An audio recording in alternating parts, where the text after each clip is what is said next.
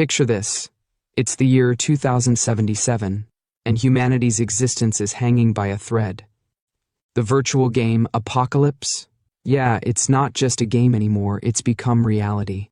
Tornadoes of lightning rip through the skies and blood red-eyed monsters are descending from above, ready to wipe out everything in their path. But humanity isn't going down without a fight. People are awakening supernatural abilities, stepping up with courage to protect what's left of the world. In the middle of all this madness stands our protagonist, Xiao, the richest guy around, and someone who's got both power and devotion. Scene 1. Xiao's love for Qin Yanran knows no bounds. Monsters are everywhere, but he's focused on keeping her safe. He looks her in the eyes and promises, "Don't worry, Yanran. I've spent a fortune hiring 10 experts to help you level up, making sure you get the best." But wait, Xiao doesn't stop there. Oh no, my guy is all in. He spends an insane amount of money on a divine artifact just for Qin Yanran, pulling out every stop to ensure her safety and growth. Thanks to his efforts, Qin Yanran becomes a god-tier powerhouse in Dragon Country, wielding her divine artifact like a boss. Fast forward, and now it's time for the big moment, Xiao and Qin Yanran's wedding. Everyone's gathered to witness this so-called match made in heaven. From the crowd, someone gushes, so envious. They're truly perfect for each other. Meanwhile, another girl dreams aloud, a rich and devoted man like Xiao. If only I could meet one. Only to get roasted by her friend. You keep dreaming. And then it happens. The moment that makes this manhwa a masterpiece of betrayal. As Xiao, brimming with love, romantically asks, "Yanran, will you marry me?" She smiles, but it's not the smile of a happy bride. Nope. It's the smile of pure evil. She pulls him in for a hug, whispers in his ear, "I won't." And before Xiao can even process the words, bam! She rips his heart out, literally. Xiao screams in agony as Qin Yanran laughs maniacally, "Ha ha ha! Ha ha ha!" But wait, it gets worse. Out of the shadows steps another guy, decked out in a slick black suit with a yellow shirt, sporting the same cold, evil eyes as Qin Yanran. Xiao, lying on the ground, heartless and broken, croaks out in disbelief, "Qin Yanran." And here's the dagger to the soul. Qin Yanran, holding Xiao's heart like a trophy, spits out her true motives. "Xiao, do you think money can buy my true feelings? Do you think gifting me equipment allows you to morally coerce me? You're wrong. I accepted your gifts, but that doesn't mean I agree to your affection." And then, the ultimate gut punch. "I'm not that cheap. Everything I've achieved today was earned through my own hard work." As Qin Yanran clutches Xiao's literal heart in her left hand, she leans into Zhou Hong, the tall, sinister guy in the black suit. Smiling wickedly, she looks down at Xiao, still bleeding and broken, and says with mock affection, "The only person who understands my struggles is Zhou Hong. Now, I'll give your heart to him. That way, being with him, I can hear your heartbeat every day." Isn't that touching? Touching? More like gut-wrenching. Xiao, barely able to muster any words through the pain, chokes out, You two." But before he can finish, Zhou Hong stomps on Xiao's face, sneering, "What? You? Go die, trash." He follows it up with the ultimate insult, "Now everything of yours is mine. Ha ha ha." The scene shifts as Xiao is cast into a dark abyss, left to fall endlessly into despair. Alone in the void, he replays everything in his mind, the betrayal, the pain, the loss. Broken and grieving, he mutters, "Why? Qin Yanran. For you, I gave up everything wholeheartedly, only for you to betray me in the end." But even as he wallows in sorrow, a spark of rage ignites. Grinding his teeth, he growls, "No, I no longer have a heart, but I won't let it end like this. No way." That's when the transformation begins. His body surges with newfound power, and his thoughts turn dark and vengeful. "I'm unwilling. I'll make you pay. I'll have my revenge. I will make those despicable people pay the price." And just like that, the scene flips. Suddenly, Xiao wakes up. Back in time, it's a week before the game Apocalypse begins. He's no longer a victim. He's been given a second chance to rewrite his destiny. Looking around, he realizes the timeline and mutters, "Is this reincarnation? I remember now. It's a week before the game starts. There's 200,000 yuan on this card. Qin Yanran's monthly allowance." His expression hardens and a sly smirk creeps across his face. I really have been reborn. Right on cue, Qin Yanran shows up, but this time her venomous words don't faze him. She scoffs. "Yi Xiao, are you deaf? Didn't you hear me? Do you think I need your little bit of money? Accepting your money was just me saving your pride and face. Got it?" And if that wasn't enough, she delivers the final slap in the face. "If you keep clinging to me, don't ever come and find me again." But this isn't the same Yi Xiao. No longer broken, no longer blinded by love, he looks at her with calm, calculated confidence. Qin Yanran notices his demeanor shift and sneers. "What? Regretting it already?" After her arrogant tirade, Yi Xiao cuts her off with a sharp, biting tone. "For my good? How about I go to hell instead?" Qin Yanran freezes, completely caught off guard. Nervously, she stammers, "What?" But Yi Xiao doesn't let up, his voice calm yet laced with cold sarcasm. "That must have been so hard for you. Don't worry, I'll make it easy. I'll never give you anything again." Her shock turns to rage as she shouts, "You, another one of your little tricks? Fine, since you came all the way here, I'll reluctantly accept your card this time." But Ye Xiao smirks and snaps back, "Get lost. Immediately, right now." Her face twists with fury and she screams, "Ye Xiao, how dare you talk to me like this? You'll regret it." Ye Xiao, unbothered and oozing confidence, steps closer and looks down at her shoes with a mocking expression. "I just remembered. Those shoes you're wearing? I bought those too. Take them off before you leave." Qin Yanran's eyes widen and she yells in disbelief, "Yi Xiao, don't think your little bit of money makes you great. Do you think this will make me yield to you?" Unfazed, Yi Xiao grabs the shoes and tosses them straight into the trash. Qin Yanran, now completely livid, screams, "Yi Xiao, remember what you've done today. Even if you kneel and beg me later, I will never acknowledge you again." Yi Xiao, his face unreadable, delivers his final blow. "That would be a blessing. I beg you, don't ever show up in front of me again." With cold confidence in his eyes, he turns away, muttering, "I've got more important things to do than waste time on you." The Apocalypse beta test will begin in 1 week. At that time, during the first 10 minutes of the beta test, the recharge system will be briefly activated. Ye Xiao knows this is his chance to get ahead. Picking up his phone, he dials someone important. "I need to gather enough funds before the test begins." On the other end of the line, a sharp and professional voice answers, "Hey, isn't this the legendary romantic? Why the sudden call?" It's Yilin, a businesswoman known for her ambition. Ye Xiao doesn't waste time. "Hey Yilin, you've always wanted my shares, right? 20 billion all at once. Do you want them?" Yilin, stunned by the offer, nearly drops the phone. "What? Did I hear that right? You're selling your shares?" Without missing a beat, Yi Xiao replies with absolute certainty, 20 billion, not a cent less. Complete all the paperwork within 5 days and transfer the money to my account. With your skills, Miss Lin, that shouldn't be a problem, right? Yilin, ecstatic with her victory, smugly says, "Finally, Yi Corporation is mine, ha." But Yi Xiao shuts her down without emotion. "Cut the crap. Call me when it's ready."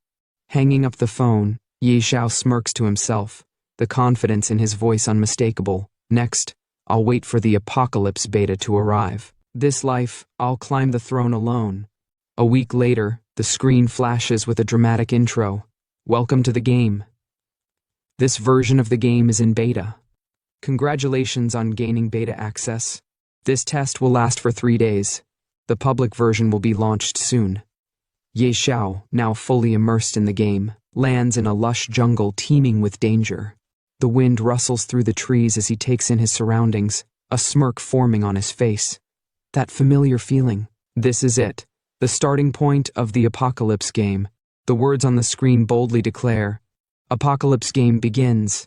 As Ye Xiao navigates the starting area, he spots a glowing interface in the air. Tapping it, he begins configuring his character. Nickname, Knight Xiao. As for my class, the scene cuts to a massive, majestic dragon breathing fire, scorching the battlefield. Beside it, a warrior wielding a divine artifact releases flames just as fierce. Ye Xiao watches with determination in his eyes. He recalls his past experiences and mutters, "Last time a guild was wiped out by a god-tier beast tamer leading a dark abyss dragon." Grinning confidently, he makes his decision. "This time I'm not lacking money or resources. Let's go with beast tamer." The screen flashes as Ye Xiao finalizes his choice. His expression shifts to one of absolute determination, and he clenches his fist with newfound resolve. "Ha ha!" he laughs, the fire in his eyes unmistakable. Now comes the most important moment. With a swift tap, Ye Xiao pulls up the recharge menu. The screen lights up with top-up options, and without hesitation, he selects the highest tier. Let's see who dares to stand in my way this time. The stage is set, and Ye Xiao's rise to domination in the Apocalypse game has officially begun. The screen flashes a congratulatory message. "Congratulations, your recharge was successful. 20 billion gold coins have been credited." As the coins and cash rain down around him, Ye Xiao's face lights up with excitement. "Haha, amazing. 20 billion in, and within 3 days. The value of these coins will multiply tenfold." But just as he's soaking in the glory of his newfound wealth, another message appears on the screen. "Congratulations, you're the first player to recharge over 1 billion. The system has unlocked a unique hidden profession reward." A new message pops up. "Hidden profession identified, automatically merging." Ye Xiao's excitement turns to confusion as he watches the screen. Huh? A dark figure with glowing red eyes appears before him. The screen flashes again. "Congratulations. You've obtained a second profession. Wealth."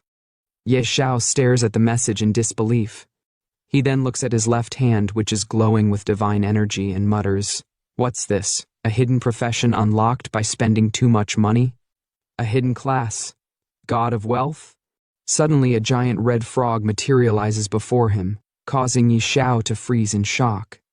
The frog in a booming voice says to itself, "I didn't expect that it would be a young brat to unlock me." Ye Xiao, nervous and puzzled, looks around. Where did this frog jump out from, he thinks. The frog glares at him and barks, "Insolent! I'm Ebisu, your wealth mentor. You're the 709th god of wealth under my training." Ye Xiao's mind races as he tries to process the absurdity of the situation. Ye Xiao stares at the red frog, his eyes sharp with disbelief. He mutters under his breath, "A toad as a wealth mentor?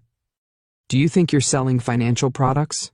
The frog responds with a booming voice, "Beat, I'll show you what real wealth is." As the frog speaks, a series of messages pop up on the screen, each detailing Ye Xiao's new abilities. Innate talent. Wealth. Rolling in LV1. The most basic ability of the wealth god is to generate wealth. Gold coins you carry increase by 1% daily. Innate talent penny pincher. LV1. As a wealth god, you reject all losses. Upon death, your gold coins and items will not drop. Innate talent. Extraordinary luck. LV1. They say money brings good fortune. You possess immense wealth and excellent luck.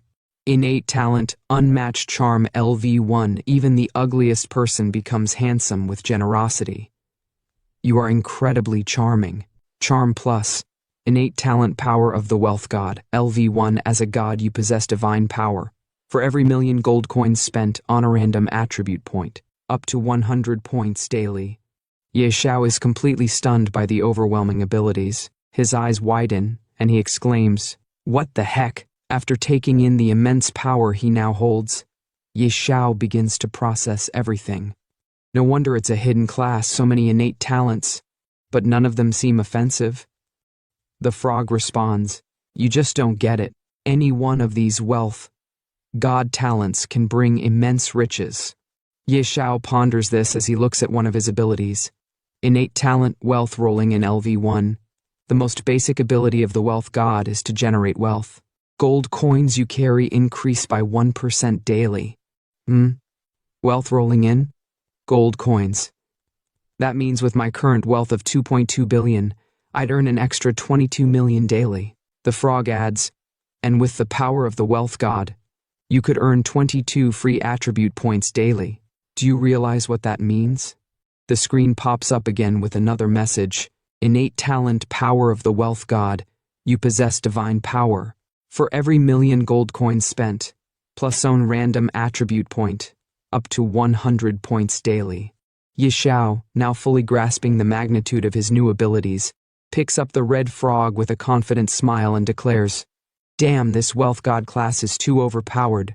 In my last life, I spent all my money on Qinyanran. In this life, as a wealth god, I'll show the world the true meaning of money power." The frog, visibly angry, yells, "Beat! Put me down now." Xiao laughs and clicks the enter button on the screen. They both enter into the game area, and Xiao exclaims with excitement, "With this golden finger, why wait to grow stronger? Straight to the newbie village." As Xiao and the red frog land on the ground of newbie village flower plains, the frog lets out a loud "ouch" after hitting the ground. Xiao, still trying to get his bearings, looks around and says, "Looks like the server just opened. Not many people here. Perfect time to grow quickly." He takes a moment to check his profile in the game, studying the details of his abilities and attributes. Turning to the red frog, he says, "Starting as a beast tamer is dozens of times harder than other classes. Early on, you can't tame powerful beasts. To grow quickly, I need to think of a strategy." The red frog, now perched on Xiao's shoulder, looks down at the screen and responds, "Choosing beast tamer was reckless. You don't even start with a weapon. You don't understand. Beast tamer has the highest potential and the most growth."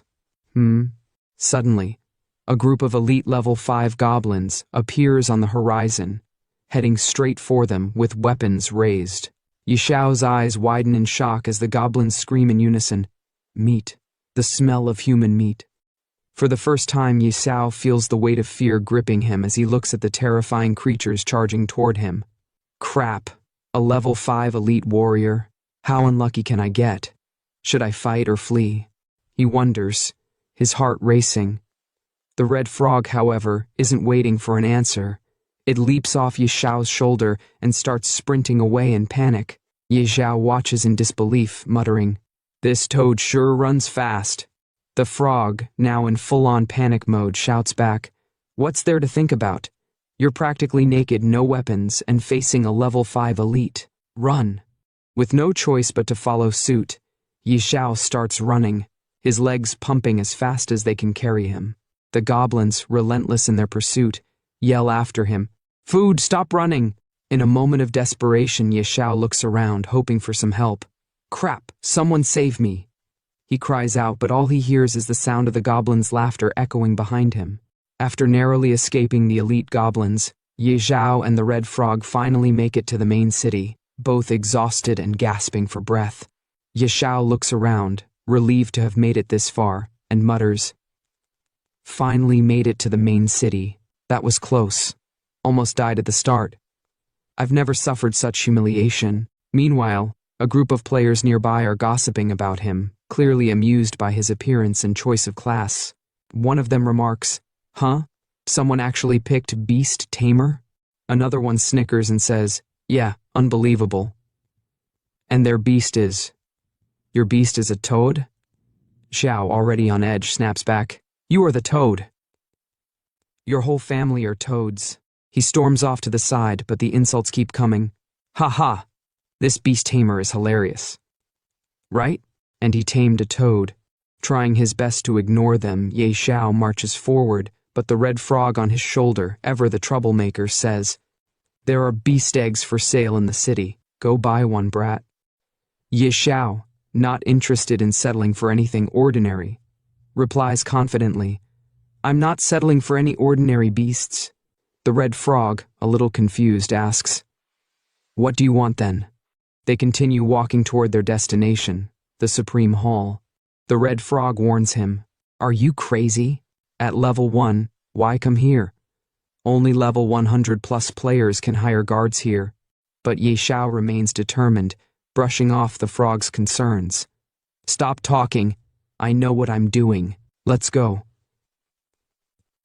They reach the entrance to the Supreme Hall, but just as Xiao starts to ascend the stairs, someone suddenly stops him.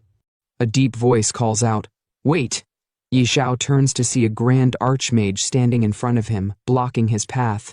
The archmage, holding a divine artifact, looks down at Xiao and says, "Young man, this is not a place for you. Return when you've trained more. Only with the City Lord's recommendation letter can the doors to the Supreme Hall open for you." The archmage is level 80, a formidable figure, but Xiao remains unfazed, his confidence unwavering. No wonder this place is so grand. Even the guard is a level 80 archmage. With a grin, Xiao looks up at the archmage and says, "Honorable archmage, I don't have a recommendation letter." The archmage responds curtly, "Then leave. The Supreme Hall is the Empire's pride, not for someone like you." Unbothered, Xiao smirks and responds, "I don't have a letter, but I heard the archmage recently lost something. I've come to return it." The archmage, now suspicious, narrows his eyes and asks, "Something? What thing? Don't try to fool me." As the conversation between Xiao and the archmage continues, Xiao decides to demonstrate the power of his wealth. He casually points and says, "Archmage, look over there." The archmage turns around, confused, but his expression changes when he sees gold coins scattered near his feet. Xiao continues, "Archmage, over there too. Behind you, more coins. Archmage, do you like them?" The archmage, his eyes wide with surprise and joy, bends down and scoops up the gold coins. He exclaims with delight, "Oh my!" With a wide smile, he looks back at Xiao and says, "VIP room at the War God Pavilion, Supreme Hall upstairs, please."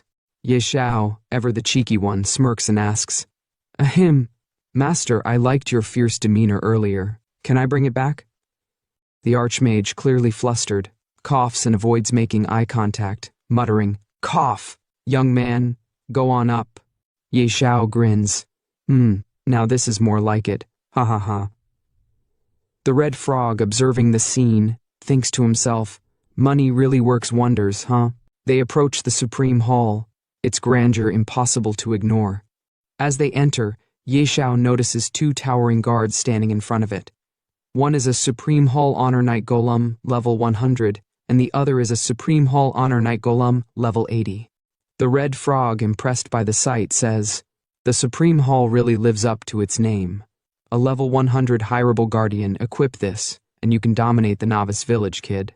Xiao, unfazed, shakes his head and replies confidently, "These don't interest me, they're beneath me." Just as they're about to enter, a giant figure emerges, its presence commanding attention. With a deep, booming voice, the figure asks, "Who let you all in here?" The screen flashes with the words, "Berserk Blood Warrior." Xiao, unbothered by the intimidating figure, responds calmly, "I need to hire a divine-level golem guardian." The giant figure looks skeptical, replying, Divine level golems are extremely rare. How could they possibly be available for hire?" The giant guard, still processing Xiao's request, shakes his head and speaks again. "Besides, looking at your stats, hiring an 80-level guardian is already more than enough. Hiring a divine-level golem isn't something you can afford." Xiao, unfazed, replies confidently, 1 billion per day. The giant guard, now utterly shocked, stammers, 1 billion? Well, technically it's impossible. Rules are ultimately set by people. By coincidence, I know a divine-level spellcaster who might help. Xiao's eyes widen as he ponders to himself, "A spellcaster? That's a hidden class." He then continues, "Divine-level spellcasters are incredibly versatile. Protection, defense, offense, all in one package. Hiring them right from the start would be a great choice." "All right, let's go with that." The giant guard looks at him carefully and asks, "I can summon them any time, but first I need to confirm one thing. When will you pay the 1 billion? Xiao, with a confident smile, responds, "Let's sign the contract now, and I'll pay whenever needed." The giant warrior nods. "Then there's no issue. Once the contract is signed, I'll summon them right away." After signing the contract, Xiao exclaims, "Perfect, the sooner the better. I'm on a tight schedule." Moments later, a beautiful woman in a red dress, holding a divine artifact, materializes before them. Her presence is awe-inspiring, and she exudes a powerful aura. She introduces herself with a smirk. "Oh, it's a handsome young man. I'm Dolores, a divine-level spellcaster. According to the contract, I'll follow your orders for the next 24 hours. Xiao, visibly stunned by her sudden appearance, thinks to himself, her level's too high. I can't view her details at all. He then looks at her, trying to regain his composure, but his nerves show as he speaks. Nice to meet you, Senior. I've hired you mainly to tackle a very difficult. Dolores, amused by his nervousness, giggles and interrupts. Difficult? What hard dungeons could there be in the novice village? Goblin King, or maybe his entire family. All of them are a wave of my hand away from defeat. Xiao, now slightly embarrassed but determined, says, Let's not waste time, I'll leave this to you, Senior. Dolores smiles. Easy. Lead the way. The scene then shifts to a demonstration of Dolores's immense power. She effortlessly dispatches wave after wave of goblins, casting powerful fireballs that incinerate them with ease. As the goblins fall, a bystander watches in awe, thinking to himself, Whoa, are those damage values? Did someone just beat their enemies into revealing phone numbers? Another character, witnessing the destruction, screams, Destroy them! Take out all these goblins! They nearly killed me earlier. As Xiao and the Red Frog make their way through the scene, the chatter around them intensifies. 3 characters stand nearby, discussing the unexpected sight they've just witnessed. One of them exclaims, Am I seeing this right? That guy's partnered with a spellcaster? These damage numbers are insane. Another one, looking puzzled, asks, Doesn't seem like a spellcaster. They don't display a level. Is it a hack? The third character responds with certainty, There's no such thing as hacks.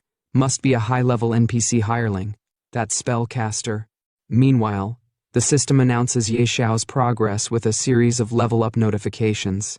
Ding! Congratulations. Your level has successfully risen to level 10. You've earned 10 attribute points for free allocation. Ding! Congratulations. You are the first player in Novice Village 9527 to reach level 10. You've earned an additional 10 attribute points. Ding! Congratulations. You are the first player worldwide to reach level 10. You've earned 50 bonus attribute points and the title Spend a Sender. The Red Frog, surprised, remarks, Kid, you've hit level 10 already? The highest among other players isn't even beyond level 5. The screen shifts to another system announcement. Ding! World announcement. Players successfully reached level 10, unlocking the level leaderboard. Night Sorrow has. Ding! World announcement. Player Night Sorrow. In the distance, characters watching the announcement react with astonishment. One of them exclaims, What the heck? It hasn't even been a full day, and someone's already level 10? Who is this Night Sorrow? Another player says, Seems like it's that person. They're absolutely overpowered. A crow, observing the announcement, wonders aloud, Could they be the game's GM, running tests? One player, eager to get close to the rising star, says, I need to go cling to their coattails. Is it still too late? A voice in the background adds, Doubt all you want. Of course you don't know yet. Soon enough, when the game Doomsday becomes reality. Then another voice confidently states, You'll realize that I am the true God. As Xiao processes the information, he mutters to himself, That should do it. With the level-up attribute points, and the 100% earned from spending 1 billion today via wealth power, it's about time to head to our true destination. The scene transitions to Xiao and the Red Frog heading towards an unknown location. The Red Frog, curious, asks, This is far. Is this the hidden dungeon you mentioned? Xiao responds confidently, That's right, Dragon's Lair, here I come. The screen flashes again with the world-level leaderboard, and Xiao's name proudly displayed at the top. Rank 1, Night Sorrow, LV10, Wago, Rank 2, None. Rank 3, None. Note, level 10 is the minimum for leaderboard entry. In the next scene, a stealth walker, level 3, is shown slaying goblins with swift precision, his weapon cutting through them effortlessly. He mutters to himself, I've been hunting elite monsters since entering the game, and I'm still only level 3. Someone's already level 10? Is there some exploit in the game? And Xiao. Never heard of that name before. His face twists into a sinister, villainous expression as he continues. Looks like there's another strong rival. This is exciting. The atmosphere darkens, and his words hint at a dangerous rivalry brewing. The scene then shifts, showing a map of Novice Village 9527, deep within Whispering Valley. Coordinates 1102, 254. Xiao speaks confidently. So this is the place. He approaches a stone, his hand glowing with divine power, and with a surge of energy, he shatters it. As the stone crumbles, the screen reveals a magnificent dragon kingdom. A warning appears. Ding! This area is extremely dangerous. Leave immediately. The divine spellcaster Dolores observes the scene with a mix of awe and concern. How is this possible? Such an overpowering aura. How could a dragon reside here? There's actually a hidden dungeon. Kid, how did you even find it? She pauses, clearly uneasy. If it's a dragon, I'm not confident I can handle it alone. Xiao reassures her, his confidence unwavering. I'm not dumb enough to fight a dragon. Let's go in and take a look first. As they enter the dungeon, Xiao begins explaining the history of a past adventurer. Years ago, a level 100 berserker accidentally triggered a hidden quest to explore the dragon's lair. He discovered the dungeon entrance was actually hidden in Novice Village. At the time, no one believed him. Everyone thought it was impossible for a high-level dungeon to exist in Novice Village, so he had to venture in alone. He never returned. The Red Frog, intrigued, asks, "So how did you know?" Xiao grins. "I bought his battle footage at a high price, and discovered there's a rare dragon egg inside this dungeon." The spellcaster grows nervous, her eyes widening in disbelief. Stealing a dragon egg? That's harder than slaying a dragon. Kid, are you messing with me? The frog echoes her concern. What? A dragon egg? Don't tell me you're actually planning to steal it. Despite their doubts, Xiao remains as confident as ever. Sister Tao, you're a god-tier sorceress. Don't be so modest. He gives his explanation. Look, it's just a dragon. Sister Tao, the great god-tier sorceress, could take it down in seconds. The screen flashes with a new skill. Skill, Holy Judgment Radiant Dragon Tier. The party gazes in awe at the sight before them, a massive dragon, lying atop a mound of gold coins, its eyes glimmering with power. The atmosphere is thick with tension, but Xiao's determination remains unshaken as they prepare for what's to come. The scene intensifies as the spellcaster, visibly terrified, gazes at the radiant dragon and says with a quiver in her voice, "A tier 5 dragon. Good thing I brought a teleport scroll." The Red Frog, equally anxious, quickly chimes in, "You go in first. I'll wait outside the cave." Xiao, ever the confident hero, looks to the spellcaster and asks, "Sister Tao, do you think we can manage?" She looks back at him with concern, shaking her head. A tier 3 dragon alone could destroy an entire guild. This radiant dragon is one of the top tier dragons. We have less than a 1% chance. But Xiao, unfazed by her words, maintains his focus on the dragon's egg. That sounds terrifying. This dragon egg must be even more valuable than I thought. I have to get it. The spellcaster, now clearly terrified, exclaims, "Not a chance, I'm out of here."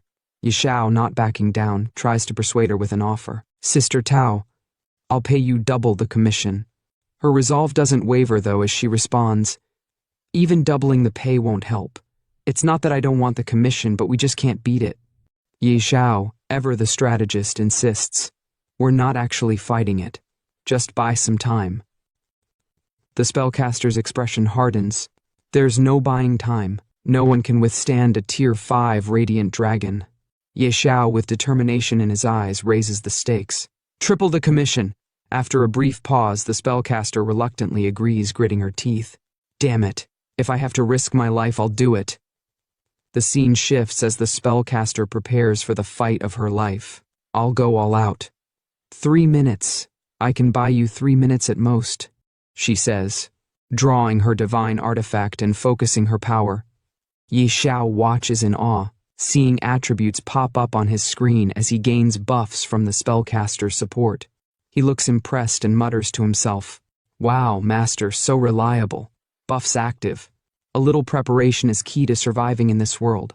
The spellcaster shouts at him. "Buff duration is 3 minutes. The rest is up to you." Ye Xiao responds with admiration. "Incredible. As expected of a god-tier sorceress. Truly terrifying." The battle begins as the spellcaster faces the radiant dragon head-on. "Wretched beast. Normally I'd fear you, but for these 3 minutes even you will bow before me," she declares, her voice filled with defiance. With a swift motion, she unleashes a powerful skill, Ice Arrow, sending a chilling blast toward the dragon. The ice arrow strikes the dragon, momentarily freezing it, buying Ye Xiao precious seconds to carry out his plan. The fight intensifies, and the clock is ticking as Ye Xiao prepares to steal the dragon's egg, with the spellcaster doing everything she can to hold the beast at bay. The tension builds as Ye Xiao, holding his breath, creeps closer to the radiant dragon's egg. "Shh, don't let it notice us, or we're dead meat," he whispers, glancing at the spellcaster who is still holding off the dragon with all her might. The spellcaster, panting, warns him, 1.5 minutes left, I'm running out of steam." Ye Xiao struggles with the egg, trying to lift it, but it's far heavier than he anticipated. Frustrated, he calls out to the frog, "This dragon egg is heavier than I thought. Toad, give me a hand." The red frog hesitates, muttering, "I've never done something this shady before." But before they can make another move, a loud thud shakes the ground, and the radiant dragon's piercing eyes snap open, catching them in the act. "Ouch!" the frog exclaims in panic. The dragon lets out a terrifying roar, sending shockwaves through the air. Ye Xiao and the frog freeze in fear as the dragon's fury ignites. "You useless toad!" Ye Xiao shouts. But the frog, equally terrified, retorts, "How dare you insult me like that, you brat? Run! Stop talking and move." With the dragon bearing down on them, Ye Xiao screams for help. "Sister Tao, help us!" The spellcaster, already exerting herself, responds with urgency. "Ice wall." She casts, trying to block the dragon's assault, but the ice quickly begins to crack under the dragon's power. It's not holding up. Then, with a flash of divine energy, she casts a more powerful spell. Skill. Dragon King's Breath. Her eyes widen as she sees the immense firepower about to unleash from the dragon. "Dragon King's Breath, run!" she yells, taking off. Ye Xiao, in disbelief, calls out, "Sister, why are you running too?" She glances back at him with exasperation. "Of course I'm running. What do you think I am, invincible? I said 3 minutes, didn't I?" The trio scrambles, dodging fireballs and the dragon's wrath, managing to escape just in time. They burst out of the dungeon, gasping for breath. "Gah!" Ye Xiao exclaims, still in shock. "That was close, but we managed to get it." The spellcaster, still breathing heavily, looks at the egg with a mix of awe and apprehension. "Kid, if this dragon egg hatches into a tier 5 dragon, it'll all have been worth it." She pauses, narrowing her eyes. "Don't forget my commission." Ye Xiao grins, trying to reassure her. "Don't worry, you'll get paid." Then, with a determined look, he says, "Now it's time to contract the bee-beast." The spellcaster, a bit more skeptical now, adds, "Let's hope it doesn't hatch into something strange. Otherwise, that 300 million will go to waste." Ye Xiao, annoyed by her negativity, retorts, "Shut your mouth, you jinx." He carefully places his hand on the egg, his eyes focused. Success or failure, it all comes down to this. Don't disappoint me. The egg begins to crack, and with a soft pop, a tiny dragon emerges. It lets out a small, confused sound. "Ah, ah." Ye Xiao stares at the baby dragon, his eyes wide with disbelief. "Huh?" The spellcaster leans in, scrutinizing the hatchling. "This doesn't look like a radiant dragon hatchling." Ye Xiao frowns. "Why does the color seem off?" The baby dragon, now fully out of its shell, blinks up at them. It scales a strange mix of colors that don't quite match the radiant dragon they expected. Ye Xiao and the spellcaster exchange uncertain glances. unsure of what they've just unleashed. Here's part 2 of the manhwa breakdown you've been waiting for. And seriously, a big shout out for all the love and positive vibes on the last video. Y'all are amazing. Keep smashing that like button and showing your support so I can keep bringing this fire content for you. Oh, and yeah, don't forget to obliterate that subscribe button and turn on the notifications. You gotta stay hyped and updated for what's next. And for those who haven't watched the previous video of this series, you can find the link in the description below or click on the eye icon at the top of the video. Now, let's dive into the juicy details of the latest chapter. No nickname yet. Type, Azure Sky Dragon, Mythical Tier. Level, 1 Zeroth, 000%. Base stats, Strength, 500. Constitution, 500. Agility, 500. Spirit, 500. Hold up, did you see that? 500 across the board. This dragon's a beast. Now check out the talents this thing's packing. Absolute suppression. As a mythical tier beast, the Azure Sky Dragon naturally suppresses lower tier creatures, deals plus 30% damage, and takes minus 30% damage from creatures below the mythical tier. Dragon King. As the supreme being of the dragon race, the Azure Sky Dragon suppresses all other dragon-type creatures, deals plus 50% damage to dragons, and takes minus 50% damage from them. Mythical Bloodline. This dragon has an insane bloodline, giving it a robust physique and stat bonuses with every level up. HP regen, 200 sec, mana regen, 200 sec. HP plus 100%, mana plus 100%. Okay, now it's getting real. This dragon's stats are already insane, but we're not done yet.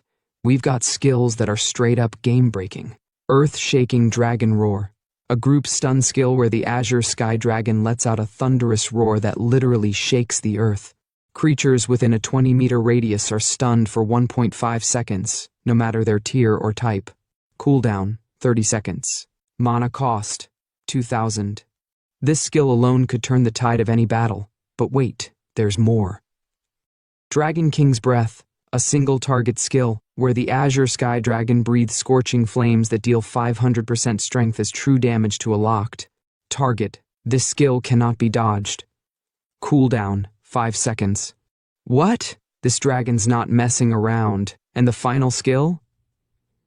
Dragon King's Wrath. Unique talent skill, where the Azure Sky Dragon enters an uncontrollable rage and starts destroying everything. Deals strength plus constitution true damage to all creatures within 50 meters. Cooldown, 30 days. After activation, all stats decrease by 5% permanently, and the dragon falls into a 5-day slumber. Are you seeing this? This dragon's stats are absolutely broken. Xiao's reaction? You know he's flipping out. He's standing there, eyes wide, mouth hanging open, and he just shouts, "Holy crap! These stats are absolutely broken."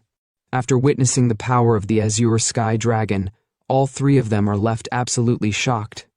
He's staring at the stats on the screen, and you can feel his excitement building up like a storm.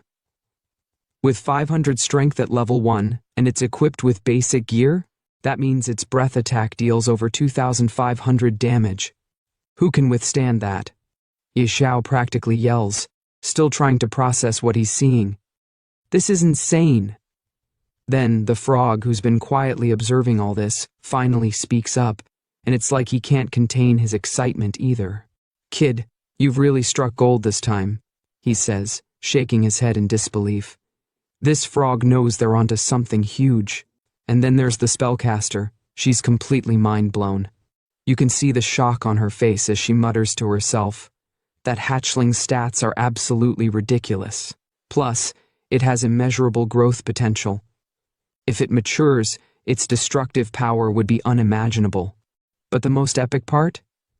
Xiao is petting the little Azure Sky Dragon, and it's like this moment is straight out of a dream. He's totally vibing with his new pet and says, "I didn't expect you to be this strong. You're all gray, so let's call you Little Gray." And guess what? Little Gray loves it. He roars in approval. Roar. You can practically feel the power in that roar, even if it's coming from a baby dragon. This is gonna be one heck of a team. As Xiao's petting little gray, he notices something in the red frog's hand. The frog's holding something shiny, something expensive looking, and it catches Xiao's attention instantly. "Huh, Toad, what's that in your hand?" Xiao asks, a little curious about the object. The frog, now called Weebis, snaps back with some serious attitude. "Brat, my name is Weebis, not Toad. He's not having any of that." Xiao, still puzzled, eyes the badge Weebis is holding, and you can see him squinting, thinking, looks like a badge? He touches his chin, deep in thought. And before Weebis can react, Xiao snatches the badge out of his hand, clearly surprised by what he's holding.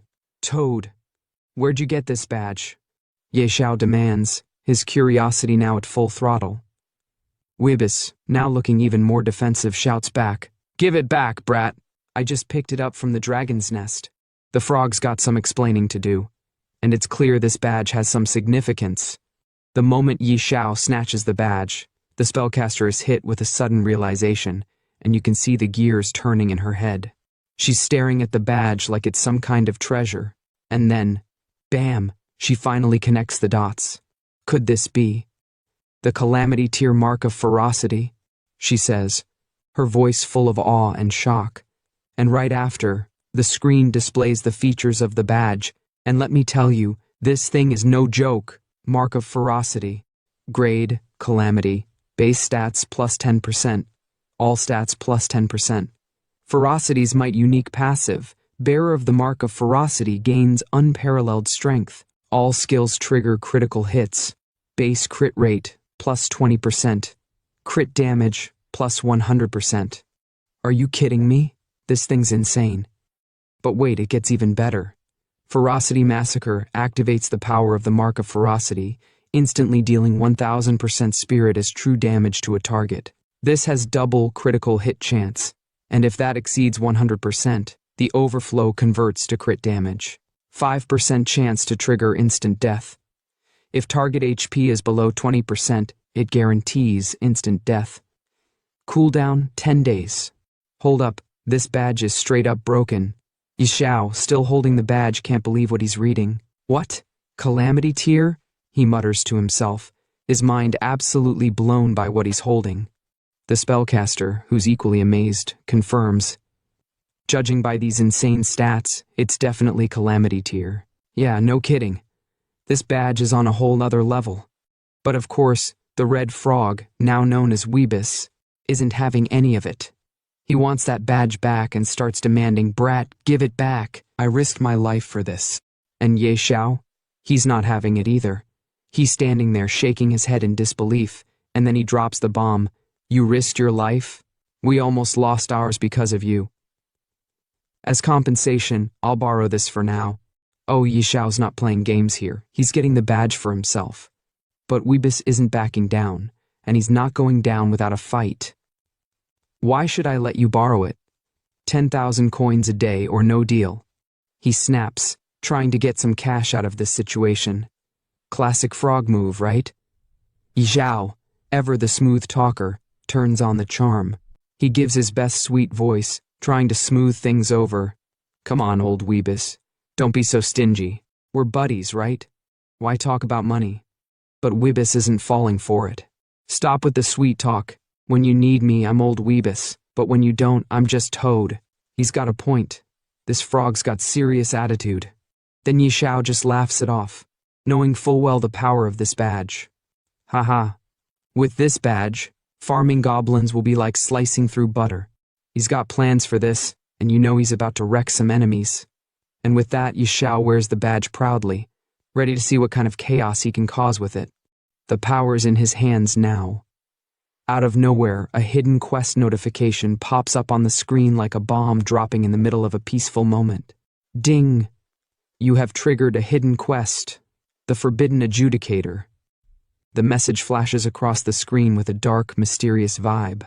The quest reads, "Although mighty, the King of Ferocity was consumed by the abyss. Bearer of the Mark of Ferocity, seek the truth. Objective, find the Fang of Ferocity." And just like that, everything stops. The room is dead silent, and all three of them are just staring at the screen, shaken by what they just saw. The red frog, clearly stunned, stammers out, "Huh?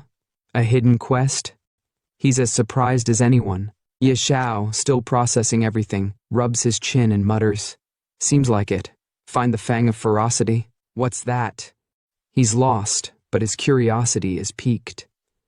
That's when the spellcaster, the walking encyclopedia, steps in to explain the mystery. "What? You don't know the fang of ferocity?" she says, as if she can't believe Xiao doesn't know about it. It's a god-tier assassin dagger, forged from the fangs of the abyssal beast. It's one of the most explosive weapons ever made. Looks like there's some connection between the mark of ferocity and the fang. As she's talking, the screen flashes a picture of a warrior holding the dagger. It's massive, gleaming with power, and there's a huge dragon looming in the background. This is some serious gear. Then, just as things are about to get intense, a new message pops up on Xiao's screen, and it completely changes the mood. "Ding, player, Xiao, your daily game time has reached its limit. You will be forcibly logged out in minutes." Xiao's face falls. He's not ready to log out yet, but the game's got its rules. "Ugh, my time's up. Guess I'll have to log out," he mutters, clearly frustrated that he can't keep going. But the spellcaster, ever the professional, just shrugs it off. With a flick of her magic, she opens up a portal to exit. Who knew a hidden dungeon in a starter village would take this long? "Well, Peachy sister, I'm off. Hit me up if anything comes up, be sure to prep your coins." Xiao, smiling as always, gives a quick nod. "All right, brother Yi, later." And just like that, the portal closes with a flicker of light. Now it's Xiao's turn to log out, and before he does, he's deep in thought. The Doomsday game is still in beta, and hasn't fully merged with reality yet. Better rest up. Don't want my body breaking down. You can tell he's thinking about the balance between the game and reality, knowing that he needs to be ready for whatever comes next. The next day at Xiao's home, it's a whole new world. The gaming community is on fire, with chaos everywhere. The game has taken over, and people can't stop talking about it. Virtual game Doomsday has taken over the gaming community, topping discussion charts. The buzz is crazy, and it's like the world's been turned upside down. But not everyone's loving the game. Some are seriously frustrated. One player screams, "WTF? This game is so hard. I played all day, my hands are killing me, and I'm only level 2. I died 3 times, and if I keep dying, my stats will reset." They're furious, and you can feel the frustration in their voice. Another player, absolutely angry about the difficulty, rants, "Damn devs made it this tough. Who can even play this?" And then out of nowhere someone shouts, "Wait, who's Xiao? Hit level 10 in one day? Is he hacking?" They're shook, wondering how Xiao pulled that off. But there's always someone ready to hate. And the last comment we hear is, "Trash game, can't play without cheats, classic." On the first day of the Doomsday game, chaos erupts. Players are dying after logging out, and hospitals are overwhelmed with victims suffering from organ failure. The consequences are massive, and it's clear the game is no longer just a virtual issue. It's bleeding into the real world. A notification appears. On its first day, Doomsday causes mass player deaths. Many experienced physical symptoms after logging out, leading to hospitalization. Later, organ failure cases emerged among survivors. Governments issued warnings against entering the game. Governments scramble, issuing bans and warnings, but Xiao? He's completely unbothered. He looks at the chaos and thinks to himself, "Huh? Multiple nations banning Doomsday? Pfft, weaklings. When the game merges with reality, you'll all suffer." Xiao knows this is just the beginning. The real storm is coming, and he's already ahead of it. Suddenly, his phone vibrates. Xiao picks it up and reads the message, his expression darkening. "Xiao, come to Manhwa Hospital now. Bring food for Zhou Hong and pay his bills. Do this, and I'll pretend nothing happened before." Xiao curses under his breath. Damn it, forgot about that lunatic. Should have blocked her first. He's clearly annoyed, but there's no escaping it now, he has to deal with it. Cut to the hospital. And Zhou Hong lying in a bed, grinning, while Qin Yanran sits beside him looking smug. Zhou Hong says, "What? You're saying Xiao hasn't contacted you all this time? Now that you suddenly called him, do you think he'll come?" Qin Yanran responds with a sinister smile. Do you think he would dare not come? She knows Ye Xiao's feelings for her, and she's sure he'll show up. Zhou Hong, grinning like a fool, adds, True, he loves you so much that it's in his bones. Once you call, he'll definitely come running. But before they can celebrate, a doctor walks in, delivering a shocker. Patient in room 17, you can be discharged early. Please settle the bill first. Qin Yanran and Zhou Hong are shocked. Why the early discharge, they ask. The doctor answers, Our hospital is now overwhelmed with patients suffering from organ failure, just like you, caused by playing a game called Doomsday. We're currently short on beds.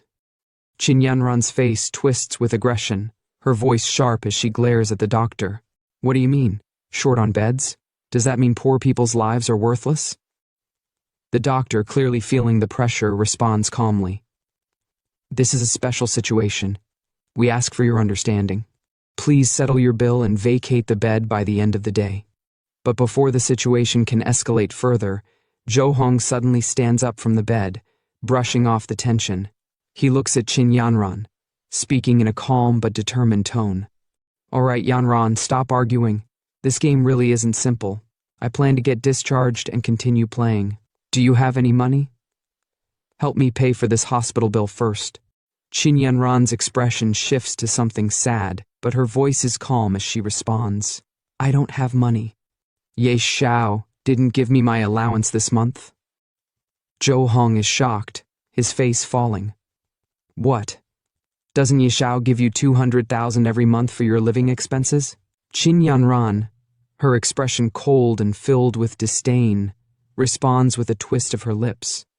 How would I know? He just has a bit of filthy money.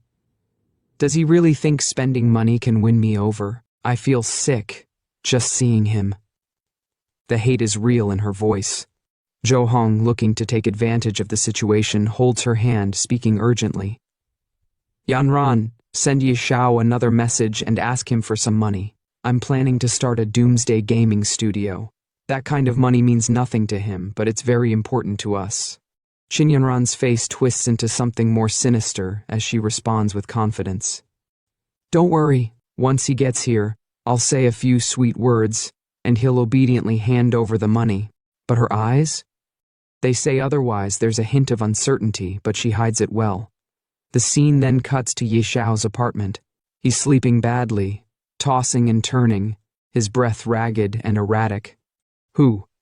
Hopo, he mutters in his sleep, the struggle real. Suddenly the alarm blares, waking him from his troubled sleep. Without hesitation, Ye Xiao reaches for his phone and opens the game with a groan.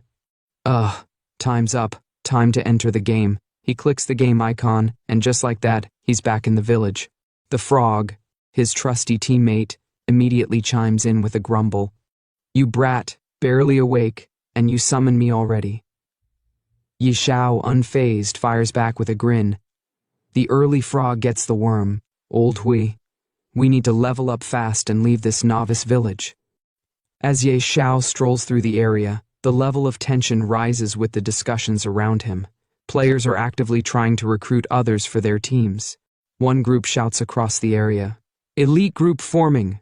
Players level and above only. Another voice yells, Level 1 training area, looking for 3 players. Need a healer. No gaming newbies. Ye Xiao observes, his critical analysis kicking in as he watches the crowd. In just one day, the number of players has increased this much. He thinks, the intensity of the game world sinking in. Then, out of nowhere, the gaze of the crowd shifts to him, his level 10 glowing brightly above his head. The whispers and gasps grow louder as people start to gather, amazed at his level. Damn, a level 10 pro? First place on the leaderboard? How did this guy level up so fast? The chatter intensifies as more people crowd around him. One guy shouts, Bro, wanna team up? We've got tons of pretty girls. Another shouts, Big bro, can you carry me? I'll show you my black stockings. Meanwhile, the Toad Wibbises pipes up, annoyed by the attention. Even though you switched to a masked outfit and hid your face, you can't hide the level above your head, idiot. Ye Xiao is clearly disturbed by the attention. He looks around frantically, trying to figure out how to escape the madness. What should I do? He mutters, his nervousness mounting. And then, with a loud shout, Xiao turns and yells, "Run!" He starts bolting, dodging the crowd, trying to escape the sea of people who are now following him. The mob behind him shouts, "Follow the pro!" He must know where to level up quickly. Yeah, let's stick close to him. The chaos grows as Xiao sprints, desperate to find some peace and escape the horde of eager followers. As Xiao sprints ahead, desperately trying to shake off the growing crowd of players trailing him, Wibis calls out to him with urgent annoyance. "Don't slow down. Move faster, or they'll catch us." I didn't think this many people would be running. The tension mounts as Xiao pushes forward, the sound of his feet pounding against the ground growing louder. Suddenly, they reach a high-level training area, specifically designed for players level and above. The chasing crowd halts, eyes wide with fear at the dangerous monsters ahead. One player, his voice trembling, says, "We can't keep chasing behind him. Up ahead is a level 10 trial zone. The monsters there will destroy us." Another player quickly agrees. "Yeah, it's too risky. We can't go in." Then another voice scoffs and says, "What? Is the great Xiao going to take on the trial alone?" Someone else chimes in, disbelief in their voice. "Alone? No way, that's suicide." Meanwhile, Xiao and Wibis manage to escape the crowds, finally reaching a safe zone surrounded by monstrous walls. Wibis, his voice filled with relief, says, "Finally, we lost them." Xiao, still focused, replies with confidence, "They're not stupid. They wouldn't dare come here." The trial zone is now in front of them, with an opening guarded by a warrior holding a massive sword. Xiao approaches and surveys the area, speaking to himself. "All right, this is the spot." The guard, eyeing Xiao with skepticism, grunts. "Hey kid, this isn't a place for you." Xiao approaches him with a polite tone. "Hello, sir. I'm here to start the advancement trial." The guard's gaze sharpens when he notices Xiao's level. He raises an eyebrow. "Outlander, you reached level 10 this fast? Where's your team?" Xiao stands tall, confidence radiating from him. "I'm doing it solo. I don't need a team." The guard, now more concerned, warns him. "Solo? Kid, I'll give you the usual warning. Even on normal difficulty, going in alone is basically suicide." Xiao, undeterred, shrugs it off and continues walking toward the trial. "Don't worry, I've got plenty of my life left to live." The guard watches him, sighing to himself. Ha! He's just another reckless keiki. Ignoring the warning, Xiao steps forward into the main task area, his foot landing on a circular platform that triggers the difficulty level of the trial. The screen displays a prompt. Please choose the trial difficulty: normal, hard, nightmare, hell, abyss. Xiao, standing tall and confident, stares at the choices. Without a second thought, he selects abyss, the most dangerous and destructive difficulty. With a smirk, he mutters, "Soloing abyss difficulty should be fine, right?" He locks in the selection, his face filled with determination. The guard, standing nearby, watches in shock as Xiao confirms his choice.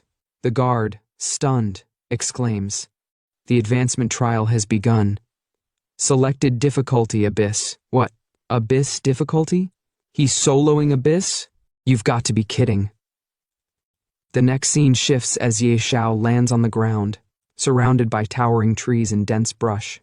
It's clear he's deep in the heart of the abyss trial zone, ready for battle against the strongest monsters in the area. Wibis, ever cautious, calls out to him, "You're only level 10, and you're trying abyss solo?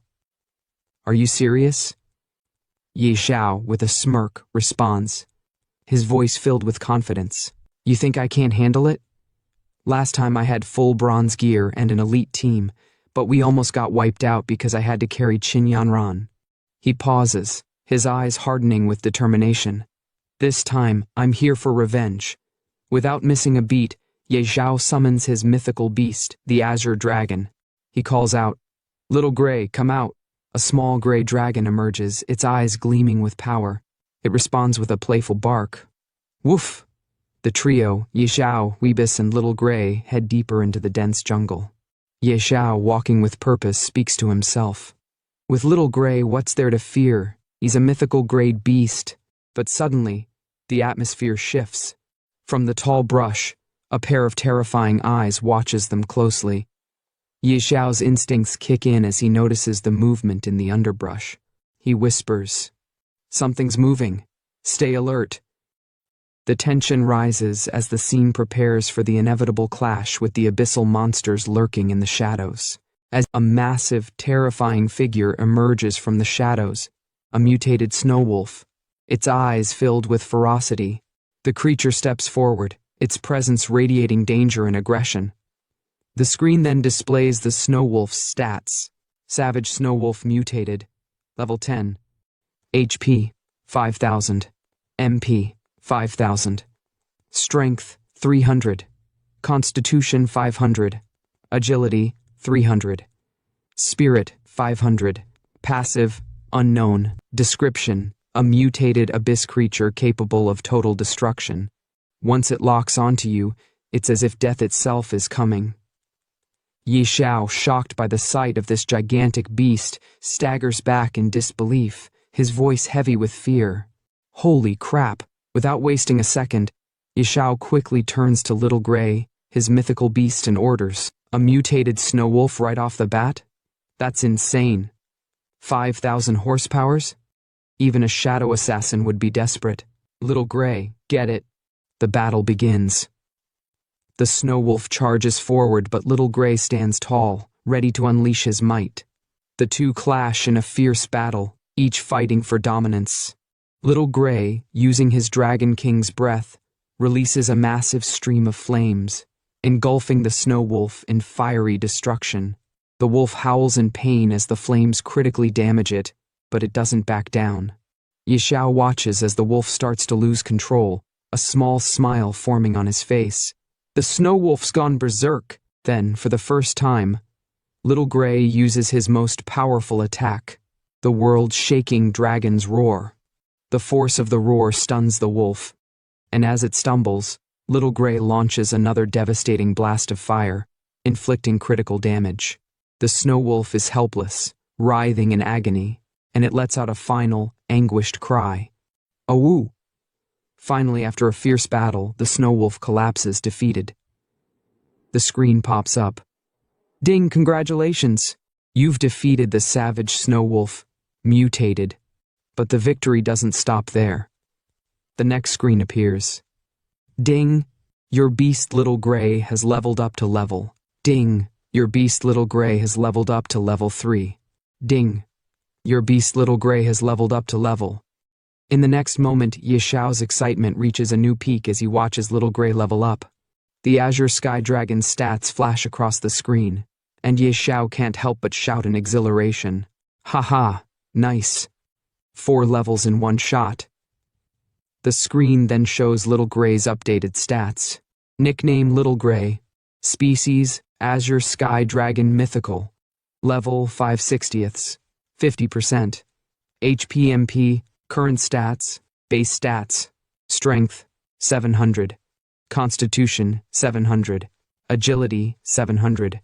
Spirit, 700. And then the next screen appears, showcasing Little Gray's newly unlocked ability. Dragon Fangs.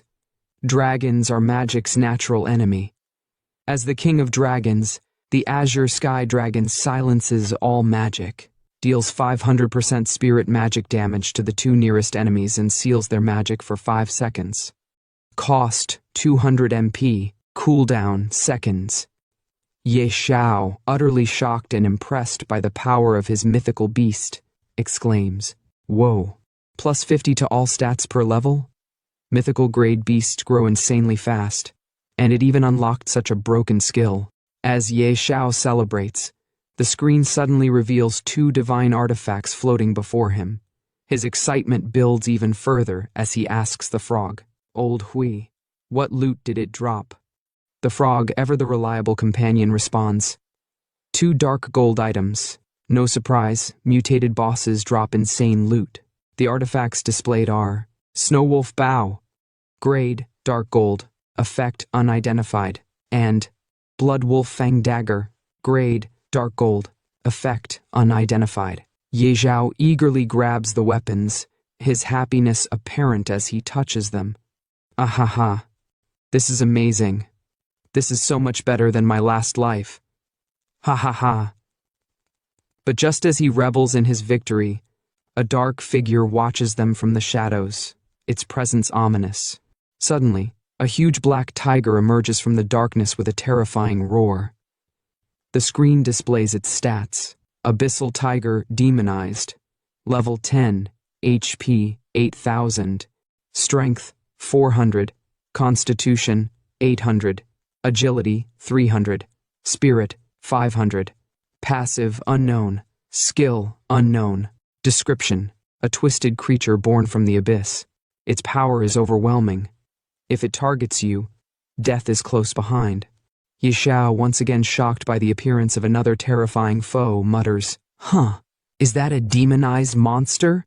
The abyssal tiger locks its gaze on them, and Ye Xiao immediately commands Little Gray.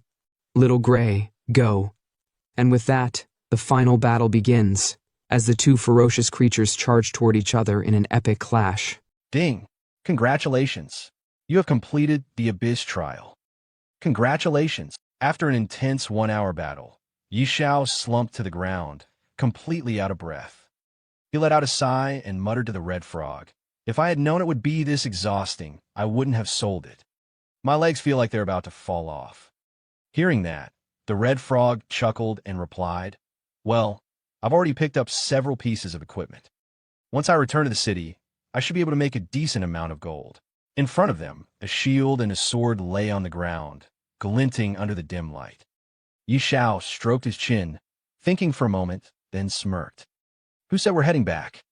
Up ahead is where we can challenge the trial boss. I came here to take it down." The red frog's eyes widened in shock. "You're not joking, right? Even after all the monsters we've defeated, Xiao Hui is only level 7. Are you sure it can handle the boss?" Without hesitation, Ye Xiao stood before the boss's door, his expression unwavering. "Of course, it won't be a problem. In my previous life, this trial's final boss was only at the Lord level. Now, Xiao Hui can easily take down 2 demonic monsters. This will be a piece of cake." Ye Xiao stood in front of the massive door, extending his hand toward it while his pet dragon, Xiao Hui, circled above his head. With a confident smirk, he said, "With your support and mine, taking down a Lord-level boss will be as easy as chopping vegetables." Just as those words left his mouth, a glowing blue circle appeared beneath his feet. In an instant, time blurred, and when he came to, he was already inside the boss room, walking up a long flight of stairs. With each step, his excitement grew. He turned to Xiao Hui and grinned. "Old Hui, today, I'll show you what it means to be a pro. Let's go." The red frog, perched on his shoulder, sighed. "Why do you sound more and more unreliable?" As Ye Xiao approached the final platform, a sudden system notification flashed before him. "Adventurer, you have fallen into the abyss." Seeing the message, Ye Xiao's heart pounded. His eyes gleamed as he clenched his fists. "In my past life, I was a man of honor, trapped by love and emotions. But in this life, I wield the strongest power of the apocalypse. I am Ye Xiao." His voice echoed through the chamber as he stepped forward. Come on. Let me conquer the abyss completely." And then he saw it. A towering monster sat upon a grand throne, its hulking form casting a menacing shadow. It held a massive staff in one hand, exuding an overwhelming aura. Above its head, a new notification appeared, revealing its details. Ye Xiao's entire party froze. The red frog, gripping Ye Xiao's shoulder tightly, shrieked, "Kid, where's the Lord-level enemy you mentioned?" Cold sweat trickled down Ye Xiao's face as he read the monster's title. "What's going on? In my past life, this was definitely a Lord-level boss. Why is it a King-level boss now?" Before he could process the situation, the boss stirred. It stepped forward, its heavy footsteps shaking the ground. Ye Xiao's sharp gaze locked onto its stats. 5,000 spirit points. A pure, magic-based beast. Its endurance and agility are at 0, meaning it doesn't have normal attack damage. Its attack speed is extremely slow, but if it lands a hit, we're dead for sure. The red frog gulped. Kid, if you die, I'm not cleaning up your corpse. Xiao took a deep breath, pushing his nerves aside. A king-level boss, huh? No big deal. Xiao Hui, don't use your skills recklessly. Follow my commands. His voice turned firm. This big guy is slow. Keep switching positions and don't get caught in a prolonged fight. With a roar, Xiao Hui launched forward, unleashing a stream of fire breath at the monster while darting around the battlefield. Yi Xiao's excitement grew as he watched his dragon in action. Yes, that's it, Xiao Hui. Keep moving. Don't let it cast any skills. He clenched his fists. Hold on, we've almost got this big guy down. But then, just as he was celebrating, the boss's focus suddenly shifted. It locked eyes with Yi Xiao, unmoving. Yi Xiao's heart skipped a beat. Why? Why isn't it attacking? Something feels off. Is it looking at us? The red frog's face turned pale. Does that mean it's about to? Before they could finish the thought, the boss roared and began preparing a devastating attack. Dodge quickly, the red frog screamed. Do you even need to say that? Yi Xiao shouted back, already leaping away. Boom! A massive explosion engulfed the spot where he had been standing just moments ago. Yi Xiao barely had time to react before another attack came flying past him, shaking the entire chamber. His face was drenched in sweat. Why is this thing only targeting me? Desperate, he shouted at Xiao Hui. Hurry up and save me. The boss didn't let up, relentlessly pursuing him. As Yi Xiao dodged attack after attack, he gasped, I can't hold on much longer. Then, in the nick of time, Xiao Hui reappeared in front of the boss and unleashed another fire breath attack. The impact sent the monstrous creature crashing against the chamber walls with a deafening boom. Yi Xiao slumped to the ground, panting. If this thing doesn't die soon, I'm the one who's going to collapse from exhaustion. The red frog, still trembling, groaned. Next time you want to challenge a place this dangerous, can you not drag me along? As Yi Xiao caught his breath, a familiar chime echoed through the room. A new notification appeared before him. Ding! Congratulations! You have completed the Abyss trial. Congratulations! Your beast, Xiao Hui, has reached level 10. Congratulations! As the first adventurer to complete the Abyss trial, you have received a reward, +5 to all attributes. Yi Xiao, still drenched in sweat, stared at the panel before glancing at the red frog. With a teasing smirk, he said, Old Hui, I didn't expect you to be such a coward. The red frog scoffed. And you're not afraid of dying? Then why were you running so fast?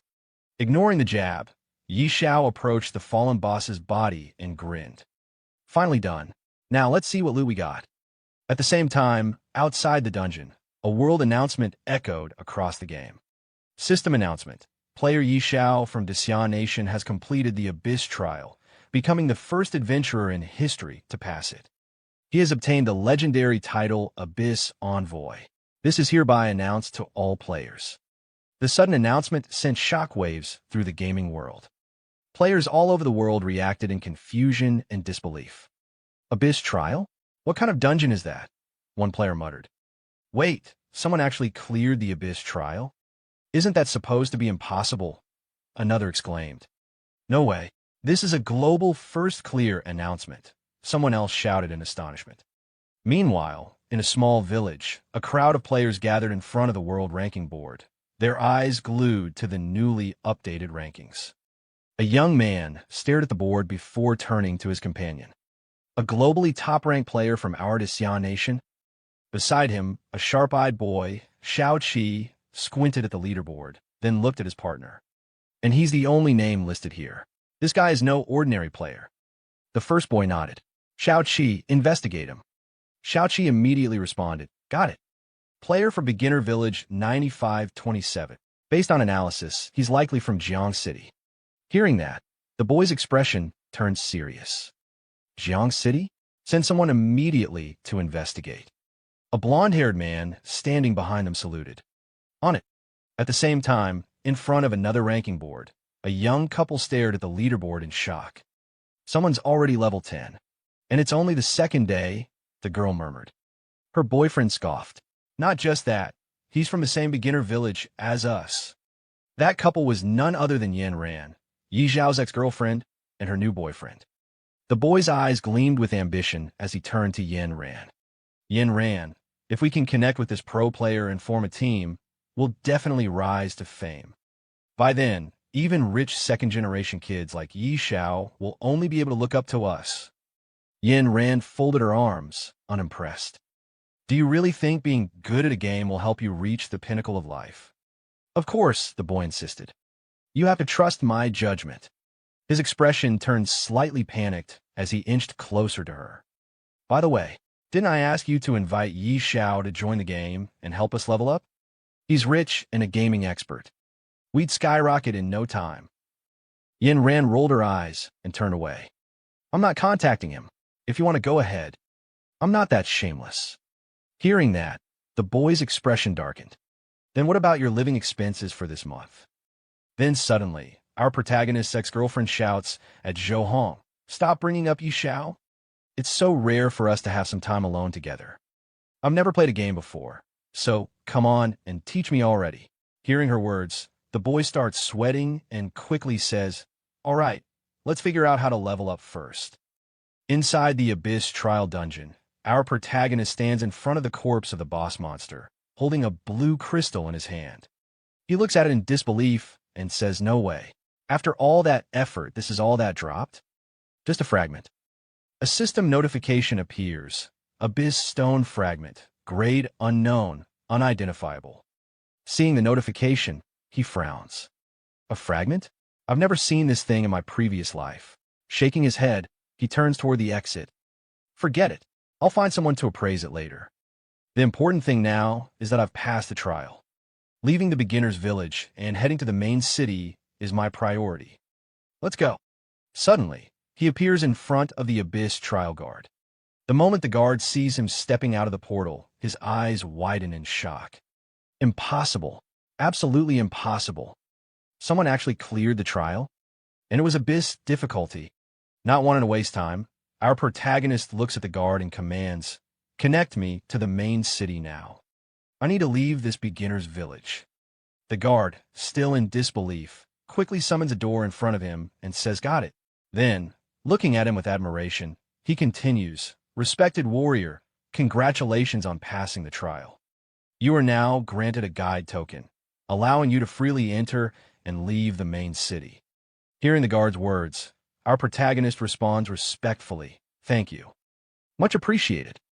The guard then hands him a box and adds, additionally, since you clear the Abyss level advancement trial, you are entitled to an epic item, Badge of Valor.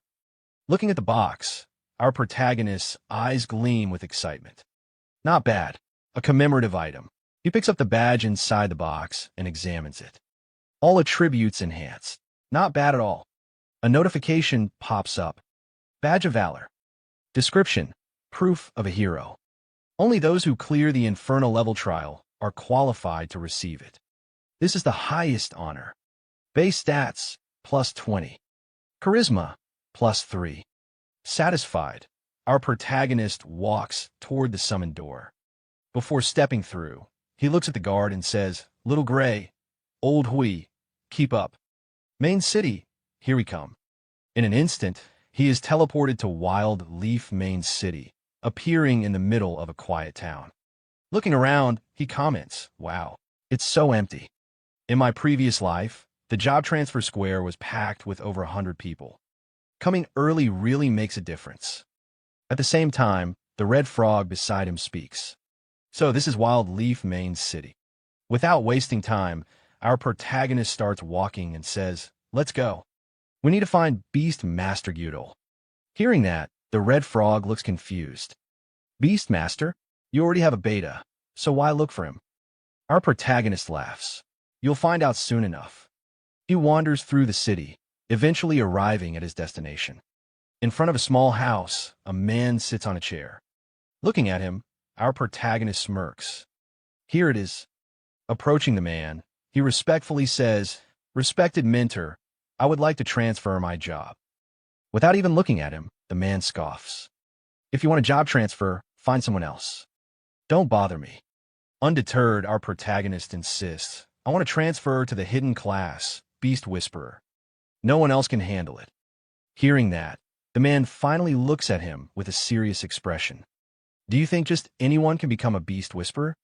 Prove your strength first. Go to the outskirts and bring me 100 eyes from those demon wolf cubs. A system notification appears. Ding! Gyudol has issued you the quest, Eyes of Demon Wolves. Head to the outskirts, defeat 100 elite demon wolves, and bring their eyes back to Gyudol. Seeing the notification, the red frog turns to our protagonist. How did you even know about this hidden class quest? With an arrogant smirk, our protagonist replies, No way am I wasting my time killing 100 elite monsters. Hearing that, Gyudol scoffs. What a useless fool. If you can't even handle it, get lost and stop wasting my time. But our protagonist smirks and confidently replies, You've misunderstood. I don't think I need to kill any demon wolves. These items should be enough to prove my strength. Then our protagonist shows the man the badge he got from the trial guard. Seeing this, the man's eyes widen in shock. Is that an epic badge of valor? With one hand in his pocket and the other holding the badge, our protagonist smirks. That's right, a badge of valor. The man, now visibly excited and shocked, exclaims, I can't believe it. Someone so young has already cleared the Inferno-level advancement trial. But our protagonist corrects him with a smirk. Wrong. Not Inferno-level, Abyss-level. The man stiffens. Abyss-level. He swallows hard before cautiously asking, May I ask, how many people were in your team? Our protagonist, exuding confidence, simply raises a single finger. Just one. Me. Hearing that, the man awkwardly rubs the back of his head and laughs. I knew it. From the moment I saw you, I could tell you were an extraordinary talent. A true dragon among men. Our protagonist's face twitches as a bead of sweat rolls down his forehead. From the moment you saw me, didn't you just call me a useless fool not long ago? Even the red frog is speechless at the man's sudden change in attitude. How was this guy flipping his tune faster than turning a page? Ignoring the weird atmosphere, our protagonist turns to the man and asks, So, does this mean I can transfer to Beast Whisperer now? The man, now sweating, holds up his hand. Of course, but I have one small request. Our protagonist narrows his eyes. What is it? The man swallows nervously.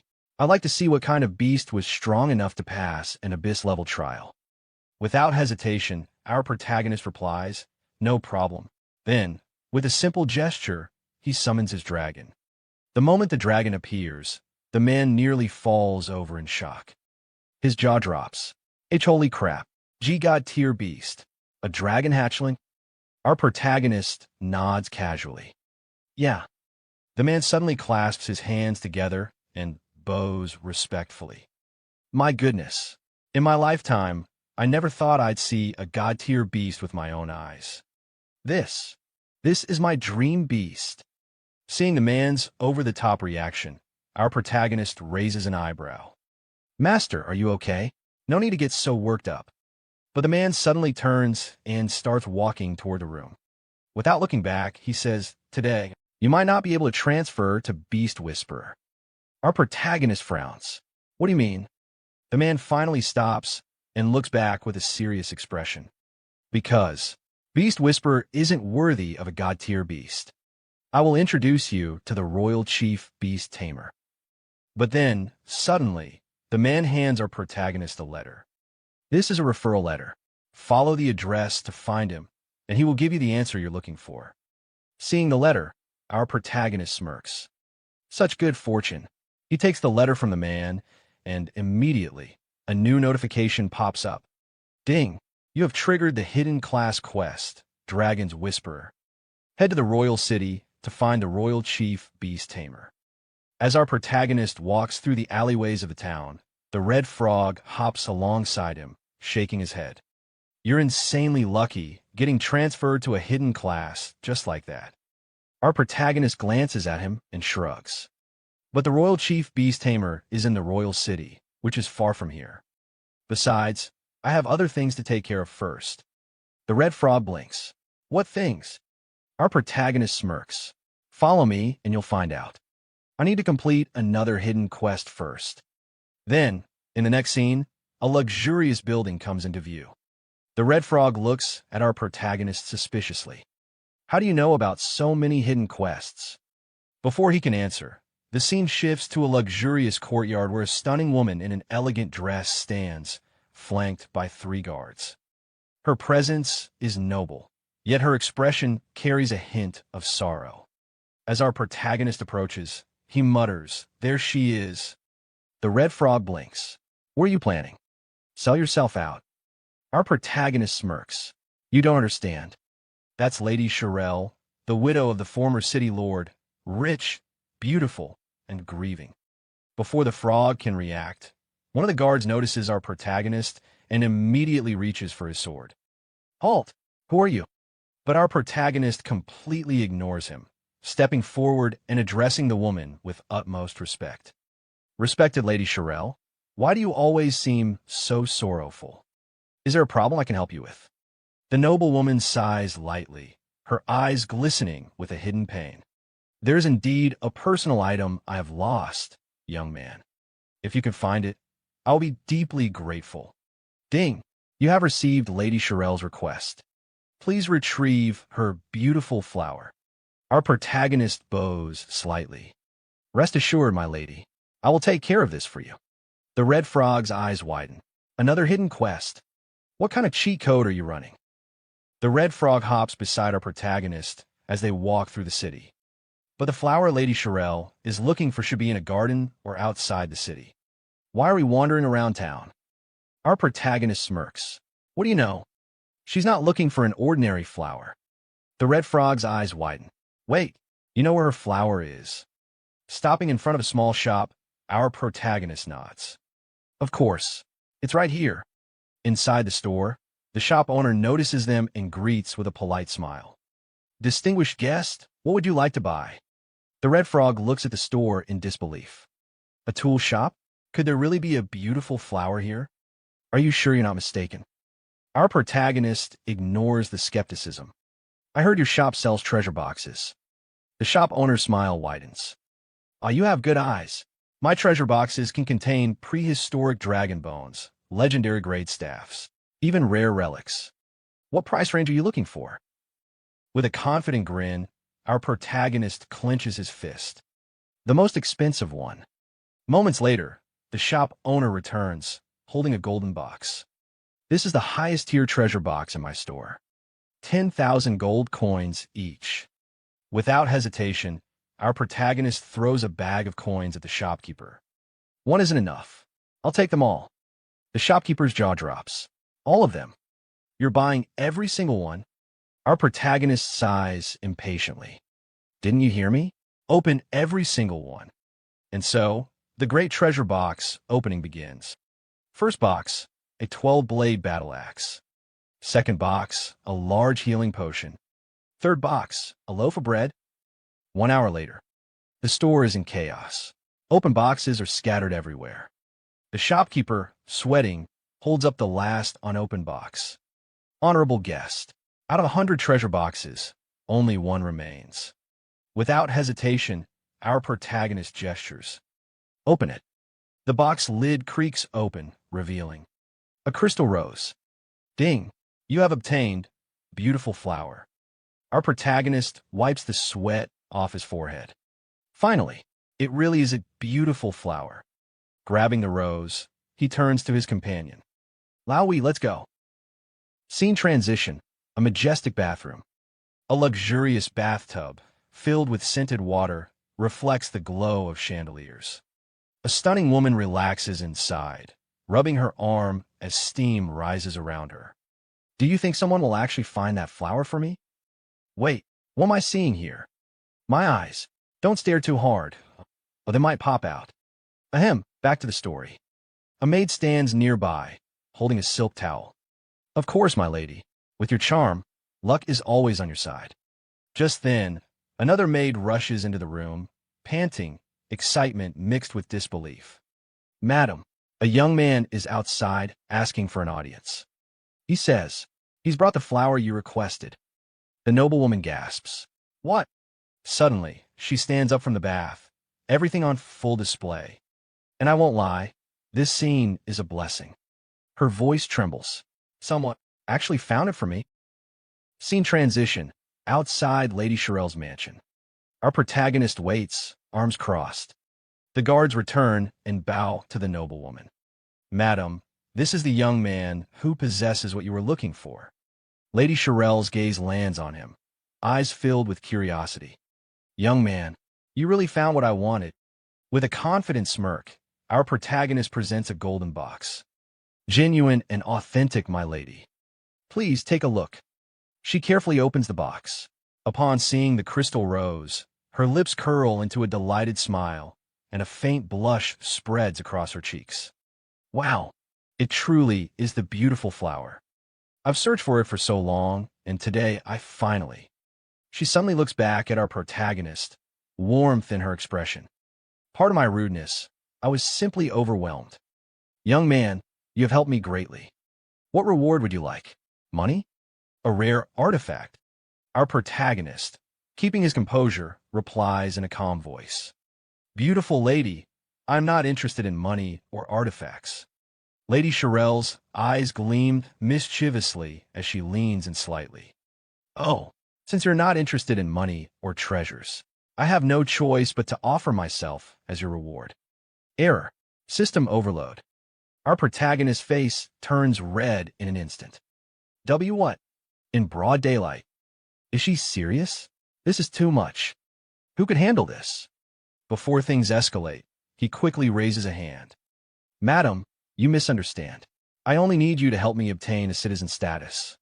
Lady Shirel chuckles, resting her hand lightly on her cheek as she gazes at our protagonist. "You little rascal. So, all you wanted was citizenship? That's too easy." At the same time, a notification pops up. Ding. "Due to your noble actions and outstanding charm, Lady Shirel's favorability +20. With a satisfied smile, Lady Shirel turns to one of her maids.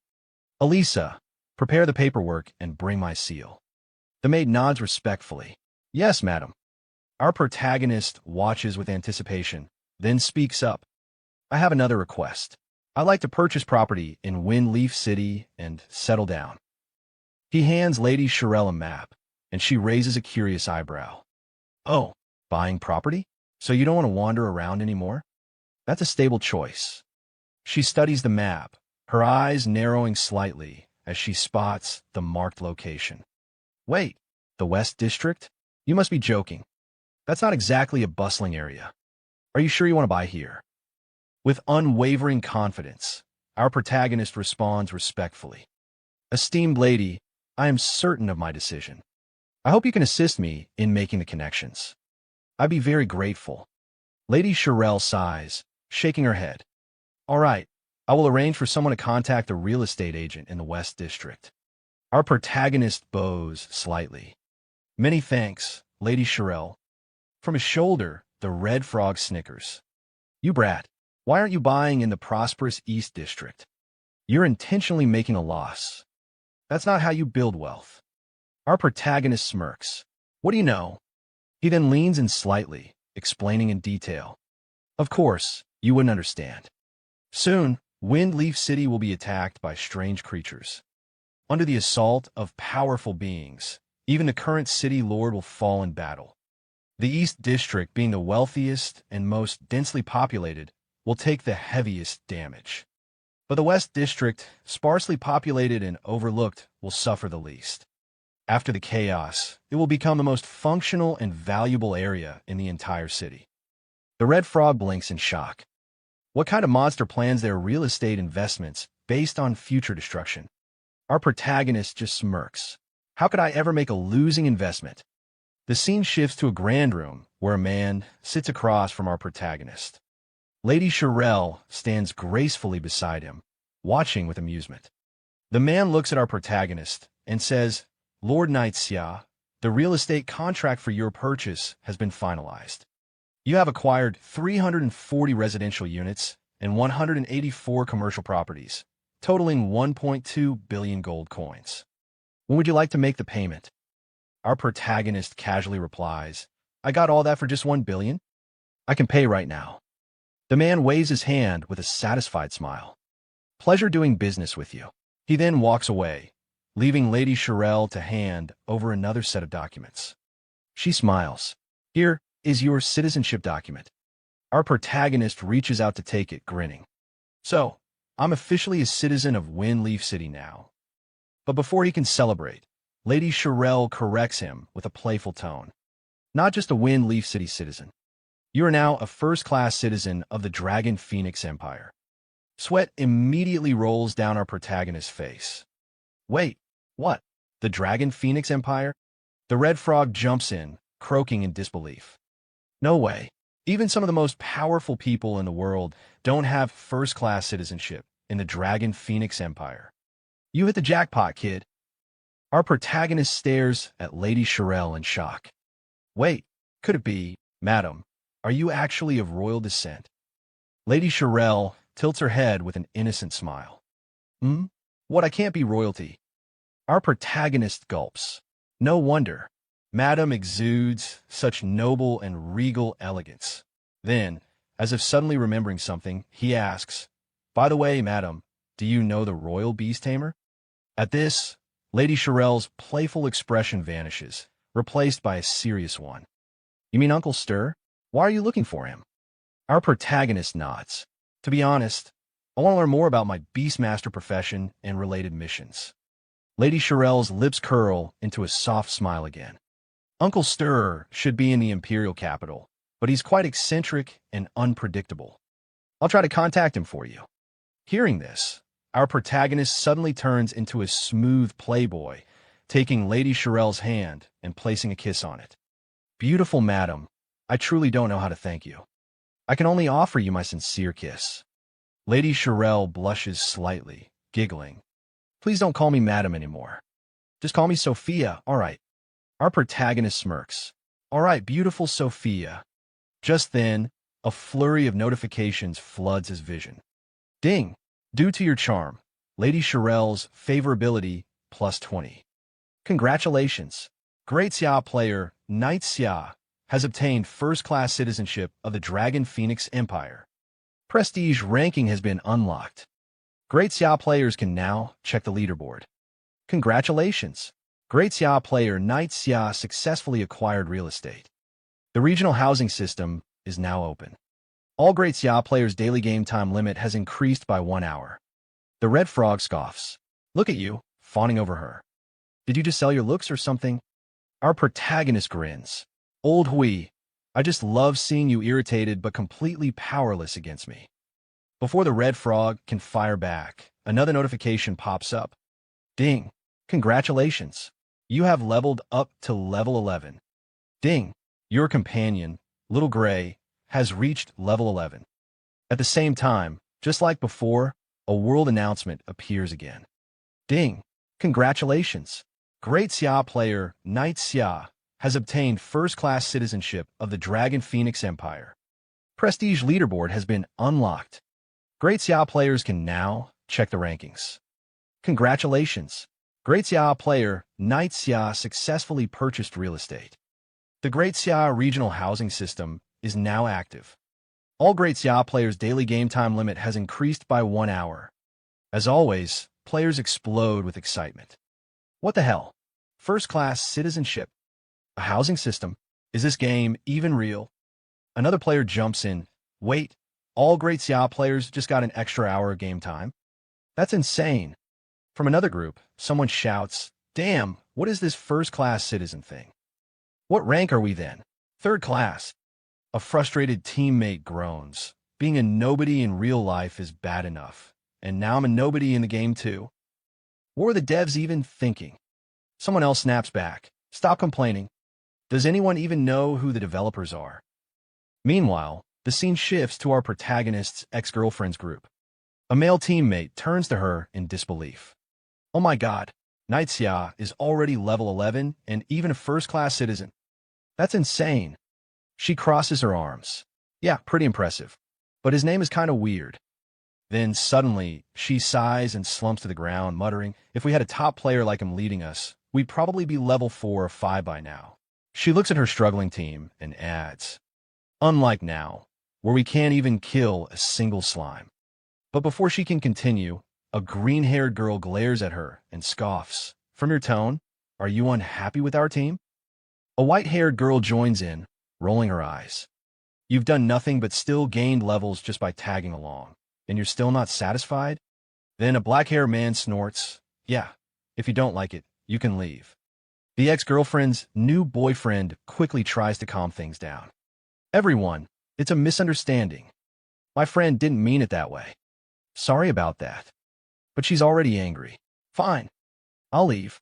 Who cares?" She stands up and storms off, dragging her boyfriend with her. "Johan, we're leaving." Her boyfriend stares at her, confused. "Yinran, what are you doing?" As the couple walks away, someone from their ex-team sneers. "You think just because you're a little pretty, you can act like a princess now?" The boyfriend sighs, looking at his girlfriend. "Great, now it's just the two of us. How are we supposed to level up?" But Yinran glares at him. "You said you'd help me level up, but when they all insulted me, you didn't defend me. Do you even care about me?" The boyfriend massages her shoulders, trying to smooth things over. All right, I was wrong. By the way, did you contact Xiao to play Apocalypse with us?" Yinran scoffs. "Why should I contact him first?" But her boyfriend clasps his hands together, pleading. All right, you have your pride. But just this once, do it for me. Reach out to Xiao and ask him to help us level up." She crosses her arms, smirking. "Since you're begging me, I'll consider it." She checks the time. "It's getting late anyway. I'll message him after I log off." Her boyfriend grins, waving at her. "Great.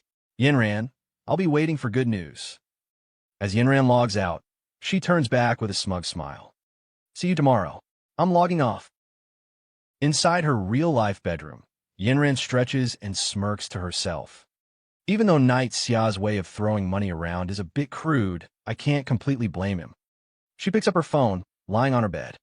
"All right, I'll take the initiative one more time." She quickly types out a message to our protagonist. "Xiao, I'm playing a game called Apocalypse. Hurry up and buy the equipment, then help Xiao Tao and me level up. If you can get me onto the ranking board, I might consider being your girlfriend. What do you think? Are you touched?" She sent the message, smiling proudly. "Good thing I'm such a generous girl. I'll forgive you this time." She places her phone down. 5 minutes later, she picks it back up. "Huh, why hasn't Xiao replied yet?" Checking her messages, her eyes widen in shock. User Xiao is no longer in your friend list.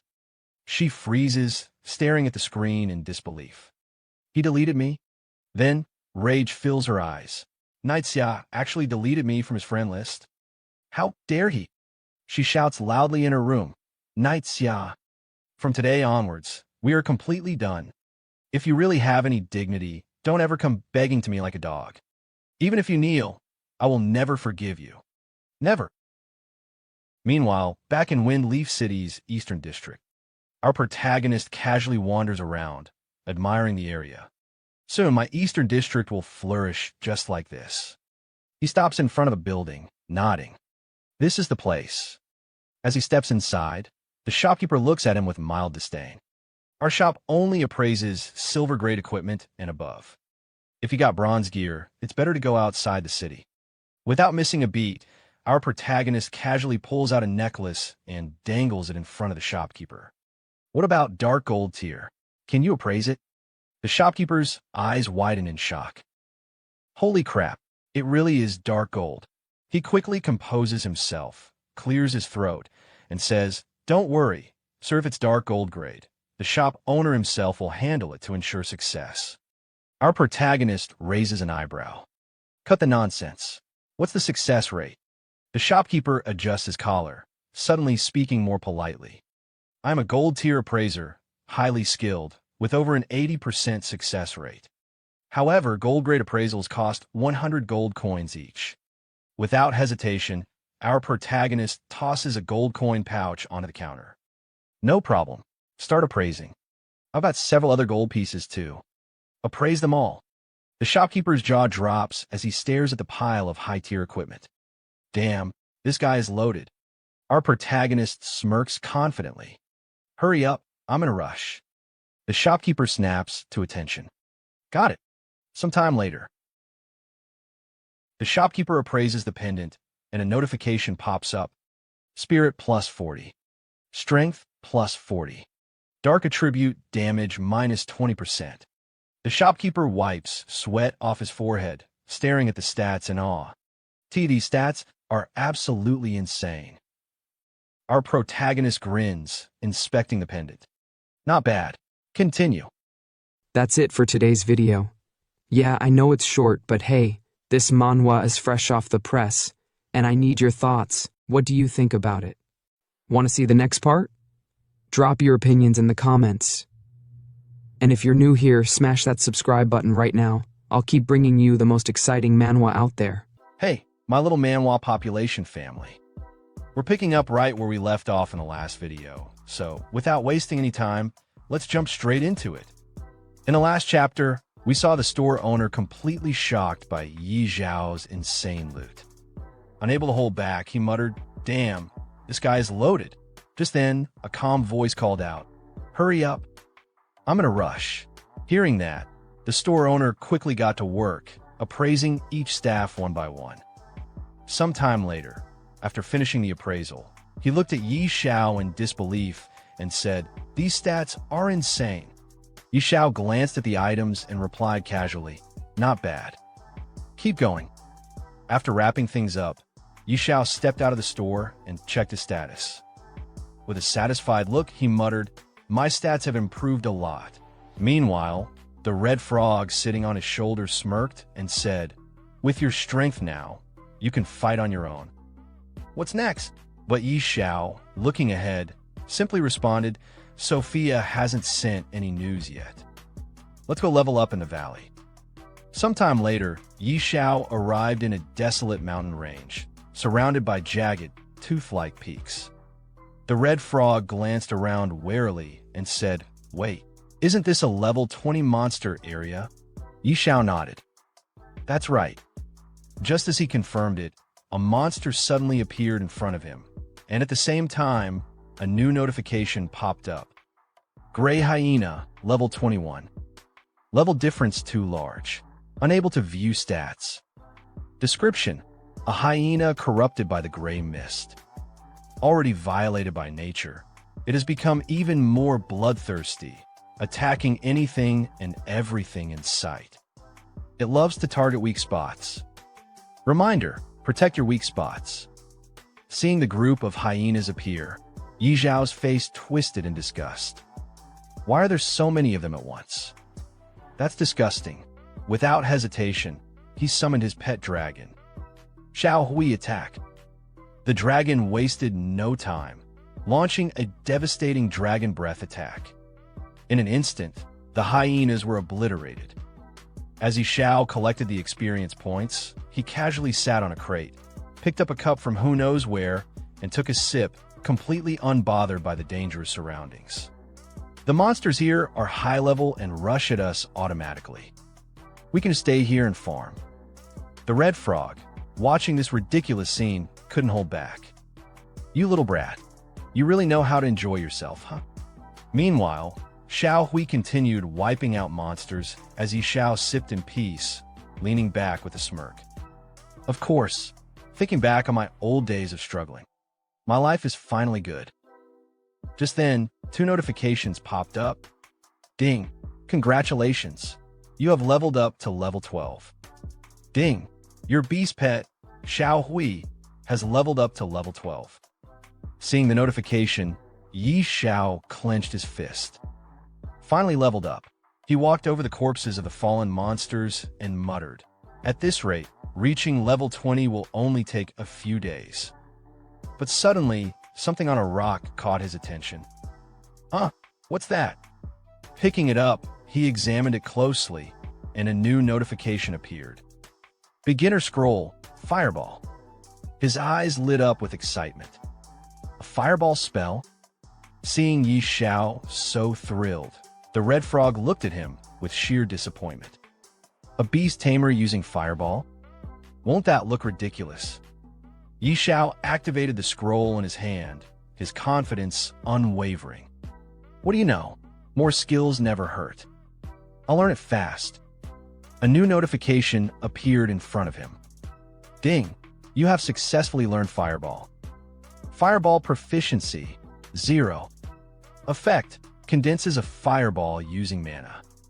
Deals 150% spirit-based magic damage to the target. Cast time, 1 second. Mana cost, 50. Cooldown, 5 seconds. Just as luck would have it, another hyena monster appeared right in front of him, perfect for testing his new spell. Excited, Yi Xiao launched his fireball attack. Let me show you my fireball. But to his surprise, the attack barely did 31 damage to the monster. His excitement immediately turned to disappointment. No way, this damage is humiliatingly low. The red frog, unable to hold back, burst into laughter and pointed at the monster. Ha ha, your fireball does less damage than Xiao Hui's fart. Even Yi Xiao had to admit, the frog had a point. Glancing at his system panel, Yi Xiao checked the time and muttered, "It's getting late.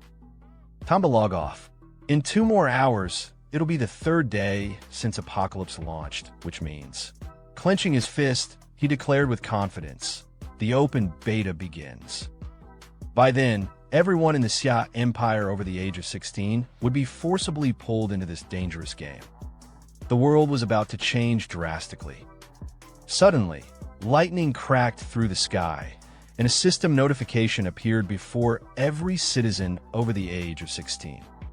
Panic spread through the crowd. "What's happening? Is this an earthquake?" someone shouted. Another person looked at the screen in horror. "Entering the game? What the hell does that mean? Is this some kind of midnight prank?" one asked, only for someone else to shake their head. "No, this doesn't seem like a joke."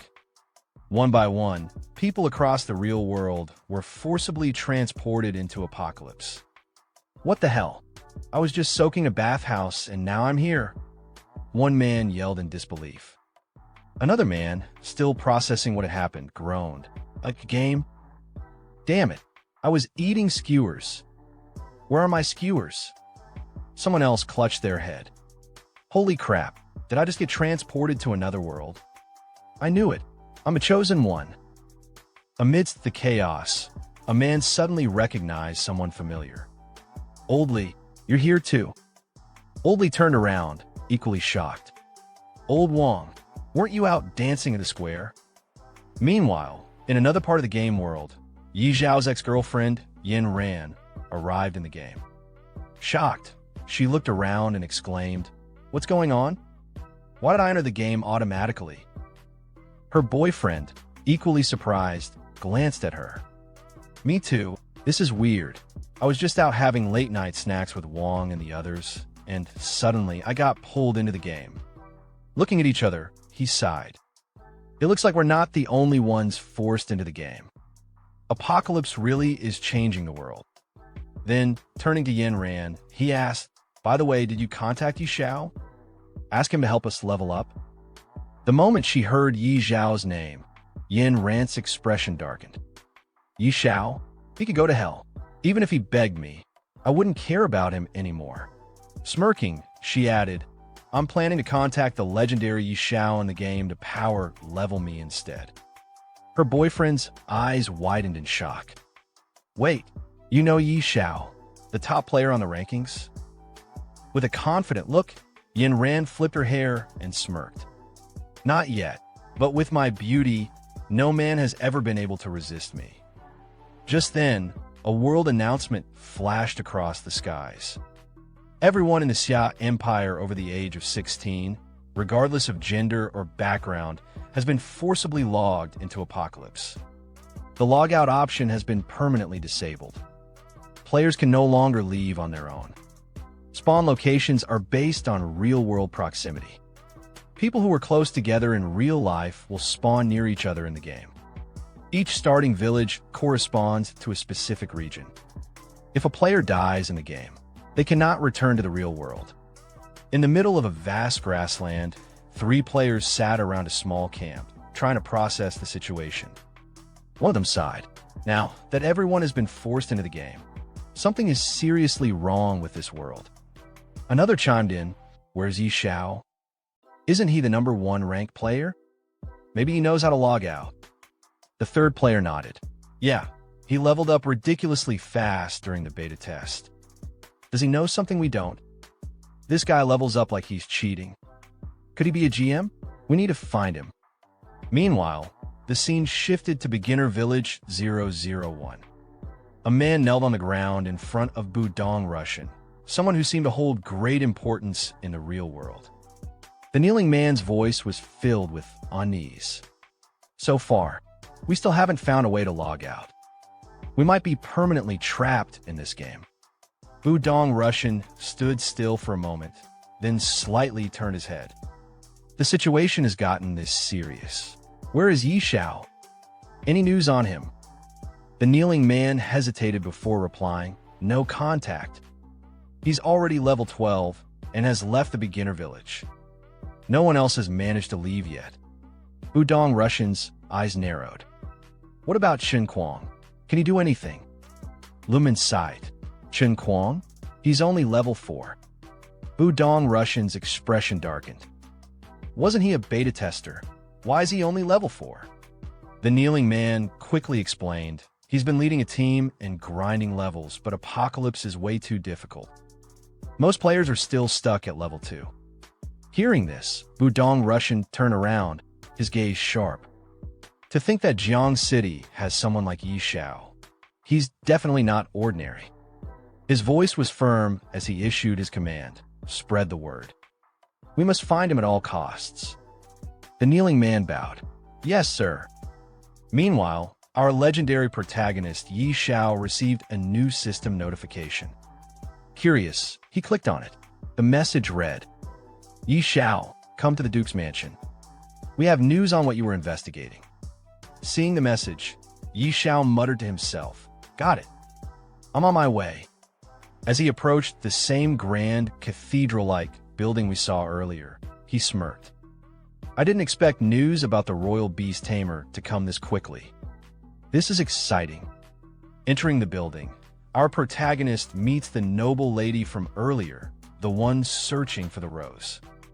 She's wearing an absolutely stunning dress, and I won't lie, she looks amazing. Honestly, she seems way more suited to be our protagonist's girlfriend. She smiles and says, "You're here. I missed you." Seeing her in that dress, even our protagonist gets a little flustered. His face turns slightly red as he responds, "I am here." In his mind, he's thinking, wow, she's so attractive. Who could possibly resist this? He rubs his head awkwardly and then clears his throat. "Beautiful Sophia, do you have any news about the royal beast tamer?" Sophia gives him a soft smile and replies, "Don't be in such a rush. Uncle Stir is out traveling and can't come back yet." Hearing that, Yixiao's sweat drips down his face. So, it was a false alarm. But Sophia just chuckles before adding, "However, he did ask me to tell you how to unlock a hidden class. It's actually not hard. It's inside Fengyi City." Yixiao's eyes widen. "What? It's inside Fengyi City?" In his mind, he's screaming, "Whoa. I thought we'd have to travel to the ends of the world, but the treasure was right at home." He immediately turns to Sophia. "My dear Sophia, where exactly is it?" Sophia smirks, turns slightly, and rests her hand on her cheek. "Well, it might be a bit difficult. According to Uncle Stir, in the mountains outside the city, there's a powerful dragon. Beneath its lair, there's something hidden deep inside." Yixiao's excitement spikes. "Are you talking about the cave maze?" Sophia raises an eyebrow. "You know the name of that dungeon?" Yixiao rubs the back of his head awkwardly. I just happened to hear about it." But in his mind, he's thinking, of course I know it. In my past life, I farmed that dungeon so many times. He frowned slightly, but I remember the only boss there being a creepy level 80 demonized boss. Since when was there a dragon? Sophia looks at him seriously. Uncle Stir is certain that a dragon guards that place. Yi Xiao's mind starts racing. In my past life, it was a demonized boss. Did they change it to a dragon this time? But then he shrugs it off. Doesn't matter. I'll go check it out myself. Sophia immediately stops him. You're going alone? That's a level 80 area. Even elite players from the city never come back alive. And you're just... Yi Xiao simply gives her a confident smile. Don't worry, dear Sophia. I have my ways. At that moment, a new notification pops up. Ding. Uncle Stir has provided new information.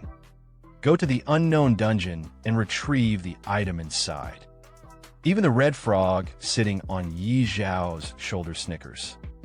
That's true. You even stole a dragon egg before. A dungeon is nothing for you. Yi Xiao glares at the frog. Shut up, you annoying frog. He then pulls out a special badge, holding it in his hand. As long as the payment is right, even a dragon can be taken down. When it comes to fighting dragons, my sister Tao is the best. Suddenly, he points the badge forward, and a portal appears out of nowhere. This job needs my sister Tao. Sophia gasps in shock. Wait, is that a Supreme Hall token? How does Yi Xiao have that at just level 12? Then, from the portal, a familiar figure steps out, the magician from earlier, the one who helped Yi Xiao obtain the dragon egg. The so-called Sister Tao. She stretches lazily and smirks. Who's the cute one calling for me this time? As she adjusts the staff in her hand, she sees Yi Xiao standing before her and grins. Oh, it's little brother Yi Xiao. Did you miss your big sister? Yi Xiao looks at her seriously. Sister Tao, I have a big job for you. Immediately, she waves her hands in panic. Don't tell me. It's another dragon? Yi Xiao smirks. Sister Tao, you really are sharp. Yes, it's a dragon. She freezes for a moment, then yells, What? Another dragon? Do you have a grudge against them or something? Last time, I stole a dragon egg and hurt my back. I'm still recovering. No way. Find someone else. Yi Xiao, still grinning, raises 2 fingers. Same deal as before, 2 billion gold as a reward. Sister Tao stops dead in her tracks. 2 billion. She hesitates, dances slightly, then sighs. No way. It's not that I don't want to, but I'm really injured. I need time to heal. If you're not in a hurry, I can go with you in a month. Yi Xiao rubs his chin with a sly expression. What if I can provide the location of the Holy Spirit Spring? Will that change your mind? Sister Tao's eyes light up with excitement. Wait, you actually know the location of the Holy Spirit Spring? No joke if you really know. Would you risk your life to go with me? Yi Xiao smirks. Okay, deal. We leave now. Sister Tao blinks. Right now. As our protagonist and Sister Tao leave the mansion, Sister Tao immediately asks, All right, little brother, where exactly is the Holy Spirit Spring? Without looking back, Yi Xiao casually replies, In the Lost Land. Sister Tao's eyes narrow. Lost Land? Do you have the exact coordinates? Behind them, Sophia overhears their conversation, shaking her head in amazement. Yi Xiao, he's really something else. At that moment, Yi Xiao's system panel pops up with a notification. Ding. Sophia's favorability toward you has increased by 10. Sophia blushes slightly as she watches Yi Xiao walk away, thinking to herself, will he become a god-tier player in the future? Meanwhile, outside Beginner Village, 5 people stand gathered around a man lying on the ground. Wang Chong. Wang Chong, wake up! One of them calls out desperately. A girl in the group anxiously replies, he was killed twice by goblins. After reviving, his body just shut down. The pink-haired girl in the group bursts into tears. This game is insane. People can actually die in here. Help! I want to go home. A black-haired man glares at her. Shut up. Who doesn't want to go home? No one even knows how to log out. Someone else murmurs. I heard someone already reached level 12. Let's find him and ask.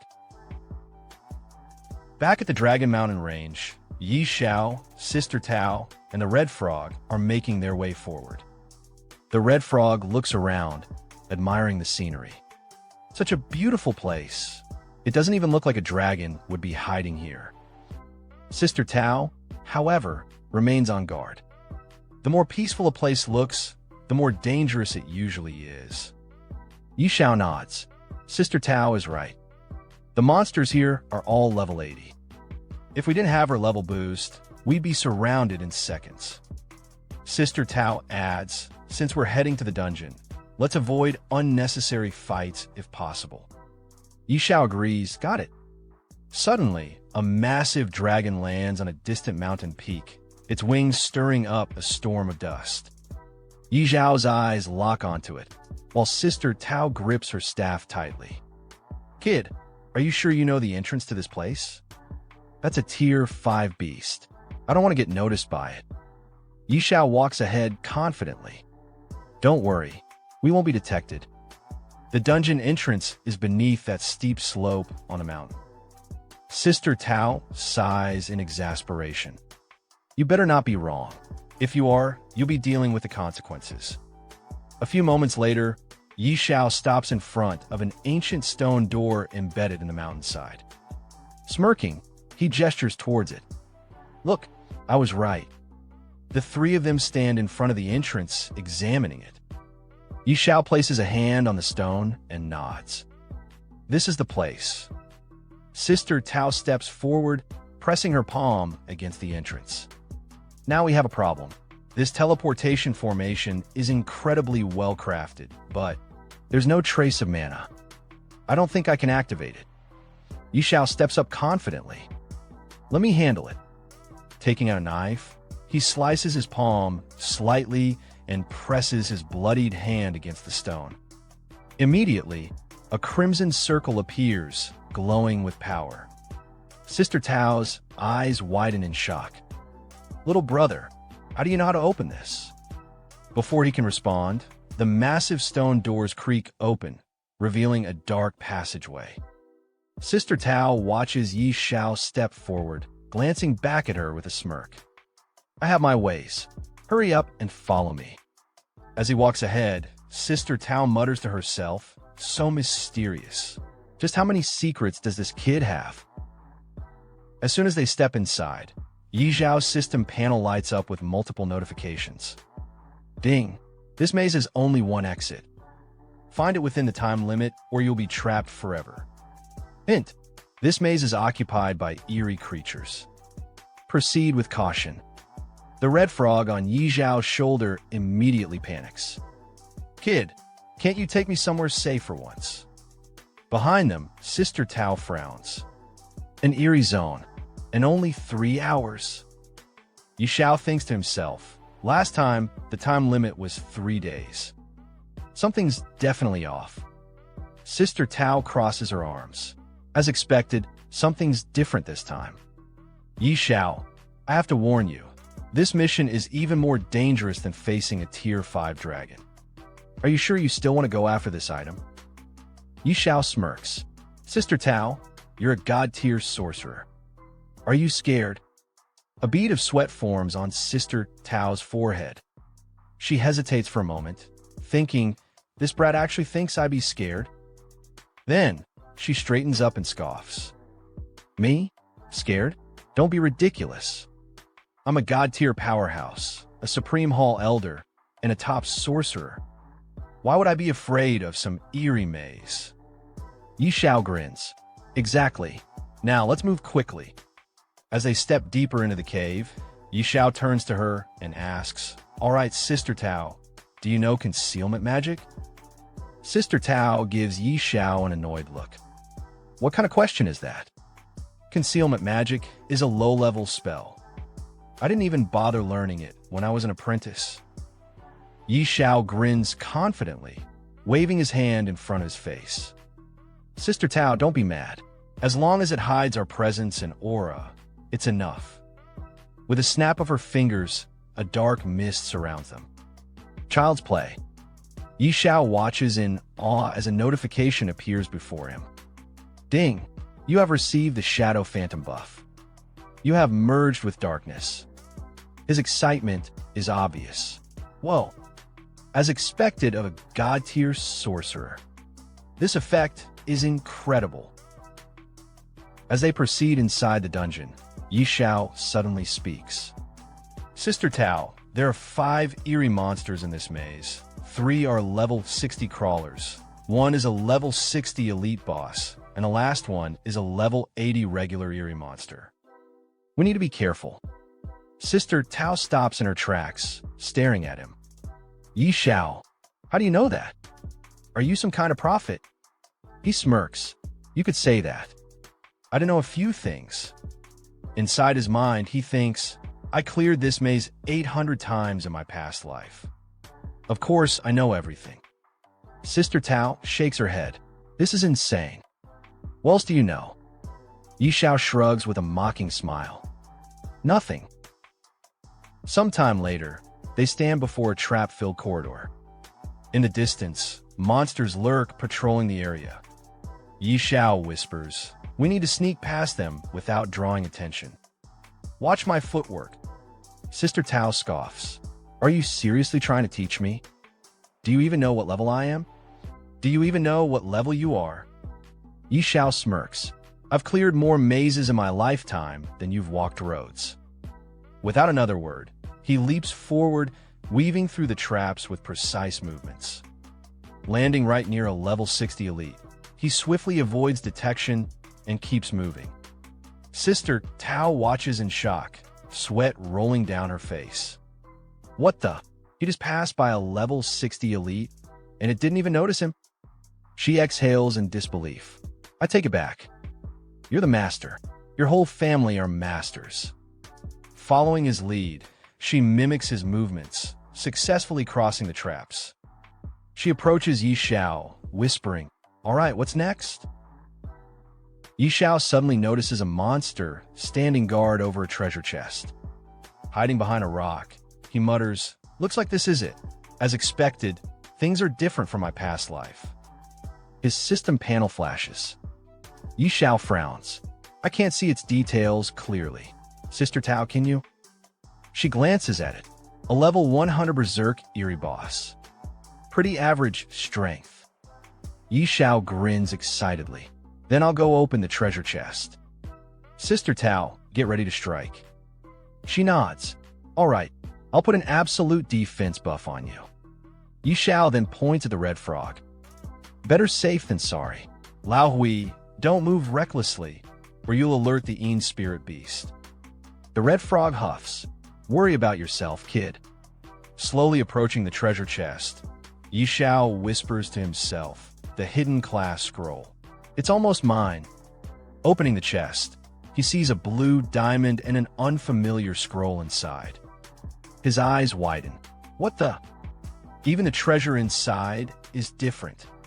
The moment the chest opens, the guardian monster turns, its glowing red eyes locking onto Yi Xiao. With a furious roar, it charges at him. Before it can reach him, Sister Tao raises her staff. Frost shock.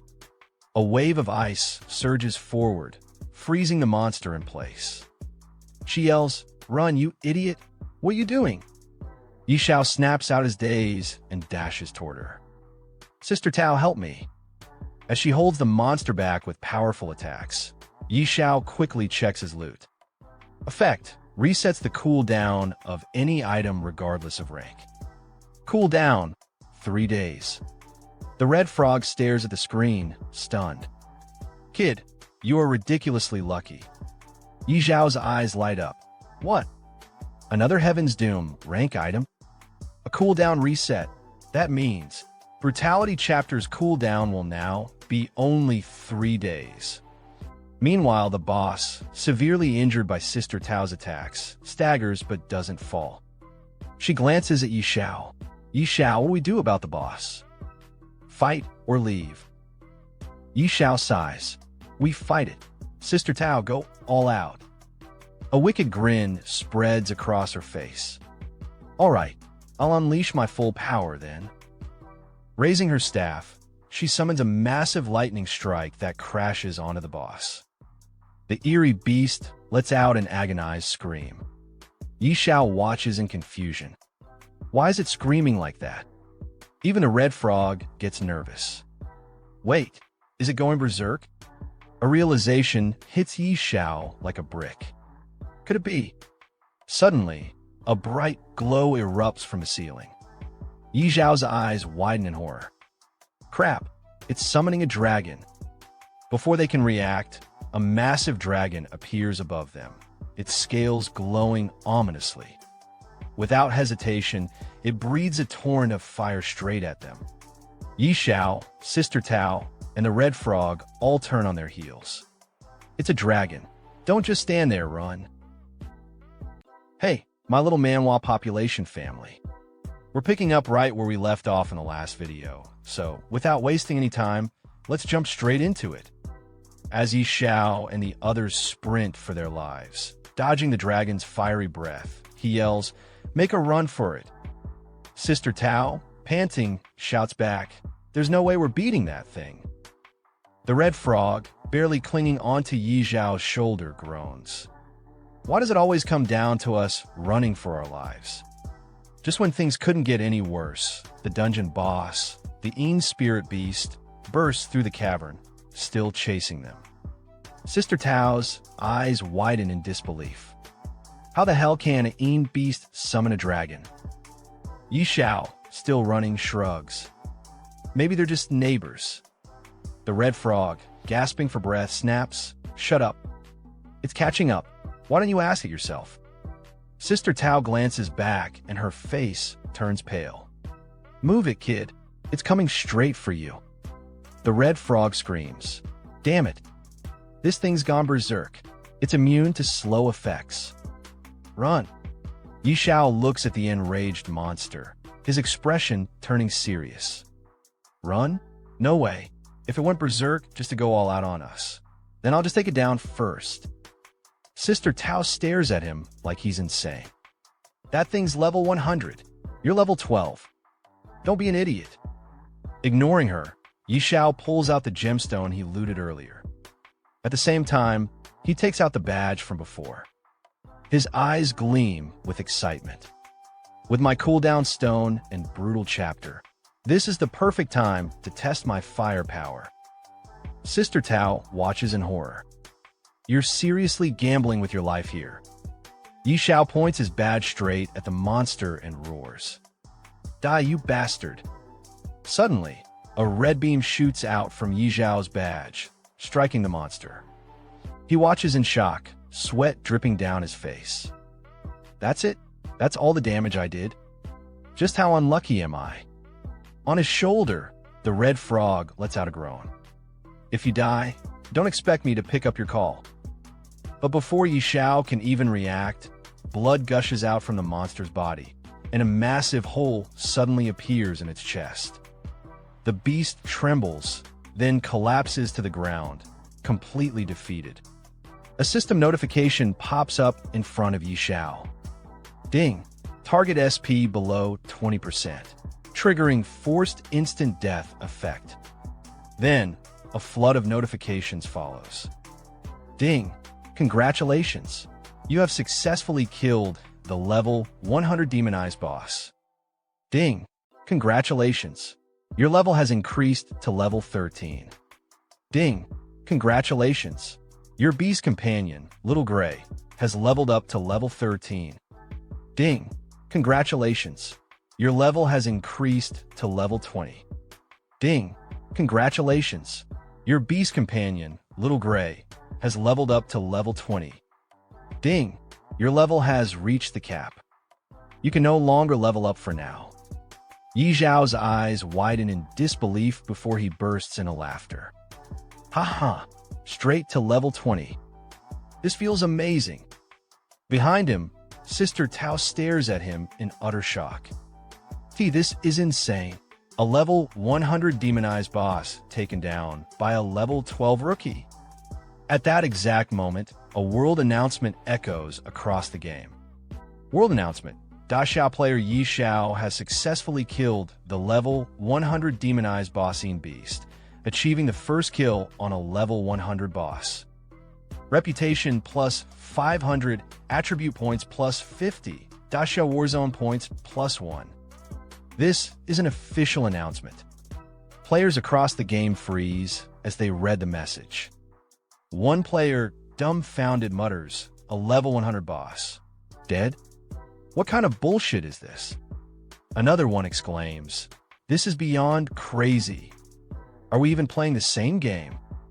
In another part of the world, a group of high-level players stares at the announcement. One of them says in disbelief, "Holy crap. A first kill on a level 100 boss? Is that even humanly possible?" Another player chimes in, "This game has to be bugged. Or maybe Xiao isn't even human." Someone else sneers, "Something fishy is going on here."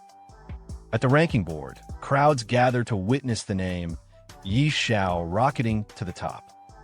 One player, looking at the leaderboard, shouts, "Damn it, sir. If you don't mind, I'd love to acknowledge you as my godfather." Another player bows dramatically. "I usually don't idolize people, but right now, I'm kneeling before Xiao and calling him daddy." A third one scoffs, "You guys have no shame. Don't you already have fathers? Now you're fighting over mine." In a dark corner, a group of players bursts out laughing. "Yeah, right? How does a level 12 rookie kill a level 100 boss? This has to be a hack." Another one nods. "No way, this is legit. This has to be cheating." But then, someone excitedly shouts, "Who cares if it's a cheat? As long as Xiao gets the rewards, I'm all for it." Meanwhile, an old man, staring at the ranking board, narrows his eyes. "Unbelievable. We thought we had completely surpassed Xiao, yet they produced a player like this. Could the hidden forces behind Doomsday be involved with this Xiao?" Xiao barely escapes the collapsing dungeon, stumbling out just in time. As he hesitates to leave, Sister Tao grabs him by the arm, her voice sharp. "This is bad. The boss is dead, the dragon is pissed, and the cave is about to collapse. Are you just going to stand there and die?" Xiao glances at the crumbling ruins, his expression torn. "But I haven't grabbed the loot yet." Sister Tao groans and waves her hand, opening a portal with her power. "I open a portal. If you don't leave now, you won't make it. Forget the loot. Do you want to die here?" Xiao wipes the sweat off his face. "All right, fine. Survival first." Moments later, the entire dungeon collapses, sending dust and debris flying. Xiao, Sister Tao, and the Red Frog stand at a safe distance, watching the destruction. Sister Tao exhales, shaking her head. "Man, I haven't done something this exciting in a long time." The Red Frog huffs. "Damn, I nearly died. I need to splurge when I get back to calm my nerves." Xiao lets out a relieved sigh. "Good thing Sister Tao had a portal, or we'd be done for." But then he stops, his eyes widening in panic. Wait a second. A terrifying roar shakes the sky.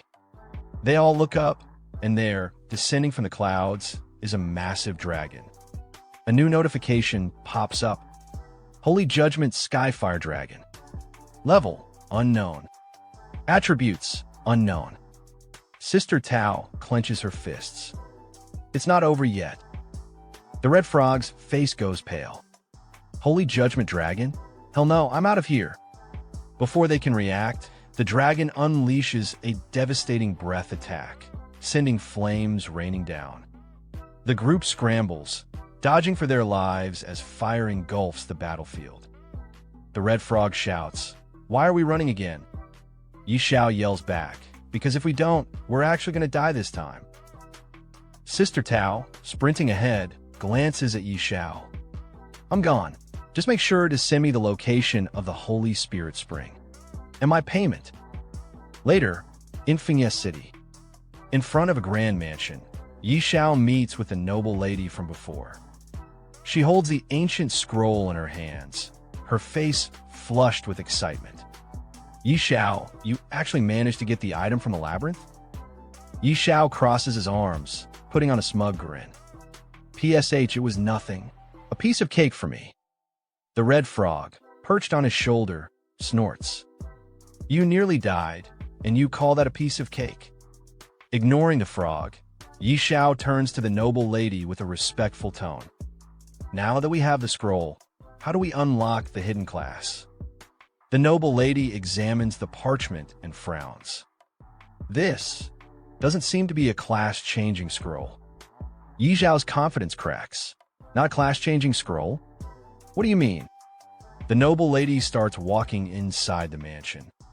According to Uncle Stir, this parchment unlocks your hidden potential and awakens a unique class meant just for you. As she climbs the stairs, she glances back. Follow me. Inside the hidden chamber, Yi Xiao steps into a secret room, his eyes scanning the ancient surroundings. I never knew this estate had a hidden chamber. I didn't discover this in my past life. In the center of the room, a dignified man stands waiting. This is Stir, the royal beast master. His gaze is calm, yet sharp as he looks at Yi Xiao. Welcome, young one. I am Stir, the one you seek. Yi Xiao bows respectfully. Master Stir, hello.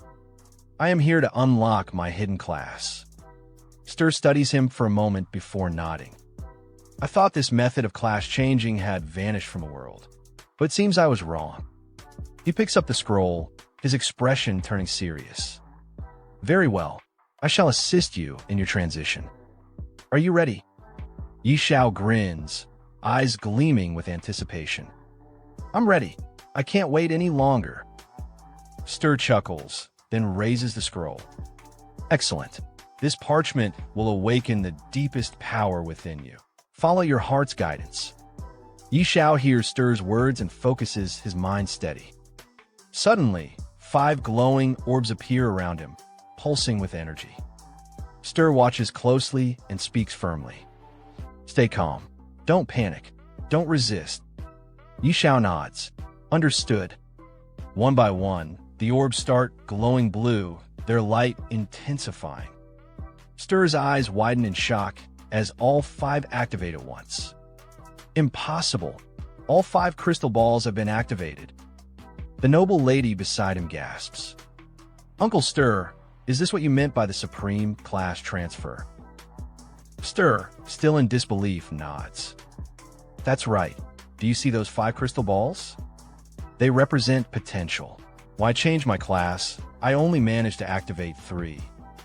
Yi Xiao keeps his eyes closed, fully concentrating, not saying a word. Stir watches him with awe. This is breaking the limits of humanity.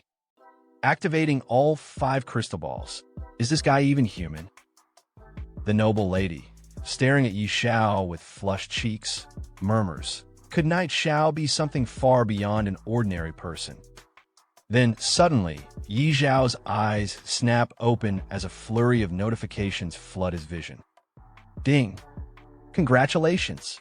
You have successfully completed the class transfer quest, Whispers of the Dragon. Ding! Your class has evolved into the unique hidden profession, Dragon Speaker. Ding! Due to the infusion of mysterious power, your class rank has been upgraded. Ding! You have surpassed the class rank limit and successfully advanced to the unique God-tier hidden profession, Beast God Master. Yi Xiao looks at the glowing orbs around his body and clenches his fists, feeling a surge of overwhelming power. As expected of a hidden profession, my body feels incredible. Another wave of notifications appears, detailing the insane talents and bonuses of his new class. Yi Xiao smirks confidently. Beast God Master, these stats are absolutely insane.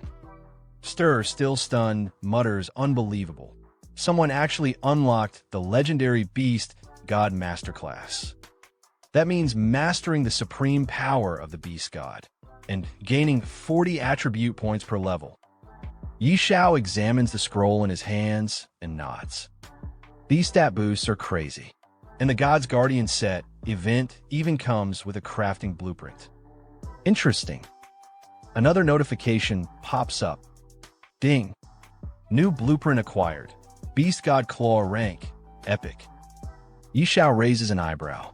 Equipment that grows in power. And it starts at epic rank. He scrolls through the materials list and sighs.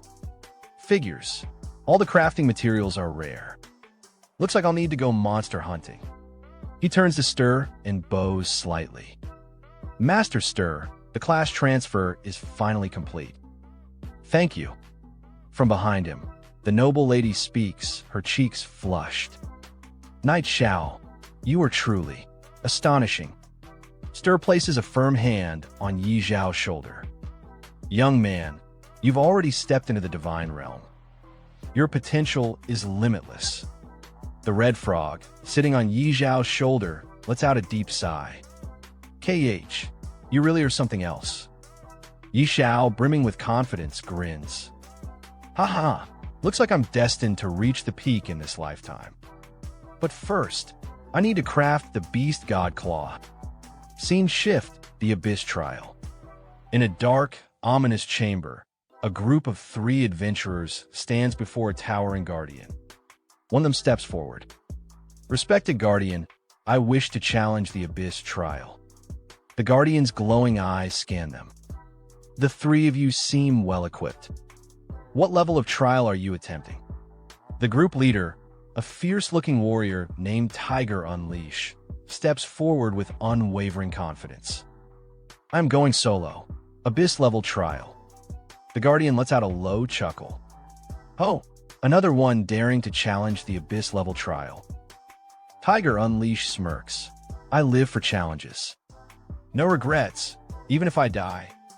Seeing his determination, the Guardian steps aside, allowing him to enter. Before stepping through, Tiger Unleash glances back at his companions. One of them calls out, Boss. We'll be waiting outside for your good news. He chuckles, cracking his knuckles. Don't worry. You won't be waiting long. As he enters the trial grounds, the Guardian watches him disappear into the darkness and mutters. Tisk TSK, these visitors from another world really are built different. 5 minutes later, the leader of the group staggers out of the trial, covered in bruises and screaming for help. Help me. His companions rush toward him, eyes wide with shock. Boss, what happened? Tiger Unleash, gasping for breath, stumbles forward. It's terrifying. The monster mutated. Seeing their leader in such a sorry state, both of his companions grab him before he collapses. Boss is seriously injured. Quick, give him a potion. One of them, irritated and pained, grits his teeth. Damn it. So not just anyone can solo the Abyss, huh? World Chat, Great Reef, Level 20 Abyss Trial. Meanwhile, in the World Chat, players are buzzing about the game. Global Chat. Class? Is anyone else in the game? The school is taking attendance. Please respond. Just saw Zhou Hong and Qin Yinran. Looks like most of us made it in. Where is everyone leveling?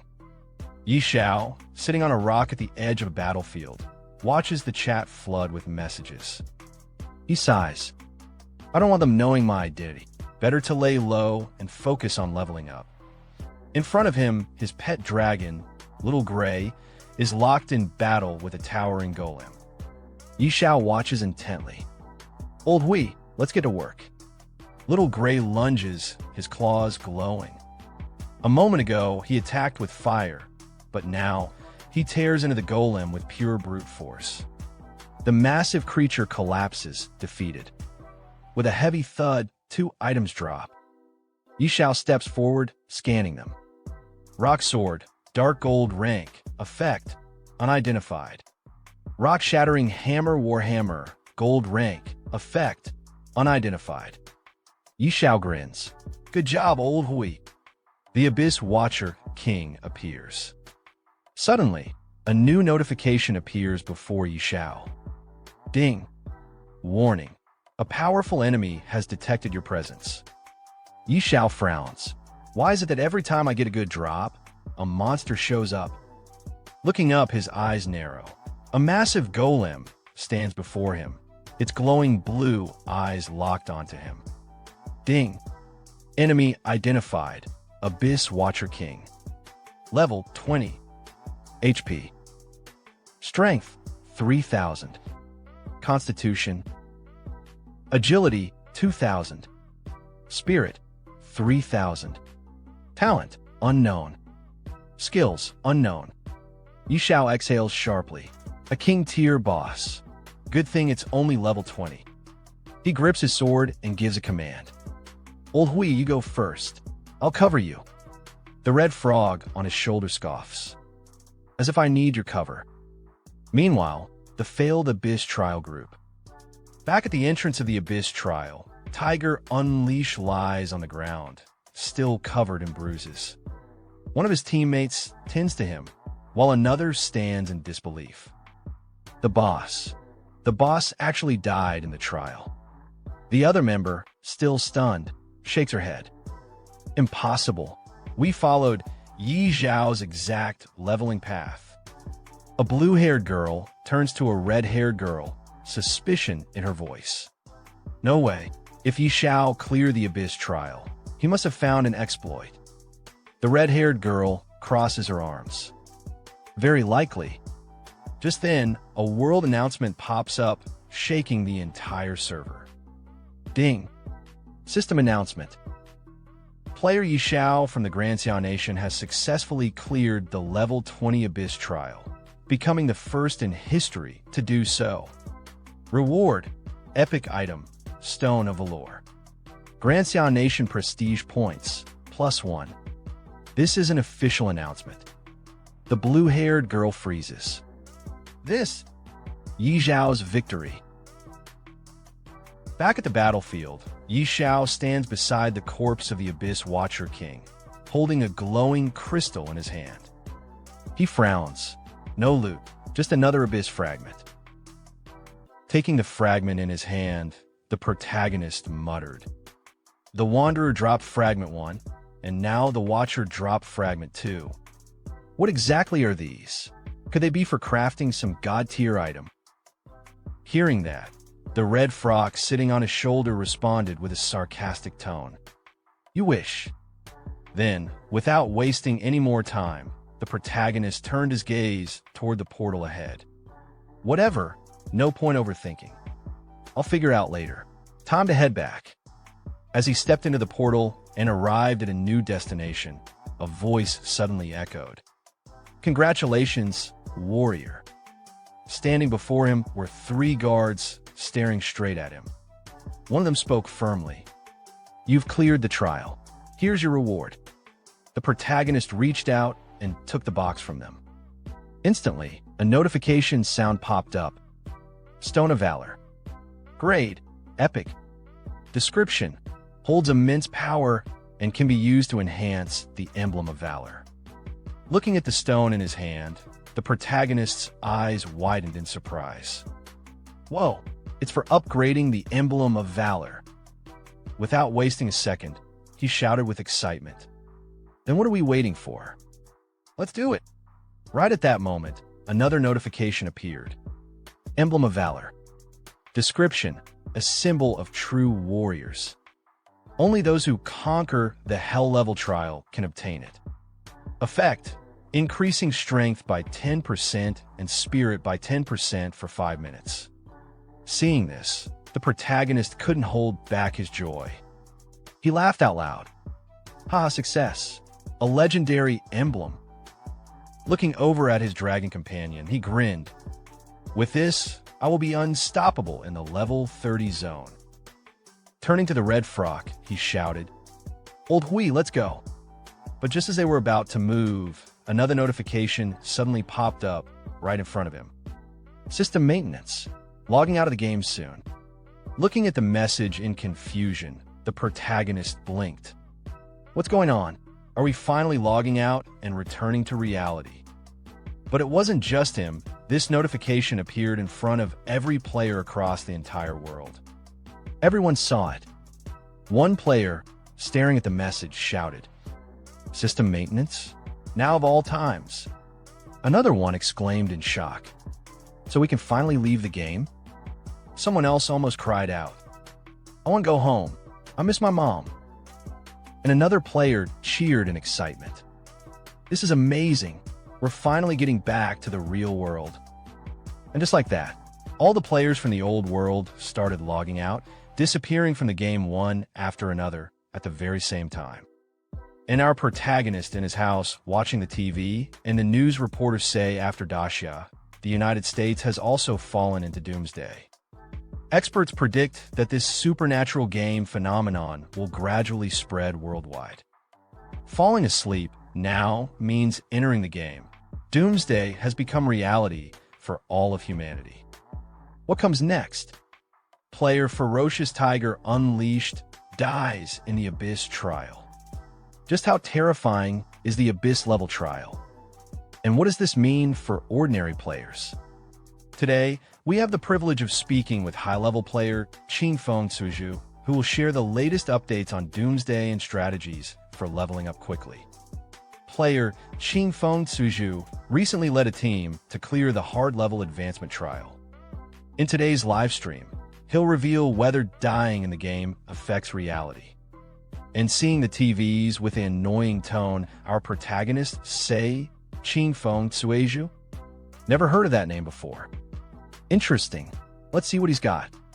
In the TV, the news say again Qingfeng Suju as the first to clear a hard-level advancement trial and the second to pass an advancement trial after night Xiao. What are your thoughts? Honestly, I was just lucky. And to clarify, I didn't do it alone. My team barely made it through. What do you think about the fact that players are automatically logged into Doomsday when they fall asleep? Even the officials can't explain Doomsday's existence. But surviving inside the game is far from simple. Also, we've learned that Knight Xiao is a fellow Dacia player. Not only has he cleared the Abyss trial, but he's done it twice. As a top player yourself, what's your opinion on this? Knight Xiao is on a completely different level. Even if you combined all the top-ranked players, they still wouldn't stand a chance against him. Then somewhere on a grand villa, a man, looking towards the TV, he say even all the top players combined wouldn't be enough? If I had someone like him in my ranks, I'd have absolute control over the Doomsday world. Then he looked towards his butler, and he say again, Fu Bo, use every resource available to dig up everything on this Knight Xiao. And the butler respectfully lower his head towards him and say, yes, young master. I'll get on it right away. And as for our protagonist, he also looking at the news, he say the game suddenly went into system maintenance and forcibly logged everyone out. So players can only enter by falling asleep now? Looks like the real-world invasion of Doomsday is happening slower than in my past life. But then our protagonist looked towards his computer again, and he think for a moment, and he say to himself, but this is the perfect chance for me to power level. For Beast Tamers, level 30 is a crucial milestone. That's when I unlock an extra pet slot. No point thinking too much. Let's just focus on reaching level 30 first. Then sometimes later in the level 30 zone, Grey Mist Valley. Our protagonist fighting with Ada Golem, he say look towards his dragon Old Hui. Use Stunning Shock Attack, and hearing our protagonist word that dragon uses Stunning Shock Attack. And from that attack, both Golem and get stunned yes. That's it. Old Hui, you're getting stronger. Huh. And after that our protagonist dragon use his Fire Breath attack and defeating the golden monster and seeing get our protagonist with excitement. He's saying nice work. And at the same time, a new notification appear in front of our protagonist, and it says your beast Old Hui has leveled up to level 24. Congratulations, you have leveled up to level 24, and seeing that our protagonist with excitement, he say, haha, another level. Then in the bustling city, right in front of the towering world ranking board, a huge crowd had already gathered. Everyone's eyes were locked onto the screen, staring in disbelief. And right at that moment, someone shouted while pointing at the top of the rankings. Damn, he just shot up in levels again. He's now twice as far ahead as the second-ranked player. The world rankings were displayed brightly for everyone to see. World rankings. 1. Xiao. 2. Qingfeng Suizhu Honda. Seeing this ridiculous gap, another player shouted from the crowd, "If he's not hacking, I refuse to believe it." And right there, standing in the middle of the crowd, was the boy from the news earlier. His eyes were glued to the ranking board, his expression stiff as he muttered, "I thought leveling would slow down at higher levels so others could catch up. But instead, the gap just keeps growing." On the top, Xiao's name shined like a king standing above the world, while right below him sat the second-ranked player, Qingfeng Suizhu Honda, at only level 10. From beside the boy watching the ranking board, a blonde-haired guy turned to him and sighed, "We were never even in the same league, AS Night XIO. Boss, you're amazing." Hearing his words, the boy could only force a bitter smile, replying, "There's always someone better. But hey, second place isn't too bad." Then suddenly, another companion behind them jumped into the conversation proudly. "True. And we still control ranks 3, 4, 5, and 6. Meanwhile, far away in Novice Village now, 9527, Dragon's Nest, atop a rugged mountain, two colossal dragons stood facing each other. But these weren't ordinary dragons. They were holy judgment radiant dragons. The red dragon glared at the other and scolded, "That egg's been missing for days, and yet you're still just sleeping in this dark corner?" But the dragon he spoke to wasn't ordinary either. He was the Dragon Prophet. Calmly, the Dragon Prophet replied, "As the Dragon Prophet, you carry the fate of our race." Hearing those words, the red dragon narrowed his eyes coldly. "Can't you sense that human?" His presence disgusts us. Shocked, the Dragon Prophet stared back. "Are you talking about those wretched gods?" "No, impossible. A mere human worm couldn't possibly wield that kind of power." But with an annoyed snarl, the red dragon growled, "I am the Dragon Prophet. I see more than you do, and I am willing to entrust our race's future to this mortal." The other dragon's eyes widened in disbelief. "No, that's reckless." Then both of them spread their wings wide and soared into the sky, leaving behind the battlefield in an instant. The fierce winds howled in their wake as they shot through the clouds like crimson and black streaks, tearing across the heavens. While flying at high speed, the red dragon turned its head slightly, looking at the other dragon with a deep, serious tone. "There's no time left." High above the clouds, a red dragon sliced through the wind, his massive wings beating with rhythmic power. Beside him flew his companion, a black dragon, silent and watchful. The red dragon turned his head slightly, his voice booming like distant thunder. "Darkness will transcend space and time," he declared. "It will devour everything. This mortal is our last hope." With a powerful surge, he veered ahead. "Follow me," he roared. "I said this is our last hope." The black dragon hesitated for only a moment, his golden eyes narrowing as he kept pace. His voice came low and grim, carried by the wind. "Are we truly entrusting the fate of the dragon race to a mortal?" Far below, nestled in a vast valley surrounded by ancient trees, the city of Windleaf shimmered beneath the clouds. In the heart of the city, 3 travelers stood at the gates, weary from a long and perilous journey. The leader of the group stepped forward, his voice filled with equal parts relief and pride. "Finally," he said, "it wasn't easy, but we've made it. Windleaf, the heart of the realm." The boy with glasses grinned at his companions, adjusting his frames. "Yeah, besides Night Xiao, we got to be the first players to reach Windleaf main city." His excitement was contagious. One of the others nodded eagerly. "That's right, we actually made it." But before their excitement could settle, the sky above them darkened. A shadow passed over the city. Gasps and screams followed.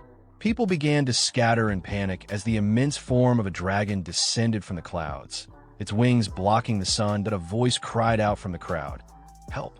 Someone help. The boy with glasses looked up, mouth agape. Is it a giant dragon? The dragon wasn't alone. Clutched tightly in its massive claw was a figure, flailing, shouting, caught in terror. Someone save me! The captive screamed. The judgment dragon is capturing people. That voice, it was unmistakable. Their eyes widened. It was him. Clutched in the dragon's grasp, the protagonist panicked. His voice cracked as he yelled again, but a second, smaller voice snapped at him. Stop yelling, croaked a red frog perched awkwardly near him. Do you think anyone's strong enough to save you? Despite the brave words, the frog was trembling even more than the boy. Together, the two dragons, one red and one black, swept away from the city, disappearing into the clouds with terrifying speed. Down below, the group stared upward, dumbfounded. I've never seen such a huge dragon before, one whispered. Then the boy with yellow hair squinted, jaw-dropping. Is that Knight Xiao? That's impossible. Their leader stepped forward, voice tense with confusion. And the dragon seems to be carrying someone. He began to walk ahead, eyes still fixed on the sky. Even if you reach level 100, there's no way you'd be involved with a dragon of this caliber. The yellow-haired boy turned, visibly shaken. Boss, what should we do? Do we follow it? The leader didn't miss a beat. Follow what? That's the judgment dragon. One sneeze from it and we're all gone. Later, in the game's global chat, messages exploded across the screen. Breaking news, a dragon boss has appeared outside Windleaf City. An unlucky player was captured. Shocking. Top player Ching Feng Suiju hints the captured player might be Night God. Discussion thread. What does being caught by a dragon mean? Here's what ordinary players, leaderboard veterans, and top-ranked guilds are saying. Back in Windleaf, on a busy street corner, a man nearly dropped his drink. Did you hear? Knight Xiao was caught by two dragons. Another man choked on his food. What? Really? I haven't even seen a dragon yet. A third piped in from the next table over. So, Night God's already dealing with dragons? No wonder his level's so high. The dragons are power leveling him. That's some crazy grinding speed. And from a few steps away, another voice added bitterly, I'm so jealous. If I had that kind of treatment, I'd be level 30 by now too. One more player leaned in, sounding bewildered. How can Knight Xiao already be interacting with such high-level creatures? Elsewhere, far from the city, deep in the mist-shrouded mountains, a solemn wind whispered through an ancient, crumbling dragon cemetery. Towering stones, each etched with runes of old, circled a glowing platform at the center. There, the captured protagonist now stood, placed at the heart of a glowing summoning circle. Before him, the two dragons loomed like gods, silent and unreadable. The mountains held their breath.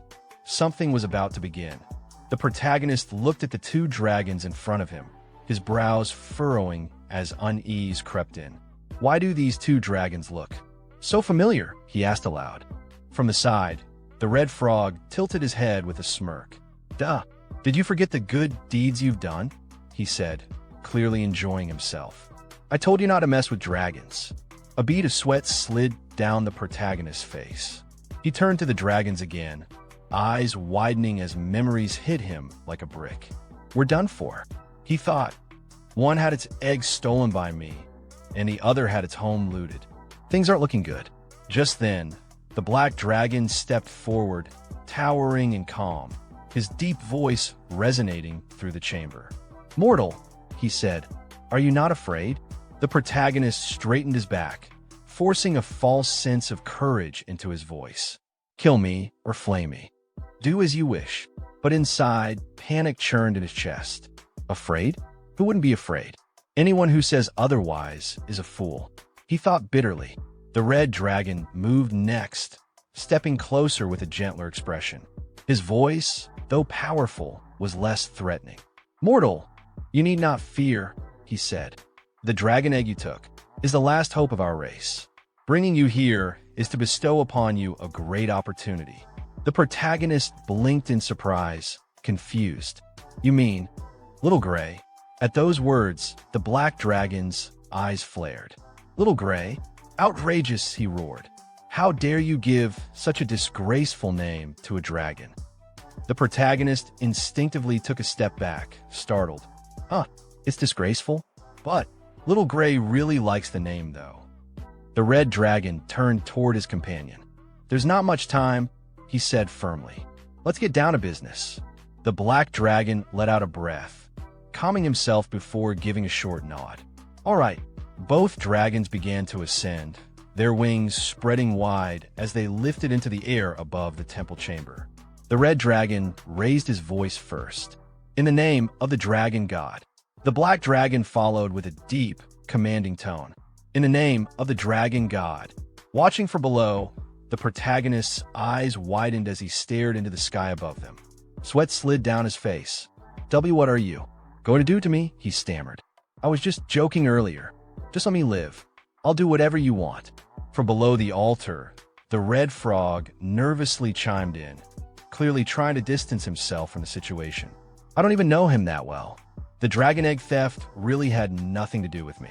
Suddenly, one of the massive dragon statues lining the temple walls stirred.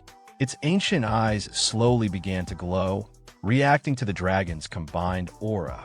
A deep hum filled the air as a pulse of power rippled through the temple. Something was awakening. The two dragons hovered above, their wings spread wide, their eyes locked on the altar below. Then, in perfect unison, they roared, bestowal of the blessing of the dragon clan. As their voices echoed through the ancient dragon temple, a brilliant yellow light shot down from the mouth of the dragon god statue overhead, piercing the air like a divine spear. It struck the protagonist directly, engulfing him in radiant energy. The dragon spoke again, their voices even louder. Receive a part of the dragon god's power. In an instant, the protagonist's entire body was enveloped in a storm of pure dragon energy. His breath caught, his vision shook. Every inch of him screamed with intensity. Far away from the dragon temple, across the world, a new notification appeared before the eyes of every player logged in the game. Doomsday Forum. System in today's news. Xiao Nation continues to dominate, occupying the top 100 of the level rankings. Storm brews again. The second spot on the leaderboard has changed. Jihai Yeshing's show-stopping assassin skills skyrocketed them to level 14, replacing Mingwe Ruyue and widening the gap. God on the decline, Knight Xiao remains at the top, but hasn't leveled up in 3 days. Has the new god fallen? Shocking development. Since being taken by dragons, Knight Xiao has reached level 30 from hidden story progression. What is this? In the middle of a crowded city square, players stared at their system messages wide-eyed. Does anyone know what's going on? Someone asked aloud. What really happened to Knight God? No idea, another replied. That guy's always elusive, like a dragon. Someone else muttered thoughtfully, but judging from his usual pace. Something unexpected probably happened. From within a nearby group, one voice broke the tension with a half-joke, half-curiosity. Damn. Getting taken by a dragon. Is this some sort of extreme plot? Do dragons swing that way? 2 more players joined the chatter. TSK, you think Knight God made some kind of shady deal, and now it's time to pay the price by offering up his ass? One laughed, the other grinned. Haha, must have used some trick to steal the top spot. Now that he's been exposed, he's getting punished. A pair of players standing off to the side were also deep in conversation. I'm telling you, one said, my buddy knows some inside info. Knight Zhao's done for. He's not coming back in 3 days. Not even 30. Your buddy knows inside info? The other raised a brow. Who's your buddy? Even top players like Mingwe Ruyue said they don't know anything. Where's your buddy getting this from? Meanwhile, far from the buzz of world chat and speculation, the protagonist lay flat on the cold ground, alone, silent. The lingering hum of the dragon god's power still faint in the air. 2 glowing notifications hovered in front of him. I can't explain it to someone like you. You are too small-minded. Ever heard of hidden experts among commoners? Those top-tier players? Nothing but crap. Look at the gap. Then came another ding. Congratulations, you've received the blessing of the dragon god. Become stronger. The protagonist groaned and clutched his head. Ugh, my head hurts. As the golden glow from the dragon god's blessing faded, silence returned to the ancient mountaintop. The wind rustled through the grass, carrying with it the scent of something old and powerful. The protagonist, the red frog clinging to his shoulder, and Little Gray, the small dragon he once borrowed, all stood still, gazing at the distant mountain range cloaked in mist. Wiping sweat from his brow, the protagonist took a shaky breath. "Where is this place?" he asked, eyes scanning the unfamiliar terrain. "This looks like a level 40 area." The red frog gave a small sigh. "Those two dragons are gone." Before the protagonist could reply, a sudden wave of system notifications burst into view in front of him, crowding his vision. Class: God of Fortune, innate talent. Endless Fortune, LV1 innate talent.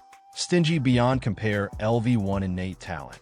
Great Fortune, LV1 innate talent. Unmatched Charm, LV1 innate talent. Power of the God of Fortune, LV1. Staring at the flashy new titles, the protagonist muttered as he tapped through the panels. The Dragon God's Blessing. After all that trouble, I don't feel much of a change in my attributes. He narrowed his eyes. Maybe it's in the skills? Doesn't seem like much change either. But then, something on the screen caught his eye. "Wait a sec," he shouted. "Looks like I got a new skill. Money Shield? Skill. Money Shield, 100 gold coins can be converted to 1 shield point. Current balance, 1.81 billion gold coins." The protagonist's jaw dropped. Holy crap, is this skill for real? At that exact moment, the red frog leapt into the air and landed on his shoulder, peeking over at the panel with an unimpressed look. Meanwhile, the protagonist grinned wide, eyes sparkling. "And no cooldown. This is insane," he cried, nearly shaking from excitement. The red frog rolled his eyes. Talk about dumb luck. Little Gray flew slowly in circles above their heads, curiously glancing at the panel, but clearly not understanding a single thing. Still scanning the interface, the protagonist blinked in realization. Huh, since the God of Fortune class got new talent skills. Then what about Beast God Controller? Once again, new notifications cascaded down before him. Class: Beast God Controller innate talent. Divine Power LV1 innate talent. Source of Magic LV1 innate talent. Divine Beast Set LV1 innate talent. Beast God Aura LV1 innate talent. Command of the Beast God LV1 innate talent. Infinite Beast Mastery LV1. As the Beast God Controller, you have grasped the true essence of beast taming. There is no limit to your number of beasts. The protagonist's eyes widened in disbelief. Holy, infinite beast taming? No limit on the number of beasts. He slowly lifted a hand, staring at it, feeling the pulse of new power flowing through his veins. A grin crept across his face, full of confidence and awe. "Even royal beastmasters only get 3 core pets," he muttered. "And this punk has no limits." The red frog, still on his shoulder, let out a long, defeated sigh. Damn. The protagonist glanced at him, still smiling like a man who just hit the jackpot. "Is all this real?" he whispered. "Am I dreaming?" Kneeling on the grassy hilltop, the protagonist pressed his palms together, his voice full of reverence and barely restrained excitement. "Almighty dragon gods," he began, bowing deeply. "From now on, this little brother is following your lead. I'll burn incense for you, for the elder dragon gods, and thank your ancestors and sisters for 8 generations." He trembled with joy, grinning from ear to ear. "This is just too awesome." Time passed. Now standing at the massive gates of the level 30 trial hall, the atmosphere shifted to something more serious. A towering stone fortress loomed ahead, glowing with ancient energy. 2 armored guards flanked the entrance, their eyes sharp, until one of them caught sight of who approached. He straightened his posture, surprised. "So it's Lord Knight Xiao," the guard said, giving a respectful nod. "Would you like to take on the abyssal level trial?" The protagonist answered calmly, a confident smile on his face. "Yes." The guard gave a formal bow. "Please wait a moment." A low rumble echoed from within the stone walls. Moments later, the colossal doors began to grind open, revealing a dark corridor beyond. shimmering with a faint, ominous glow. The level 30 trial had begun to awaken. Then when our protagonist untears the door, he is suddenly transported into a cold area where mountains made of ice are towering around. Our protagonist, with his trusty companion, the red frog who always tries to betray him, and his pet dragon, are walking towards the mountain. Freezing from the cold, our protagonist says it's so cold. If I had known it'd be this freezing, I would have worn more layers. But then, our protagonist suddenly notices a big snowball coming from behind him. He quickly avoids the snowball from crashing into him and says, "Ah, that was close." The red frog, sitting casually on the snow, looks at him and says, "Why are you dodging it? Why don't you use your shield?" Our protagonist looks at the red frog and says, "Oh, right, I do have a shield." Suddenly, right in front of our protagonist, the air becomes heavy and a giant snow-white monster starts running towards him, shouting. Seeing the monster, our protagonist gets shocked. Without wasting a second, he orders his pet dragon to attack, shouting, "Old Hui, show them how fierce you are." The dragon, with his fiery breath, attacks the monster and instantly defeats it. Then, a new notification pops up in front of our protagonist, saying, "Ding, congratulations, you have successfully slain white-furred mutant Yeti." Looking at the defeated monster and sweating from his face, our protagonist says to the red frog, "One bite and it's over?" "Lao Hui, did you see that clearly?" Hearing our protagonist, the red frog casually says back, "Nope." Then suddenly, right in front of our protagonist, some notifications appear. The first one says, "Talent. Absolute suppression as a great beast. The celestial dragon has an innate dominance over lower-tier creatures. After carrying the bloodline of the dragon race, it has grown even stronger. Plus 30% damage to mythical creatures, plus 50% damage to non-mythical creatures. Receive minus 50% damage from all sources." Then the second notification pops up, saying, "Nickname, Old Hui type. Celestial dragon, mythical grade level. 30 status base attributes. Strength, 70-66 constitution, 69-75 spirit, 75-89 agility, 6-9-4-9 1x1. All the dragon's skills and characteristics scroll in front of our protagonist. Seeing all of that, our protagonist gets completely shocked. With a stunned expression, he says, "Old Hui is broken." But then, suddenly, out of nowhere, a huge number of monsters appear and start rushing towards our protagonist. Seeing them, our protagonist shouts, "Why are there so many monsters all of a sudden?" As the monsters charge, the pet dragon, filled with excitement, lets out a mighty roar. Seeing this, with panic in his eyes, our protagonist yells, "Old Hui, now's your chance to go wild. Go kill, kill, kill." Hearing his words, the dragon immediately starts attacking the monsters with his fire breath. Then, half an hour later, after defeating all the monsters, our protagonist looks at the pile of dead creatures in front of him. A new notification pops up. "Ding, congratulations, you have successfully slain Seeker of the Abyss, King Tier." Meanwhile, our protagonist simply stands there holding a crystal in his hand, a mocking smile on his face, and says, "Haha, King Tier, that's it. So weak." The red frog, sitting on our protagonist's shoulder with his usual expression, says, "Get cocky. Did you forget how badly you got crushed before?" But then all over the world, a global announcement appears in front of all the players. Ding, system announcement. Xiao player Knight Xiao has passed the Abyss level advancement trial and become the first ever hero to pass the level 30 Abyss trial. Awarded epic item, Heroine Radiant Stone. Plus 1 point to Xiao Warzone score. Announcement end. Looking at the announcement, some players react with shock. One shouts, "Holy crap, I knew it. Night God was preparing something big this whole time, and you didn't believe me. Our Xiao deity. Bow before him, Moda." Then, another player cuts in and yells, "Shit, how did this guy get taken by a dragon and still come back?" Xiao's advantage grows again, and another one bursts out, "You idiot, this is impossible." But then suddenly, in front of the city gates, two men are seen talking with each other. Both of them look strong. The man wearing red armor laughs and says to his companion, "Huh, I knew it. There's no way a character like him would die so early. Just as I expected, his companion, wearing a hood, looks at him and says from behind, even the level 30 Abyss trial could be cleared. This guy's potential really is bottomless. Both of them stand there in front of the city gate, looking at the bustling city. The man in red armor speaks again. Let's go back to the city. I want to meet this interesting fellow myself. Once I bring him under my command, that's when the real game begins. Hearing his words, his companion simply responds with one word, understood.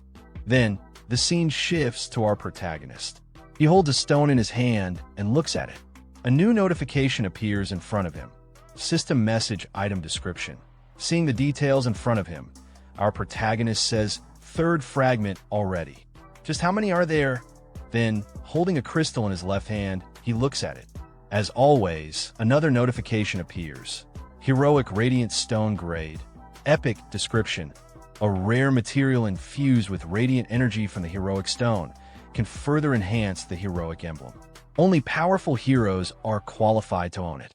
Seeing the notification, our protagonist smiles and says, this heroic radiant stone is actually useful. I can enhance my heroic emblem again. Then, as he walks away from the trial gates, the guard looking at him says, Lord Knight Xiao, take care. Waving his hand casually, our protagonist replies, all right, see you. Suddenly, the scene shifts to Fengye's main city. Wearing a hood and blending into the crowd, our protagonist looks around and says, seems like Fengye is getting crowded. Hearing that, the red frog sitting on his shoulder responds with a mocking tone, well, you were missing for several days. Then, our protagonist notices a huge crowd gathered in front of a shop. Seeing the scene, he says, come on, let's get this gear appraised. The red frog, still perched on his shoulder, adds, why are there so many people? But then, our protagonist notices an old man appraising items. Seeing that, he confidently steps forward and says, boss, appraise this gear. Above his head, his first-class citizenship sign is shining brightly.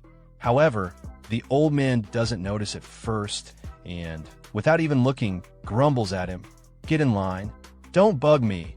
But then the old man catches a glimpse of our protagonist's first-class citizenship and immediately gets shocked.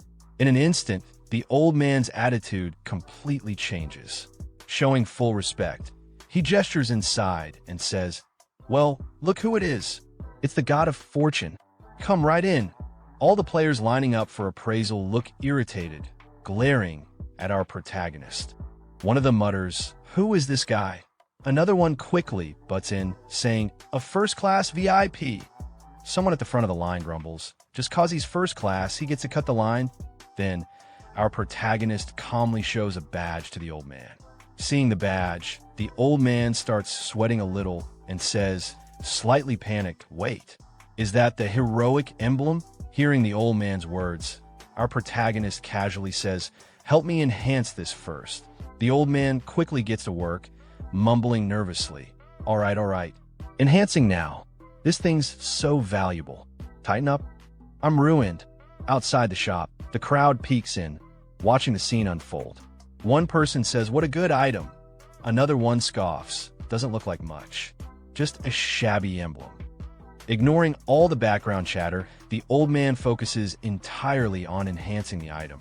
Then suddenly, a bright yellow light bursts out from the item, and a notification appears. Heroic emblem. Legendary grade description. Proof of a hero. Only those who pass the hell level trial are worthy. Ultimate honor of the Empire. After 2 equipment merges, it becomes even more powerful.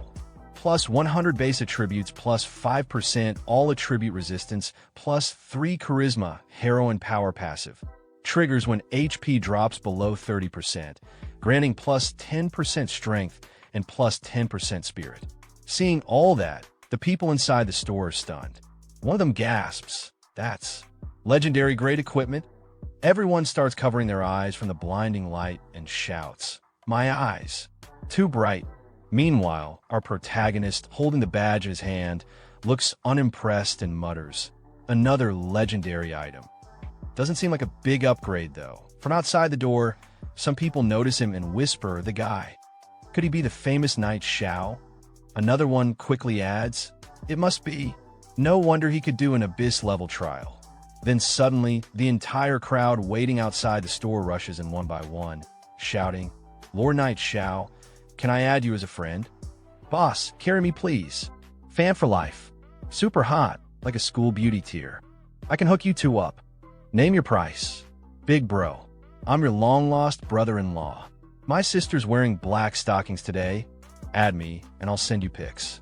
If you don't like it, I'll wear them myself." The old man, panicking, tries to calm the chaos, shouting, "Everyone calm down. Don't disrupt the store's business." Meanwhile, our protagonist, holding a red dagger he picked up from the shop, sighs and says, "Staying low-key is so hard." Then he turns to the old man and says, "Boss, help me appraise these other items too." Hearing that, the old man looks at him and quickly responds, "Sure thing. Satisfaction guaranteed." From outside the door, the crowd watches excitedly. One of them exclaims, "Holy crap, they're all dark gold gear." Another one says, "My poor heart can't take this." Someone else, full of excitement, adds, "Boss, you probably won't use all that, right? Want to sell a few pieces?" Another man, practically begging, says, "Master, my dad owns 3 publicly traded companies. Money's no issue. Just sell me 1 or 2 pieces, I beg you." At that moment, the world chat exploded. Damn it, the great Yi Xiao has appeared in Fiancée City. Everything he just identified was dark gold rank. Every single piece. Everyone get over here. Worship the Grandmaster. Bring offerings. Offer your younger sisters if you have to. Is that info reliable, bro? Last time you said Yi Xiao showed up, I rushed over like a mad dog, and it turned out to be a fake. I nearly had a stroke from the rage. More real than pure gold. Look at these photos. Someone took them right on site at the appraisal shop east of the city. Coordinates are here. And there they were, several photos showing Yi Xiao in action, standing calmly as stunned players held glowing, newly identified dark gold items in their hands. Damn it, I'm heading there now. I'm turning around. I'm going back to the city. Inside Fiancée City, the streets were chaos. Players sprinted across alleyways, burst out of buildings, and flooded into every corner of the marketplace like a tidal wave. Where is the great Yi Xiao today? I must beg him to take me as a disciple. Disciple? Please. If anyone's going to be his disciple, it's me. Who do you think you are? God Yi, here I come. I want to have children with you. The world paused, and I really hope that one came from a pretty girl. Otherwise, we might be looking at the start of another catastrophe. Sometime later, Yi Xiao was seen crouching in the shadows behind a cluster of old merchant stalls, hood pulled low over his head. From his hiding spot, he peeked out cautiously at the chaotic city streets still buzzing with activity. "Ugh, looks like no one followed me," he muttered, letting out a long sigh. What now? Being the center of attention all the time is exhausting. But just as he was about to relax, a voice spoke behind him. "Are you Yi Xiao?" Yi Xiao froze. Slowly, without lifting his hood, he turned his head slightly, eyeing the stranger from beneath the brim. "And what do you want?" The man wasn't alone. Behind him stood a group, well-dressed, confident, and clearly used to getting what they wanted. The air around them was thick with self-importance. "Don't get the wrong idea," the man said, hands raised casually. "We don't mean any harm. We just came to talk business with you." Yi Xiao stepped forward slowly, his presence shifting in an instant. He looked the man dead in the eyes, a sly smirk curling on his lips. "A deal," he said, voice laced with mocking confidence. "You want to buy dark gold rank gear?" The man smiled back, clearly unfazed. "Yeah, something like that. Trust me, I can make you an offer you can't refuse." Yi Xiao laughed, low at first, then louder, until it echoed off the alley walls. "Haha, if you can pay hundreds of billions of gold coins for that dark gold gear, then I truly wouldn't be able to refuse." Hearing Yi Xiao's words, the man raised an eyebrow and let out a low chuckle, his expression dripping with mockery. "Hundreds of billions of gold coins?" he sneered. "Looks like your vision is still stuck inside the game." Yi Xiao's eyes narrowed slightly under his hood as he studied the man. His thoughts churned. And this guy, suddenly showing off more than I do? He didn't exist in my previous life, but that assassin behind him, he feels familiar. That tone, that presence. One of the top assassins for back then. Never joined any faction, always acted alone. He tilted his head, eyes sharp now. "So what are you trying to say?" The man smirked, stepping forward slightly as if addressing an equal or a potential subordinate. To be honest, seeing you dominate the rankings like that, I think you've got real potential. You're not ordinary. I'm sure you'll achieve big things. He paused, gaze steady. But it seems you still haven't realized the real value your in-game abilities can bring in real life. Xiao gave him a cool glance, nodding slightly. Keep talking. Let's see how far your little performance goes. He thought to himself, silently amused. The man smiled, wider now, his confidence turning to arrogance. I'm not here to sell you dreams. Money, status, women, whatever it is you want, I can give it to you. He stepped right in front of Xiao now, his group flanking him like a wall of silent pressure. His tone was smooth but soaked in challenge. So, make your choice. I hope you'll join us. Xiao slowly placed a hand on the man's shoulder, his expression suddenly calm and friendly. Brother, the fact that you came to me for cooperation means you acknowledge my skills. And I appreciate that. The man's smug smile returned, clearly pleased. Glad you understand. But before he could finish, Xiao cut him off. A sudden whoosh echoed through the alleyway as flames burst to life in Xiao's palm. Heat shimmered in the air, distorting the smugness off the man's face. But, Xiao said coldly, for someone so young, that cocky attitude of yours? I don't like it. He leaned in slightly, fire curling up his arm. So I'll give you a manual respawn, just to calm you down a bit. The man's eyes widened. What? You dare attack me? One of his underlings stammered from behind. Careful. If you do anything here, this is the main city. Too late. Xiao moved like lightning. With a flick of his arm, the flames surged forward, engulfing the man in an instant. Screams were cut short as the fire consumed him, and a burst of golden light marked his forced logout. Silence followed. Idiot, Xiao muttered, brushing off his hand. You talk too much. Gasps erupted from nearby players who had been watching from a distance. Word was already spreading. Did he really kill the young master? Is he crazy? That guy had a whole group with him. But before chaos could explode, one figure stepped forward from the crowd, the assassin who'd been lurking behind the group this whole time. Calm, dangerous, his eyes scanned the area with sharp precision. Don't move, the assassin said firmly, raising a hand. This is the main city. Killing is forbidden here. If this escalates, we won't be able to take responsibility for what happens next. The tension in the air grew thick. No one moved. All eyes were on Xiao. And Xiao, he just stood there, half smirking beneath his hood, flames still flickering faintly in his hand, utterly unfazed. Xiao slid his hand into his pocket and turned away, walking off without sparing them another glance. The money and gear on the ground, he said coolly. Consider it your compensation. His steps echoed as he walked further, leaving stunned silence behind. And with a last flat voice, don't follow him anymore. He has no future. The group stood frozen. One of them finally spoke, eyes locked on Xiao's retreating back. It's terrifying, killing someone in the main city. He's insane. But before anyone could respond, a sharp voice rang out behind them. Who's fighting here? How shameless! Everyone turned. One of the gang members paled. Sirens. It's the main city guard. From every street and rooftop, guards poured in, weapons drawn, armor gleaming. In moments, Xiao and the group were completely surrounded. A burly guard at the front stepped forward, voice booming through the plaza. Who dares to kill in the main city? Are you out of your mind? But our protagonist, without avoiding any questions, he simply replied to the guard it was me. Then another voice roared out, deep, gruff, and brimming with authority. The guard leader stepped forward, eyes locking onto Xiao with a scowl. You kill someone, and still stay this calm, he shouted. You've got some serious guts. The guard leader stared hard at Xiao. Then his expression twisted, not in anger, but in shock. His voice dropped into a sharp, almost panicked tone. Wait, is he a first-class citizen? The atmosphere shifted instantly. The guards, who had come charging in with righteous fury, suddenly stiffened. One of them stepped forward nervously, bowing slightly. There must be some misunderstanding here, he said, voice shaky with forced calm. Apologies for our recklessness. Dear sir, could you please tell us what happened? Just for the report. Xiao didn't even break stride.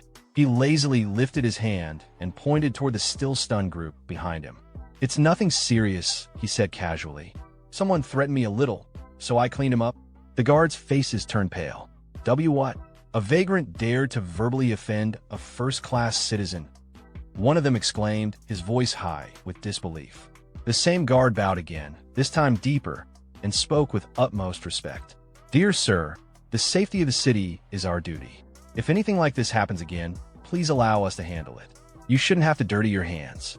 Xiao waved it off with a tone that was equal parts indifferent and dismissive. It's fine.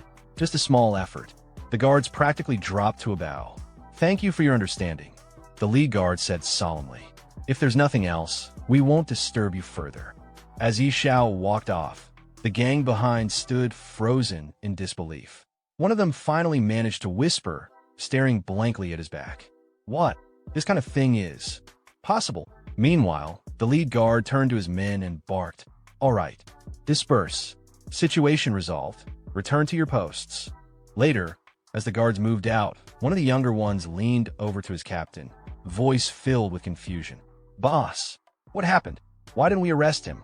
The leader didn't even look back. He just grunted and snapped. "You idiot. How many times have I told you?" His eyes narrowed as he watched Xiao vanish into the crowd. We guards need to pay attention to the details. The details. The guard captain leaned in close to his subordinate, voice low and urgent. "Didn't you see? That guy's a first-class citizen, and not just any. He's the very same young man the Duchess has been looking for." The younger guard blinked in confusion. "The Duchess?" "Yes," the captain hissed. "She's been losing sleep, try to find him. Word is, she's been tearing through the city looking for even a trace. Do you seriously think someone like him is the same as other first-class citizens?" He straightened, his eyes gleaming with ambition. "If we report this properly, we'll be promoted on the spot." "Got it." The younger guard finally caught on and nodded, eyes wide. "I see. No wonder you're the boss." Meanwhile, inside the Duke's mansion, in a richly decorated office lined with velvet drapes and polished wood, a noblewoman sat behind a large desk, her fingers tapping impatiently on the surface. Her eyes, sharp yet faintly anxious, stared at the empty space in front of her. "Good heavens," she murmured, brows furrowing. "Are you mocking me?" Her face flushed slightly, frustration showing through the composure. Her voice dropped into something almost vulnerable. Why are there still no updates on Xiao?" Just then, the door burst open. Madam. A maid came sprinting into the room, breathless. "We have news about Lord Xiao." The noblewoman instantly stood up, her chair scraping against the polished floor. "Really?" she said, eyes lighting up with barely contained joy. "Where is he now?" Cut to Resurrection Point, East District. 4 figures stood gathered beneath the dull glow of the respawn crystal. 2 of them were the same group who had previously approached Xiao with their offer. "I still can't believe it," one muttered. "He killed someone in the main city, and we just stood there." The group's leader crossed his arms, face grim but composed. "It was I who lost composure," he admitted. "He's already level 30. Naturally, none of you could stand against him." He glanced down, then smirked slightly. "I gave him the illusion that he could stand on equal footing with me. Let him have that moment. But soon," he looked up, eyes hardening, "I'll make him realize how foolish it was to challenge me." Turning to the assassin, he asked coldly, "You have stealth, don't you? Go back to the city. Retrieve the gear I dropped." The assassin gave a respectful nod. "Yes, young master." But just as he turned to leave, a voice echoed from above. "No need." Everyone froze. They looked up. Xiao stood atop a nearby rooftop, arms crossed, cloak fluttering in the wind. His eyes gleamed coldly as he looked down on them. "I didn't take your gear," he said flatly. "But from the look of it, it seems you won't be needing it anymore." All eyes turned upward. Xiao stood atop the building, a staff in his hand blazing with faint embers. The wind fluttered his cloak as his gaze bored down coldly at the group below. The group leader looked up, gritting his teeth. "This is the respawn zone, Xiao. Surveillance here is tighter than even the main city. What do you think you're doing? Are you insane?" Xiao ignored him. With a flick of his wrist, the staff ignited in his hand, flames licking the air. He narrowed his eyes and said, voice low and mocking, "If you don't remove the root." The grass grows back with a spring breeze. Before the group could react, whoosh. A torrent of fire engulfed the group leader. "Gaia!" The man didn't even get a scream fully before his body burned to ash. One of the group members staggered back in horror, his hand reaching instinctively for his sword. "You bastard!" But before he could draw it, Yi Xiao's cold voice rang out. "I suggest you don't move, or he won't be the only one to die." The man froze. Then Yi Xiao's flames surged again. His eyes glinted as he smiled. "Killing one or many makes no difference to me." The group leader's body reappeared at the respawn crystal, gasping from the respawn shock. But there was no relief in his eyes. His face twisted in panic, and he shouted at Yi Xiao, "What is the meaning of this? I'm warning you, don't take things too far. If something happens to me, not only you but your family, your friends, they'll all pay the price." Yi Xiao's response? Another wave of fire. "Boom! You're about to die again, and still you boast? That kind of threat means nothing to me." The man burned once more, his form vanishing into light. Crowds began to gather. Gasps and whispers spread like wildfire. "Look, it's Yi Xiao. Is he? He's killing someone at the respawn point. Killing in the respawn zone. He's lost it. He's insane." One of the gang members backed away, trembling. He stared at his leader's scorched remains and muttered, "Why, young master? Didn't respawn. He was forced to log out." Then boom, a new group of city guards arrived, their armor darker, bearing a crest of black flame. At their head stood a tall, broad-shouldered man with a cloak trimmed in gold and crimson. His voice thundered across the plaza. "Who dares cause bloodshed at the respawn point?" The crowd fell silent. The assassin among the group narrowed his eyes and looked between Yi Xiao and the new guards. He muttered under his breath, "The black-robed judge. Even Yi Xiao won't escape his judgment. Now, he's really in trouble." Yi Xiao narrowed his eyes, scanning the black-robed commander and the elite guards behind him. He could feel the difference in aura, sharp, overwhelming. TCH. So he even alerted him. "With my current level, fighting that guy head-on would be a massive loss." With a controlled breath, Yi Xiao lowered his staff. He calmly stepped down from the rooftop, landing silently before the stunned crowd. Hands raised in a surrendering gesture, he spoke coolly. "I was the one who killed him. I'll go with you." The guard captain stared at him, suspicious at first, then surprised by the composure. "Humph. At least you're reasonable," the captain muttered. He turned to his squad. "Take him away." In the real world, within a grand estate, an elderly butler sat beside a young man lying unconscious on a luxurious bed. Young master, wake up," the butler said softly, worry in his eyes. Just then, the door slammed open. A stern-looking man in an ornate robe strode in. It was the young man's father. "What's going on?" he barked. "What happened to my boa?" The butler lowered his head, voice solemn. "Sir, the young master has been killed." The father froze for a moment, as if the words had struck him physically. Then rage overtook him. "What? Who? Who killed my boa? I want his entire family buried with him." Meanwhile, in the game world, inside the Dragon Phoenix Empire's prestigious court in Funya City, Yi Xiao stood calmly in the center. The judge sat high upon the bench, peering down at him with an unreadable gaze. "Yi Xiao, first-class citizen of the Dragon Phoenix Empire," the judge began, "why did you break the laws of Funya City by committing murder in the respawn zone?" Yi Xiao lifted his head with confidence and spoke clearly. "That person gathered a group to harass and threaten me. As a first-class citizen, I acted to protect my dignity. I had no choice but to kill him." Murmurs erupted in the courtroom. Among them, members of the group Yi Xiao had slain were present. One of them stood and pointed at him. He admitted it. "He blocked the respawn point and killed our young master 5 times in a row. That's insane. Not even the respawn zone is safe if you offend him. He didn't even give him a second to breathe." So that's Yi Xiao. Terrifying. If he wants you dead, you're doomed, even in-game. The judge slammed his gavel down, his face stern. "Silence," he shouted, then turned back to Yi Xiao. "For violating city law and committing mass murder within a restricted zone, and though this is your first offense, I hereby sentence you to lifetime exile from the Eastern District of Funya City." Yi Xiao opened his mouth. "Respected judge," about this. Before he could finish, a firm and elegant voice echoed through the court. "Judge Aiter, Yi Xiao only killed a vagrant who dared to insult and threaten him. Both morally and legally, his actions were justified." All eyes turned toward the entrance. "It's the Duchess," someone gasped. Layla, dressed in her noble regalia, strode in with calm authority. Her eyes scanned the room before resting on Yi Xiao. Isn't this punishment a bit excessive, Judge Aita? She asked. The judge immediately stood, sweat beading on his forehead. Respected Lady Layla, Judge Aiter greets you. Layla didn't acknowledge the greeting. Her tone was firm. This man is my friend. I won't stand by and watch him be punished unfairly. Don't you agree, Judge Aiter? Yi Zhao's gaze softened slightly. Layla.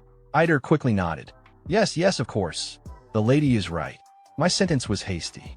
According to Fiancée city law, if a vagrant offends a first-class citizen, he is to be executed on the spot. In that case, Layla replied, why don't you remove the restraints from Mr. Yi Xiao? Immediately, the judge shouted, Guards, release him immediately. As the judge gave his final word, the Duchess turned toward Yi Xiao and said calmly, Mr. Aiter, if Yi Xiao is not guilty and there's nothing else, may we leave? The judge nodded respectfully. Of course, my lady. You may go at any time. Very well, she said simply. She turned and walked out of the courtroom, motioning for Yi Xiao to follow. Yi Xiao, let's go. He nodded, following her. All right, Layla. Outside the court, Yi Xiao rubbed the back of his head a little awkwardly. Thank you, Layla. Really. At the same time, the red frog spirit chimed in arrogantly. Kid, you got lucky again. Barely slipped out of trouble this time. Layla, without turning around, replied lightly, It was nothing. But then, with a softer expression, she glanced at Yi Xiao and smiled gently. I heard you were captured by a dragon. I sent people all over to search for you. I'm glad you're safe. Yi Xiao nodded. Yeah, I was actually taken by 2 dragons. But it turned out okay. I even gained some valuable items. Then, without warning, he took her hand and kissed it respectfully. Layla's face turned a little red, but she smiled. Really? Then you have to come home with me and tell me everything. Yi Xiao smiled back. Sure, Layla. It's been a while. I've got a lot to share with you too.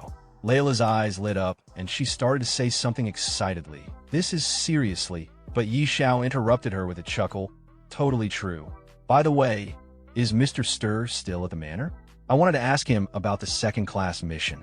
Second-class mission? Layla blinked, a bit surprised. You're already level 30?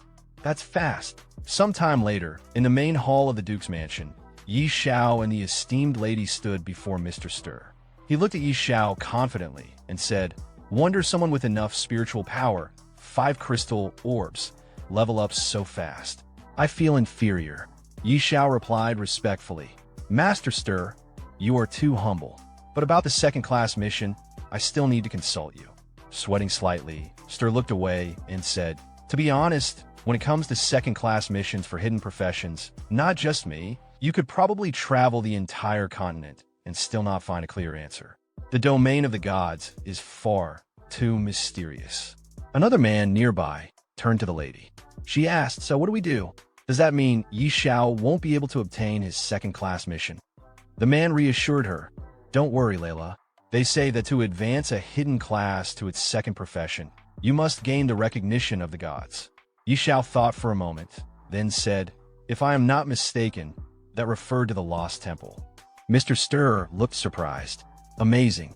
You actually know about the Lost Temple. Yi Xiao placed a hand under his chin thoughtfully.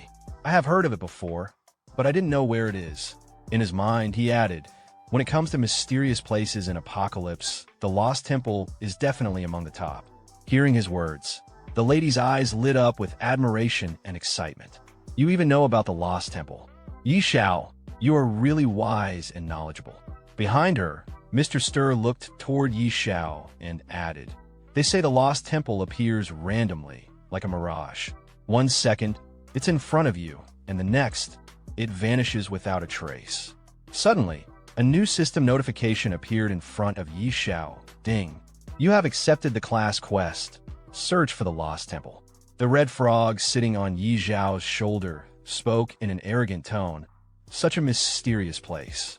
Your second advancement will be tough.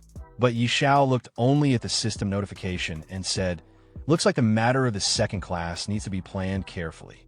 Later, as Yi Xiao stepped out of the mansion, the lady waved at him and said, Yi Xiao, when you are done, come find me. Yi Xiao waved back. All right, Layla.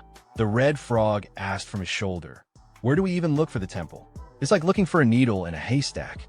With confidence, Yi Xiao replied, Let's not search for the lost temple yet. There's something more important right now. The frog blinked. Something more important? Xiao explained, if I am not mistaken, tomorrow will be the first strange invasion in Apocalypse. Still confused, the frog asked, strange invasion? Xiao replied calmly, that's right. The gate to another world will open and countless strange creatures will rise from the abyss. By then, all beings in Main City will be massacred, and every building in the city will be destroyed. Hearing that, the frog spoke with panic in his voice. You're not joking, are you? Then shouldn't we run? You think you can protect all your property in the city? Keep dreaming. But our protagonist replied confidently, relying on you alone is surely not enough to deal with these strange creatures. I can't help but think of one person. Then, Xiao opened a portal and called out, Sister Tao, are you there? A girl sat on a chair, relaxing in her room when Xiao appeared out of nowhere. She looked toward him and said, you again, you stinky brat. Every time you look for me, it's never for anything good. She stared at him with an annoyed expression. Did you find another unlucky dragon's nest again? Xiao smiled. Relax, Sister Tao. No dragons this time. It's right here in Fiancée City. We won't go anywhere else. She raised an eyebrow. Are you sure? Even after hearing that they weren't going anywhere, she turned away from him and said in irritation, in the main city? What danger could there possibly be? You still need me to step in? Want me to beat up the city lord or something? Xiao calmly explained, it's not that serious. I just want to ask if you could guard my property in the West District for one day, starting from midnight tonight. Same pay as always. She stood up and faced him. That's simple. You're not trying to trick me, are you? Xiao chuckled. Come on, Sister Tao. We've been friends for years. She sighed. Fine. I'll show up on time tonight. As Xiao walked away, he called back. Perfect, Sister Tao. Don't be late. At the same time, the frog spoke in a slightly teasing tone. Congrats, you managed to trick someone again. Later, Xiao and his trusty frog walked through the city. Xiao said, what kind of talk is that, Lao Ji? How can you call it a trick? It's all for Sister Tao's own good. You just don't get it. The red frog replied in an annoyed tone, brushing it off. Yeah, sure. Whatever you say. Xiao added, I'll use the time left to level up one more time and get fully ready for the strange invasion. At that time, in the world chat, someone posted, Xiao took action and killed another player 5 times in a row at the respawn point, causing their real-life death. Does this terrifying power mean he can do whatever he wants? Then another message appeared. A powerful unknown blatantly violates the law. This is an open challenge to society, a disgrace and a trampling of human life. Another person wrote, real identity verification is urgent. Apocalypse must not be a place where players do whatever they please. Followed by someone else. As players, shouldn't we support identity verification in the game and fully cooperate? In his room, Xiao sat on the sofa reading the chat. Looking at the messages, he said calmly, are they really making noise just to try to expose my identity? Childish. Then he closed his eyes and went to sleep. Elsewhere in the game world, some players logged in unexpectedly. One of them said, what's going on here? I haven't even fallen asleep, and I'm already in the game. Another replied, another forced entry into the game? Is this like launch day again? A third added, I can't log out. Am I stuck here for 9 hours? What is happening? And someone else muttered, even if I can't log out, as long as the monsters don't enter the starter village, everything should be fine. Better stay inside. Meanwhile, Xiao was sitting outside on a chair, and beside him, Sister Tao stood, yawning. He said to her, Sister Tao, as punctual as ever. She looked around the quiet city and replied, don't tell me you called me just to chat. Or are you just rolling in money? Xiao checked his watch and said without looking at her, don't be impatient, Sister Tao. Soon, all my shops in the West District will be in your hands. She smiled gently and answered, relax. As long as I'm here, not a single stone or tile will be lost. With confidence, Xiao smiled mysteriously. With Sister Tao here, I'm already at ease. Suddenly, lightning struck from the sky. Both of them became alert and looked up. Xiao stayed calm and said, Sister Tao, cast a buff. She didn't answer right away. Instead, she kept staring at the sky. What's this? Above, a crack opened in the sky. From it, a swarm of monsters began pouring into the world. Xiao explained, it's the strange invasion. The creatures looked like demonic beasts. Elsewhere in the city, Panic broke out among the guards. Invasion. There's an invasion. The whole city is under level 1 alert. No one is allowed to leave. Mages to the walls. Evacuate the people. Monsters charged into the city, smashing buildings and attacking civilians. People ran in every direction trying to escape. Back with Xiao, he stood calmly behind his trusted ally. Sister Tao looked at him and asked, "How did you predict the strange invasion? The current level of these creatures doesn't worry me, but if it rises..." Xiao replied with excitement, "Sister Tao, you have to believe in yourself. You are a divine-level sorceress." Right after he spoke, a powerful boss monster appeared in the sky. Sister Tao's eyes widened. "That's a level 100 boss. Lord Class, I fell into your trap again." She looked at him in frustration. "Every time you look for me, it's never for something easy." Xiao responded playfully, "Sister Tao, you said you'd protect every brick and tile of my West District." She answered by launching 5 heavenly lightnings at the boss monster. It collapsed instantly. Xiao said with awe, "Wow." Sister Tao took out a Lord-class boss with just 1 strike. She scowled and said with annoyance, "Do you think I'm some kind of toy?" Suddenly, another Lord-class boss appeared in the distance. Sister Tao looked toward Xiao and said with a bit of panic, "You brat, stop staring and help out." Xiao smiled confidently, "Of course, Sister Tao." Then he summoned his dragon. "Xiao Hui, it's your turn. Let's go." Some distance away from Xiao, chaos erupted along Fungi City's defense walls. A monstrous creature, its hulking form dwarfing the stone barriers, slammed clawed fists against the fortifications with a thunderous roar. Soldiers scrambled while magicians chanted spells, their attacks barely scratching the beast's hide. The city gods stood ready on the battlements, weapons drawn, as a nearby mage shouted urgent orders. "Hadi, don't let them get close." Another defender, muscles straining, cried out in desperation, "I can't hold on anymore." The scene shattered as a shadow blotted out the sun. Xiao Hui descended like a wrathful comet. The dragon's fiery breath engulfed the monster in an inferno, reducing it to charred flesh before its massive corpse toppled onto a nearby shop, crushing the structure completely.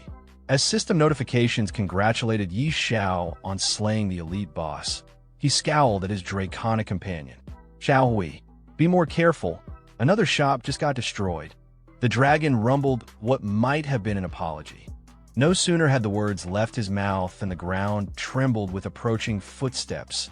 An entire wave of monsters surged toward the walls. Xiao's eyes gleamed with predatory anticipation. TCH, a whole wave coming. Xiao Hui, strike first. The dragon became a blur of scales and flame, reducing monsters to ash with each sweep of its claws. Notification after notification flashed before Xiao's eyes as experience poured in. Flexing his hand, he grinned. "Just as I thought. Killing bosses is the fastest way to level up." From his perch on a rooftop, Xiao called out to Sister Tao amidst the battle below. "Sister Tao, I'm counting on you to defend the West District. Xiao Hui and I are going to hunt more bosses." The woman spun toward him, face contorted in exasperation as she bisected a monster mid-turn. "You brat, do you think I have 3 heads and 6 arms? I don't care. You better pay me more." Xiao's chuckle carried over the din of battle. "No problem."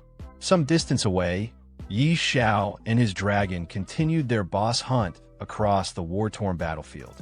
As another monster fell to Xiao Hui's flames, a gleaming item dropped at Xiao's feet.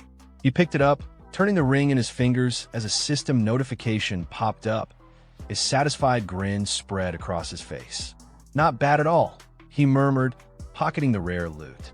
With a casual wave toward the smoking battlefield ahead, he called out, "Xiao Hui, let's go find more bosses." The dragon let out an eager roar, its wings beating powerfully as it soared toward the next cluster of monsters, leaving scorched earth in its wake. Beyond the city walls, pandemonium reigned as civilians fled through monster-infested streets. "Run! Oh no, I don't want to die!" screamed one man as claws tore through his companions. A young girl collapsed, prompting a bloodied swordsman to turn back in horror. "Little sister, wake up! How am I supposed to live without you?" Nearby, Another survivor raised his weapon with desperate resolve. Damn monsters! If I have to, I'll take you down with me. A shield-bearing warrior intercepted a killing blow meant for the group, the impact rattling his bones. Boss, I can't hold on any longer. At the rear, a bespectacled man scanned their surroundings frantically. Look for a way to escape. Those bosses are too strong. We're no match. The shield-bearer glanced back at his trembling comrades, voice raw with urgency. Boss, go. Hurry up. Take Xiao and the others. I can only distract it for 5 seconds. The monster's next strike sent him flying, but even as he tumbled across the dirt, his final shout followed his fleeing friends. Boss, go. Don't worry about me. The glass-wearing man and his team stood frozen, watching in horror as their comrade Storm crumpled to the ground. Storm, are you okay? Storm, wake up! They cried out, their voices cracking with panic. The bespectacled leader stared at the advancing monster with widening eyes, his breath coming in short gasps. His remaining friends scrambled to drag their fallen defender to safety, but the creature was already upon them, its maw gaping wide for the killing strike. There's no hope, the leader whispered, his glasses reflecting the monster's glistening fangs. One of his teammates grabbed his arm desperately. Are we all going to die here? Then, like divine intervention, a torrent of flames engulfed the beast, reducing it to smoldering bones before their eyes. The sudden heat made them stagger back as the monster's corpse collapsed at their feet. The bespectacled man stared dumbfounded at the charred remains. Wow! The boss was defeated in a single strike. His gaze shot upward, where a gleaming green dragon circled overhead, its wings casting ominous shadows across the battlefield. Sweat trickled down the leader's face as he muttered, "Looks like a baby dragon." But his assumption shattered when a majestic creature unleashed a psychic pulse across the battlefield. Every monster in the vicinity turned as one, compelled by some unseen force to charge recklessly at the dragon. What followed wasn't a battle, it was a slaughter. Before the horde could even raise their claws, Xiao Hui's fiery breath turned them to ash, their dying screams cut short by the inferno. The group watched the carnage with awestruck expressions. This baby dragon is unbelievably strong, one member breathed. The shield-bearing warrior who'd nearly sacrificed himself earlier managed a weak smile, gazing at their draconic savior through bloodied vision. God, did you hear my prayer? Some distance away, Xiao waved dismissively at the scene. Come on, Xiao Hui. Looks like there are more bosses over there. His casual remark drew the group's attention to his presence. A girl suddenly pointed, her voice trembling with recognition. That's the great Xiao. The others whirled around, their exhaustion momentarily forgotten. It really is the great Xiao, they echoed in reverent tones. Their bespectacled leader scrambled forward. Xiao, wait. The renowned cultivator paused mid-step, turning with visible annoyance. You guys, what is it? Though his tone made it clear he wasn't interested in conversation, the group bowed deeply. Thank you for saving us just now, the leader said sincerely. Another member added with fervent respect. If you ever need anything, Grandmaster, we'll risk our lives to repay this debt. Yi Zhao's lips quirked in amusement. He gestured toward the city with a lazy flick of his wrist. The West District is relatively safer now. If you don't want to keep hunting bosses, you can head there. As the group murmured their thanks, the girl whispered dreamily to her companions. Yi Zhao is so cool. One of her friends chuckled. If I were a woman, I'd definitely have his children. She gave him a deadpan look. You're way too ugly for that. Their leader clapped his hands, snapping them out of their reverie. Okay, enough talking. Pick up the gear and items. We're heading to the West District. Meanwhile, Xiao was already moving toward the next cluster of monsters, watching as Xiao Hui reduced another wave to cinders. Killing these common monsters is just a waste of time, Xiao Hui, he remarked, though the dragon continued its relentless assault, bathing the battlefield in cleansing fire.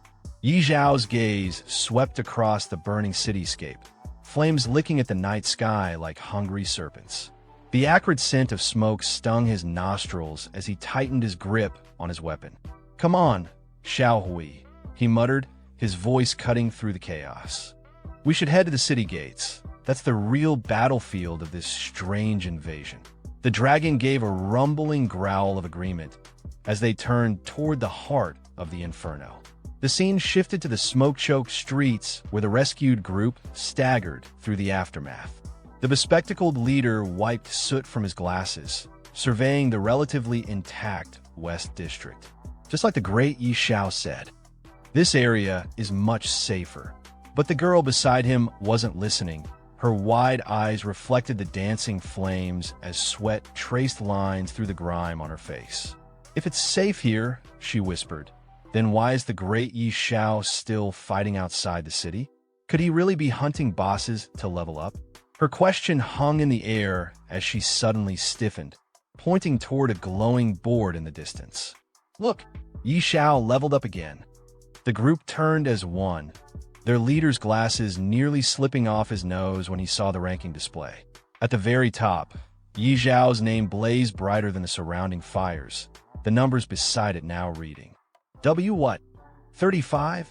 The leader stammered, mopping sweat from his brow. Just yesterday, he was level 31. How many bosses did this man slaughter to... A deafening roar from above cut him off mid-sentence. The group barely had time to look up before a meteorite streaked across the sky, its flaming tail painting the smoke crimson. It struck with earth-shaking force somewhere near the main gates, the impact tremor making them all stumble. "What in the..." the girl shrieked, bracing against a collapsing wall. Their leader's glasses reflected the growing fireball as he whispered hoarsely. That came from the direction of the main city gate. Through the billowing smoke, they could just make out the crater's outline. The meteorite had landed squarely amidst the city's central buildings, its ominous glow pulsing like a diseased heartbeat. Xiao stood tall at the main gate of Fengye's central city, his gaze locked onto the ruined landscape before him. The scorched buildings, shattered defenses, and trails of smoke told a single, brutal truth. What had occurred here wasn't a battle. It was a massacre. Just then, a monstrous pressure surged behind him. A massive skeletal figure emerged, towering over the wreckage, cloaked in dread. System alerts flashed, Skeleton King, level unknown. Xiao turned around, narrowing his eyes at the creature's presence. This wasn't just any enemy. He recognized it immediately, a level 100 Lord-class boss. And, judging by its aura, this wasn't going to be a fight he could handle solo. Some distance away, atop the city walls, chaos erupted. A city guard rushed toward a nobleman draped in a decorated mantle, Lord Eider. The guard's panic was evident. The main gate's wall was obliterated. The archer squads were collapsing, healers barely clinging to their roles. They were at their limit. In desperation, the guard pleaded for an order. Should they abandon the front lines? Lord Eider didn't hesitate. He turned to the guard, voice stern and unwavering. He ordered a retreat. The magician beside him acknowledged instantly. But the skies had other plans. A thunderclap tore through the heavens. Lightning cracked downward, illuminating the burning city below with divine fury. Lord Eider froze, eyes wide as he witnessed the energy descend. Sweat rolled down his temples, not from fear but from awe. And then, with a sudden shift in presence, realization dawned upon him. Reinforcements had arrived. Not just any reinforcements, a divine-level expert. His composure flipped into excitement. With renewed spirit, he called out to his warriors to rally. Hope sparked in the inferno. Meanwhile, back near the gate, Zhao's ally, Sister Tao, landed beside him, irritation written all over her face. She had clearly been summoned in a hurry, and the presence of the Lord-class monster explained why. She questioned Zhao's intent. Surely, he didn't plan on taking down that level 100 boss himself? Xiao met her gaze with a teasing grin. Of course he did, but he wasn't going to do it recklessly. He hinted at a plan, one that required her help to get close enough. Tao's expression twisted between disbelief and exasperation. Even she wouldn't dare challenge a creature of that caliber so directly. Yet Xiao, with unshakable confidence, simply smiled back his resolve unwavering. With a resigned sigh, Tao raised her hand and snapped her fingers. A vibrant blue glow wrapped around Xiao's body, surging him with power. She grumbled as she cast the buff, annoyed but supportive. Xiao looked at his hands, now crackling with energy, exactly what he needed. He then turned his eyes toward the Skeleton King. The battlefield was still thick with enemies. It wouldn't matter how strong he was if he couldn't reach the boss. He glanced back at Tao with a challenging look. Wasn't it her job as a divine sorceress to clear the way? Tao didn't even flinch. She lifted her staff and stepped forward. If he had the guts to fight a Lord-class monster head-on, she'd return the favor by blasting the path wide open. With a swift gesture, Sister Tao raised her staff high, and once again, lightning tore down from the heavens. She continued channeling the energy, eyes locked on the towering undead figure as the storm above intensified. Still holding the lightning in place, she turned her head slightly, signaling Xiao to move in. Without hesitation, Xiao launched forward, darting toward the Lord-class monster with determination burning in his eyes. As he dashed through the scorched battlefield, he glanced back for a brief moment, flashing a confident grin. Her support, as always, was unmatched. Suddenly, Lord Eider emerged before Sister Tao, eyes filled with a rare mix of admiration and hope. He acknowledged her contribution with formal gratitude, knowing full well that her intervention had shifted the tide. But she didn't have time for praise. With an irritated expression, she sharply dismissed the pleasantries and barked out orders. He was to lead his forces to defend the north, while she and Xiao handled the front. Lord Eider wasted no time.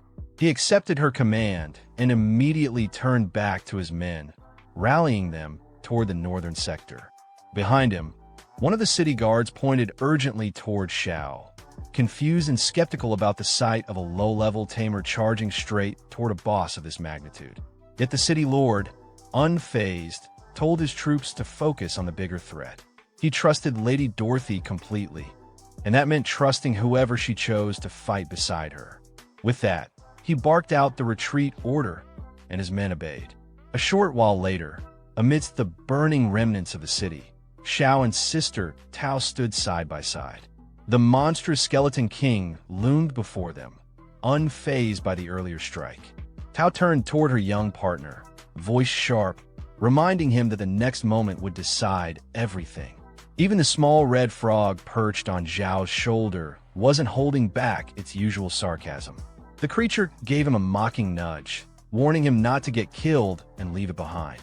But Xiao, undeterred, reassured them both. He wasn't planning to die today. This was his moment. With a deep breath, Xiao stepped forward. The Skeleton King raised its massive axe, both hands gripping the weapon as it prepared to obliterate everything in front of it. In response, Sister Tao raised a shimmering shield, her magic forming a barrier just in time to absorb the blow.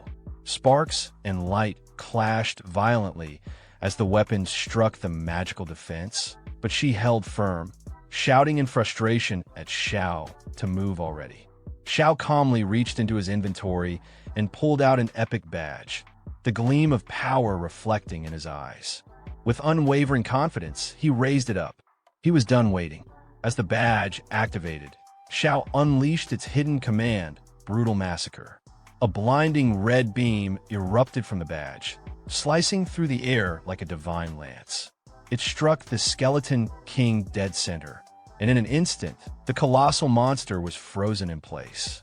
A system notification flashed across Xiao's view, brutal execution, instant death. The massive creature began to tremble. Its skeletal frame cracked, joints loosening, and then, one by one, its bones began collapsing to the ground. It wasn't just defeated, it was annihilated.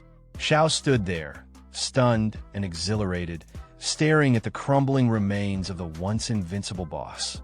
A surge of satisfaction filled his chest. He had done it. Even the red frog perched on Xiao's shoulder froze in disbelief.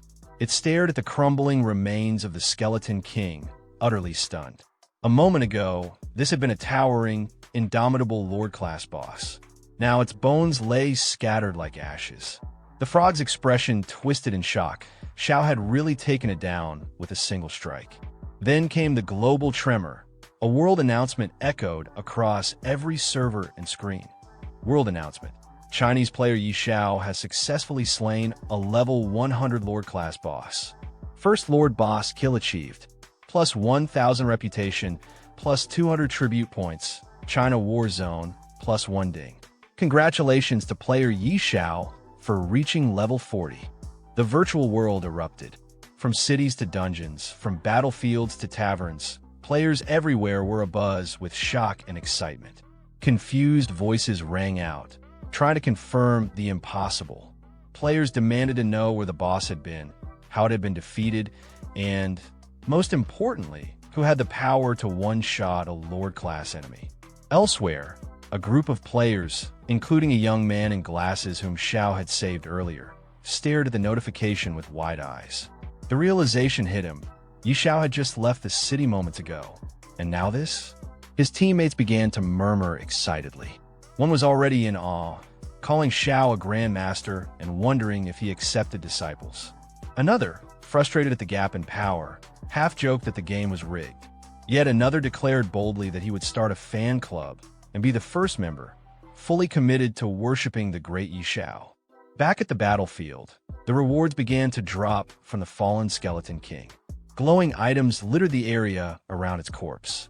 Xiao knelt down and picked one up, eyes lighting up as he examined the glowing text. Divine Protection Shield grade. Not yet identified. Freezing Stone grade. Not yet identified. Effect. Not yet identified. He smiled to himself. This was exactly what he'd expected. A boss of this level didn't drop ordinary loot. The rewards were on a completely different scale from anything he'd encountered before. He turned toward the red frog still sitting on his shoulder and asked if it had spotted anything valuable. The frog was already staring at a horn-shaped item buried among the drops. It recognized it immediately, an artifact. Xiao reached down, picked it up, and gave the frog a smirk. That sharp eye of its had paid off again. This item was definitely something special.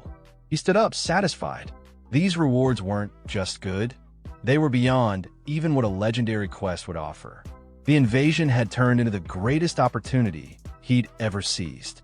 Just then, the battlefield changed again. All around them, the remaining monsters began retreating, slipping back into the swirling portals from where they came. Townspeople across Finya shouted in relief and celebration. They had survived. The strange invasion was over. Their city stood. Cries of joy echoed through the streets.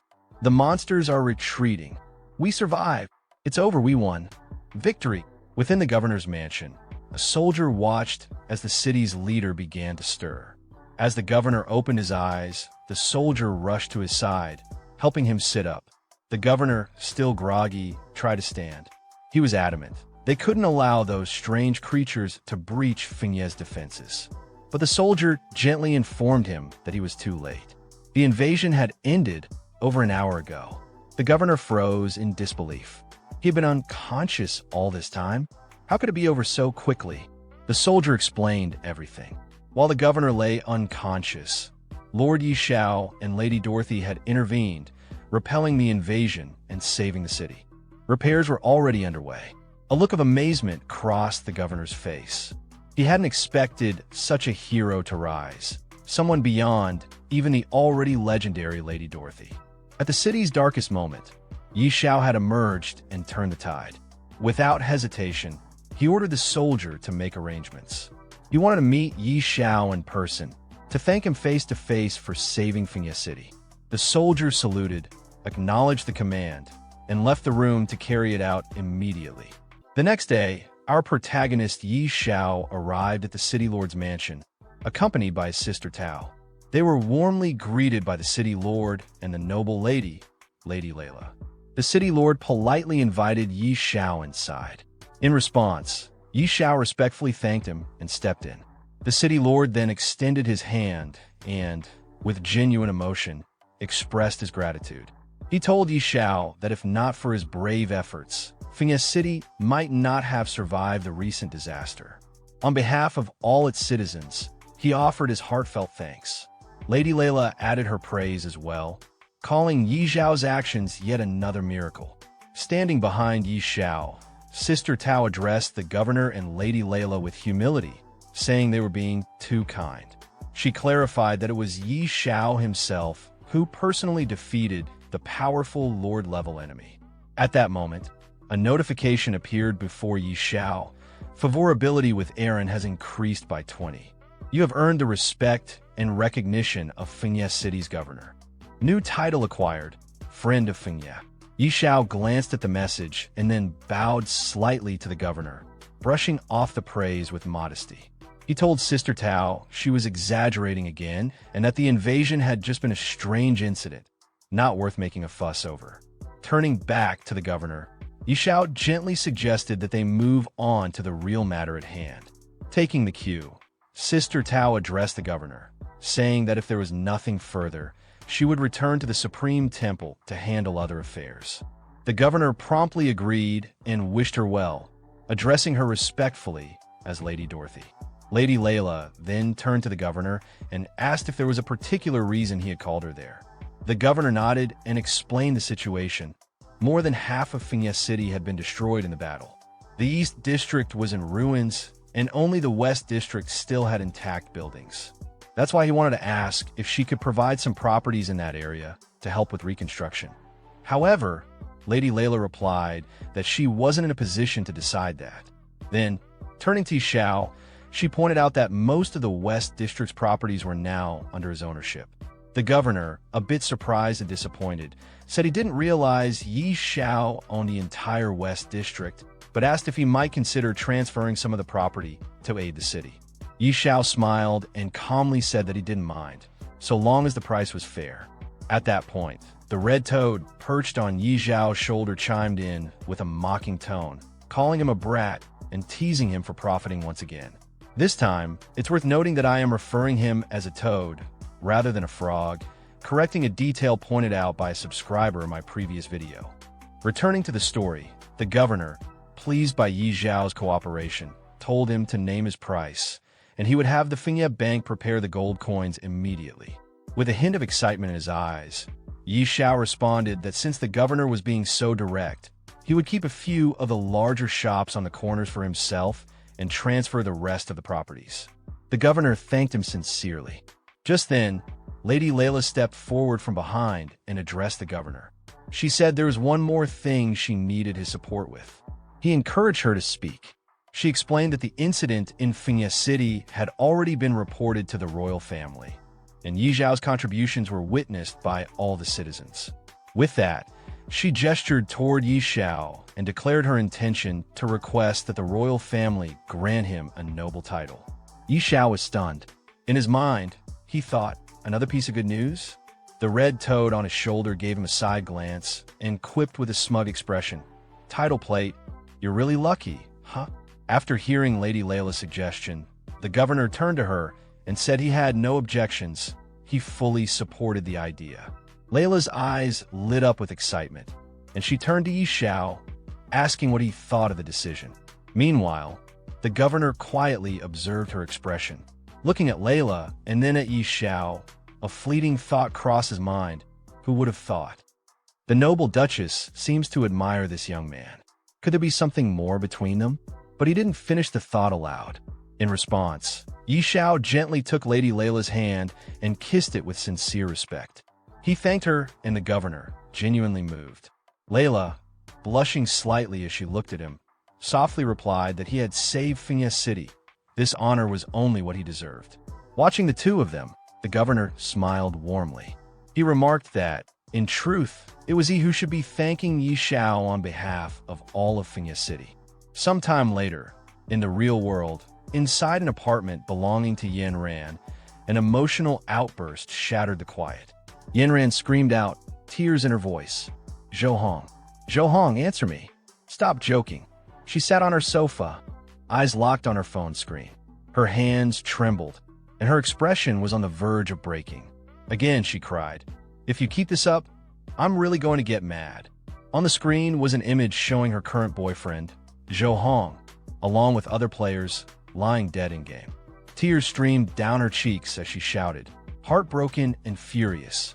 "Zhou Hong, you're useless. I gave you the gear I bought with my entire savings, and you still couldn't defeat one strange monster." Her voice cracked. "What am I supposed to do now?" A wave of panic surged through her. Sweat began to roll down her face. She rubbed her cheeks with trembling fingers, trying to snap herself out of it. Her eyes sharpened with a mix of desperation and clarity. "That's it. I can still look for Yi Xiao," she exclaimed.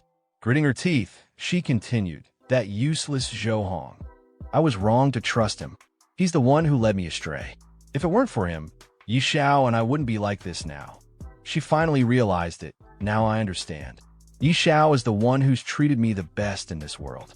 Yes, I can still find him." She stood up from the sofa, her mind set, and began walking briskly. Her voice, firm but emotional, echoed in the apartment. "Yi Xiao loves me deeply. If I just sincerely apologize, I'm sure we can go back to how things were." Her footsteps quickened. "This time, no matter what he wants, I'll give it to him.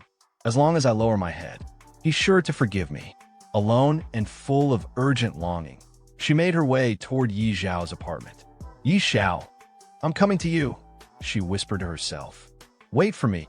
Sometime later, inside the game world, a large number of players had gathered in the middle of the city, clearly discussing their next move.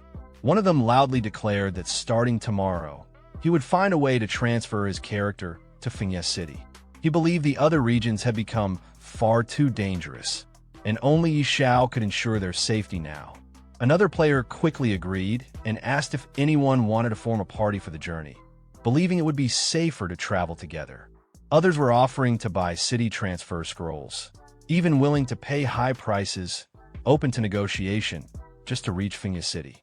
Excitement surged through the crowd as more players ran around, scrambling to buy property in the city. Shouts filled the air, with players bidding higher and higher amounts for available houses, offering thousands, even tens of thousands of gold coins. Amid the chaos, Yi Xiao stood quietly, observing the commotion. He couldn't help but wonder why so many people were suddenly flocking to Fiancée City. It puzzled him, but instead of dwelling on it, he decided it wasn't the right time to take on new challenges. He figured he should focus on forging equipment first. With that thought, Yi Xiao made his way back to the blacksmith he had met earlier. Upon seeing Yi Xiao, the blacksmith respectfully asked what brought him back this time. Yi Xiao explained that he needed to forge and identify some equipment. However, the blacksmith regretfully pointed out that his shop had been destroyed and he didn't have the means to help at the moment. Yi Xiao then thought for a moment and told him not to worry. He could lend the blacksmith a forge and an identification device. This surprised the blacksmith, but he followed Yi Xiao without hesitation. When they arrived at a well-kept shop in the West District, Yi Xiao gestured for him to go inside. The blacksmith was stunned and tried to ask about the place, but Yi Xiao simply encouraged him to step in and see for himself. Once inside, the blacksmith was amazed. The forge was top-tier, clean, modern, and fully equipped with high-grade tools and even identification equipment. He commented on how luxurious it was and asked who the owner might be. Yi Xiao calmly explained that the shop belonged to him. He offered to let the blacksmith take over the place under the same profit-sharing arrangement the blacksmith used to have before. Since the shop had been sitting unused and the blacksmith was clearly skilled, it made sense. The blacksmith was overjoyed, deeply moved by Yi Xiao's generosity. Especially in a time when many in his profession had been left unemployed, he expressed his heartfelt gratitude, promising to give it his all in return for the opportunity. After settling the blacksmith into the new forge, Yi Xiao pulled out a mysterious item and held it out toward him. He told the blacksmith there was no need for thanks. The important thing now was the work. He then asked if the item could be identified, clearly interested in testing its properties. The blacksmith examined it carefully. He seemed surprised, asking if this was truly an artifact meant for identification. As he took it into his hands, his expression grew more serious and slightly disheartened. Without even looking up, he admitted that even with the most advanced identification tools currently available, he couldn't guarantee a successful result. Yi Xiao, unfazed, simply encouraged him to try anyway. Motivated by Yi Xiao's trust, the blacksmith immediately began working on the process. He was determined to give it his all, doing everything he could to identify the mysterious artifact. However, after some time, the results were disappointing. The blacksmith lowered his head and admitted he had failed. He couldn't even maintain the identification spell. Just as he had feared, the artifact was far too advanced. Yi Xiao asked whether it was really that difficult. The blacksmith responded honestly, explaining that no one had ever successfully identified an artifact of this nature before. He apologized, clearly feeling he had let Yi Xiao down. But Yi Xiao didn't seem bothered at all. With a calm expression, he pulled out a few more items, 3 epic grade ones, and handed them over. He acknowledged the artifact was probably too complex, so it was better to start with something more manageable. The blacksmith immediately shifted back into work mode, replying that identifying epic-grade equipment wouldn't be a problem. Meanwhile, elsewhere in the city, a man was trying to enter the governor's mansion, but the guards stopped him firmly. They told him the governor was far too busy to meet visitors and insisted that he leave immediately. Moments later, Yi Xiao arrived at the mansion and approached the same guards. When he asked if the governor was available, their tone changed instantly. Recognizing him with respect, they informed him that the governor was in his office and invited Yi Xiao to go right in. Yi Xiao nodded in acknowledgement and proceeded inside without hesitation. When Yi Xiao entered the governor's mansion and stepped into his office, the governor turned toward him, visibly surprised. He hadn't expected this visit. Curious, he asked Yi Xiao if something urgent had brought him here. Without hesitation, Yi Xiao replied with a serious and determined tone. He got straight to the point. He wanted to search for the long-lost race. The governor raised his eyebrows at that. Turning slightly in his seat, he commented that searching for the lost race was nearly impossible. According to legend, they had vanished over a century ago. It would be like trying to find a needle in a haystack. But Yi Xiao didn't waver. He acknowledged the difficulty, but insisted that he still had to try. Impressed by his resolve, the governor asked what kind of support Yi Xiao needed from him. Yi Xiao then proposed something bold. He wanted the governor to issue a bounty. Anyone who could find the lost race would receive a massive reward, 5 million gold coins and 3 pieces of dark gold-grade equipment. Hearing the size of the offer, the governor's eyes lit up. It was an extremely generous reward, clearly indicating that this mission held great importance to Yi Xiao. He assured Yi Xiao that he would have the bounty posted right away. Yi Xiao gave him a brief but sincere thank you, and the governor responded warmly, saying there was no need for thanks. It was no trouble at all, especially for someone like Yi Xiao. The following day, an in-game global announcement was broadcasted to all players. As the notice appeared, it created immediate buzz among the players. One player excitedly shouted for everyone to take a look. Yi Xiao had leveled up again. Another chimed in, stunned that Yi Xiao was back to grinding levels. As more players read the update, they became increasingly shocked. News spread quickly that Yi Xiao had managed to pass the incredibly difficult level 40 Abyss trial.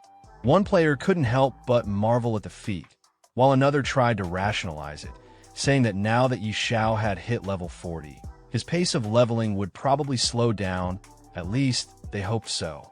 Meanwhile, deep inside the level 40 Abyss trial ground, Yi Xiao was engaged in a fierce battle against a powerful monster known as the Abyssal Guide. The creature let out a deafening roar and lunged at him with deadly force.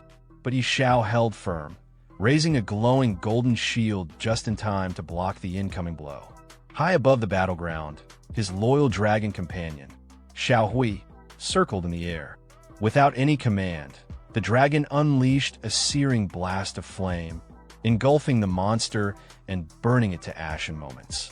The Abyssal Guide let out one final cry before collapsing lifelessly to the ground. Perched on Yi Xiao's shoulder, the Red Toad looked down at the defeated monster and remarked snidely that Yi Xiao would have been toast if not for the powerful shield, something only possible because he had money to afford it. Yi Xiao didn't bother to argue. Instead, he replied with calm confidence, pointing out that ever since Xiao Hui had received the blessing of the Dragon God, the dragon's stats had skyrocketed, making it much more powerful than before. Still airborne, Xiao Hui continued to glide above the battlefield while Yi Xiao bent down and picked up the item dropped by the fallen monster. Examining it, he immediately recognized what it was, another fragment, the fourth one so far. He muttered to himself, wondering just how many of these pieces were needed to complete whatever they were meant for. Just then, a message flashed before his eyes. It was from Aaron, Lord Yihan, asking Yi Xiao to come to his residence immediately. There was news about the lost race. The words hit Yi Xiao like a bolt. He was stunned. Could it really be true? Had there already been a discovery so soon after the bounty was issued? Far away in a distant region of the game world, 3 adventurers sprinted toward a nearby city in a frenzy of excitement.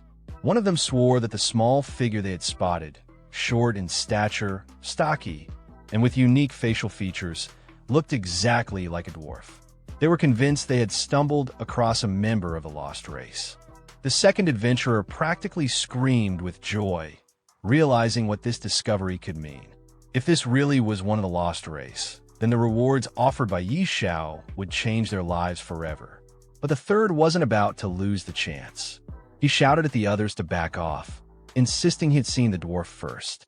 They all sprinted faster, each trying to be the first to report to Yi Xiao and claim the bounty of gold and dark gold equipment. Meanwhile, back in Fengye City, Yi Xiao rushed to the governor's mansion. Entering the governor's office, he wasted no time. His expression was serious as he asked if the rumors were true. Had there really been news about the lost race? The governor turned to a heavily armored knight standing nearby and gave a simple instruction. He told him to go ahead and explain everything to Yi Xiao.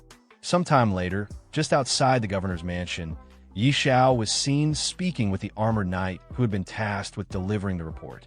The knight greeted him respectfully, addressing him as Lord Yi Xiao, and explained that in the forest just outside Fengye City, he had spotted a group of strange, short-statured individuals.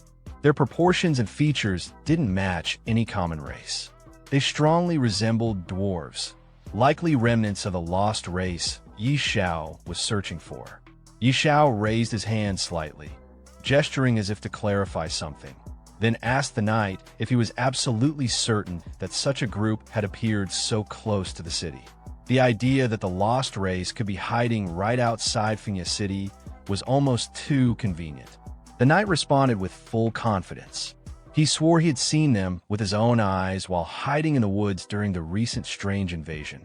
If not for Yi Xiao's intervention that ended the event, he admitted he might not have survived long enough to bring this news back.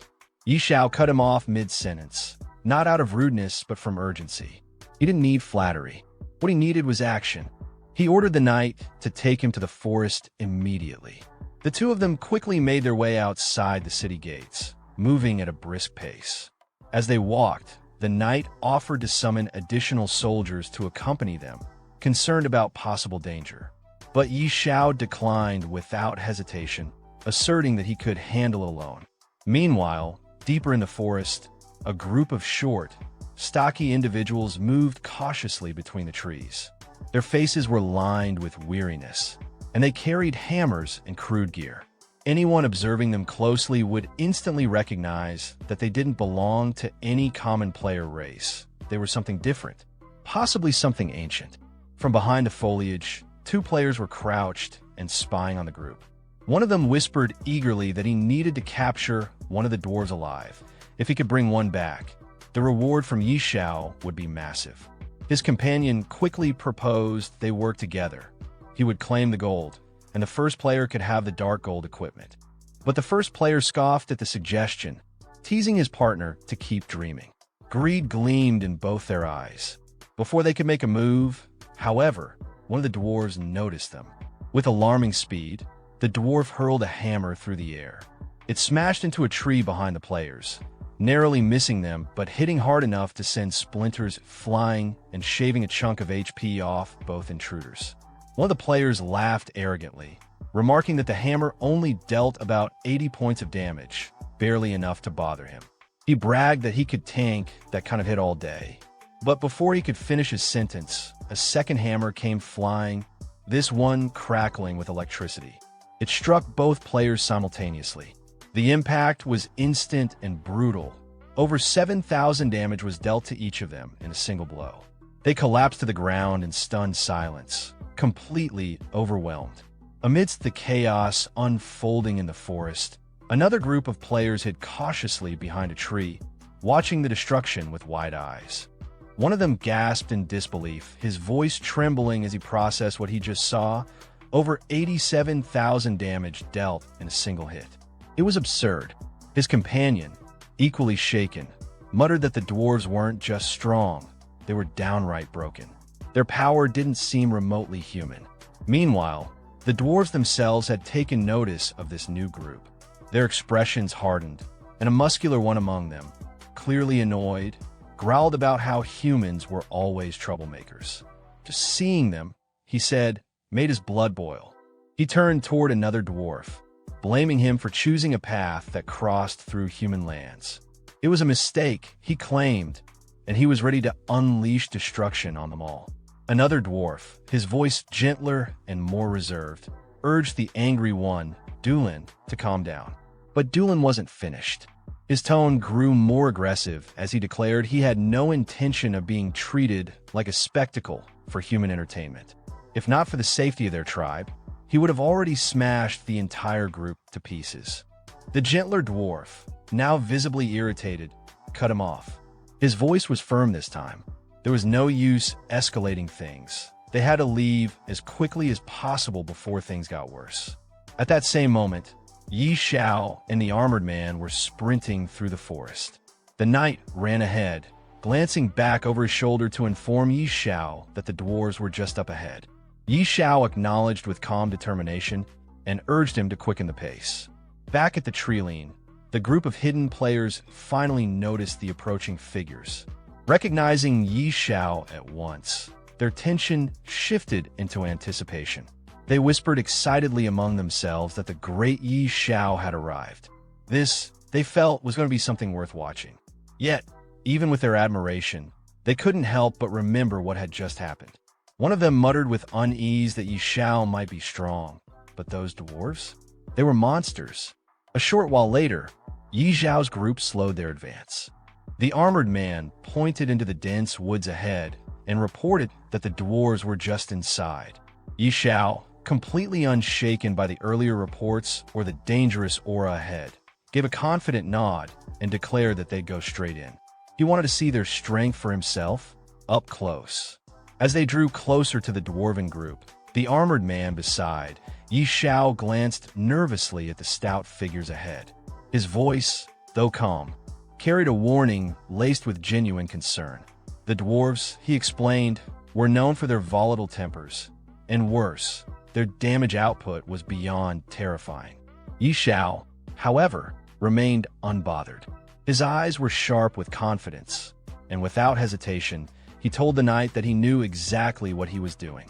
Then, shifting his gaze forward, he made it clear the knight's job was done. Everything from this point on would be his responsibility. The red toad, still perched arrogantly on Xiao's shoulder, scoffed at his calm approach. He couldn't believe Xiao was seriously planning to walk straight into the dwarf's path without any backup. But Xiao's expression didn't change. The armored man, understanding the command, gave a respectful nod and stepped back, fully trusting Xiao's judgment. Up ahead, the dwarves had already noticed Xiao's approach. One of them growled furiously at the sight, his fists clenching with rage. A human daring to walk this close? He was ready to crush him on the spot. But just before he could act, another dwarf squinted at Xiao with a curious expression. Something about this human felt different, unusual, not unpleasant. Even the first dwarf, still seething moments ago, paused. The more he looked, the more his rage seemed to dissolve. His desire to fight melted into a strange feeling of intrigue. Xiao walked toward them calmly, his hand casually tucked into his pocket. The red toad on his shoulder remained, glancing around with a wary but amused look. One of the dwarves, clearly more sensitive than the rest, stepped forward and closed his eyes as if sensing something beyond sight. His expression slowly shifted into awe. He could smell something powerful, something divine. It wasn't just one artifact, either. There were multiple. The scent was overwhelming. Another dwarf, catching the same scent, gasped softly. It was unmistakable. Several divine artifacts were emanating from Yi Zhao's presence.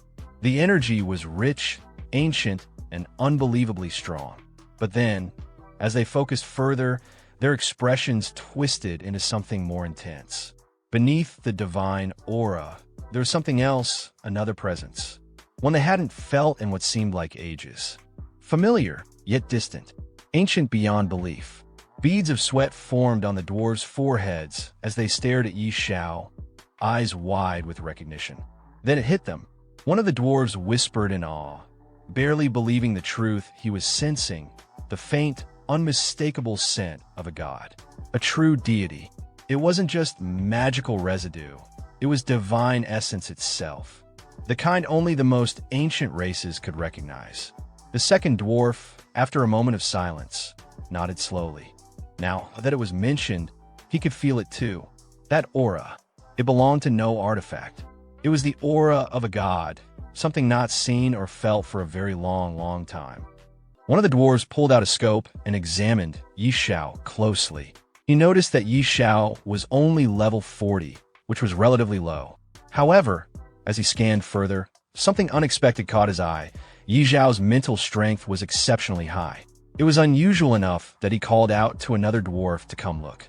Taking the scope from his companion, the second dwarf also analyzed Yi Xiao and was taken aback. He was surprised by how extraordinary Yi Zhao's mental attributes were. To him, it wasn't just a matter of raw stats. It almost seemed like Yi Xiao had been directly guided or blessed by divine power.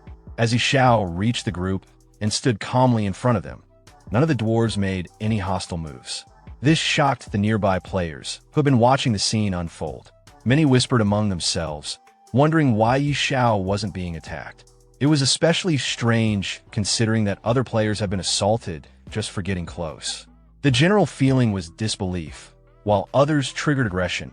Yi Xiao had simply walked in, completely unchallenged. One of the onlookers even commented sarcastically about how impressive it was to witness such privilege in action. Nearby, a group of players had started recording the event, treating it like breaking news. They made casual, joking remarks about how the situation looked from the outside, like a betrayal of expectations or a twist in the story, with even the proud dwarves seemingly bowing to Yi Zhao's influence. One of them added that this encounter alone was sensational enough to make headlines. Back with the dwarves, one of them finally asked Yi Xiao what his purpose was. Yi Xiao introduced himself and explained that he had come seeking their help, not to fight, but for a specific purpose.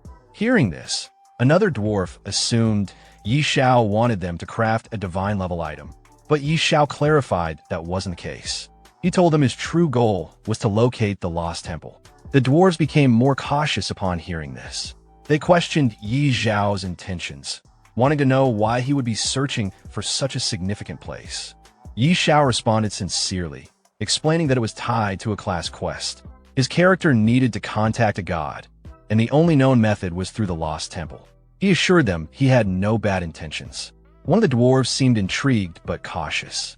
He told Yi Xiao that information about the lost temple wasn't something they could share freely. If Yi Xiao wanted their trust, he would need to prove himself as someone honorable and sincere. Yi Xiao accepted this calmly, even with a bit of amusement. He asked what sort of proof they expected from him. The red toad, sitting on his shoulder, made a snide remark, implying that such a test of character wouldn't be easy. Instead of pushing the issue, Yi Xiao smoothly changed the subject. He mentioned that he had a divine artifact with him and asked if the dwarves could appraise it. This caught their interest immediately. They eagerly asked to see the item. Yi Xiao handed it over and explained that his usual blacksmith had failed to identify it. He wanted to know if the dwarves could do better. The dwarves responded with confidence. They dismissed other forgers as amateurs, proudly stating that their own skills were on a much higher level. One of the dwarves took the artifact and studied it carefully. After a moment, he commented that the item didn't appear to be a typical divine artifact forged by normal means. Yi Xiao, curious about this unexpected assessment, asked the dwarf what he meant by that. One of the dwarves picked up the divine artifact and examined it carefully. He remarked that the item showed no signs of being forged. It had no hammering marks or artificial refinements. Instead, he explained that the artifact had likely formed naturally into its divine state after coming into contact with a certain rare element, due to its already high-grade nature. Another dwarf took the artifact to inspect it as well. After a moment of study, he concluded that it appeared to be the horn of the god of destruction. He speculated that it was either severed or had fallen off naturally at some point. Curious and cautious, the dwarves asked Xiao how he had come to possess such a rare divine object. Xiao casually replied that he had obtained it by defeating the boss during the recent bizarre invasion. That revelation shocked the dwarves. The idea that someone had managed to kill a Lord rank boss from the bizarre invasion seemed unbelievable to them. Some even questioned whether Xiao had actually ventured into the divine realm itself. Xiao, however, didn't elaborate further. Instead, he refocused the conversation and asked whether or not the artifact could be appraised properly. The dwarves affirmed that they were capable of appraising it, though they warned him that the cost would be very high. There was uncertainty in their tone, as if they doubted whether Xiao could afford it. Unfazed, Xiao responded with confidence, while the red toad, sitting on his shoulder, asked them directly for the appraisal fee. The dwarf held up 5 fingers, intending to suggest a number. At first, Xiao misunderstood and thought the dwarf meant power, but then the dwarf clarified he meant 500 gold coins. Both Xiao and the toad were stunned by the steep price. To them, it felt outrageous. One of the dwarves, seeing their reaction, tried to bargain a bit. He insisted that even 300 gold coins was the absolute minimum they'd accept, and if Xiao couldn't pay that, he would have to think of alternative solutions. But Xiao wasn't interested in haggling. He simply stated that if the appraisal was successful, he would reward them with 1 million gold coins.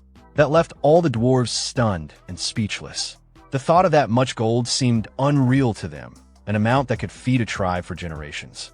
To prove he was serious, Xiao threw a bag of 1,000 gold coins down as a deposit. He promised to send even more supplies and food later. The dwarves were overwhelmed. Their excitement bubbled over as they hurried to begin the appraisal immediately. One of them became so eager, he shouted out that they should start at once. Not long after, the appraisal was complete. The lead dwarf proudly announced that they had succeeded. Xiao took the artifact back and studied its new stats with great interest. The results clearly confirmed that the dwarves' appraisal skills were top tier.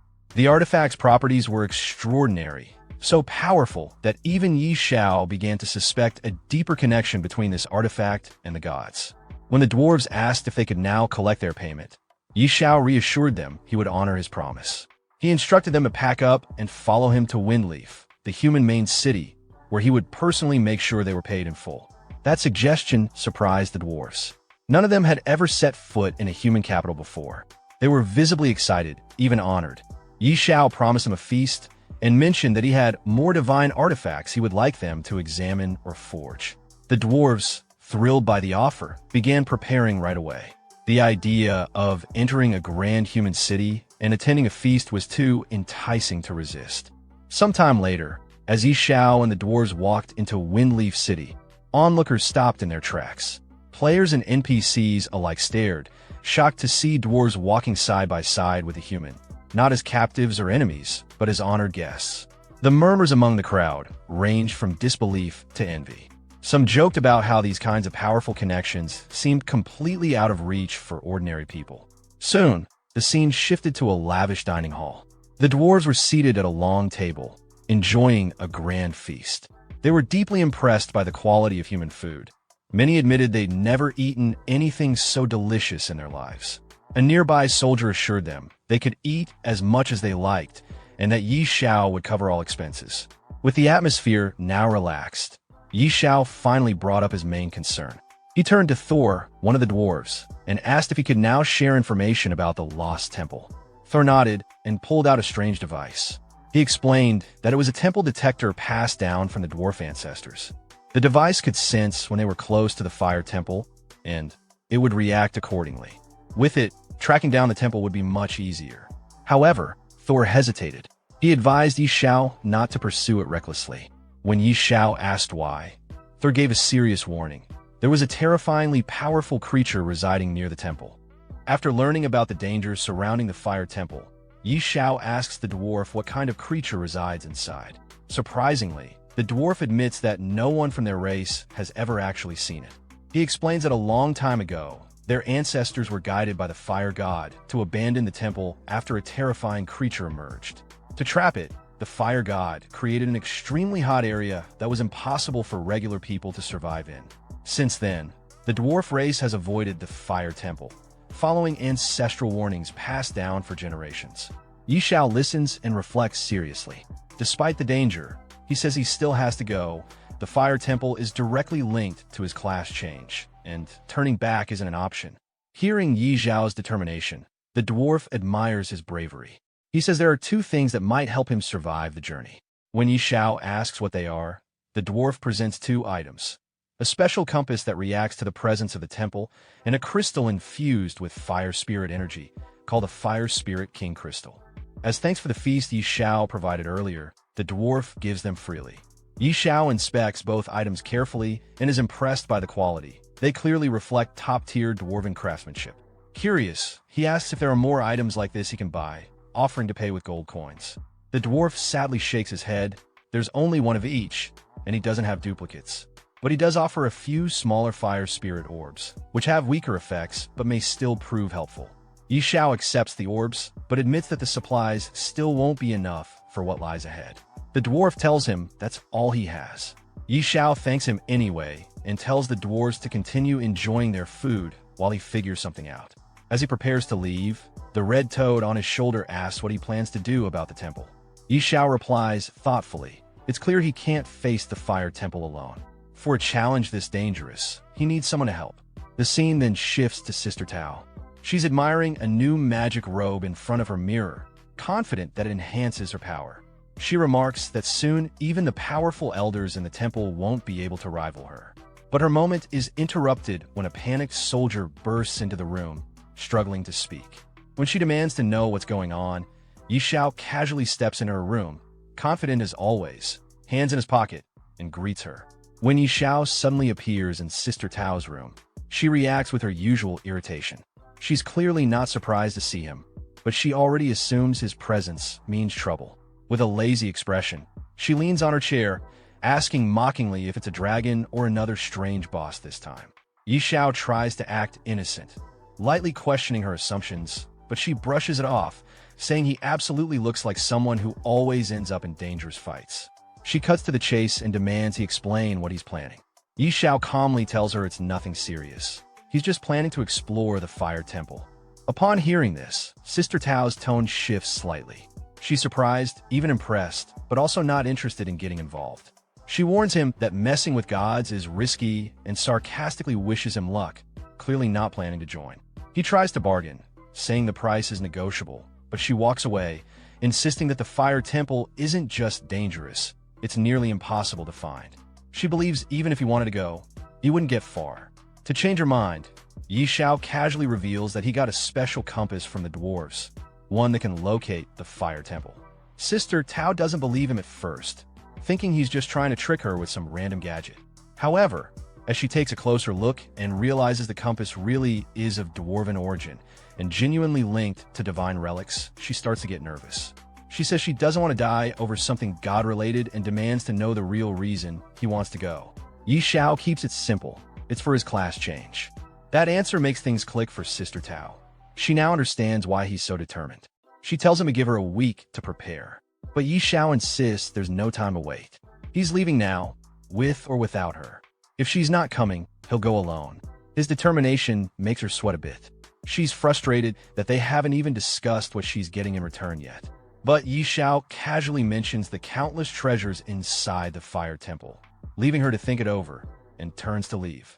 Realizing she might actually be needed, she reluctantly shouts after him, saying that without her protection, he wouldn't even make it into the temple. 2 days later, the two of them arrived near the temple's suspected location. The harsh heat of the region had clearly taken its toll. Sister Tao complained loudly, questioning whether Xiao had been tricked by the dwarves. She was hot, tired, and clearly regretting the journey. Xiao, also drenched in sweat, checked the compass in his hand. Despite everything, the device was reacting more strongly now than ever before. That meant they were close, very close. Just as he said that, a molten eel monster suddenly emerged in front of them. Without hesitation, Xiao turned to Sister Tao and casually left the creature to her. She groaned, clearly not thrilled at the idea of dealing with another fire monster. Joking that she didn't want to spend the rest of her life eating grilled eel, she activated her magic and froze the creature midair with a powerful ice spell, even throwing in a sarcastic one-liner about cooling it down. However, the eel quickly broke free from the ice. Even worse, more of them started to appear all around. Stunned by the sudden ambush, Sister Tao was taken aback by their numbers. But Xiao wasn't fazed. Instead of panicking, he focused on the compass. The signal was now at its peak. Whatever they were looking for, they were right on top of it. But before he could finish his sentence, she cut him off, her gaze sharpening as she muttered that something fell off. And then, without warning, a massive gate materialized right in front of them. Yi Zhao's eyes widened in disbelief. This had to be it, the entrance to the fire temple. Even old Hige, the red toad perched on his shoulder, was momentarily stunned, confirming aloud that there was no mistaking it. Sister Tao, equally taken aback, admitted that this was her first time seeing the place as well. But before they could take a step forward, the sky darkened with the sudden appearance of a swarm of molten eels overhead. Realizing the threat, Sister Tao immediately jumped to defend the group, launching spells to hold back the assault. At the same time, Xiao activated his money shield to absorb the incoming damage. Without wasting a second, he turned to old Hige, tightening his grip as he prepared to sprint toward the gate. Urging the toad to hang on, he called out to Sister Tao, asking for a speed buff and cover while he charged forward. With a smirk, she complied, of course not forgetting to remind him, even mid-battle, about her payment. Xiao burst forward, ignoring the fiery strikes pelting him. Flames scorched across his shield, the damage indicators popping up one after another. He was losing health rapidly, even without the fire spirit crystal. The pain was sharp, but he pushed through it, shouting over the roaring flames that not even the gods could stop him now. Old Hige grumbled sarcastically from his shoulder, complaining about getting scorched alive, but Xiao didn't slow down. He kept running, straight into the inferno. Finally, with one last stride, he crossed the threshold. Inside, the atmosphere shifted. The air was stifling, yet eerily still. The ancient temple stood silent and barren, filled with nothing but dust, heat, and mystery. Then, suddenly, a statue before him stirred, its stone eyes locking onto him. It addressed him in a deep, ancient voice, asking for his purpose. Xiao, slightly puzzled, replied that he had come to explore the ruins. The guardian statue let out a low chuckle and declared that if he wished to unlock his full potential, he would need its blessing. After Xiao questioned whether second-class change really required a blessing, the guardian statue responded by asking him to kneel, offer praise, and submit. The red toad on his shoulder found the statue's demand strange and mocked it lightly, while Xiao refused with confidence, wondering why a mere statue would expect him to kneel. The guardian statue became visibly angry and declared that it was a great honor to kneel before Hephaestus, the god of fire and craftsmanship. As the guardian spoke, the temple began to shake slightly, and it seemed like an attack might come at any moment. Xiao prepared to fight by summoning his divine artifact. But before he could act, his pet dragon, Ashi, unexpectedly exited the pet inventory on its own. Xiao was surprised and told it to return, but the dragon ignored him and immediately launched a fire breath attack at the statue, dealing heavy damage. The statue couldn't withstand the attack and broke apart into several pieces. As it collapsed, the guardian's voice warned Xiao that breaking it could cause a sealed demon to escape and accused him of making a serious mistake. It also said Xiao would pay for his arrogance. Shortly after that, beams of golden energy came down from above and began to strike around Xiao. He tried to avoid them, realizing that the attacks might be from a divine source. It became clear that damaging the statue had triggered a reaction from the gods. The attacks continued, and Xiao understood that things had escalated beyond what he expected. He started questioning whether he could handle the consequences of what had just happened. Suddenly, a mysterious voice echoed through the temple, angrily calling out Hephaestus' name and declaring that he deserved to die. Xiao, caught off guard, looked around in confusion, unsure where the voice came from. Right after that, the ground beneath him started to collapse. He fell through the broken floor as the structure shook violently, realizing it was likely an earthquake triggered by the destruction of the statue.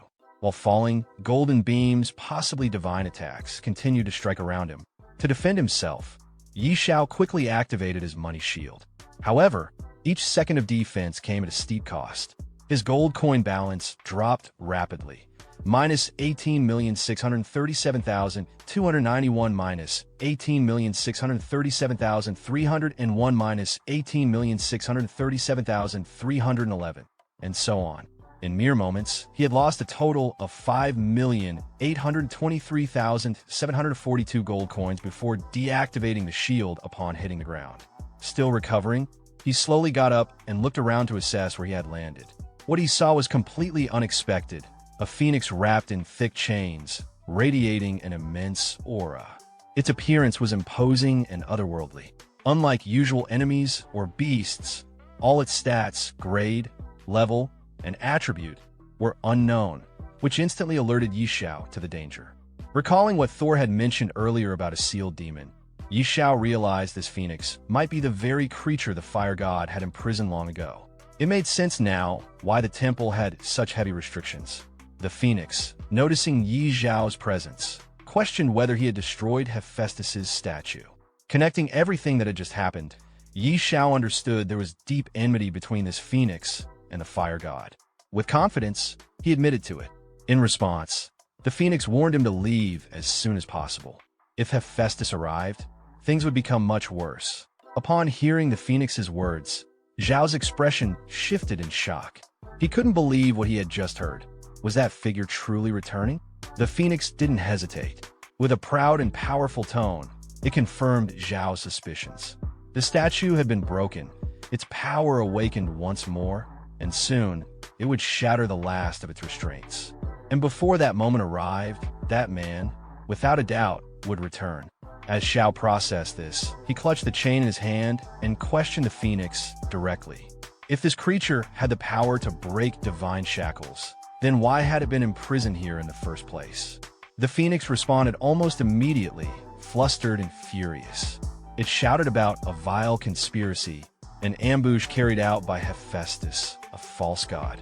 The attack had come at the worst possible moment, when the phoenix was weak and vulnerable after laying its offspring. That last word caught Xiao's attention. Offspring? Did that mean a phoenix chick existed somewhere? With a surge of hope, he raised his hand confidently, declaring his intent to save the child. But the phoenix, filled with pride and disdain, scoffed at him. It reminded Xiao of his status, calling him a mere human and insisting that no one of his kind could ever tame a creature bearing such a noble bloodline. Unfazed by the insult, Xiao stood his ground. He wasn't here for games or meaningless chatter. Above him, a massive presence made itself known. A dragon appeared in an instant, and Xiao called out to it with purpose. He urged the beast, Ashi, to show the phoenix what it could do. Ashi soared toward the phoenix, and the moment it came into view, the majestic bird recoiled in disbelief. It was stunned. A dragon of such caliber under the control of a human? That was simply beyond comprehension. Sweat rolled down the phoenix's face as it struggled to accept what it was seeing. The idea that the dragon god, an ancient, revered being, would grant his blessing to a human seemed utterly absurd. But Xiao didn't flinch. He summoned his divine artifact without hesitation, eyes locked on the phoenix, demanding once more to know where its offspring was hidden. Seeing Xiao's resolve and the divine power at his disposal, the phoenix finally relented. It seemed to accept that this moment was perhaps dictated by fate itself. With a heavy but calm voice, it told Xiao to go and find the chick. Then, as if guided by destiny, it released one of its feathers, letting it float gently toward Xiao. Catching the feather, Xiao's eyes lit up with excitement. The thought that another mythical rank pet was within his reach had him grinning wide. But just then, the red toad nearby snapped him back to reality with a warning. This wouldn't be easy. Xiao wasn't just stepping into danger. He was walking into a literal sea of fire. Looking ahead, Xiao caught sight of the blazing terrain. Panic flashed across his face for a moment as he realized it wasn't just fire, it was magma. Still, determination returned almost instantly. A mythical ranked pet was worth any risk. Even if it meant diving straight into a pool of flames, he was all in. Gripping the feather tightly in front of him, Xiao began his walk into the fire. Beads of sweat poured from his face as the heat intensified. Thankfully, the Fire Spirit King crystal he possessed granted him a 95% resistance to fire. Without it, he admitted to himself, he'd be roasted like a pig by now. He pressed forward, pushing through the searing heat. But he couldn't take it much longer. He called out, desperate to reach the end of this blazing trial before he collapsed. As he moved further in, the feather in his hand began reacting more violently. He knew then he was getting close. With each step, the aura grew stronger. Then finally, just ahead, something caught his eye. There was a large yellow egg, glowing faintly amidst the magma. Xiao's breath caught in his throat as realization dawned. It wasn't just any egg. It was a phoenix egg, and he had finally found it. With a large yellow egg now in front of him, Xiao reached out and tried to lift it with both hands. A grin spread across his face as excitement welled up inside him. He couldn't help but chuckle to himself. This was a big deal. Still holding the egg, he called out to Old Hull, half-jokingly asking if he knew how to hatch something like this. Then, with a laugh, Xiao teased that maybe he'd just turn it into a fried egg if all else failed. But before he could enjoy the moment, another sudden flash of light burst behind him.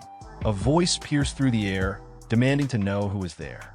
One of the light beams struck Xiao directly, making him cry out in pain as the force surged through him. Still reeling, he clenched his teeth and shouted back furiously, vowing that his business with the fire god was far from over. But before he could gather himself, a blazing hand of fire suddenly materialized in front of him, and the red frog on his shoulder panicked. Urging him to run, the frog's voice was tight with fear. Without hesitation, Xiao took off, dodging as the fire hand lashed out again.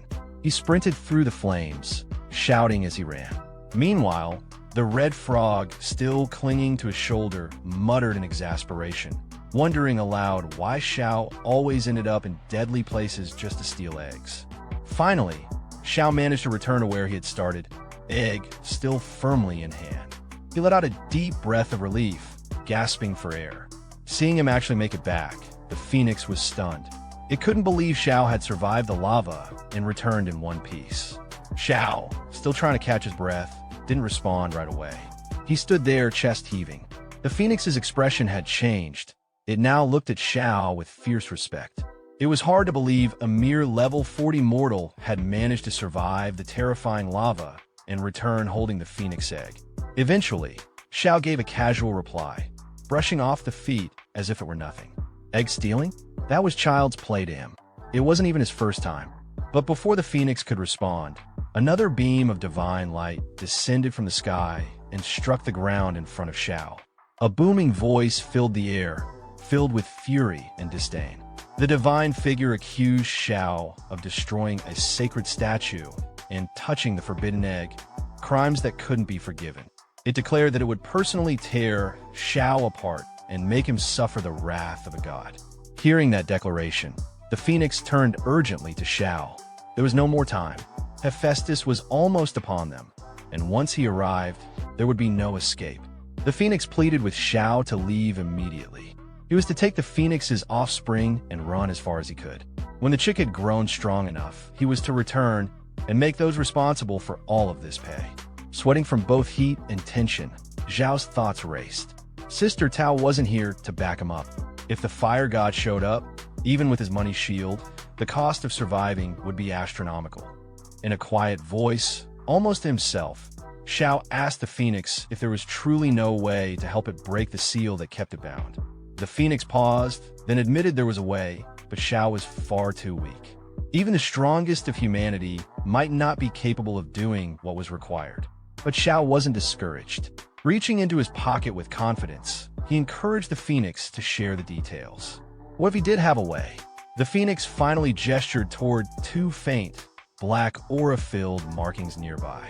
They shimmered with power and mystery. It explained that these two marks were divine seals. The only way to undo them was to break them at the exact same time. Xiao responded without hesitation, remarking that it didn't sound too difficult. But the phoenix immediately shot down that idea. A mortal had no power to open divine seals. Still calm and collected, Xiao raised his divine artifact, the horn-shaped relic he carried, and asked whether it would be possible with this.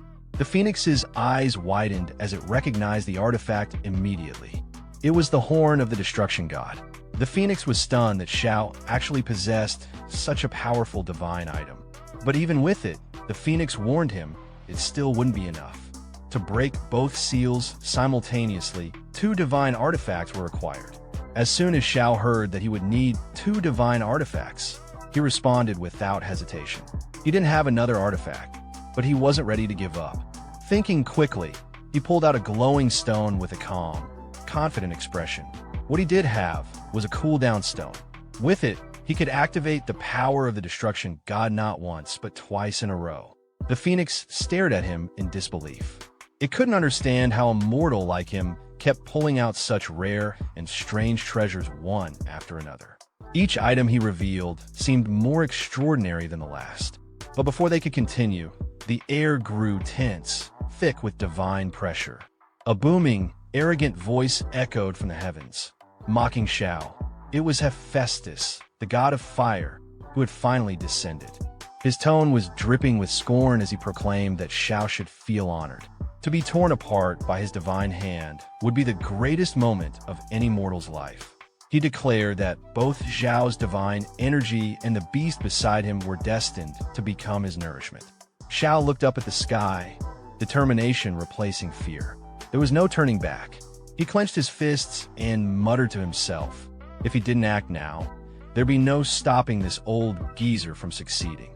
Without waiting another second, Xiao launched himself toward the ancient seal, landing before the ancient mark glowing with black aura.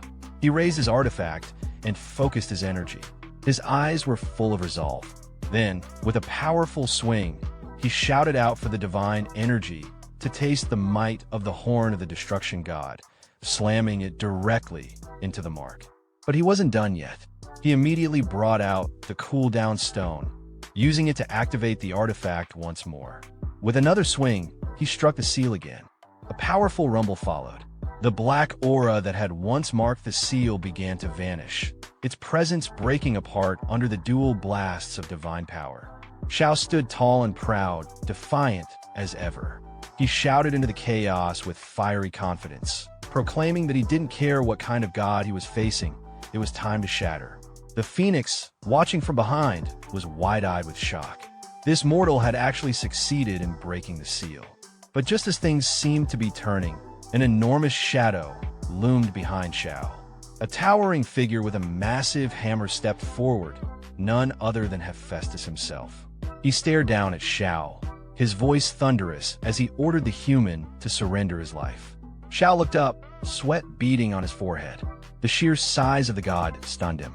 He couldn't stop himself from muttering in disbelief. This guy was way too big. Hephaestus continued, speaking with arrogant confidence. He proclaimed that the mighty god of fire had arrived, and Xiao should kneel in submission. But before Hephaestus could make another move, the air around them shifted. The chains that had bound the phoenix shattered, freed by Xiao's destruction of the divine seal. The majestic creature rose into the sky and flew directly in front of the fire god, cutting him off. Facing Hephaestus head-on, the phoenix shouted with a fierce, righteous fury. It declared that the false god had come at the perfect time. Hephaestus staggered in shock. He couldn't believe what he was seeing. The seal was supposed to be unbreakable. How could the phoenix possibly be free? But the phoenix didn't give him time to process. It stared the god down with blazing eyes, filled with wrath and pain. The time had come to make him pay for his sins. This was no longer just a battle. This was justice. The phoenix spread her wings wide, and in a sudden burst, a radiant golden light erupted from her body, flooding the sky with divine brilliance. Xiao, now hiding behind a crumbling stone pillar, peeked out just long enough to catch the intensity of the clash. His eyes widened as he watched the divine powers collide. Cold sweat ran down his face. This fight wasn't one he had any business being part of. Without hesitation, He turned to Old Hull and whispered urgently. This was way above their pay grade. They needed to hide. Now, despite the Phoenix's fearsome presence, the god didn't back down. He raised his massive hammer high into the air and stared the Phoenix down with cold arrogance. His voice thundered as he reminded her that she had been sealed away for years, her origin drained. He doubted she had much power left in her, but the Phoenix wasn't fazed. With her wings spread and flames surging, she charged straight at him, shouting that he'd pay in blood for his despicable crimes. As Hephaestus swung his hammer down in a devastating blow, the Phoenix swiftly dodged it. The attack missed her, but the impact alone was enough to send Xiao flying backward through the air.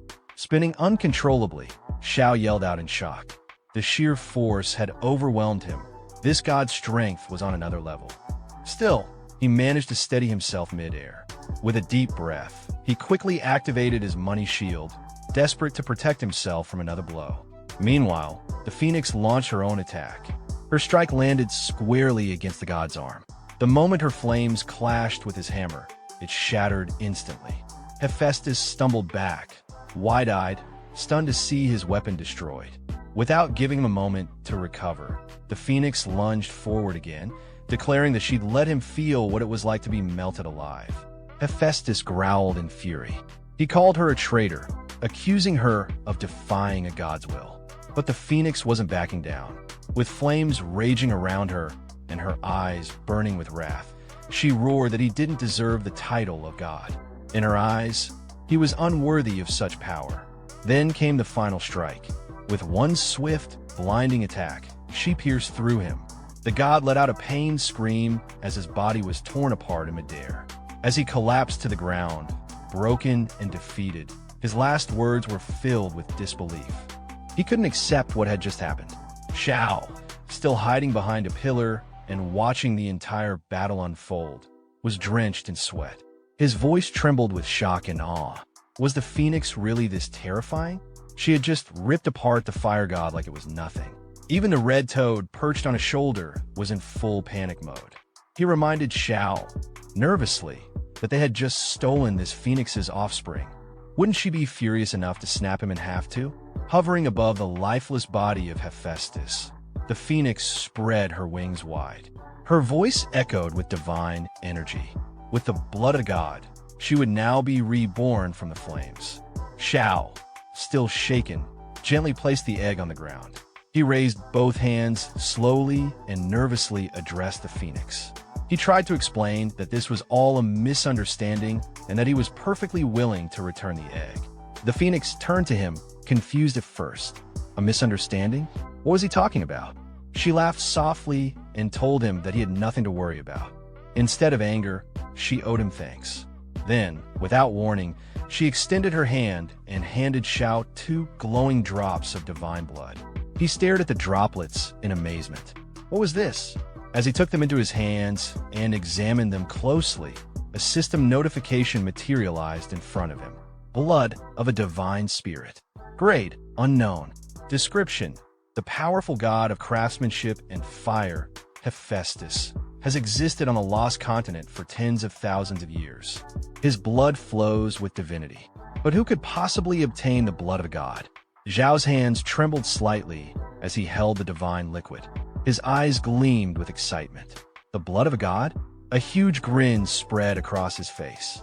Laughing to himself, he turned to the red toad and cracked a joke, showing absolutely no shame about keeping the treasure. The toad, looking thoroughly annoyed, snapped back at him, saying he really was shameless. But the Phoenix quickly brought the focus back. She explained that the divine blood wasn't just a reward, it was necessary. It would help Xiao hatch her offspring. Xiao pointed at himself in surprise. Wait, he was supposed to hatch the egg? The Phoenix nodded firmly. Her chick had yet to emerge from its shell, and now it was up to Xiao to find a way to bring it into the world. As Night Xiao held the blood drop in his hand, a notification appeared describing the item, blood of a divine spirit.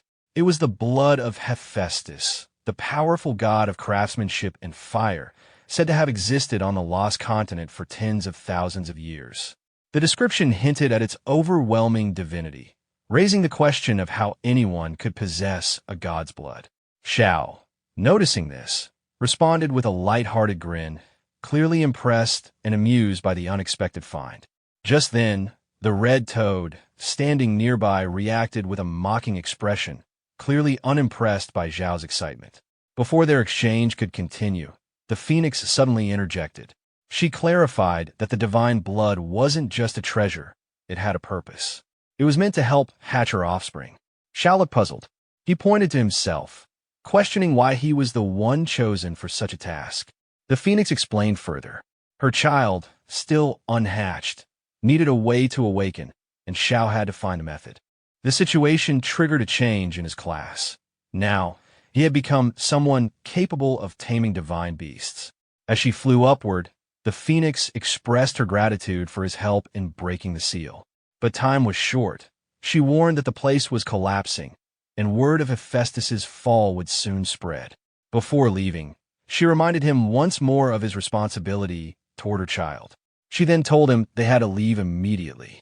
Xiao, still dazed, protested he hadn't collected the loot yet. But the temple had already begun to crumble, stones falling from the ceiling. The phoenix brushed off his concern, calling the remnants nothing but broken junk. Despite her dismissal, Zhao's attention locked onto a particular artifact.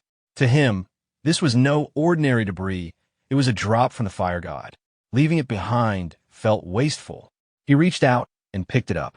Another notification appeared. It was Hephaestus's divine staff, damaged but still powerful. The stats showed a significant boost to spirit and fire-based skills, though many of its abilities were currently inaccessible due to the damage. Xiao smiled as he examined the staff.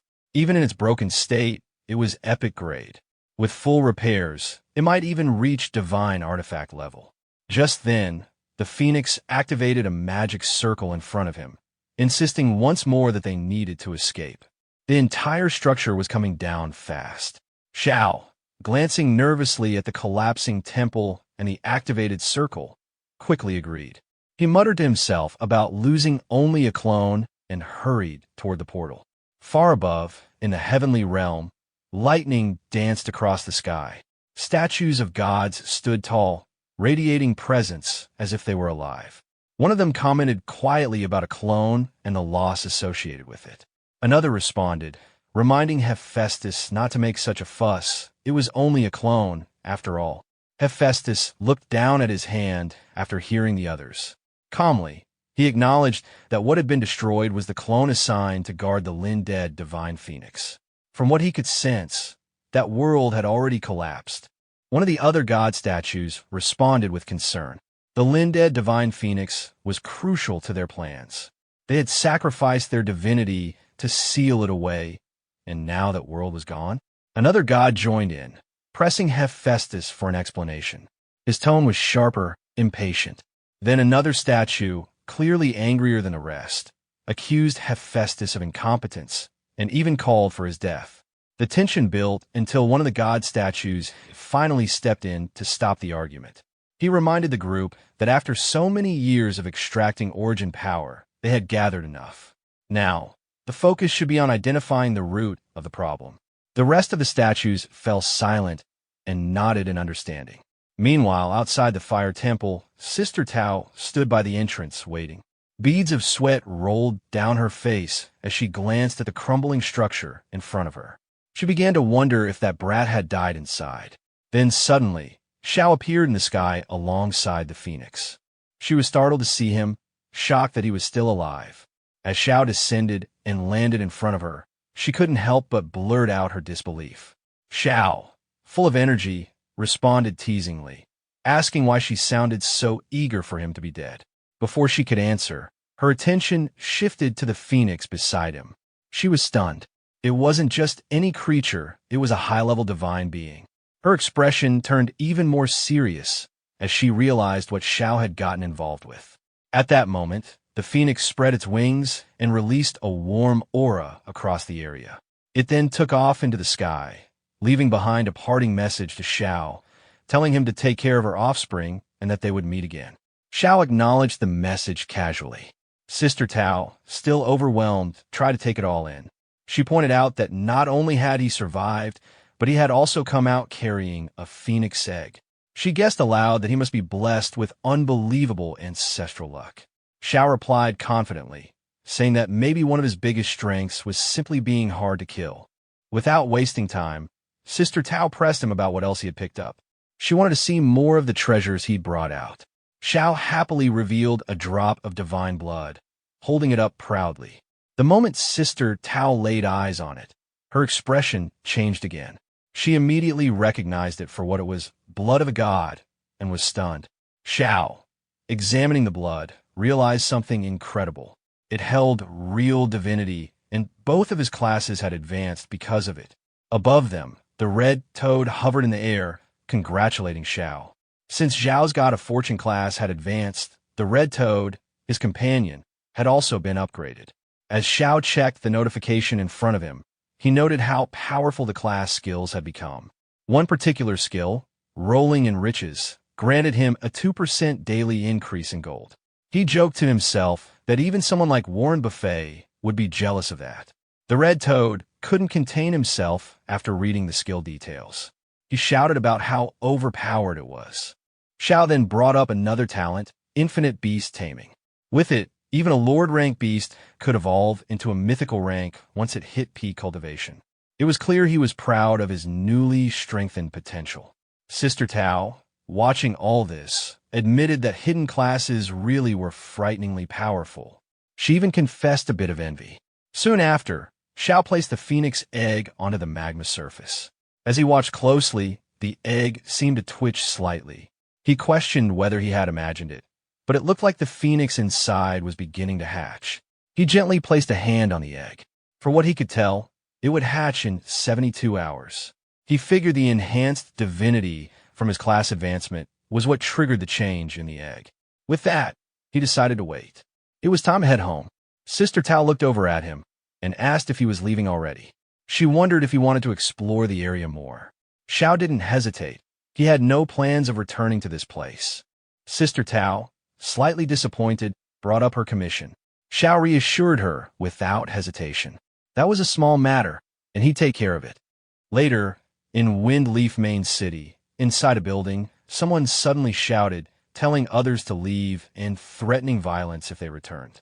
As the protagonist entered the building, he paused, raising an eyebrow at the noise.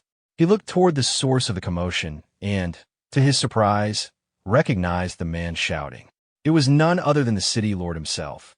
At the same time, Sister Tao glanced at the person being scolded and recognized him too, Aaron. The city lord noticed the protagonist and greeted him casually, acknowledging his return. Still confused, the protagonist scratched his head and looked at the city lord's unusual outfit, asking what exactly he was wearing and what was going on. Before the city lord could respond, a soldier nearby stepped in, clearly nervous and sweating. He motioned the protagonist over and began explaining the situation.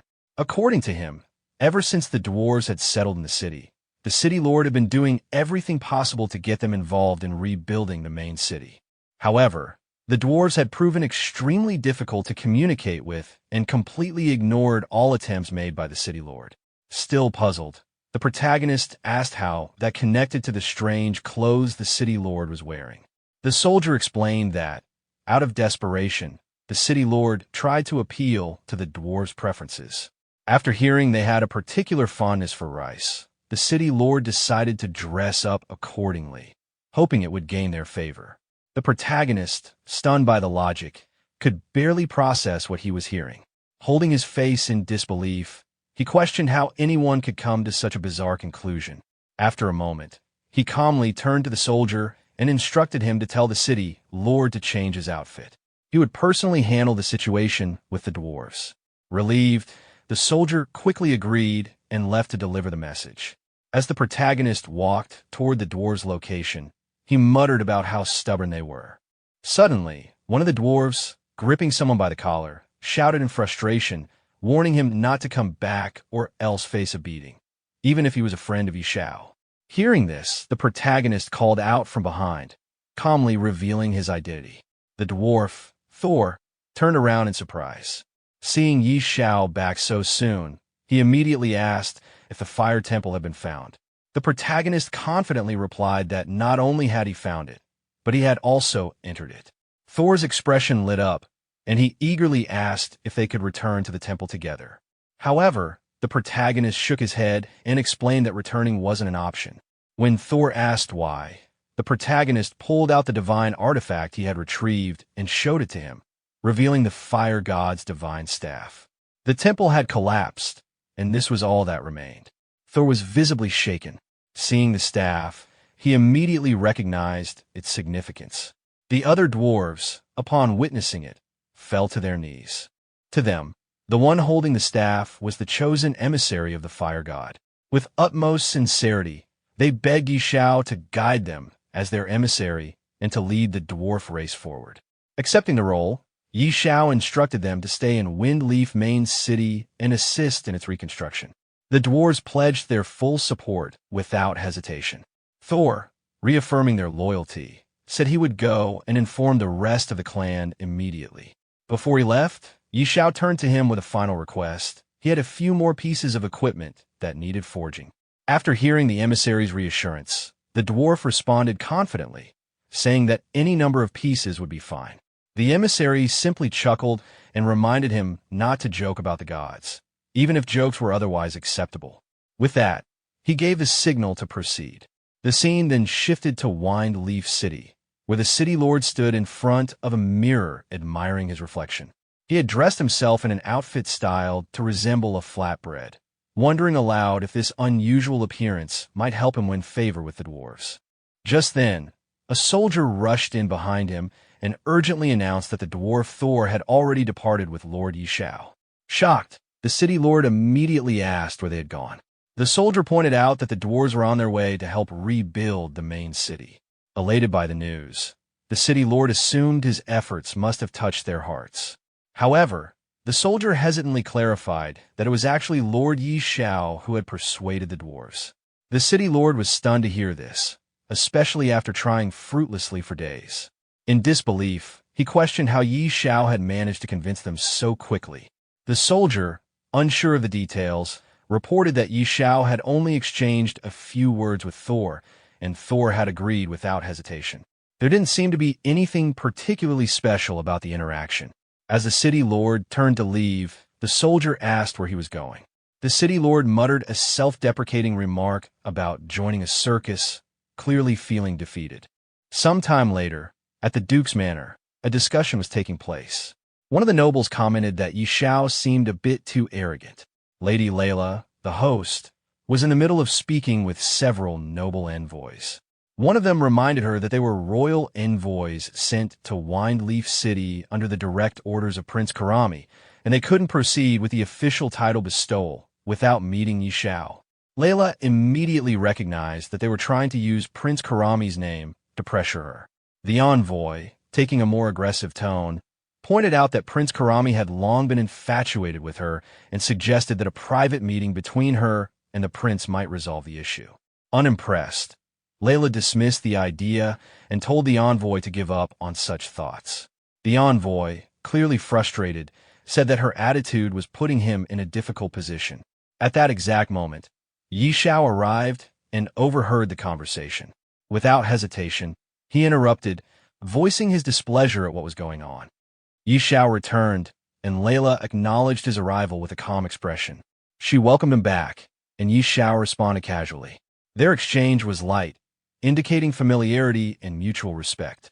An envoy, clearly arrogant, stepped forward to confront Xiao. He mocked him for showing up late and criticized his appearance, implying that he was unimpressive and cowardly. He also compared him unfavorably to a certain Prince Karami. Layla immediately defended Xiao, firmly scolding the envoy for speaking so rudely, reminding him that Xiao was the hero who had saved Windleaf City. Xiao, however, stopped her from continuing and casually mentioned that he was in a good mood and felt like killing someone for amusement. The envoy reacted with disbelief and threatened him, questioning if Xiao understood the consequences of such talk and asking if he knew who he was dealing with. Ignoring the threat, Xiao walked up and punched the envoy directly in the face, knocking him down without hesitation. He then looked around and asked if anyone else had any objections. The other envoys quickly panicked and distanced themselves from their fallen comrade. They changed their stance immediately, saying that the envoy had brought it on himself by being disrespectful, and they praised Yi Xiao's decisive action. With that settled, Yi Xiao asked who among them was actually in charge and whether the issue of his noble title could be resolved. One of the envoys, who turned out to be the deputy, stepped forward and assured him that there would be no problem. The title would be granted, and the relevant procedures for territory allocation would be completed without delay. Yi Xiao looked at Layla, satisfied with how easily the matter was resolved once they became cooperative. Layla smiled in return, clearly used to his methods. Meanwhile, across the game world, players noticed a major development. Yi Xiao's promotion to nobility and the unlocking of the fief system caught everyone's attention. The increase in available playtime, both for his country's players and those in Wind Leaf City, was especially well received. Many players were impressed and expressed awe at how quickly Yi Xiao had risen through the ranks. They acknowledged that his achievements were far beyond what regular players could reach. Some began discussing how to take advantage of the extended game time to grow stronger. Others expressed a desire to join Yi Xiao's faction, now that he had territory and the ability to form a power base. Jokingly or seriously, some players went to extreme lengths to declare their willingness to follow him, showing how much his influence had grown. Inside the mansion, Lady Layla looked at Yi Xiao with a gentle smile. She acknowledged his achievement in persuading the dwarves to settle in the main city. As a result of this move, the value of his shops had skyrocketed, and now many people were lining up, offering huge sums of money to acquire them. She asked if he wanted to meet these potential buyers. Yi Xiao casually agreed, reasoning that if gold coins were coming straight to his door, there was no reason to turn them away. Meanwhile, the red toad perched on Yi Xiao's shoulder couldn't help but mockingly comment on how Yi Xiao was once again about to make a fortune, clearly pleased with having chosen to follow him. A short while later, when Yi Xiao stepped out of the mansion, he was greeted by a large crowd of eager buyers gathered outside. One man declared he had already prepared 40 million gold coins and was ready to trade immediately, reminding Yi Xiao of the shops previously promised. Others shouted over each other, trying to get his attention, one claiming to have 90 million gold coins, and another pushing to the front, stating he had reached his personal goal and needed to speak first. Yi Xiao responded with a calm smile, assuring them that he was open to selling the shops, but hinted that there was one condition. The crowd instantly grew quiet, and one of them urged him to name any price or terms he had in mind. With confidence, Yi Xiao simply told them they needed to increase their offers. This declaration left everyone stunned for a moment, but it quickly turned into a frenzy. One person blurted out that they didn't care how much more it would cost and was ready to buy it all, even offering a deposit on the spot. The rest quickly followed, shouting over one another, insisting they'd pay any price, some even offering to sell their own homes to raise enough funds. Each person tried to get their deposit into Yi Xiao's hands first, hoping to secure a deal before anyone else. At that moment, a system effect related to Yi Xiao's skill activated, causing his gold income to spike rapidly. Seeing this, Yi Xiao couldn't help but feel amused and satisfied, thinking to himself how easy it was to profit like this, and reassured that there would be plenty of wealth to go around. Later, back in the real world, Yi Xiao glanced at his phone and confirmed that the news of the dwarves' relocation to Wine Leaf City had already gone public. However, what caught his attention even more was the presence of foreigners, something he hadn't expected. As the protagonist glanced at the news on his phone, he realized that a world announcement had just been triggered. Almost immediately, a large number of people had rushed toward Jiang City. He noted how swift and organized they were in their response. Walking over to his window, he stared outside and sensed that this incoming group was targeting him specifically. However, they had no idea what was truly coming. Something significant was set to unfold that very night. Meanwhile, the scene shifted to the streets of the city. Chaos had erupted among the townspeople. Many were in a state of confusion and panic. Some had just been fighting monsters moments ago and were suddenly forced out of the game. Others felt an unfamiliar power coursing through them, unsure of what was happening. The protagonist examined his interface and understood immediately This was the moment when the virtual world and reality were beginning to merge. A new option appeared, giving him the ability to extract a skill. Without hesitation, he chose to extract Money's shield. The energy from the skill surged through him, and he felt its effects physically. Confidently, he confirmed what he already knew. Players who had reached level 10 and above could now extract one skill. The attributes from the game were now part of the real world. Pumped with energy, he threw a punch into the air, already thinking about the next set of stats he would need to configure. After just a moment's thought, he leapt out of his window, landing directly onto the street. For him, the true battle had just begun. Around him, panic spread even more rapidly. People yelled to each other, questioning whether the apocalypse had officially arrived. Some wondered aloud if the strange monsters from the game would now appear in the real world too. Amidst the confusion, a man declared that he had lived long enough and that he didn't care if the world was destroyed. He laughed as he thought about choosing a sneaky skill and taking revenge on his boss at work the next day. Another person was feeling a sudden rush of strength through his muscles. Flexing proudly, he exclaimed that he now had the power to take down a cow with a single punch. Down the street, a delivery man was speeding at incredible pace. Energized by his newfound ability, he joked that if he had wings, he could fly on the spot. He was already making plans to break all records by delivering over 1,000 orders in a single day. One man held a flame in his hand, visibly excited about his newfound ability. With a smug expression, he marveled at how he wouldn't need a lighter to smoke anymore. Nearby, another man had just made himself invisible. Taking full advantage of his power, he chuckled to himself about sneaking into the women's bathhouse without being noticed. The scene then shifted to the Yi Group Villa District, where the protagonist arrived and stood confidently in front of the door, confirming to himself that he had reached the right place. Suddenly, a group of men ambushed him. One of them, clearly expecting a victim, smirked and remarked how someone had finally taken the bait. They were hoping to make a fortune off him. Another member of the group, wielding a knife, stepped forward arrogantly and demanded that the protagonist hand over all his valuables. He threatened violence, making it clear that he would break the protagonist's legs if he refused. Among them was a yellow-haired youth who tried to intimidate the protagonist by boasting about his companion's strength. He claimed that his friend was an 11th level master in the Apocalypse game, implying that the protagonist would be foolish to resist. Unbothered by their threats, the protagonist calmly placed his hand in his pocket and sighed at how the world was still full of fools. His indifference enraged one of the thugs, who began shouting angrily, but before he could finish, the protagonist grabbed his throat with swift precision. The yellow-haired youth was stunned by this sudden move and broke into a cold sweat. In a panic, he lashed out, cursing the protagonist and trying to attack. But before he could get close, the protagonist landed a powerful kick, easily taking him down.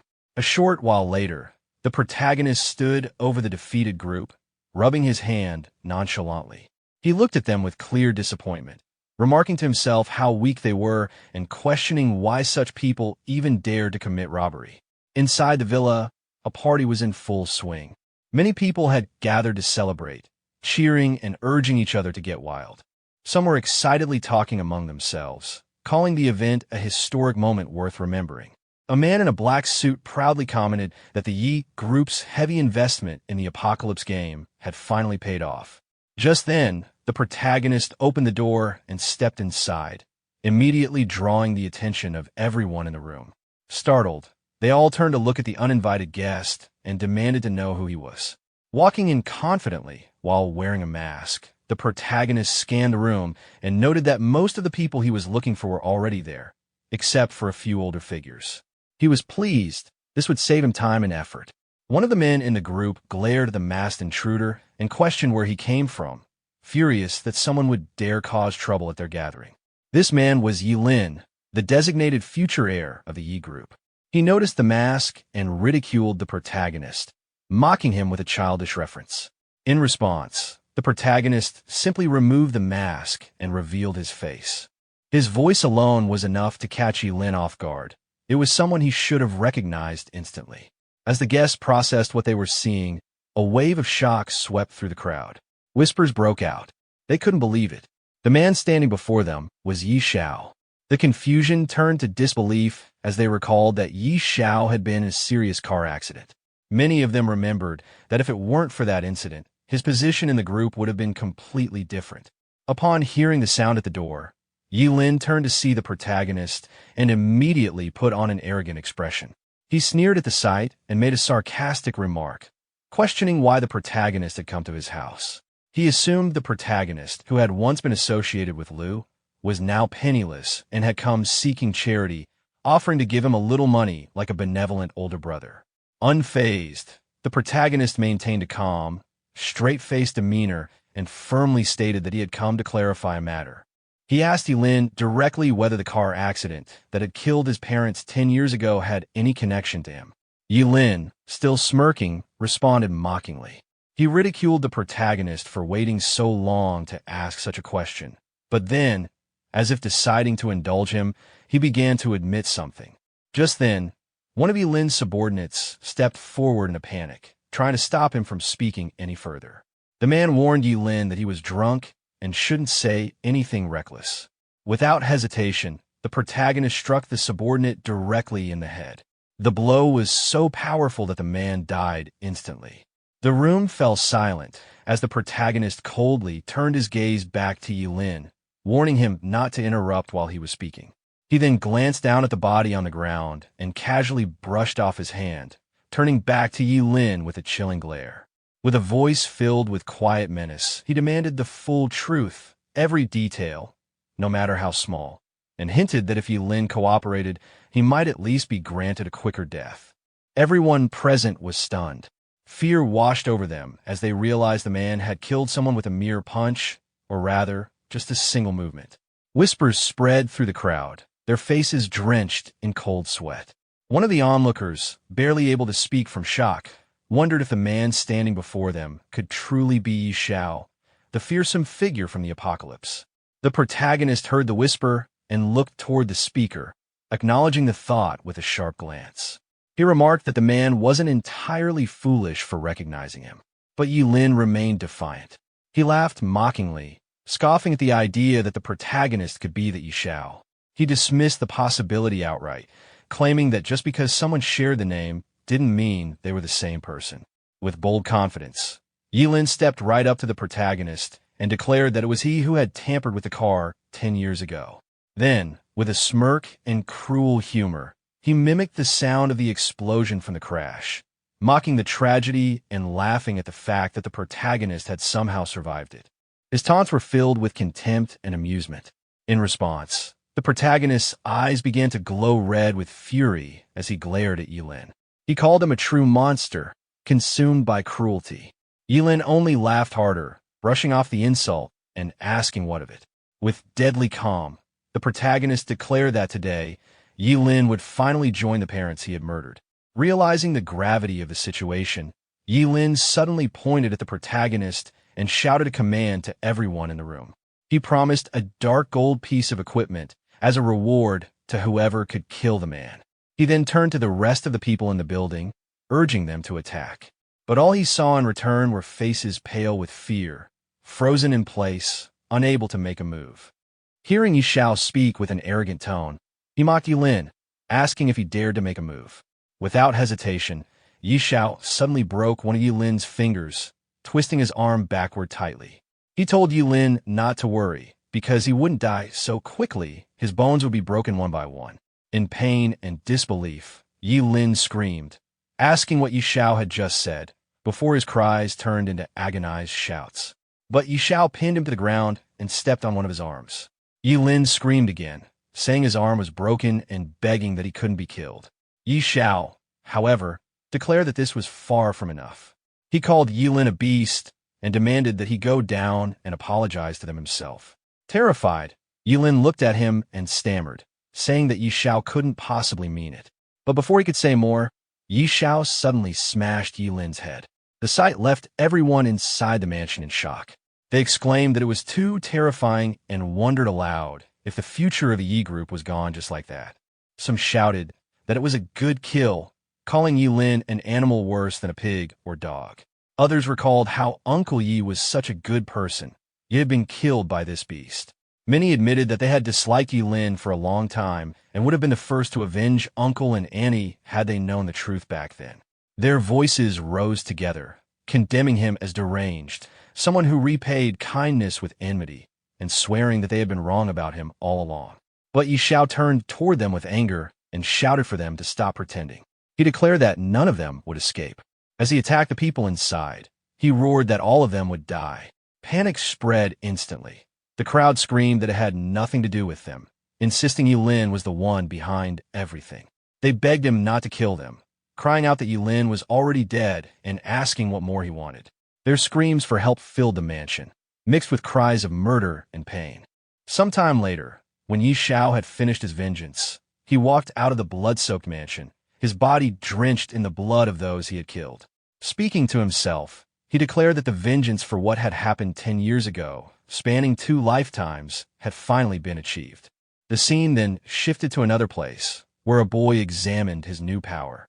Looking at his hand, he laughed excitedly, saying that the power was incredible and that he was beginning to love the apocalypse.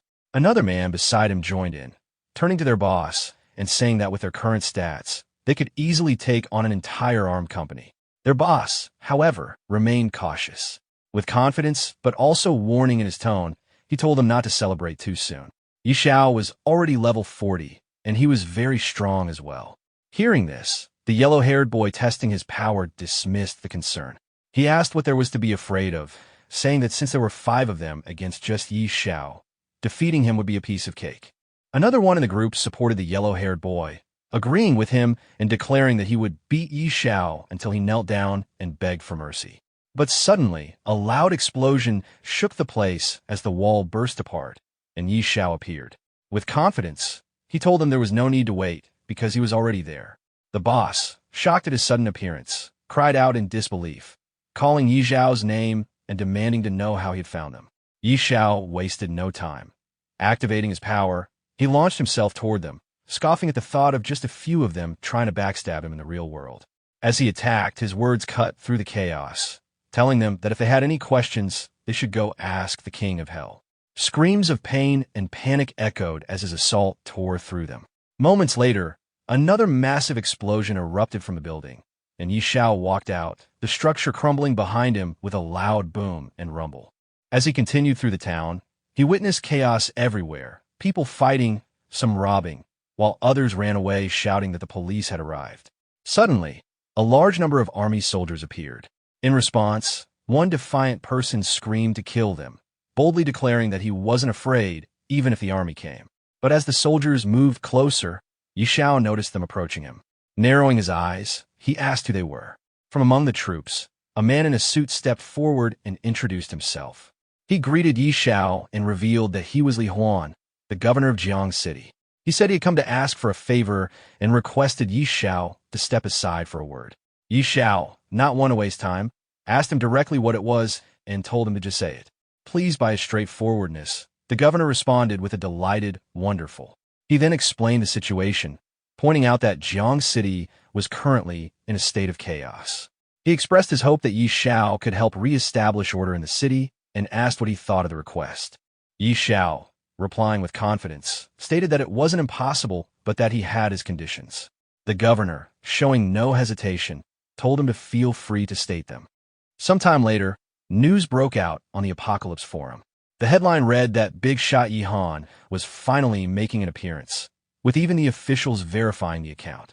Excited users commented that a big shot was truly a big shot for a reason, and with someone like him watching over them, they doubted anyone else would dare act recklessly again.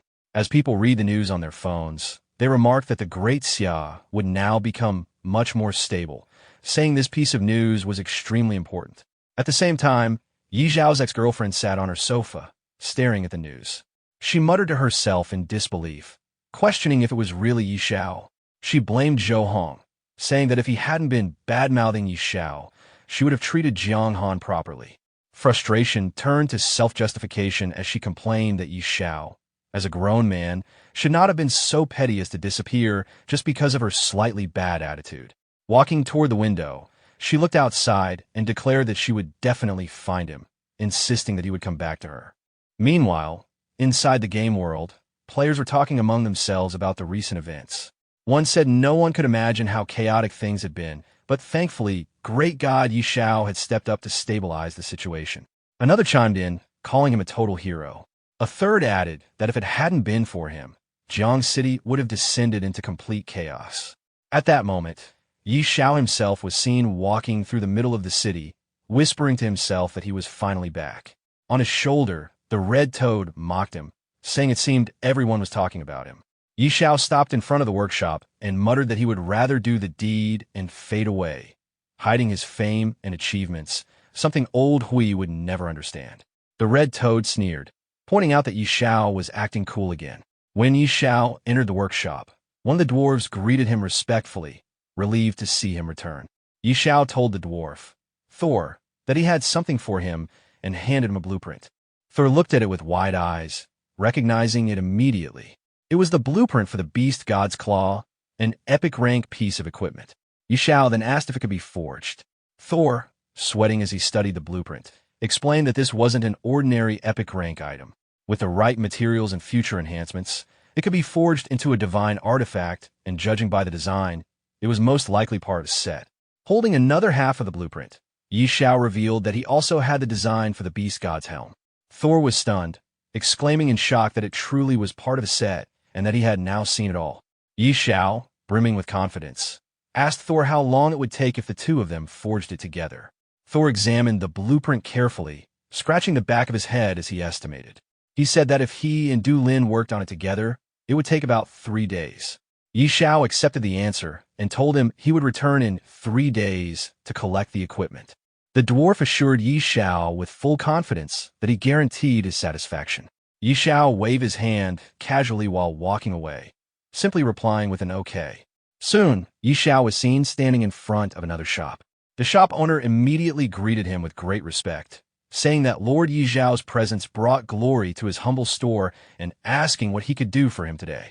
As the shopkeeper spoke, his eyes shifted toward the red toad sitting on Xiao's shoulder. Praising it, he said that the tamed beast with Lord Xiao was clearly heroic and extraordinary, radiating spiritual energy. The red toad instantly bristled with anger, snapping back that he was not a tamed beast, cursing that the shopkeeper's entire family were the real tamed beasts.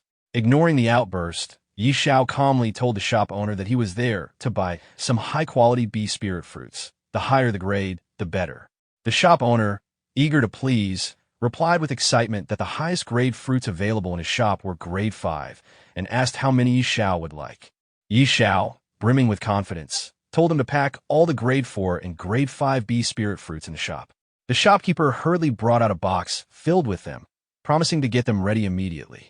Xiao's dragon began devouring the fruits one by one, while the phoenix egg was carefully placed on a table. Looking at the egg, Xiao wondered aloud if the fruits would be enough to hatch it. Checking his system panel, he smiled and reminded his dragon to eat slower so it wouldn't choke. When the details loaded, Xiao was stunned. The system displayed. Seeing this, Xiao exclaimed with excitement that little Huey's attributes had increased so much that he couldn't even view them anymore. The dragon coughed lightly, letting out a puff, as if satisfied. Xiao, staring at his dragon, muttered that waiting for the undead divine phoenix to hatch and for the 2 pieces of epic rank beast gear to be forged was simply too boring. He decided it was time to take little Hui out for a walk. The scene then shifted location, mysterious jungle LV 40 LV 50. Standing before the dragon, Xiao commanded it to go for it and show him what it was capable of. Instantly, groups of monsters rushed at Xiao, but little Hui obeyed immediately, charging forward. In an instant, the system was flooded with notifications. Xiao grinned with confidence, praising his dragon for leveling up again. However, he also noted with some frustration that after reaching level 40, the amount of experience needed to progress further was ridiculous. Filled with excitement, he encouraged little Hui again, telling him they should go deeper into the jungle, pull more mobs, and kill them together. Back in the city, the World Ranking announcement board updated. It displayed World Rankings first place, Xiao, LV41. A crowd quickly gathered in front of the board. People pointed at the update, remarking that great god Xiao's leveling speed had finally slowed down, laughing as they noted he was now leveling up once every 2 days. In front of the ranking board, a crowd gathered, their faces filled with disbelief. Many were shocked at the difficulty curve, realizing that even top players were struggling past level 40. They murmured among themselves, astonished that progress had slowed so drastically, and some even complained that it might take months to gain a single level. To them, reaching level 100 felt like an unreachable dream, something only the strongest could hope to achieve. Meanwhile, the protagonist was finishing off the last monster nearby. Despite the battle, his level had not increased, leaving him slightly frustrated. The red toad perched on his shoulder reminded him that the time for the phoenix egg to hatch was near. Excitement filled his eyes as he pulled out the egg to check on it. The egg trembled in his hands, and he could barely contain his thrill as small cracks began to form on its surface. Moments later, the shell burst apart with a radiant explosion of golden light that streaked from the sky to the ground. A majestic phoenix, wreathed in divine fire, soared into the air. Its cry echoed through the heavens, marking the birth of a creature thought to be impossible to hatch for hundreds of years. The protagonist gazed at it in awe, realizing the magnitude of what had just occurred. The red toad smirked arrogantly from his shoulder, teasing him for his luck. The newly born creature radiated overwhelming power, its flames shimmering like molten gold, the air around it trembling with heat and energy. Before him stood the immortal phoenix, a mythical being of unparalleled might, one that possessed ancient talents of suppression, flame mastery, and rebirth. It was a creature blessed by divine lineage, capable of commanding the fires of heaven and enduring even death itself through its nirvana. The protagonist stood silently beneath the blazing aura, the realization sinking in that this was no ordinary summon. It was a true immortal beast, destined to reshape the balance of power in his world. As the protagonist stared at the magnificent phoenix, he couldn't help but compare it to his other companion, Xiao. The fiery bird's power was overwhelming, its burning flames, its comet-like attacks, and its soul-shattering abilities made it seem like the ultimate force of destruction. He felt like luck itself had smiled on him at the perfect moment. When the phoenix landed gracefully in front of him, he reached out and patted its head, thinking about what to name it. Remembering that the phoenix's father had once called it Luo Huang, he decided that name didn't sound quite right and tried calling it Xiaohua instead. The bird seemed unimpressed, so he tried a few other names playfully until he finally settled on Xiao Luo, a name the phoenix appeared content with.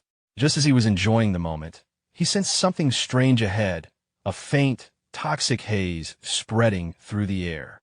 Realizing it was poison gas, he immediately became cautious. Out of the mist emerged a swarm of rats, their bodies twitching with venomous energy. He quickly recognized them as venomous rats, dangerous creatures capable of spitting poison that inflicted lasting damage. Before he could react, the horde rushed toward him.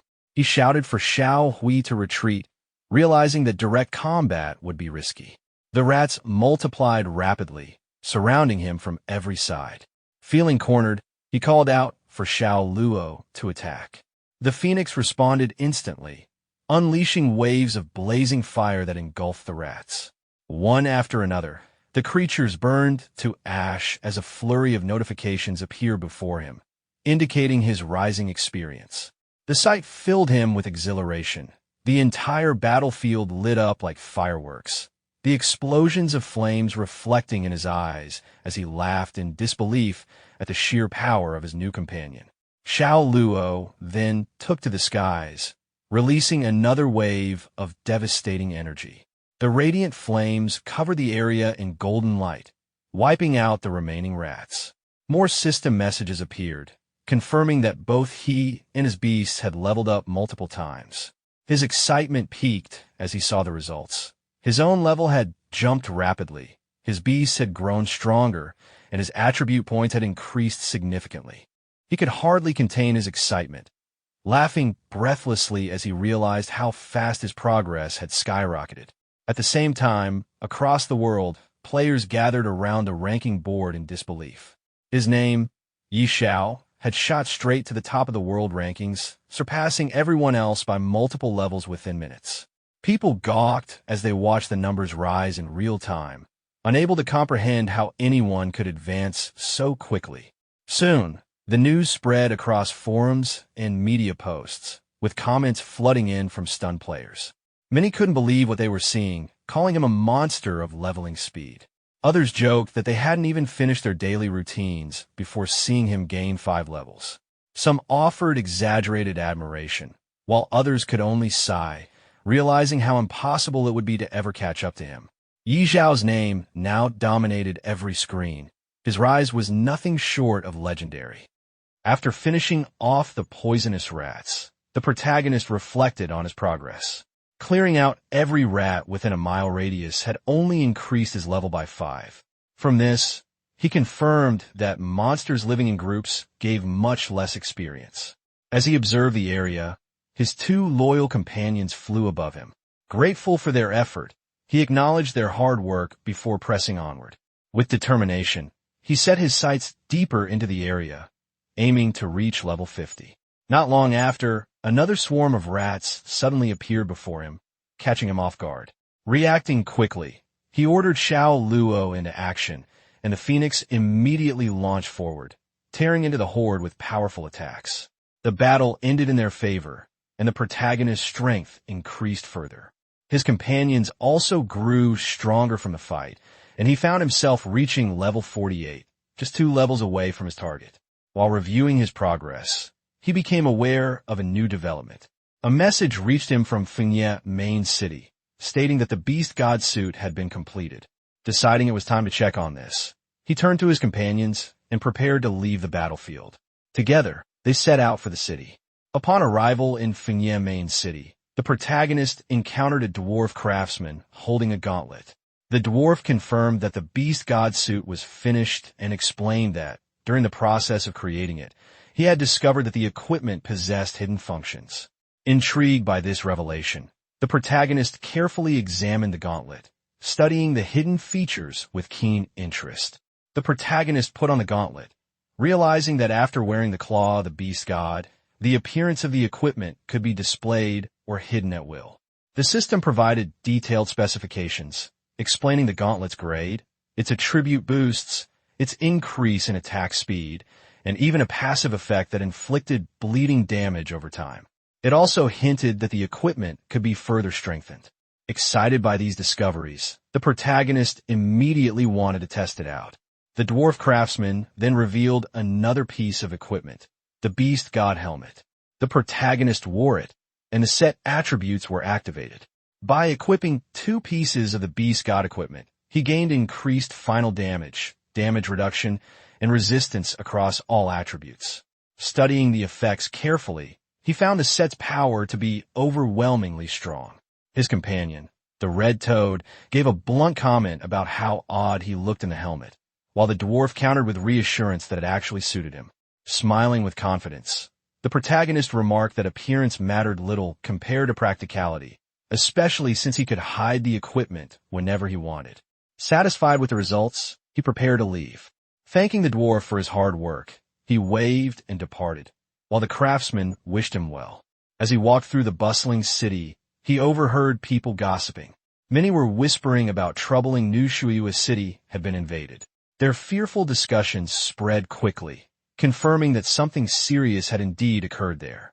The red toad on his shoulder suggested gathering more information, and the protagonist immediately thought of someone reliable he could ask. The scene shifted to a quieter place, where Sister Tao sat on a bench reading through documents. A man entered and informed her that she had a visitor. Without even glancing up, she instructed him to say she was not there.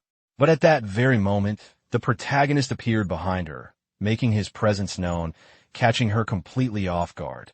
When the protagonist appeared behind her, Sister Tao was startled. She had not expected to see him and felt uneasy, since trouble always seemed to follow whenever he arrived. After calming herself, she listened as he asked about the situation in Shuiwa City. She explained that the area around Shuiwa City was now being consumed by gray fog. If the trend continued, the fog would likely engulf the entire city. The protagonist was surprised to hear of this invasion and pressed her for more details. According to the information Sister Tao had gathered, the gray fog was connected to an evil god mentioned in the ancient records of the Supreme Palace. This god was said to spread plagues and viruses, so malevolent that no temple was ever dedicated to him. She revealed that his name was Sekhmet, then warned the protagonist not to get involved. Despite her warning, he showed confidence and declared his intent to go to Shueihua City. Sister Tao was shocked, but admitted that the Supreme Palace had also tasked her with investigating the matter, so she agreed to accompany him. Although she grew flustered when he teased her, she quickly told him to stop speaking nonsense and insisted they depart the following morning, as she needed time to prepare the teleportation array within the city. The protagonist accepted this arrangement, and the two reached an agreement. After leaving Sister Tao, the protagonist was soon bombarded by messages from the world chat. Players from across the lands were panicking, reporting that the gray fog around Shueihua City drained health rapidly, killing many instantly. Others claimed the city's NPCs were fleeing, while nearby forests were swallowed up by the spreading mist. Rumors spread about whether a great power had unleashed some sort of biological weapon. Reports also came in of disturbances in Shadow City, a glowing statue outside Silver Light City that was powerful enough to instantly defeat challengers, and strange boundaries appearing nearby city. Hearing all this, the protagonist began to think deeply. The scale of the gray fog invasion was far greater than he had realized, and now it seemed other major cities were also facing problems. Questions filled his mind as he wondered what the evil god Sekhmet truly intended to achieve. The next day, the protagonist met with Sister Tao. She explained that there was still a teleportation array left by the Supreme Palace in Shueihua City. Through it, they could travel directly to the outskirts of the city. Holding up a special artifact, she activated the array, and a glowing door opened before them. The protagonist felt reassured having Sister Tao with him, though she quickly reminded him that the portal was unstable and that they needed to move without delay. With determination, he stepped forward, declaring his intent to reach Shueihua City. A moment later, both of them entered the portal. In an instant, they emerged outside Shueihua City. The protagonist took in the scene, noticing the lakes and lush greenery that surrounded the area, just as he had heard. Sister Tao, however, pointed out something alarming. The gray fog was spreading more quickly than expected. He acknowledged this and prepared to move forward, but when he set off toward the city, she asked where he was going. He replied that his destination was the main city, while the task of investigating the gray fog was hers. Amused yet slightly exasperated, Sister Tao told him she would not accompany him further and urged him to take care. He assured her not to worry and bid her farewell. The scene shifted to Shueihua City. Standing before the Grand Castle, the protagonist identified his location. However, he quickly noticed a large number of people leaving the city. Confusion set in as he wondered why so many were fleeing. Listening closely, he heard groups of people talking amongst themselves. Some lamented their misfortune, saying they had just bought homes and were about to settle down, only to have disaster strike. Others blamed miners who had ignored warnings not to dig near Shueihua Lake, claiming their recklessness had angered the gods and doomed the city. Another voice mentioned that people had already died and that only a single young girl had survived, describing her as pitiful. Curious about this survivor, the protagonist approached a man with a long beard and asked who the girl was. The man, surprised by his interest, questioned if he was related to her. In response, the protagonist confidently revealed his badge, showing his authority as someone commissioned by the Supreme Palace to investigate the source of the gray mist. This revelation caught the attention of another bystander, who quickly recognized him as a master from the Supreme Palace. The bearded man informed the protagonist that the little girl he was searching for was named Aisha, the daughter of a miner from Bishui district. He explained that her entire family had been infected by the gray fog and described their situation as pitiful. When asked about her whereabouts, he revealed that Aisha had been isolated by several adults in the church of Bishui City. As the protagonist processed this information, a blonde-haired man stepped forward nervously, warning him that once infected by the gray fog, not even the best healer in the city could provide a cure. The protagonist acknowledged the warning and expressed his gratitude, prompting the man to wish him well before departing. Upon entering the city, the protagonist fixed his eyes on a particular building and concluded that Aisha must be there, inside the church. However, when he attempted to approach, guards immediately blocked his path. They declared the place extremely dangerous and ordered him to leave, threatening to take action if he did not comply. The protagonist revealed his imperial status as a viscount, explaining that he had come to investigate the source of the gray fog. The guards, recognizing his authority, quickly shifted their attitude and escorted him forward. One of them reported his arrival to a red-haired woman named Lady Xena, informing her that the imperial viscount had come to investigate the matter of the gray fog. Surprised by the title, Lady Xena agreed to meet him. Soon, the protagonist stood before her and respectfully requested permission to examine the condition of Aisha. Lady Xena, after considering his words, agreed and led him to a different room. On the way, she cautioned him that the gray fog was both highly contagious and incurable. She explained that whether or not a shield could withstand the infection depended on the concentration of the fog, and if the density was high, a stronger barrier would be necessary. The protagonist, however, remained calm, knowing inwardly that he carried the protection of the god of wealth's shield, which rendered him unaffected regardless of the fog's intensity. Eventually, he reached a room where a little blonde-haired girl awaited. As he approached her, he confirmed to himself that she was indeed Aisha, the one he had been seeking. When the protagonist approached, the little girl recoiled in fear, worried he would be infected if he came any closer. Yet he moved forward calmly, unaffected, his shield silently protecting him. Reassured by his presence, the girl's fears softened into a gentle smile as she asked if he was truly all right. The protagonist crouched down to her level and requested to see the small bottle she held tightly in her hands. Trusting him, she agreed and handed it over. As he examined the bottle, he realized it was no ordinary toy. Once soaked in a peculiar spring, it had gained a strange property that allowed it to offset the damage of the gray fog. But along with that power came a curse, one that harmed anyone who touched it except for Aisha. The sharp pangs of cursed damage confirmed his suspicion. The protagonist concluded that the bottle was unique, bound in some way to the girl alone. Curious about its origin, he asked her where she had found it.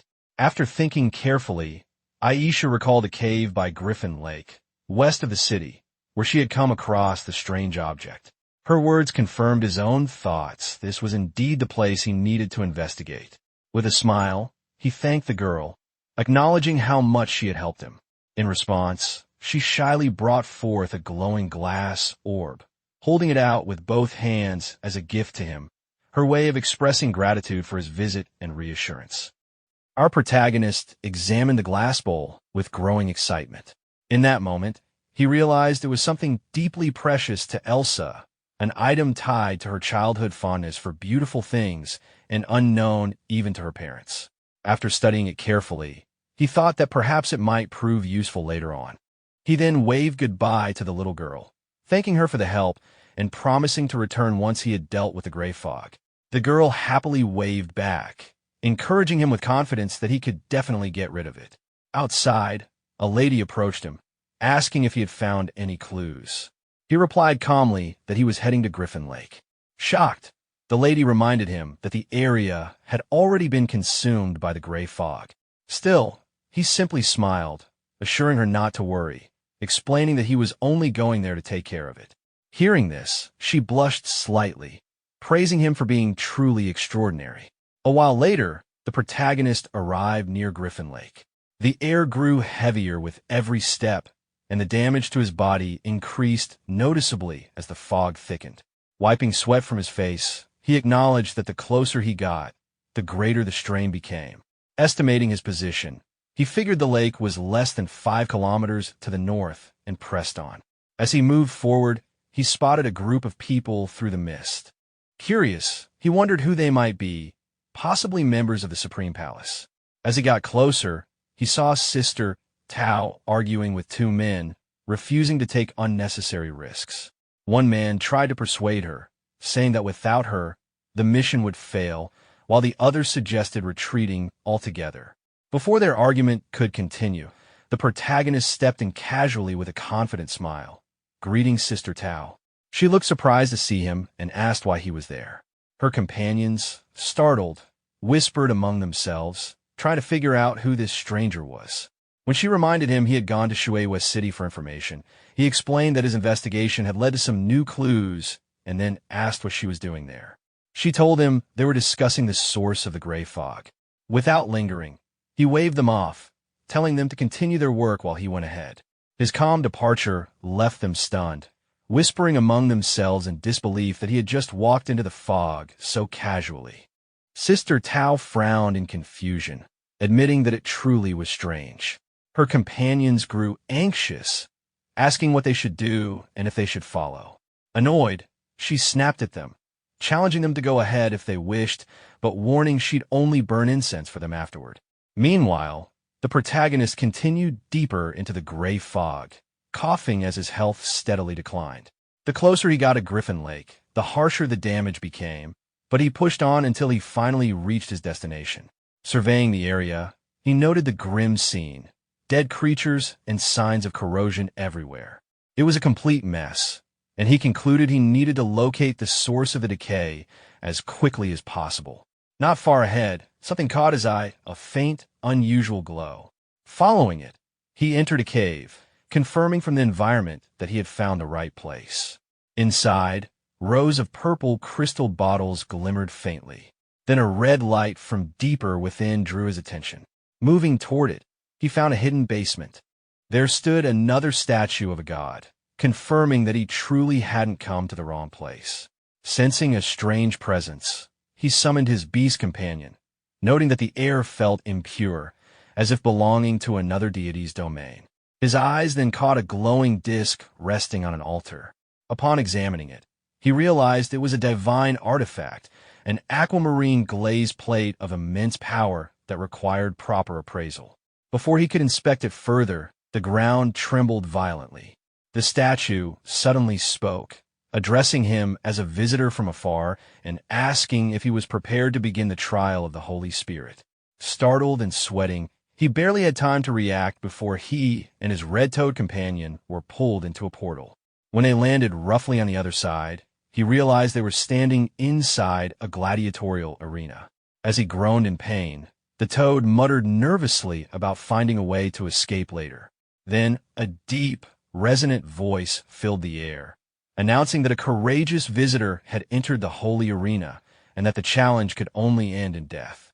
A towering figure appeared before him, the wrestling giant Abak, a warrior renowned for his 100 consecutive victories in the Holy Spirit arena.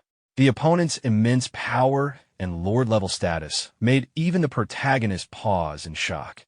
Regaining composure, he summoned his dragon companion, recognizing the intensity of this fight would surpass any trial before it. The dragon appeared and unleashed powerful attacks from every direction, striking the giant repeatedly and dealing massive damage each second. Enraged, the giant roared, his defenses hardening as he entered a furious state. The protagonist, seeing this, realized the true scale of the challenge had only just begun. The protagonist gestured toward the giant and called Xiao Luo into action. In an instant, the phoenix dove, scorching the battlefield with a concentrated inferno that struck the giant with devastating force. The lord-level warrior collapsed almost immediately, and the field fell silent as the last embers faded. From a fallen foe came several valuable items, an imposing hammer, a sturdy shield, and a piece of dark gold leather armor, evidence that the victory had been significant and rewarding. The protagonist took a quiet moment to appreciate the haul, pleased by the rare finds. Hardly had he finished surveying the spoils than two figures emerged from the shadows of the subterranean chamber, acknowledging his triumph, but warning that the Holy Spirit arena's true cruelty had only just begun. Their words were scarcely finished before the altar itself summoned a new challenger. Alec, a swift and deadly giant famed for an unbroken string of victories. Her arrival raised the stakes instantly. Alec came forward furious, intent on avenging the fallen. With a practiced motion, she attempted to revive her fallen partner, activating an arcane resurrection rite. The arena trembled as the ritual began to take hold. The protagonist reacted without hesitation, ordering his beasts into a coordinated strike to interrupt the resurrection. Xiao Luo and Xiao Hui unleashed everything they had, flames and ferocious assaults that engulfed Alec.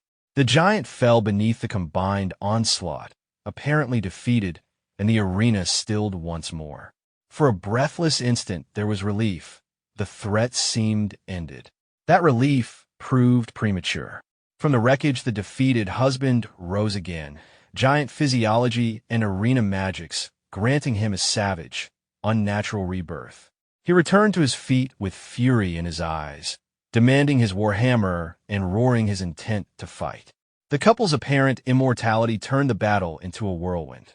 The resurrected giant charged, the protagonist's companions answered with relentless strikes, and the arena filled with fire and clashing force. Then 2 new items appeared before the protagonist, followed by 2 glowing inscriptions showing their names and ranks. He examined them closely and found that one was a swift dagger of epic grade, and the other a dark gold light armor with yet-to-be-identified effects. Excited by the discovery, he picked up the dagger, admiring its gleaming surface and craftsmanship, clearly pleased with his find. Before he could study them further, the statue from earlier re-emerged, declaring that his will and strength had been recognized by the Holy Spirit, and that the road to sainthood would now be opened. As the ground trembled, a new statue emerged before him. He wondered what kind of unique mechanism was behind it, his eyes narrowing in curiosity. A yellow glowing disc appeared again, similar to before. As he lifted it, he noticed something unusual at its top and wondered if it could be a godly weapon. However, the statue suddenly warned him to put it down, saying he was not qualified to touch it. Confusion spread across his face as the gray fog returned, realizing the statue was behind it all. Without warning, his beast companion, the dragon, appeared and launched an attack at the statue. The creature's sudden aggression shocked him, but in an instant, the statue was shattered. As dust settled, he stood sweating and speechless. Soon, the air thickened again, and from the fragments emerged a corrupted divine presence. It was once a holy spirit, but had been contaminated, taking on a dragon's form resembling his own companion. He was shaken to see how similar it looked to Xiao Hui, with identical attributes and aura. The corrupted dragon spread a poisonous mist, draining his health every second. Acting quickly, he ordered his dragon to seal its skills, and the beast cast forbidden magic in response. The statue sneered, declaring that their trump cards were already exposed. Noticing the effects, he realized that even Xiao Hui's magic had been restricted. He then summoned another companion, Xiao Luo, calling it forth to join the fight. As the phoenix appeared, its flames illuminated the battlefield. The enemy, astonished that he had a second beast, staggered. With a confident gesture, he commanded his beasts to attack. The phoenix's flames rained down while the dragon charged headfirst, splitting the corrupted statue apart with a powerful roar. The shattered figure screamed in defiance, warning that mortals would one day face divine retribution, before vanishing into dust. The protagonist stared at the remains and muttered dismissively. A calm voice then echoed from the void, thanking him for liberating the Holy Spirit arena from Sekhmet's control and offering him a token as a certificate for the path to sainthood. A faint light gathered before him, forming a mysterious object that pulsed with divine energy. Another inscription appeared, revealing the item as the guidance of the Holy Spirit. An unknown ranked relic said to lead the worthy towards sainthood. He smiled, pleased with the unexpected reward. Immediately after, more notifications appeared, announcing that he had triggered a hidden mission to search for the lost Holy Spirit and completed the Holy Spirit Arena Challenge. Before he could react, a portal opened beneath him, pulling him through. Emerging from the portal, he found himself back near Sister Tao's group, who were observing the gray fog. Her companions noted how dense and frightening it had become. Tao remarked that its density had increased, wondering what was happening inside. Another companion worried aloud that he might have been poisoned, but Tao scoffed, saying he was tougher than a cockroach. Soon, they noticed the fog thinning. As it began to dissipate, the protagonist appeared through the portal, calling out to them. Tao turned, relieved yet exasperated, admitting she knew he wouldn't die so easily. One of her companions was stunned at the sight. Seeing him unharmed, Tao demanded to know what he had done to cause the fog to vanish. He explained casually that he smashed a god statue inside, which caused the fog to disperse. Tao froze, then yelled in disbelief, threatening to buy him a coffin if he kept provoking divine beings. He grinned and reminded her that he had technically done her a favor by resolving the issue, asking how she planned to reward him with commissions, bonuses, or perhaps advanced skill books. Tao, clearly annoyed, accused him of trying to take advantage again. Opening a portal, she said she had to return to the main city to report and would deal with him later. He called after her not to run away, but she disappeared into the light. The scene then shifted to Shueihua City. Townsfolk gathered in the streets, marveling as the once toxic air cleared. They cheered, crying that the gray fog had finally dissipated, thanking the gods and rejoicing that they could return home at last. At the same time, in a majestic realm surrounded by swirling divine energy, a colossal dragon muttered to himself, his tone filled with greed and anticipation. He spoke of an immensely powerful god whose power, if consumed, could help him break past his current limits. His massive wings unfolded, tearing apart the outer shell of the roxel that had contained him, and as he ascended into the sky, he murmured that it was time to stretch his muscles. Before he could rise higher, an armored warrior appeared before him, confronting him with anger. The warrior accused him of abandoning his duty and called him foolish, warning that his recklessness would one day bring ruin to the world. The dragon stared coldly at him, stating that the Holy Spirit arena had already been liberated. This time, he would descend in his true form to restore balance. The warrior warned him once more, saying that if he went too far, his godly power would be stripped away. Ignoring the threat, the dragon soared upward, muttering that he would devour the ignorant humans and shatter his shackles, vowing vengeance on the one who had defied him. The scene shifted to Shueihua City Lord's Hall, where a red-haired lady bowed respectfully before the protagonist, thanking him sincerely for saving the city. He responded casually, saying it was just a small favor, then asked about Aisha's condition. She smiled warmly and told him that Aisha was recovering well, as were all the others who had been affected by the gray fog. Just then, a guard burst in, laughing and announcing that the hero who had resolved the gray fog crisis had arrived. The city lord himself appeared, expressing curiosity about the one responsible. The lady pointed to the protagonist, introducing him as Lord Xiao. The protagonist greeted the city lord politely, and moments later, glowing text appeared before his eyes, indicating that his favorability with Duan had increased and that he had earned the friendship of Shueihua City. Before the city lord could speak further, Sister Tao entered, praising the protagonist for his extraordinary accomplishment in resolving the gray fog's source. The city lord turned to her and calmly remarked that this confirmed the incident's divine connection. The protagonist admitted that there were still many things he didn't fully understand, maintaining a confident composure. The city lord smiled, handing him a communication token and inviting him to reach out whenever needed. The protagonist accepted with gratitude, noting internally that anyone holding the title of City Lord had to be a level 100 warrior, making this favor quite valuable. Before leaving, the City Lord mentioned that he still needed to handle matters concerning the city's recovery. The protagonist nodded, saying he too needed to return to Fiancée City and encouraged the City Lord to stay in touch. Sister Tao then said she also had to return to the Supreme Temple to report and offered to take him using a teleportation array. He thanked her, which made her sigh in irritation, calling him a brat in jest before activating the portal. The scene shifted to Fiancée Main City, where the protagonist was greeted by the dwarf Thor, who joyfully exclaimed at his return. The protagonist immediately asked for his help in identifying something. Holding up a green disc, Thor examined it curiously and joked that it looked like a plate used by dwarves to eat from. Rolling his eyes, the protagonist urged him to take it seriously, insisting it was a divine artifact. Thor sniffed the item and frowned, saying it carried a scent he despised, a scent that seemed to suppress its own potential. Gripping his hammer, he prepared to strike, declaring he would make it shine again. As he raised the hammer, The protagonist broke into a sweat, warning him to be gentle since it was a god weapon. When the hammer came down, glowing inscriptions appeared on the disc, revealing it to be the azure glaze plate, an artifact crafted from rare azure glaze, said to be indestructible and designed to hold something of immense divine power, something at the holy sentence level. Thor chuckled, saying he had been right about it being a fruit plate. The protagonist, sweating again, wondered if it might truly be meant to hold a holy sentence item. Thinking deeply, he recalled that the holy severance level was several tiers above the heavenly destruction level, a rank spoken of only in myths.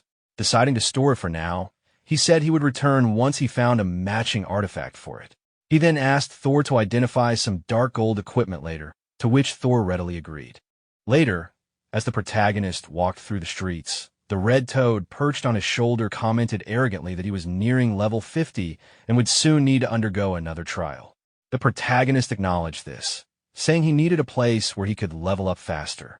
Smirking, he turned to his beast companion and said it was time to head somewhere nice. They soon arrived at the gravel wasteland, a harsh area crawling with large sand thorn scorpions.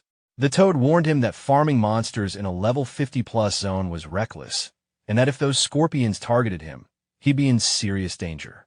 The protagonist, however, stood confidently, brushing it off with a grin, saying it was no big deal.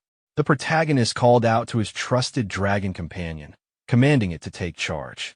Responding instantly, the dragon soared into the air and unleashed a devastating wave of dragon breath upon the swarm of scorpions, dealing massive damage and scattering them across the battlefield. Without wasting a moment, he summoned his phoenix next, entrusting it with the next attack. The phoenix rose high into the sky, its fiery wings glowing brilliantly before raining down blazing energy that wiped out countless scorpions in an instant. Seeing the overwhelming destruction caused by both his beasts, the protagonist felt genuinely impressed by the sheer destructive power of his team. Amidst the chaos, several notifications appeared before him. His level had increased to 50, bringing with it a significant rise in his strength, constitution, spirit, and agility. However, he had now reached the level cap and could no longer gain experience until he completed the special level 50 promotion trial.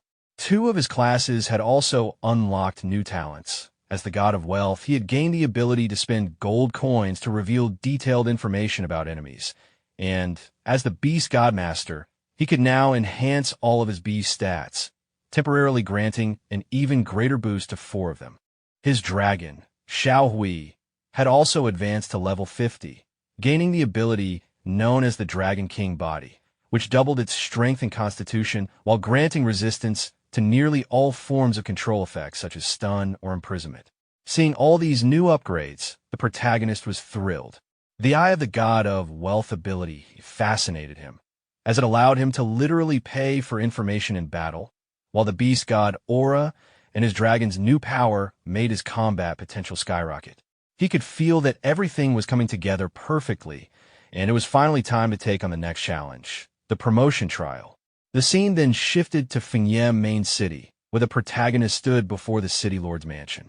He reflected that this place held one of the few temples capable of initiating the level 50 trial, and the closest gateway to the imperial city lay here.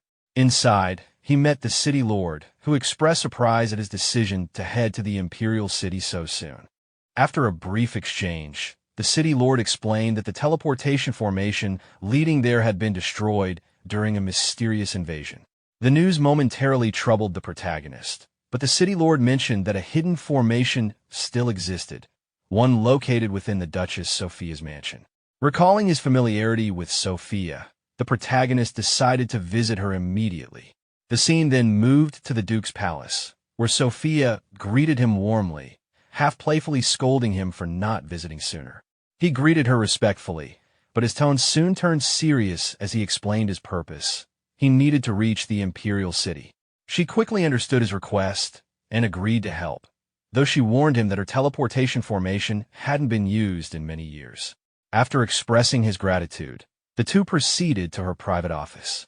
Sophia admitted she was unsure whether she could still activate the formation, given how long it had been since she last used it. At his encouragement, she tried anyway. Pulling a hidden lever on the wall, she successfully triggered the mechanism, and a glowing teleportation circle appeared beneath his feet. Impressed, he praised her skill as she urged him to step in quickly, explaining that the formation was only temporary and would soon fade. He promised her that once his promotion trial was complete, he would return to see her.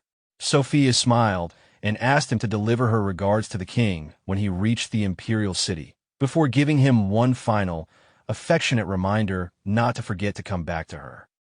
Sometime later, the protagonist appeared in front of a gate where guards were stationed. One of them looked at him and asked who he was and why he had suddenly appeared. The protagonist reassured him, explaining that he had come from Finya City and that Lady Sophia had opened the teleportation formation for him. He identified himself as Viscount Xiao of Finya City. Hearing this, the god acknowledged him politely, recognizing his noble status. Both guards then turned to the protagonist and saluted him. Xiao waved off the formality and asked for the direction to the World Temple. One guard stepped forward, offering to lead him. As they walked inside, the guard asked if he was there for the level 50 advancement trial. Xiao confirmed. The god explained that there was only one passage to the World Temple in the imperial capital, and entering normally required a complicated series of procedures. However, with Xiao's status as a viscount, the process could be expedited. Xiao expressed his gratitude and asked to be taken there as soon as possible. Later, as he looked at the temple, the protagonist admired its majesty. The World Temple lived up to its reputation, with a world tree standing behind it. Climbing to its top would earn recognition from the gods. When he reached the gate, some people standing there seemed to be waiting for him. He wondered if they were addressing him. An old man, a 5th-level deacon named Abosai, stepped forward and asked if he was Lord Xiao. Xiao confirmed. Abosai explained that he had come after hearing the news and invited him to follow. Inside the temple, Abosai asked what level of trial he intended to take this time. Xiao immediately replied, the Abyss. Abosai looked at him and cautioned that the level 50 trial would be twice as difficult as before, and no one knew exactly what the Abyss trial would entail. With confidence, the protagonist affirmed that it didn't matter. He had made up his mind. Standing at the temple gate, the old man wished him good luck. Xiao thanked him and prepared to move forward. Elsewhere in the city, a soldier ran through the streets, shouting that there was news for His Highness. A gray-haired man turned to him, asking why he was so panicked. The soldier reported that Xiao, the person they had been monitoring, had arrived in the imperial capital. The gray-haired man was shocked and muttered that Xiao had dared to come to the capital alone, clearly reckless.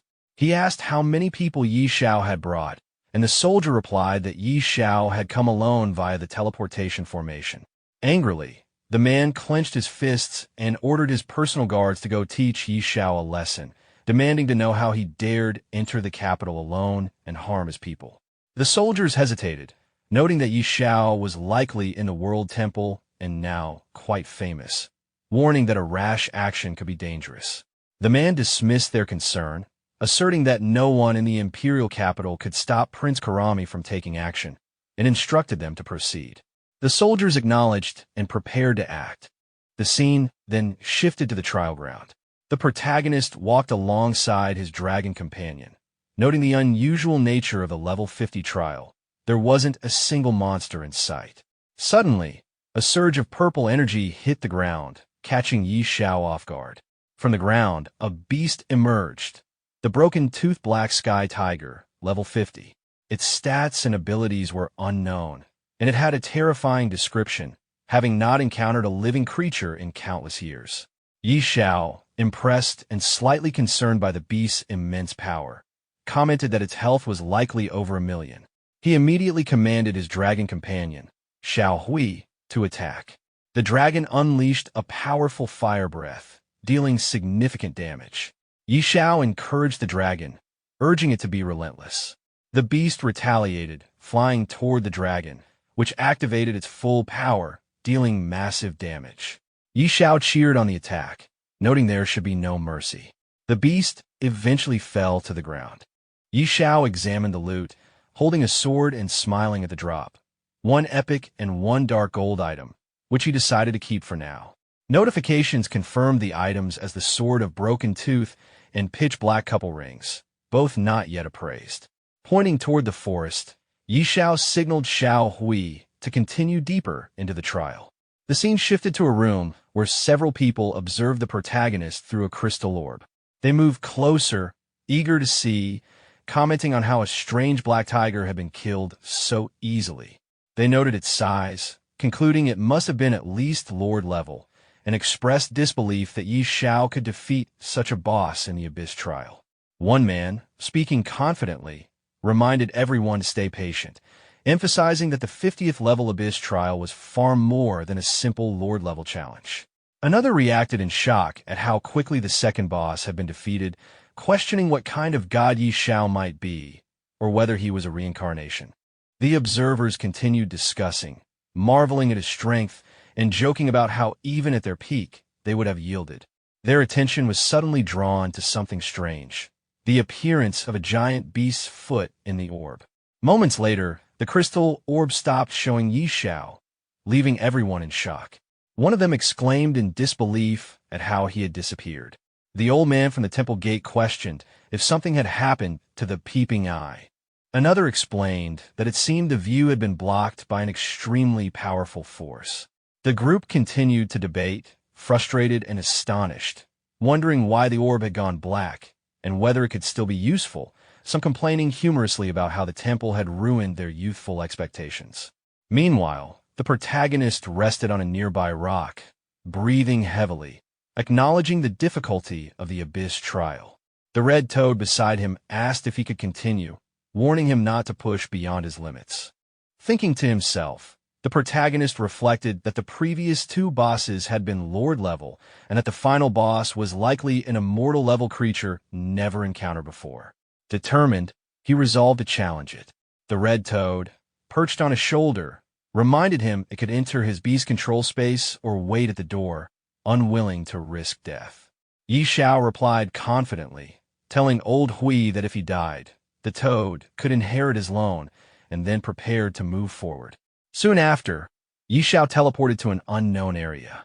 A notification appeared above his head, warning him that he had entered an extremely dangerous area and should escape immediately. Looking ahead, he steadied himself, confident and ready, remarking on the terrifying immortal-level monster in front of him. Its attributes were formidable, and its skills could not be detected. A notification appeared before the protagonist, listing the immortal boss's basic info. Invader of the Abyss, level 50, with most stats unknown and talent and skills unreadable. Confident, Xiao activated the Eye of the God of Wealth. The skill's cost flashed repeatedly.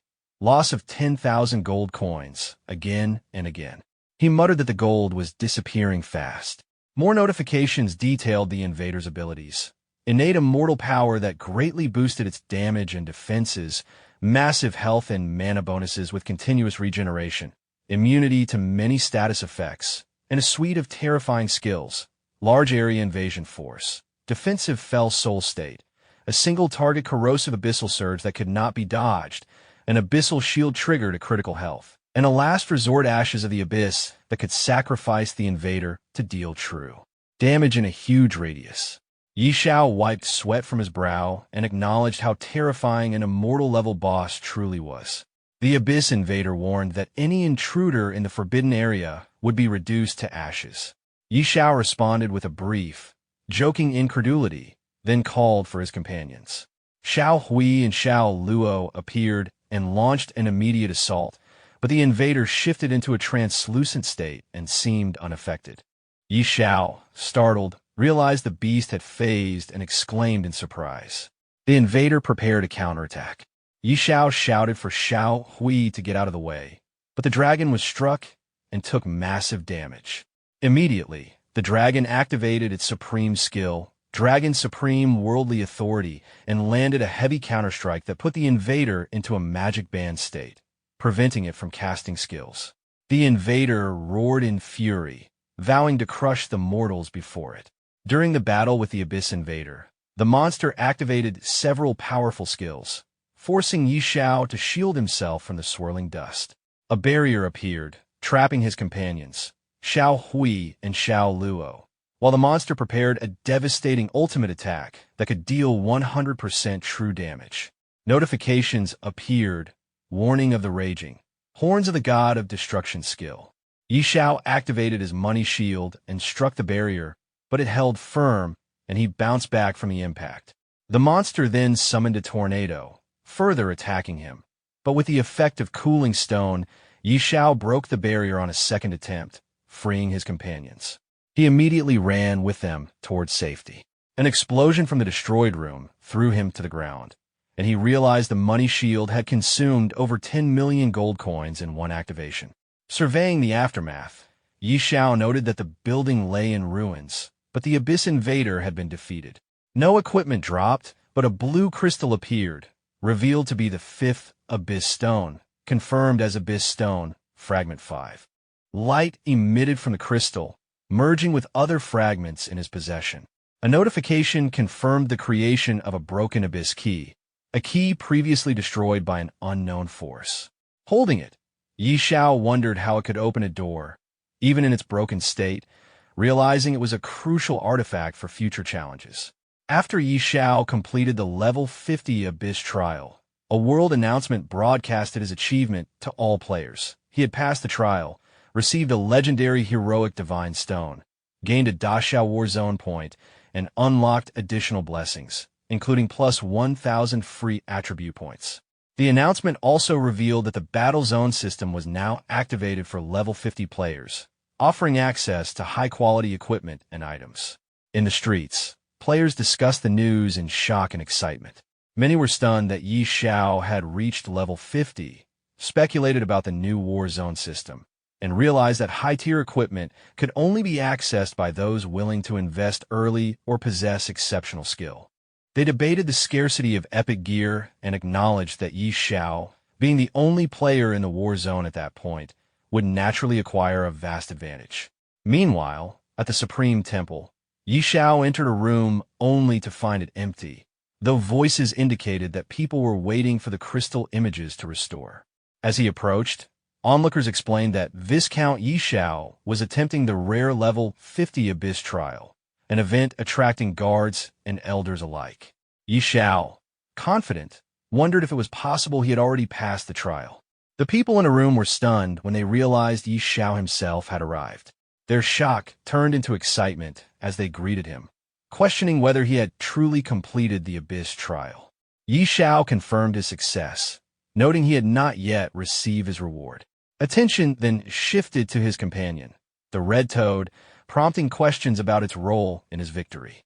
The toad angrily defended itself, asserting its importance in the trial. Finally, when asked about the final boss's level, Yi Xiao revealed it was immortal level, leaving everyone in the room astonished and horrified at the scale of the challenge he had overcome. The old wizard guided the protagonist through the temple, asking him to follow and not worry about the trial reward yet. He explained that before anything else, the protagonist must receive the world's blessing. They reached a massive blue leaf tree, and the wizard revealed it as the holy tree's will, instructing him to wait patiently as the ceremony began. A sudden gust of wind swept through, and the protagonist felt the tree's power. Visions of the world's creation appeared before him. The birth of dwarves, dragons, elves, and goblins. Gods later descended, demanding submission, and while some races bowed, others like the dragons resisted. Darkness soon consumed a part of the continent, marking the beginning of the strange invasion. As the vision ended, the protagonist realized the gods might be connected to these invasions. A divine message then urged him to seek the holy judgment to stop the darkness. When he touched the holy seed, divine power surged through him. The blessings enhanced his strength, doubled his growth, and multiplied his health and constitution many times over. His beast companion also shared in the transformation, and a new skill awakened, the holy tree's protection, granting him one chance at resurrection. Bathed in a blue aura, he marveled at the power, recognizing it as a divine gift that made him nearly invincible. When the old wizard asked about the process, he replied calmly that everything had gone smoothly. The old wizard expressed satisfaction that everything went smoothly and told the protagonist that since he was acknowledged by the holy tree, he was now considered a friend of the temple. He then asked if the protagonist had ever thought about joining the World Temple. The protagonist declined for now, saying he didn't have such an idea at the moment. Understanding his answer, the old wizard handed him a reward, the heroic Godstone, a legendary item given only to those who cleared the Abyss-level trial. It held divine power used to strengthen the emblem of heroism. The protagonist examined the stone briefly, acknowledging its purpose before preparing to leave. The wizard respectfully told him he would always be welcome back should he ever decide to join the temple. The scene shifted to Dragon Phoenix City, where Lansley pushed through the crowd, shouting for people to move aside. The townsfolk whispered among themselves, recognizing him and wondering who would be his next target, whispering that he was known as a ruthless killer. Growing impatient, Lansley muttered to himself, frustrated that his target still hadn't appeared, his killing intent barely restrained. A soldier warned Lansley to control himself, reminding him that delaying the prince's orders could cost him dearly. Lansley brushed it off, saying they should deal with Xiao first since his sudden fame had drawn too much attention.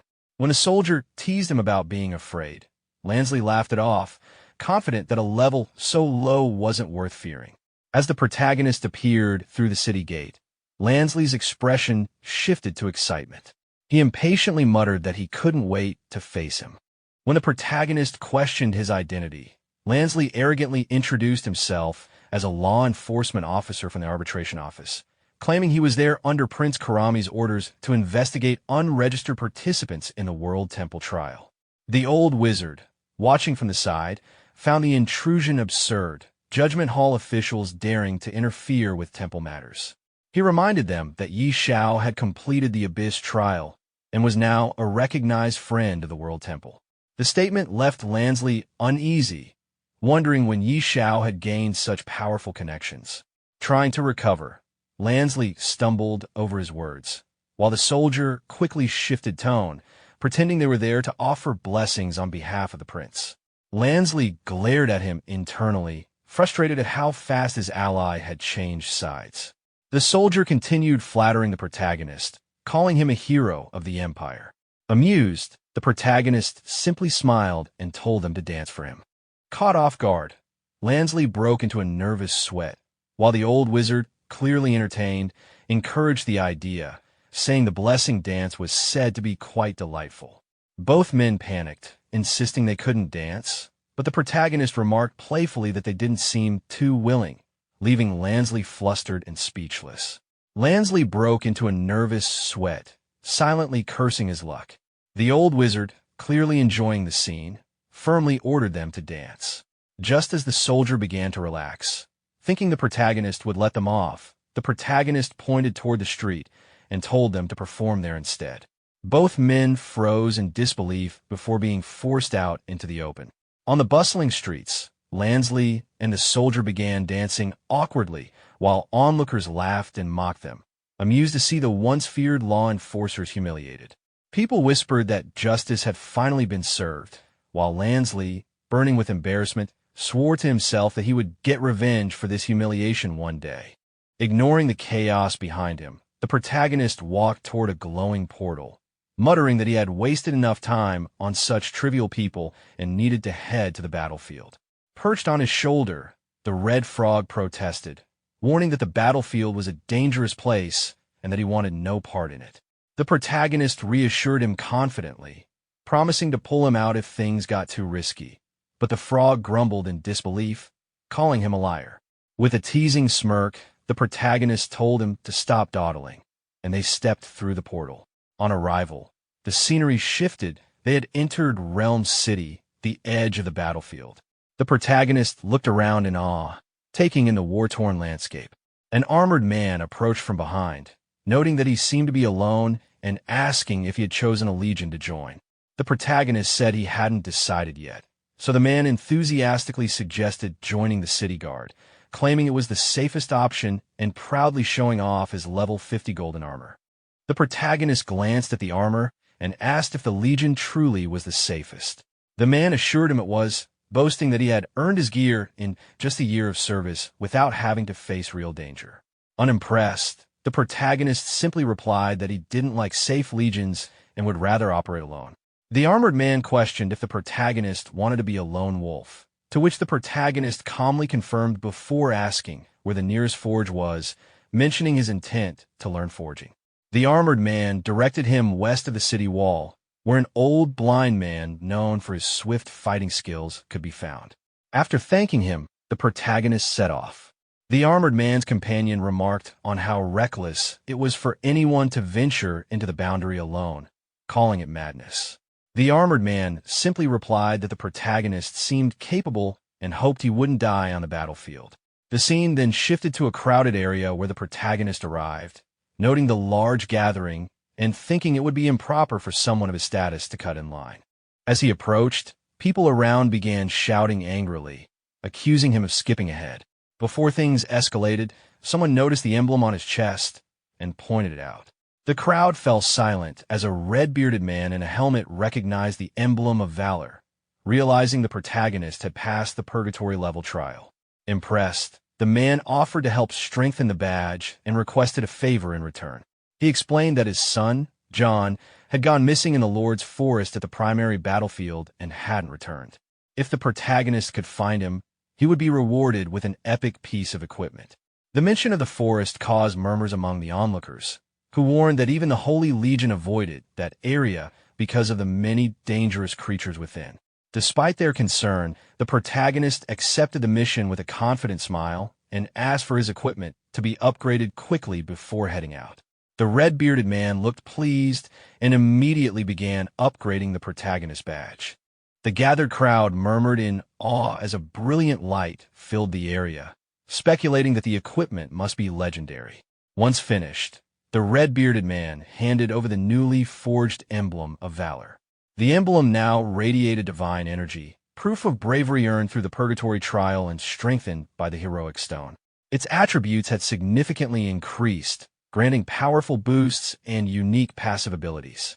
The protagonist admired the emblem's enhanced strength before deciding to leave, assuring the red-bearded man he would help search for his missing son in the Lord's forest.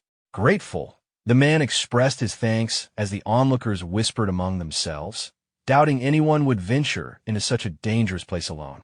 As the protagonist walked away, he received a sudden message from the supreme god's gift. The cryptic vision described an island full of life and a dark forest, leaving him puzzled. Unsure of its meaning, he decided to focus on upgrading before investigating further.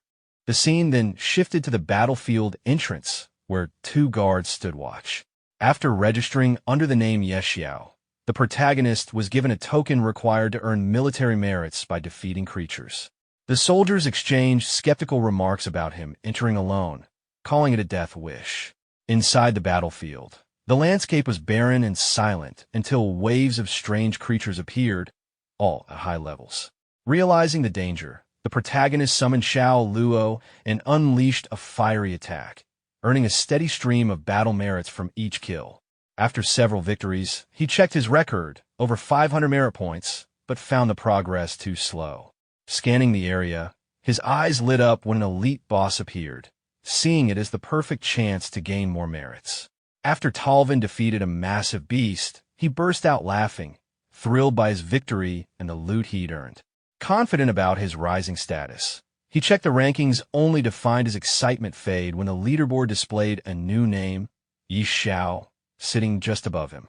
Confused, he muttered to himself as Xiao's name suddenly vanished, then reappeared, leaving him questioning if there was a system error. When Babalu's name replaced the spot, Talvin could only stare blankly, wondering how both of them were advancing so fast. Far away, Xiao was relentlessly slaying beasts across the battlefield. His level rose to 49, his strength and attributes boosted dramatically. With nearly 100,000 battle merits earned, he grinned and urged his phoenixes, Xiao Luo and Xiao Hui, to continue the assault. Soon, a world announcement echoed across the realms. Xiao from the Great Xia Kingdom had broken into the top 100 of the battlefield merit rankings. Players everywhere were stunned. In nearby villages, adventurers whispered in disbelief, amazed by how someone could achieve over 100,000 merits in just half a day. Some speculated he might even break into the top 10. On the capital's Great Wall, his name appeared among the top contenders, right below Night Dragon and Ames. Citizens gathered around the ranking board, astonished by how quickly Xiao had risen. His growing fame spread through the main city, with crowds marveling at his permanent stat increase and unmatched pace. Meanwhile, deep in a vast jungle, Xiao arrived before the ominous expanse of the Lord's Forest. As the wind rustled through the dark canopy, the red frog perched on his shoulder croaked uneasily, warning him that something about the forest didn't feel right. Xiao remained calm, reassuring the red frog not to worry as he observed the dense forest ahead. He knew the Lord's Forest likely hid multiple Lord-class bosses, and with steady determination, he decided to explore deeper. Meanwhile, at a lookout base nearby, a tense atmosphere filled the air. The commander stood atop the fortifications with his subordinate, who rushed in with urgent intel. The bald scout reported that a boss was advancing toward the stronghold, leading a massive army of subordinates numbering in the thousands. Hearing this, the commander ordered everyone to prepare for battle. Rallying his troops, he reminded them that the honor of the Third Army was at stake and that they must defend their stronghold with everything they had. Moments later, from the misty horizon, dark figures with glowing horns emerged. The soldiers barely had time to react before a massive beast crashed into the defenses, the ice armor Iron Dark Deer. Chaos erupted as troops scrambled to defend the camp. Barking quick commands, the commander ordered Ron to lead the shield guards to taunt and divide the monster's attention, while archers launched volleys from afar. The first waves were pushed back under the commander's direction, and for a brief moment, it looked like victory. Then, the bald scout pointed toward the forest, his voice trembling as an enormous silhouette emerged. The ground shook as the true boss appeared, the ice armor Iron Deer King. The commander's expression hardened, realizing the scale of what they were facing. As the massive creature charged, its roar echoed through the battlefield. The commander shouted for all troops to be on full alert, witnessing the sheer power of the monstrous foe for the first time in his life. A sudden blast of flames descended from above, engulfing the monstrous beasts in a blazing inferno. The battlefield fell silent as the smoke cleared, leaving behind only charred remains. Soldiers froze in disbelief, murmuring among themselves, wondering if the boss had collapsed on its own or if they were hallucinating. Even the commander, stunned by what he witnessed, questioned whether the creature had unleashed a mental illusion to confuse them. The bald subordinate pointed ahead, his voice trembling as he spotted someone standing in the distance. When the commander's gaze followed, his eyes widened. The lone figure was Xiao. Realization struck instantly. The boss had been annihilated in a single strike. The commander immediately ordered his subordinate to approach, eager to identify the mysterious warrior capable of such power. As the troops surrounded Xiao, he glanced around, confused by the sudden crowd. Uninterested in attention or praise, he turned and left, muttering about his priorities, leveling up and completing missions. The soldiers called out after him, shouting for the hero to wait, but he had already vanished into the shadows. The commander, watching him disappear, instructed his men to hold their ground and observe, still processing the impossible strength they had just witnessed. Hidden from sight, Xiao released his phoenix to finish the remaining creatures. The majestic bird soared through the air, flames consuming every enemy in sight. Notification after notification appeared as the system tallied his kills and announced his phoenix's new talent skill, Divine Phoenix Body. Xiao, pleased with the progress, admired the strength of his companion and pressed forward deeper into the battlefield. Meanwhile, far away in a fortified village, the old wizard and the Red Knight discussed Xiao's astonishing rise. His battle merits had skyrocketed beyond 5 million, a figure powerful enough to purchase an entire set of epic armor. Both were astounded by the rate of increase, acknowledging that even a veteran like the Red Knight couldn't match that killing speed. The old wizard, thoughtful yet uneasy, admitted that even for him, capable of taking down level 50 or 60 lord bosses with ease, the scale and speed of these kills were unnatural, something far beyond normal combat, or even large-scale forbidden spells. The Red Knight, eyes narrowing with interest, asked quietly if Xiao could truly be that strong. They always heard replies that if the boy ever grows up, he might achieve things no one has ever done before. The Red Knight questioned if the old wizard was referring to the hidden elders of the Empire, and the wizard confirmed it, expressing concern about how fast the eerie invasion was advancing. If it continued at this pace, the world might not last more than a few decades. The scene shifted to the Lord's Forest, where the commander and his subordinates discussed the chaos erupting there. They wondered if another wave of strange invasions was coming and debated whether to retreat or reassess. The commander explained that a powerful individual was currently purging the eerie phenomena and ordered each legion to cooperate with him.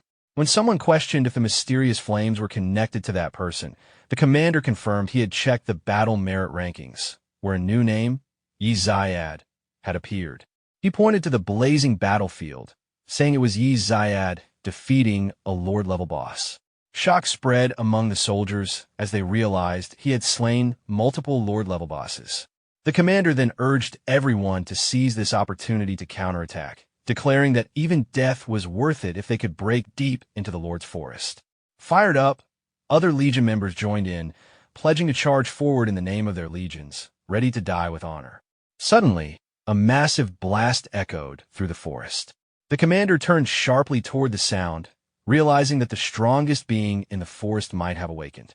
Meanwhile, deep within the blazing woods, the protagonist defeated another beast. Exhausted, he decided to rest under a tree trunk. Nearby, the red frog emerged, grumbling about being woken up and complaining about the heat. The protagonist lazily replied that he only wanted the frog to get something to eat. As he relaxed, a faint movement caught his attention. He looked up, sensing someone or something approaching. The red frog also noticed it, tensing up as it warned that something wasn't right. As the situation escalated, a massive dragon suddenly descended from the sky, charging toward Xiao with overwhelming hostility. It was identified as the Blood Rain Ghost Wyvern, a level 55 King-class boss with terrifying stats and immense health exceeding 3 million. Realizing the threat immediately, Xiao recognized it as a king-level enemy and ordered his dragon, Xiao Hui Xiao Luo, to engage without hesitation. The dragon responded instantly, surging into the air and launching in attacks. Dragon flames rained down, slamming the wyvern into the ground. After regaining altitude, Xiao Hui gathered power and unleashed an even stronger flame attack. The Blood Rain Ghost Wyvern, still recovering, was struck head-on and let out a painful roar as heavy damage was dealt. The wyvern retaliated at full power, releasing violent electrical storm, like waves toward both Xiao and his companions. The dragon moved to shield Xiao, using its power to block the incoming attack. Observing the exchange, Xiao acknowledged that this king-level boss was far more formidable than expected and warned his companions not to underestimate it. He then ordered them to attack together and prevent the wyvern from activating any more skills. At that moment, an unfamiliar presence emerged from the shadows behind Xiao. Sensing danger, he turned just in time to see a new beast reveal itself. A towering werewolf-like creature with glowing blue eyes stepped forward, roaring as its information became clear. It was the Ghostly Wolf, a level 56 Monarch-class monster with even higher health and terrifying combat potential. Seeing a second high-ranking enemy appear, Xiao began to tremble, realizing that he was now facing multiple Monarch and King-level threats at the same time. The scene shifted to the village, where players gathered around the ranking display. Xiao's battle merits were climbing at an alarming rate, rising again and again in rapid succession. The sudden surge left everyone stunned, with many struggling to understand what kind of monsters he could possibly be defeating. When his total battle merits crossed 10 million and secured first place, shock quickly turned into disbelief, as it became clear that he was overwhelming the battlefield at an unprecedented pace. Elsewhere, several soldiers stared at the scoreboard in silence, sweat dripping down their faces as tension and jealousy set in. The increase in battle merits had happened in less than a minute, suggesting the defeat of extremely high-level enemies. Even atop the palace rooftop, a knight and a wizard observing the rankings realized that Xiao had already surpassed previous records. From their perspective, it seemed increasingly likely that the level 50 battlefield itself might soon be completely cleared under his presence alone. The scene then returned to the battlefield, where Xiao remained in combat. Another enemy soon appeared, this time a demon bat-like creature descending from the sky. It was revealed to be the Dark Bat, a level 58 king-class monster with massive health and powerful attributes. Without hesitation, Xiao allowed his summoned companions to take the lead once more. Xiao Hui surged forward, unleashing intense flames that slammed the Dark Bat into the ground. Although the monster quickly recovered and retaliated by releasing powerful sonic waves, the attack only reinforced the scale of the threat rather than stopping the advance. In response, Xiao called in Xiao Luo. The phoenix ascended into the sky and released a concentrated, lava-like beam directly into the Dark Bat. The attack pierced through its defenses and detonated from within, causing the monster to explode midair. As blood and remains scattered across the battlefield, it became clear that yet another Monarch-class enemy had been eliminated with overwhelming efficiency. Despite the grotesque aftermath, the outcome was undeniable. Xiao continued to dominate the battlefield, dismantling even the highest-tier enemies with speed and control. When the Dark Bat was destroyed by the Phoenix's attack, its body shattered instead of disappearing.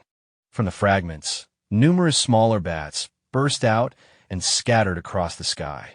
Xiao immediately realized that the monster had the ability to split into multiple entities, making the situation more complicated. The smaller bats quickly counterattacked by spitting green liquid from their mouths, revealing that they carried venom. Recognizing the danger, Xiao reacted without delay and ordered Xiao Hui to restrain them. The dragon rose into the air and released sonic waves, disorienting the swarm and forcing the smaller bats into a stunned state. With their movements disrupted, Xiao followed up by having Xiao Luo finish the attack. The phoenix ascended and unleashed blazing flames, burning through the remaining bats until none were left in the sky. With the last of the Dark Bat's fragments eliminated, the battle finally concluded. Xiao's level increased, and both Xiao Hui and Xiao Luo also grew stronger as a result of the victory. Despite the successful outcome, the remains scattered across the ground were unpleasant to look at, and the lack of equipment drops made the fight feel unrewarding. After assessing the battlefield, Xiao confirmed that all 4 Monarch-level enemies had been dealt with. With no reason to remain, he recalled his companions and left the area. The scene then shifted to a forest path, where Xiao noticed a group of soldiers approaching from ahead. The soldiers quickly identified him and treated him with clear respect. Their leader introduced himself as Ager, the commander of the 5th Legion of the Holy Legion, and confirmed that he was responsible for maintaining order in the region. After learning that the 5th Legion controlled the local garrison, Xiao issued a direct request. He instructed the Legion to gather all strange creatures within the Lord's forest and lure them into a single location, signaling that his actions on the battlefield were far from over. The Legion commander reacted with visible confusion when Xiao explained his plan. Drawing all the strange creatures of the Lord's forest into a single location sounded dangerous, even suicidal. If too many monsters gathered at once, the Legion could be overwhelmed instantly, and the soldiers were well aware of that risk. Xiao calmly addressed their concerns by revealing his resources. He showed that he possessed gold and dark gold level equipment, assuring them that their efforts would be rewarded. He further clarified that once the monsters were eliminated, all equipment drops below epic level would belong entirely to the Legion. The implication was clear. Xiao intended to wipe out every strange creature in the Lord's forest in one coordinated operation. The scale of the plan shocked the soldiers, but the rewards were too tempting to ignore. With the promise of gear and support, their hesitation gradually turned into determination. Still, the commander raised one final concern. With so many monsters involved, the Legion alone would not be able to hold them off. Xiao acknowledged this oversight and adjusted the plan. The soldiers were instructed to lure as many monsters as possible while prioritizing their own safety. At the same time, nearby legions were to be contacted and brought into the operation to expand the lure zone. Xiao also made it clear that he would not claim any loot below epic rank. With the strategy finalized, the commander accepted the task without further resistance and pledged to see it through. Once the orders were issued, Xiao finally allowed himself a moment to rest, showing clear signs of fatigue after the continuous battles. His companions were equally exhausted, making the brief pause well-earned. The scene then shifted to the soldiers' command tent. Inside, the Legion commander was connected to several other legions through a live communication channel. He explained Yi Zhao's mission and asked for their participation. The response was mixed. Some dismissed the plan outright, doubting both its feasibility and the commander's credibility. Others mocked the idea of luring monsters on such a massive scale, clearly unconvinced that Yi Xiao was truly involved. Despite the skepticism, the commander did not argue further. He ended the communication after warning them that they would regret missing out once the results became clear. Moments later, a soldier entered the tent to confirm whether the operation would proceed as planned. The commander gave a firm confirmation. Orders were immediately issued for the entire legion to mobilize and begin luring monsters according to the zones designated by Yi Xiao. As the troops prepared to move out, the commander's resolve hardened. This operation was not only about rewards, it was his chance to prove himself and silence those who doubted him. The soldier checked once more with the legion commander, and the answer was immediate. The operation would continue. Orders were relayed without delay, and the entire unit was mobilized to draw monsters according to the areas marked by Yi Xiao. With the command confirmed, the troops moved out at full speed, while the commander remained resolute, determined to prove himself to those who had always underestimated him. The battlefield soon became active. Archer units fired continuously at roaming monsters to provoke them, while cavalry squads rode ahead, deliberately drawing groups of creatures behind them and leading them away from their original territories. Each squad followed strict instructions, controlling the monsters they lured and guiding them toward their designated gathering points. Coordination across the field was precise, ensuring the monsters were spread and redirected rather than allowed to swarm uncontrollably. Back at the command tent, the Legion commander remained connected to the live communication channel. The other Legion leaders had realized what was happening and were now eager to participate. They questioned whether he was truly assisting Yi Xiao and quickly demanded a share in the opportunity. This time, the commander did not argue. He reminded them that they had chosen not to act earlier and made it clear that participation came with conditions. After a brief pause, he decided to share the location. However, he emphasized that how many monsters each legion managed to lure would depend entirely on their own capabilities. The coordinates were sent, and the other legions immediately began mobilizing their forces.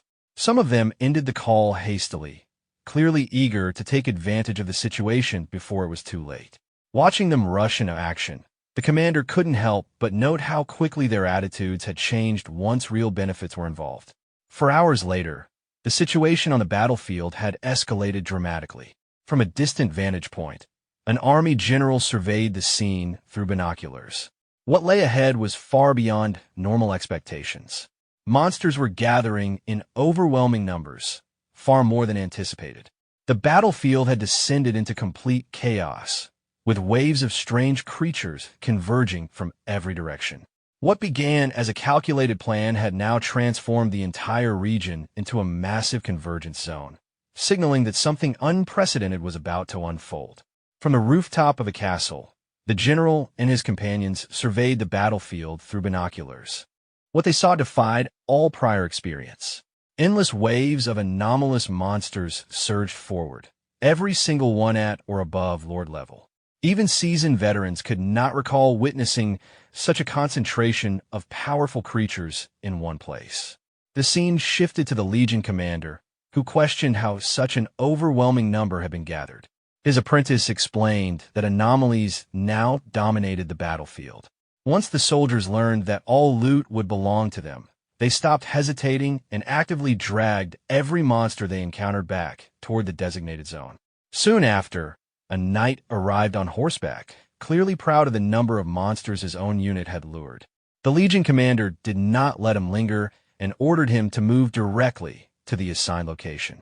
As the monster tide continued to swell, the apprentice voiced concern about whether Xiao could truly handle such numbers alone. The commander admitted his uncertainty. At this point, everything depended on Xiao's arrival. If he was delayed, the gathered forces would be facing annihilation. That worry ended abruptly when Xiao was spotted sitting calmly atop a massive stone in the forest. Relief spread instantly through the ranks. However, even Xiao was surprised by the sheer scale of what had been brought back. The Legion commander reported that all anomalous creatures had been lured as instructed, though the final count had far exceeded expectations. Xiao showed no concern. To him, the massive horde represented nothing more than an immense source of experience. He immediately summoned the Phoenix. The Phoenix ascended high into the sky and unleashed enormous fireballs, each one crashing down into the monster clusters below. The battlefield was engulfed in flames.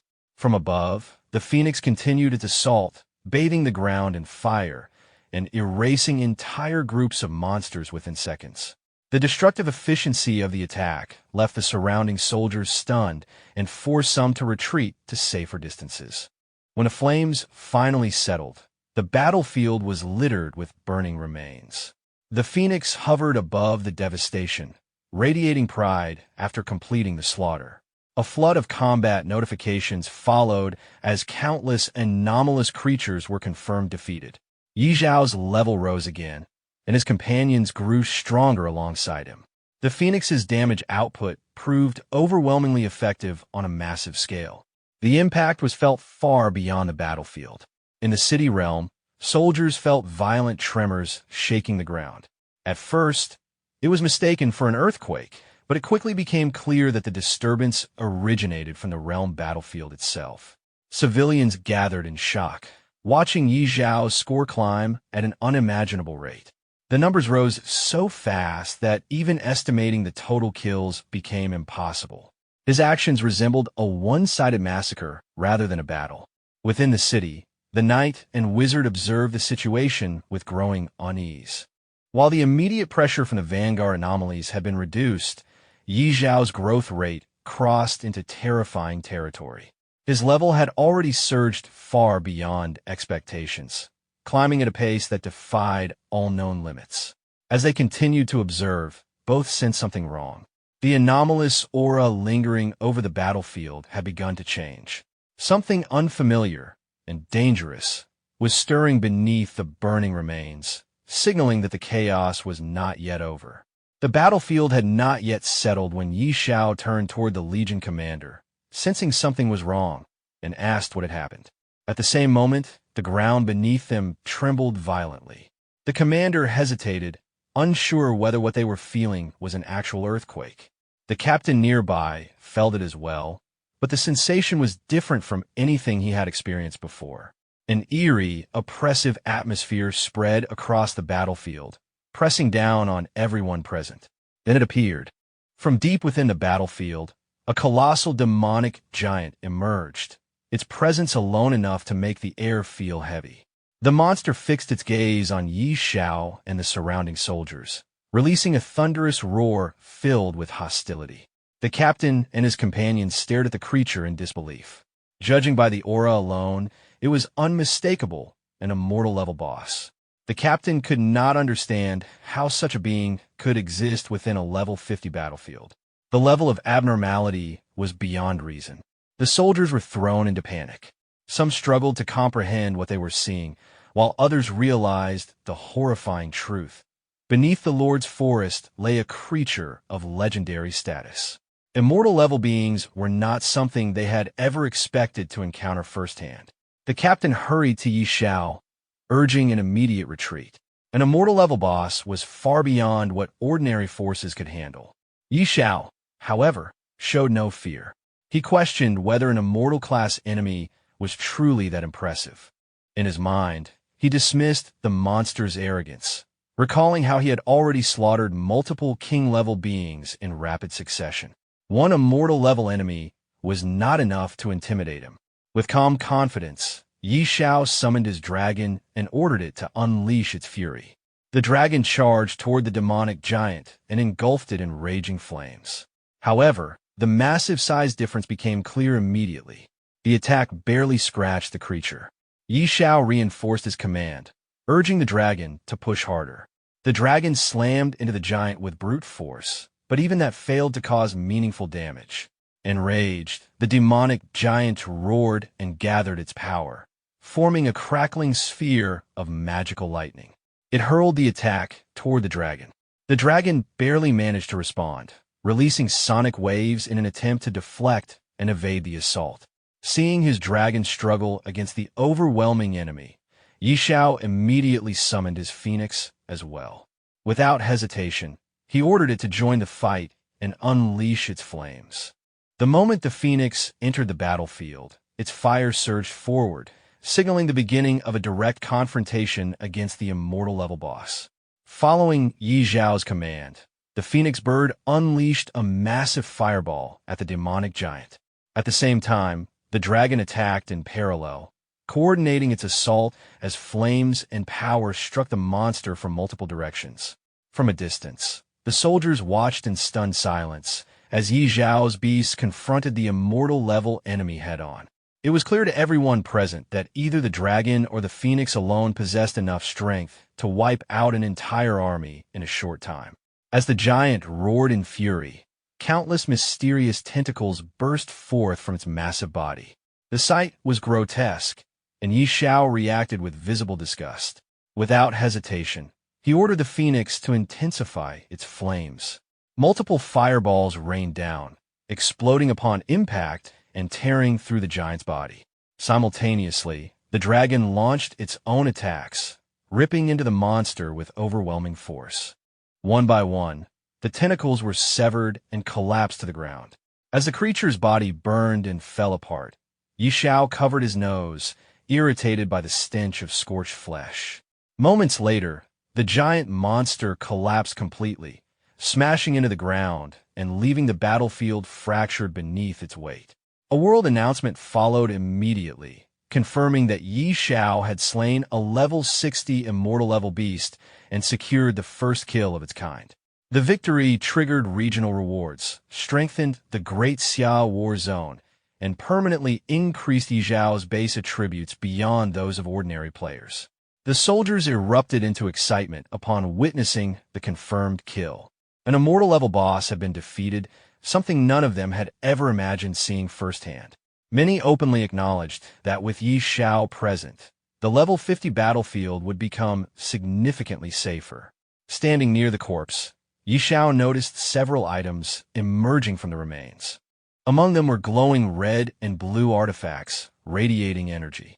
He picked up the red piece, shaped like a fong, and immediately recognized it as legendary equipment. The blue crystals, however, were unfamiliar, so he decided to take them back for further inspection. Soon after, the captain and his troops approached Xiao and asked to organize the collection of the spoils. Xiao agreed, reminding them of their prior arrangement that all equipment below epic rank belonged to them. With his approval, the soldiers quickly moved in to clean the battlefield, eager to secure the valuable gear before anyone else could intervene. The battlefield, once filled with chaos and monsters, finally began to settle under Xiao's command. However, before the cleanup could properly begin, something felt wrong. Xiao suddenly sensed instability beneath his feet. The ground began to crack, spreading rapidly across the battlefield. As the terrain split apart and tremors intensified, it became clear that the realm battlefield itself was starting to collapse. Panic spread among the soldiers. Orders to retreat were issued immediately, and everyone was told to fall back to a safer location. Xiao quickly pointed out a nearby hill, judging it stable enough to serve as temporary shelter. The captain followed his lead, urging everyone to move as fast as possible, knowing that anyone too slow could be buried under the collapsing terrain. As they retreated, Xiao noticed a terrifying phenomenon forming in the sky. A mass of distorted energy gathered and began spinning violently, creating a massive black vortex that pulled debris and fragments of the battlefield toward its center. The power it emitted made it clear that remaining any longer would be extremely dangerous. Recognizing the threat, Xiao ordered everyone to return to the city using the teleportation array. The captain immediately agreed, concluding that with such unstable forces at work, the battlefield was no longer safe. One by one, the surviving soldiers withdrew, escaping just before the collapse worsened. While leaving, Xiao reflected on what had happened. The destruction felt unnatural, likely caused by the elimination of an enormous number of anomalous creatures. It seemed possible that the battlefield had lost some underlying force maintaining its balance, causing it to collapse on its own. The scene then shifted to the realm city. Crowds had gathered, staring at Xiao with disbelief and awe. Many openly speculated that even god-tier powerhouses might not be capable of causing such destruction. Others expressed sincere gratitude, acknowledging that Xiao had cleared the surrounding battlefield and saved countless lives. Among the crowd, a rugged soldier stepped forward and thanked Xiao personally, explaining that his actions had saved both the city and his own child. As a token of gratitude, he offered Xiao a special item. Xiao examined it and discovered it was an epic-grade fragment known as a Page of Cruelty. Although incomplete, the page carried significant power, increasing base attributes and critical combat effectiveness. The description suggested it was only part of a greater whole, implying that collecting the remaining fragments could unlock far greater potential. With the battlefield destroyed and the city temporarily safe, Xiao's influence and reputation within the realm reached an entirely new level. After receiving the book, the protagonist examined it closely. A faint smile appeared as he sensed something familiar about it. He soon took out another artifact from his pocket and compared the two. The markings on both items were identical, confirming his suspicion that the page was not an isolated fragment, but part of a larger whole, and that the Fong of Cruelty was not the only remaining component. Before he could think further, both items rose from his hands on their own. A strange, crackling energy surged between them, drawing them together as if guided by an unseen force. In the blink of an eye, the artifact and the page fused completely, forming a single, far more powerful item. The artifact and the book were pulled together by a surge of mystical energy, fusing into a single item before the protagonist's eyes. He quickly realized that the fusion had greatly amplified its power, far beyond what either item had possessed on its own. Afterward, he asked the barbarian soldier who had offered the book about its origin. From the explanation, he learned that the page had been found inside the cave of an anomalous creature. The mention of anomalous creatures caught his attention once again, reinforcing his suspicions about their growing influence.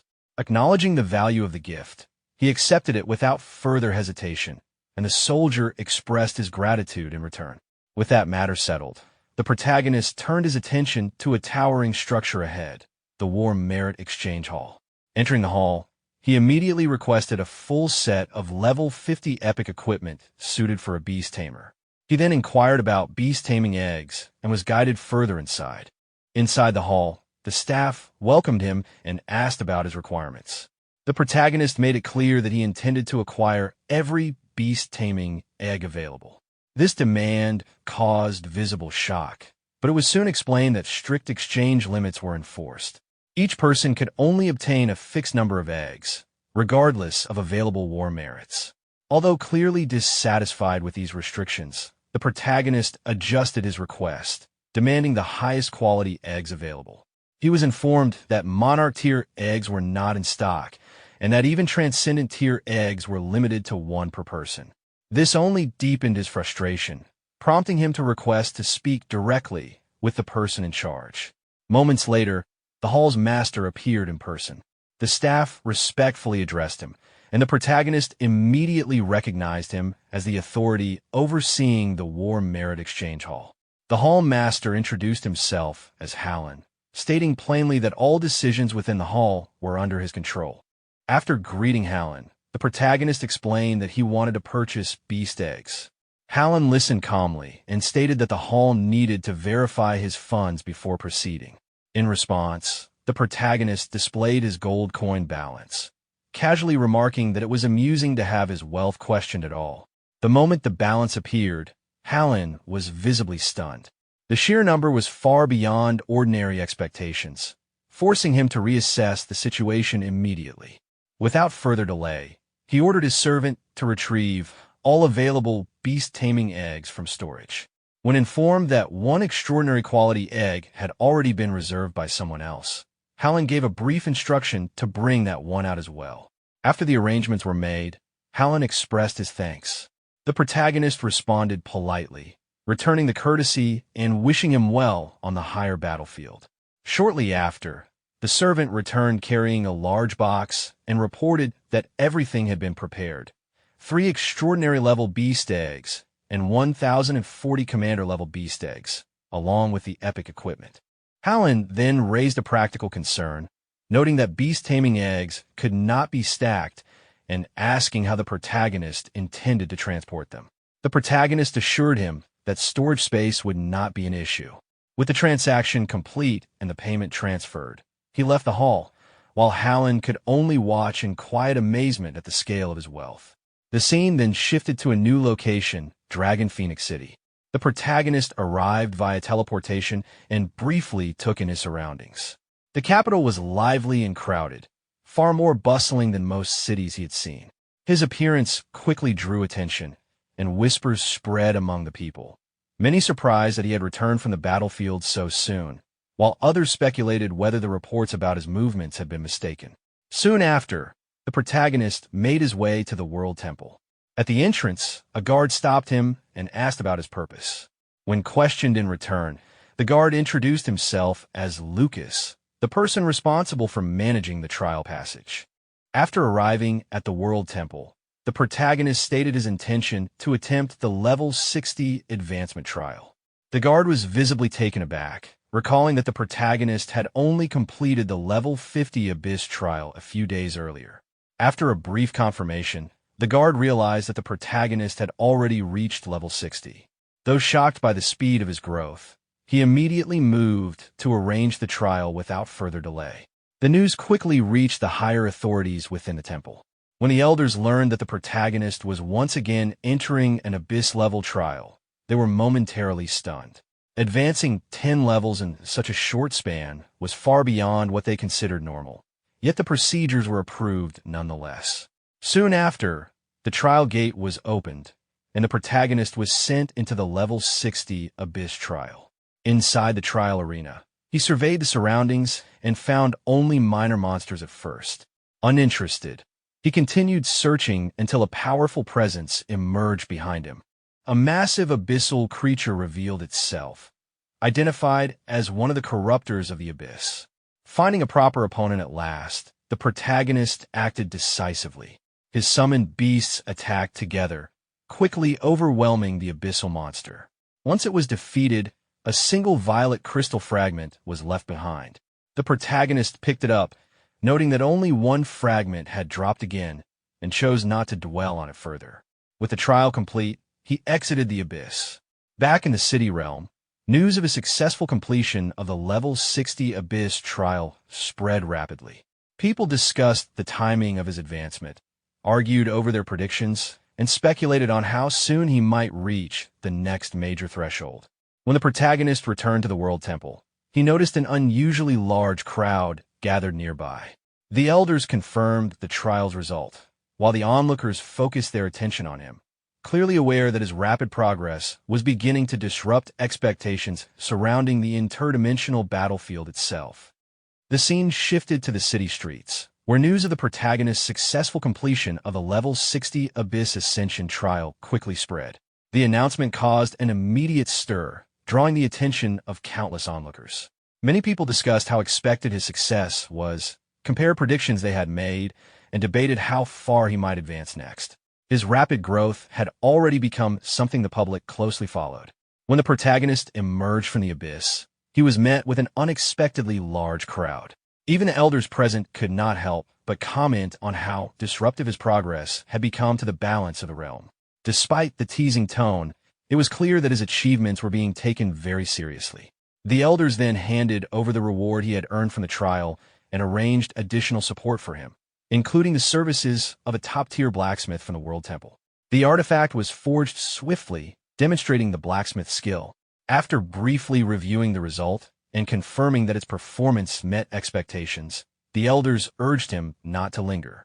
One of them personally escorted him, clearly eager to send him back to the battlefield as soon as possible.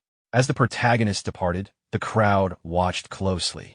Many people expressed amazement at how effortlessly he had cleared the Ascension trial, while others openly prepared themselves to take advantage of the opportunities his return to the battlefield would bring.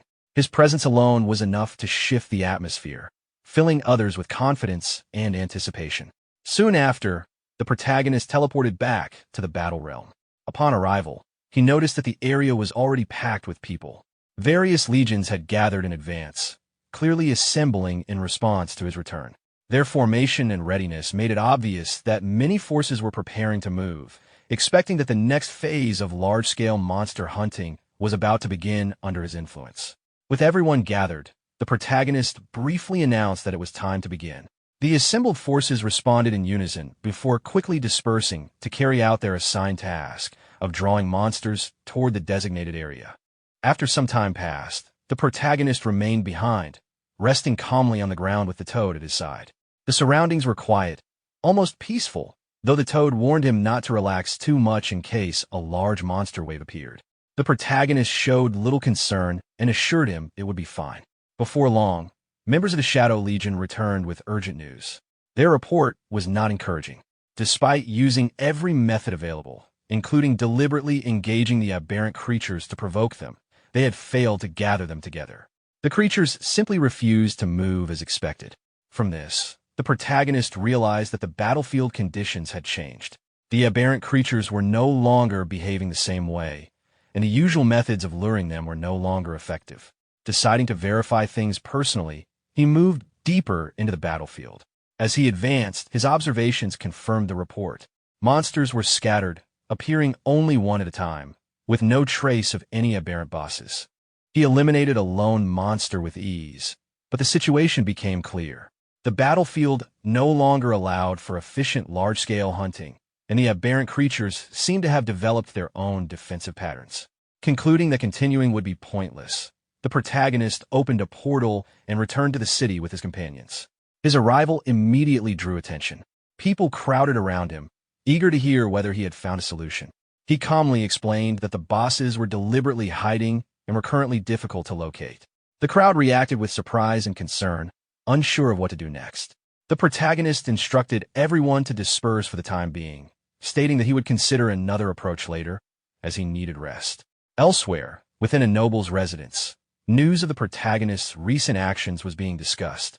Although his rapid rise to level 60 and the collapse of the battlefield were alarming, the noble viewed the recent change in the aberrant creature's behavior as a fortunate development. As long as the protagonist remained at level 60, he was still manageable. Orders were given to closely monitor his movements and act the moment he left the safety of the imperial capital. Later, the scene shifted to Duke Marison's mansion. The protagonist returned there and was warmly received by Sophia, who had been waiting for him. She expressed both relief and admiration after hearing everything he had done in the imperial capital. She acknowledged that his actions had significantly reduced pressure on the front lines. The protagonist responded casually, treating his achievements as routine, and the moment ended on a quiet, personal note rather than one of grand celebration. Sophia asked the protagonist whether he has anything planned after returning to Finya City. In response, he requests her help in contacting beast-taming merchants, explaining that he needs to acquire a large amount of beast-taming training materials.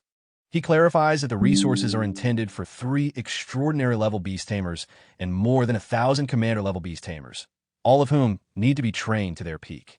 Although surprised by the scale, Sophia agrees to handle it and assures him that someone will contact him once everything is prepared. After thanking her for the assistance, the protagonist leaves. The scene then shifts as the protagonist approaches a brown building. Thor is visibly startled to see him return.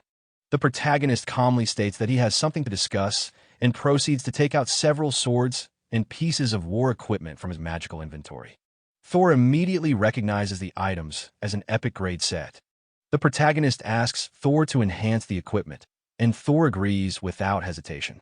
Next, the protagonist produces a yellow crystal and asks Thor if he recognizes it. Upon examining it, Thor reacts with clear tension, identifying it as a rare material used for writing forbidden spell scrolls.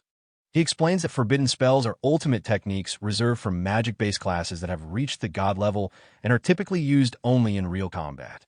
According to Thor, the crystal serves as a source of magic, and when it is ground into powder, it can be used to inscribe forbidden spells onto scrolls. He also points out that the quality of the scroll itself is crucial and requires special types of fur, specifically pelts from rare creatures. In addition, the person writing the scroll must already be capable of casting the forbidden spell and must have a strong command over multiple elements. After hearing this, the protagonist decides that, since the item is tied to magic, he should consult someone more knowledgeable in that field. The scene then shifts to Sister Tao's residence. She's inside her home, checking her appearance in the mirror and considering her outfit. At that moment, the protagonist suddenly appears inside the house using a teleporter, marking his arrival there. Sister Tao is immediately irritated by the protagonist's sudden appearance, sensing trouble as usual. He calmly brings up his reason for visiting and asks her about the source of magic. She confirms that she knows about it and grows suspicious of his intentions. When he reveals the yellow crystal, her reaction is one of genuine shock, recognizing it instantly and pressing him to explain where he obtained such a rare item. He explains that it dropped from an immortal level boss, which further surprises her and makes her realize how far he has been venturing recently. As the conversation continues, it becomes clear that Sister Tao has been out of touch with recent events, having focused on her own matters. The protagonist then asks whether she is capable of inscribing forbidden spells. Sister Tao answers honestly, explaining that crafting forbidden spell scrolls is beyond most god-tier magic users, as it requires not only immense strength, but also deep understanding across multiple disciplines. She makes it clear that she possesses those qualifications. Hearing this reassures the protagonist, confirming that he came to the right person. However, she also explains that the source of magic alone is not sufficient, and that the process additionally requires the Elf King's fur. Although the requirement confuses the protagonist at first, Sister Tao assures him that she knows where to obtain it. After a brief exchange, she proposes a condition. Since the available magic sources are enough to create multiple forbidden scrolls, she will retrieve the Elf King's fur, but the finished results must be shared between them. The protagonist agrees without hesitation.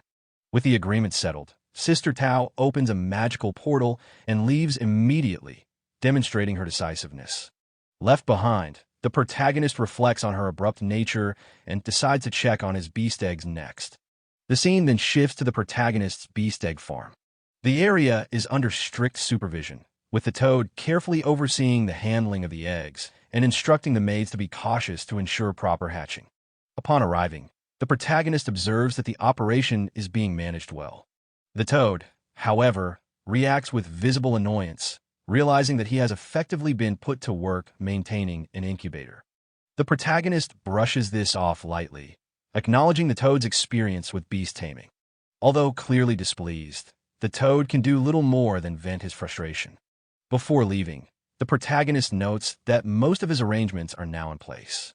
He announces his next destination, the island of God Grace, where he intends to search for the sacred judgment item. He entrusts the toad with guarding the place in his absence and departs soon after. The scene transitions to a seaport.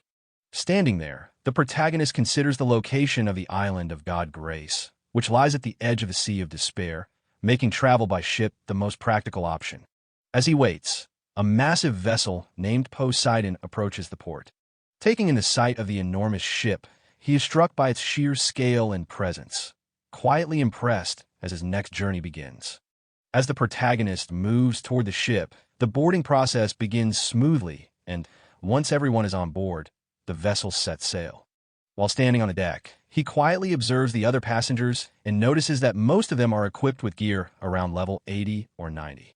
From this alone, he realizes that the island of God Grace is far from an ordinary destination. Not long after, a group of knights approaches him. From their reactions and assessment of his appearance, they quickly identify him as someone likely belonging to a magic-based class. They explain that their team is currently missing such a role and attempt to recruit him, introducing themselves as members of the Conch mercenary group and emphasizing their reputation despite their smaller size. They also reveal their objective for this trip, which involves collecting a massive amount of wood spirit crystals. The protagonist listens, but makes it clear that he has no interest in joining them and has his own plans. When asked which mercenary group he belongs to, he states that he is not affiliated with any group at all. This response visibly surprises them. To them, boarding a ship headed for the island of God Grace without the backing of a mercenary group is extremely risky, especially for someone they assume to be relatively low level. Their attitude shifts from recruitment to concern. They openly question his judgment and warn him that the ship itself, the sea god, is not something to underestimate. Based on their experience, they advise him not to disembark once they arrive and instead return immediately. They also mention that the island of God Grace has been unusually unstable lately, hinting at growing dangers there. Hearing this, the protagonist becomes curious about the situation on the island, sensing that something significant has been unfolding beyond his awareness. The knight explains that, in recent days, the island of God Grace has been plagued by repeated unrest. Large numbers of strange creatures have appeared without warning, behaving violently and irrationally, and several experienced fighters have already lost their lives as a result. Despite the seriousness of the situation, the protagonist reacts with clear interest rather than concern, especially upon learning that these creatures are appearing in groups. The knight adds that both the island itself and the surrounding creatures seem to have undergone abnormal changes, almost like mutations. When asked about the timing, he explains that everything began roughly 2 weeks ago. This detail immediately draws the protagonist's attention, as it coincides with the gray fog incident in Watermoon City, leading him to quietly suspect a possible connection between the two events. With concern for his safety, the knight strongly advises him to turn back once the ship arrives, emphasizing that survival matters more than curiosity. The protagonist acknowledges the warning calmly and thanks him for the information before deciding to step away and rest. Before parting, names are exchanged, and the moment the knight hears the protagonist's name, the atmosphere shifts completely. Realizing he is facing the well-known Viscount Xiao, the group is visibly shaken, instantly understanding why he would dare to head to God Grace Island alone. They sense that something extraordinary is about to unfold there. Later, the protagonist settles down to rest, while the group chooses to stay nearby, believing his presence alone makes the situation feel safer.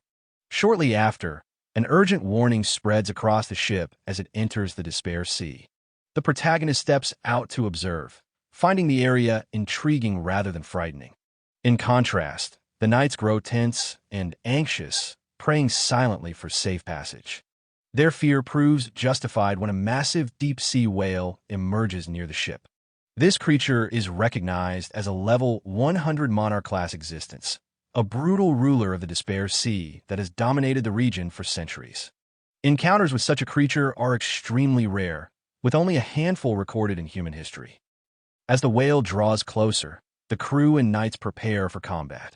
A god-level wizard steps forward and quickly deploys a powerful protective formation around the ship. The crew responds in coordination, readying heavy weaponry as the whale begins to move aggressively toward them. Watching the situation unfold, the protagonist remains composed, quietly observing the confrontation with clear interest rather than panic. At the old wizard's command, the cannons are quickly positioned and prepared. The knights are stunned to see the apocalypse cannon being deployed, knowing that a direct hit could severely wound even a monarch-tier creature. It had driven the deep-sea demon whale away before, but never so decisively. Before the cannon can fire, the whale releases a piercing ultrasonic wave toward the ship, beginning what the wizard recognizes as a forbidden spell. He urgently orders everyone to cover their ears while demanding that the mana infusion into the cannon be accelerated. The whale cannot be allowed to complete its chant. At that moment, the protagonist summons his pet dragon. The small dragon emerges and immediately advances toward the whale. Those watching are caught off guard, unsure of what they are witnessing. Reaching the whale, the dragon unleashes a powerful ultrasonic roar of its own. The sudden counterattack disrupts the whale's spell, causing it to falter mid-cast. Even the old wizard is visibly shaken at the realization that the forbidden spell has been interrupted. The dragon follows up with another decisive strike, forcing the massive creature off balance. With the opening secured, the protagonist calls the dragon back. The wizard wastes no time and fires the apocalypse cannon. The blast lands directly, triggering a massive explosion that engulfs the whale. When the light fades, the monarch tier creature is gone. The speed of the outcome leaves the onlookers struggling to process what just happened. As the ship continues forward, the crew struggles to believe the crisis ended so quickly. What should have been a disaster was resolved in moments.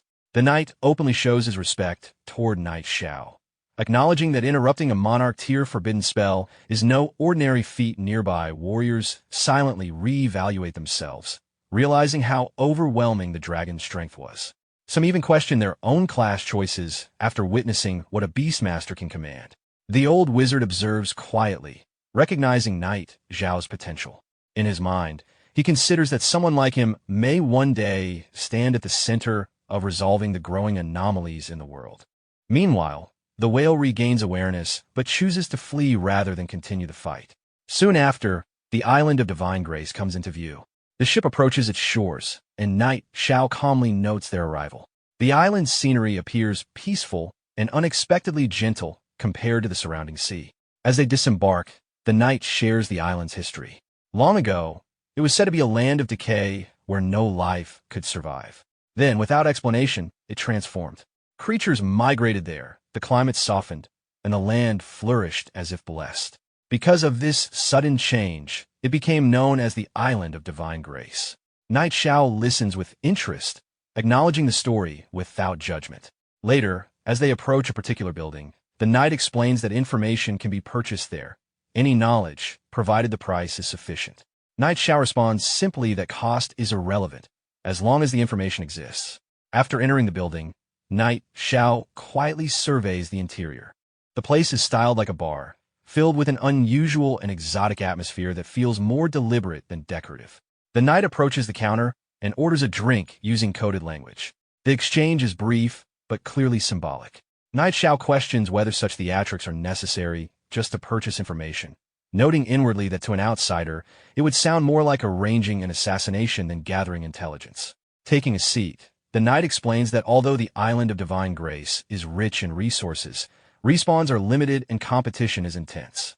Powerful local forces are also involved, so discretion is essential. The more sensitive the information, the more carefully it must be handled.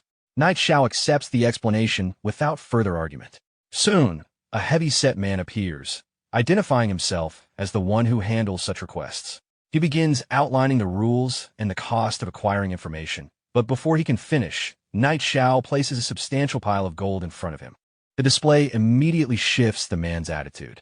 With business settled, the man asks what kind of information is required, offering anything from resource locations to rare knowledge. Knight Xiao states clearly that he wants the location of the gloomiest forest on the island, along with a map. The request causes brief confusion. The man explains that the description is vague, as several large forests could qualify. However, given the island's layout, only a few truly match such conditions.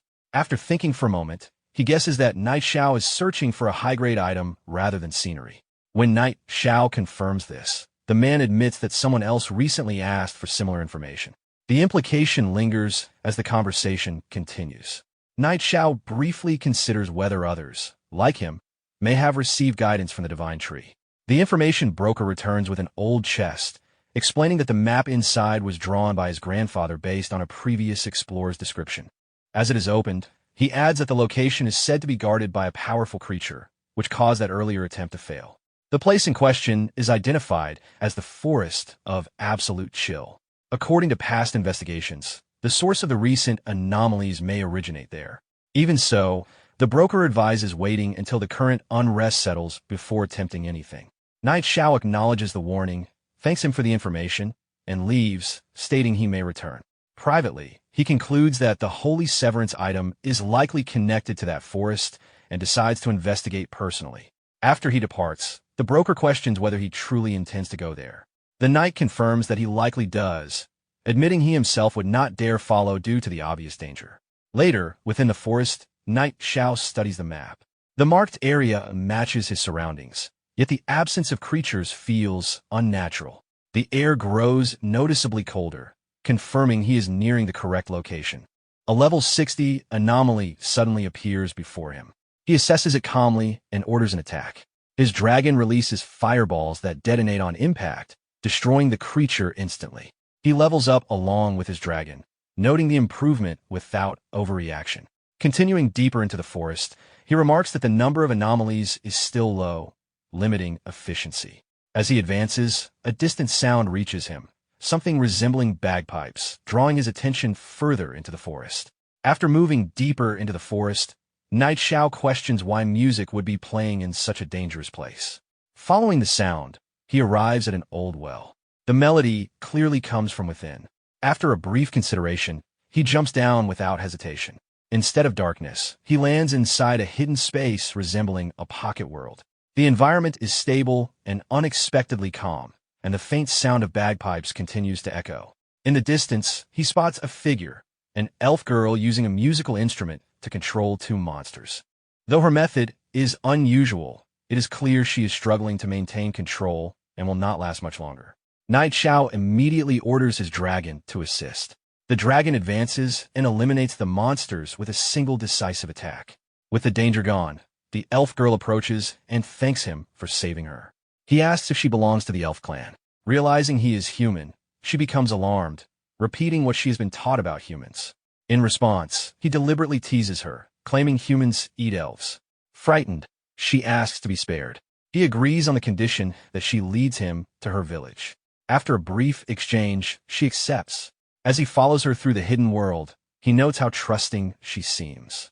Before long, they arrive at the elf village.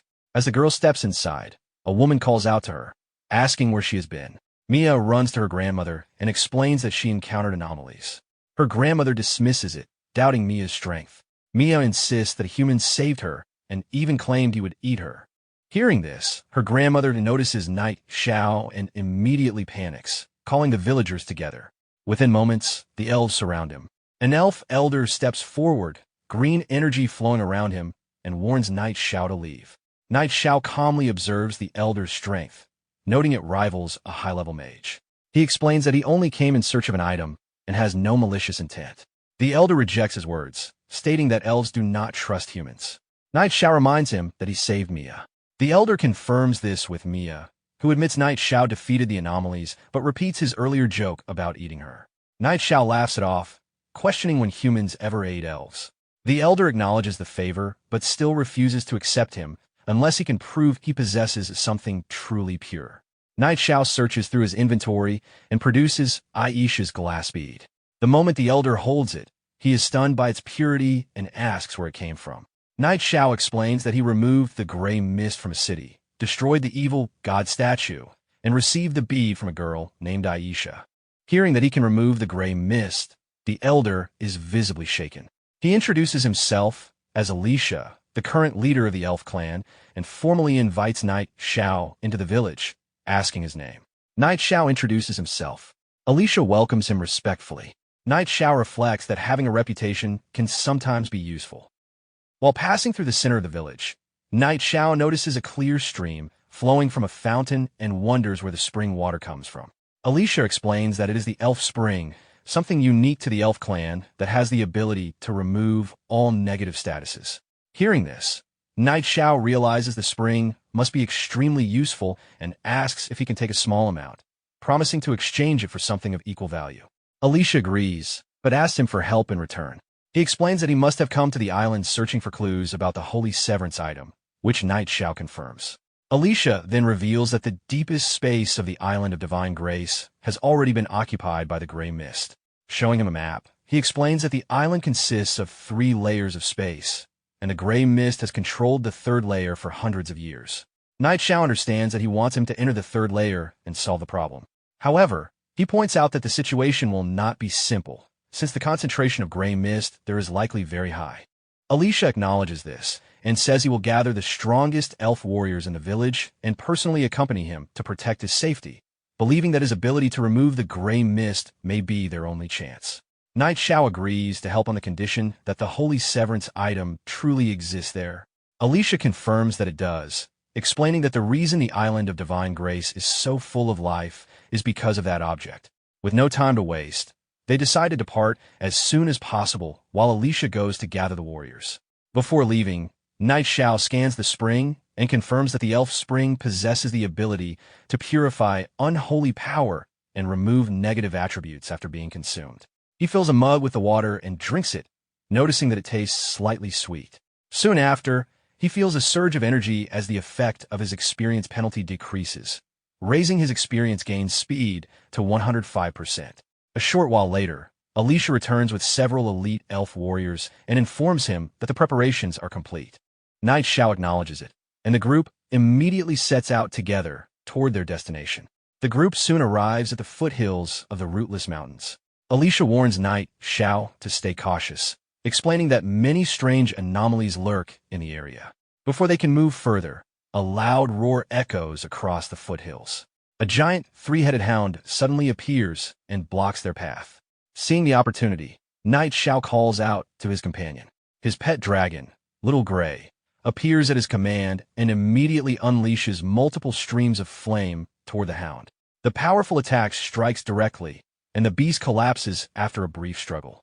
The elf warriors are shocked by the display of power, realizing they have never seen a tamed beast from the human race that strong. After clearing the threat, the group advances toward a ruined structure nearby. Alicia explains that the entrance to the deeper area lies there. Knight Xiao decides to go in first and signals the others to follow. Inside the structure, Alicia instructs everyone to stay close to Knight Xiao and focus on protecting him. Suddenly, the ground beneath them shatters, and the entire group falls into the space below. As they land, Knight Xiao quickly warns everyone to defend themselves because gray mist is already spreading throughout the area. One of the elf warriors drinks water from the elf spring, and the mist immediately retreats from around him. Seeing this, Knight Xiao realizes the spring water can also repel the gray mist. Alicia suggests that he drink some as well, but he refuses, explaining that the current level of damage is still manageable for him. The group then moves forward cautiously in a defensive formation through the dark interior. The surroundings are completely pitch black, and Knight Xiao warns everyone to stay alert for sudden attacks. Moments later, flying eye-like demonic creatures emerge from the darkness. The elf warriors react quickly and eliminate them without much difficulty. Observing their performance, Knight Xiao notes that the strength of these warriors is quite impressive. As they proceed deeper, the gray mist grows thicker. Alicia suddenly notices something unusual ahead and points it out. A heavily armored warrior with dragon-like wings appears in front of them. Knight Xiao immediately recognizes it as a level 100 Lord tier boss. Before they can react further, two more powerful monsters emerge from different directions. Realizing the danger, Alicia panics as the group suddenly finds itself surrounded. Knight Xiao immediately warns everyone that the enemies ahead will not be easy to handle. Alicia quickly orders the elf warriors to form a defensive formation. The warriors raise their hands together and create a powerful magical shield that surrounds the group. One of the armored monsters launches a heavy strike against the barrier, but the attack fails to break through. Watching this, Knight Xiao notes that the elf clan truly lives up to its reputation as a high race, with combat strength that even surpasses the dwarves. At the same time, he quietly considers how valuable their support would be if they were ever brought to Windleaf City. During the battle, one of the warriors throws a restricting energy rope that successfully binds a bull-like monster. Alicia instructs everyone to trap the enemies first and exhaust their stamina. However, another red-colored anomaly suddenly escapes from the battlefield and disappears into the mist. Realizing this, Alicia becomes alarmed and orders the warriors not to let it escape, but Knight Xiao calmly explains that it is already too late. The gray mist is too dense, and visibility is extremely low. He points out that when a boss suddenly flees, it is often to report information. Alicia is confused by this explanation, but Knight Xiao reveals his concern that something even more dangerous may be deeper inside, possibly a level 100 monarch tier existence. The elf warriors are immediately shocked by the possibility. At that moment, the bull-like monster breaks free from the restraining rope, leaving Alicia stunned. Knight Xiao senses that something about the situation is unusual and that the anomalies are behaving strangely. To uncover what is happening, Alicia raises his staff and decides to use an advanced detection technique. A magical mirror forms in front of the group, and from it emerges a mystical creature known as the Serpent of Clairvoyance. Alicia commands the serpent to track the escaped enemy. As the creature moves, everything it sees is reflected directly onto the mirror, allowing the group to observe the path through the serpent's perspective while searching for the source of the disturbance. As the serpent of clairvoyance moves forward and its vision appears in the mirror, the group watches carefully. Suddenly, Night Xiao notices something strange. The boss they were tracking is killed almost instantly, disappearing in the blink of an eye. Before they can understand what happened, the magical mirror suddenly shatters. Alicia is shocked, realizing that something powerful enough to break the detection spell must be nearby. Night Xiao begins to consider the possibility that the creature behind this might not just be an ordinary boss that reached level 100, but a true monarch tier existence.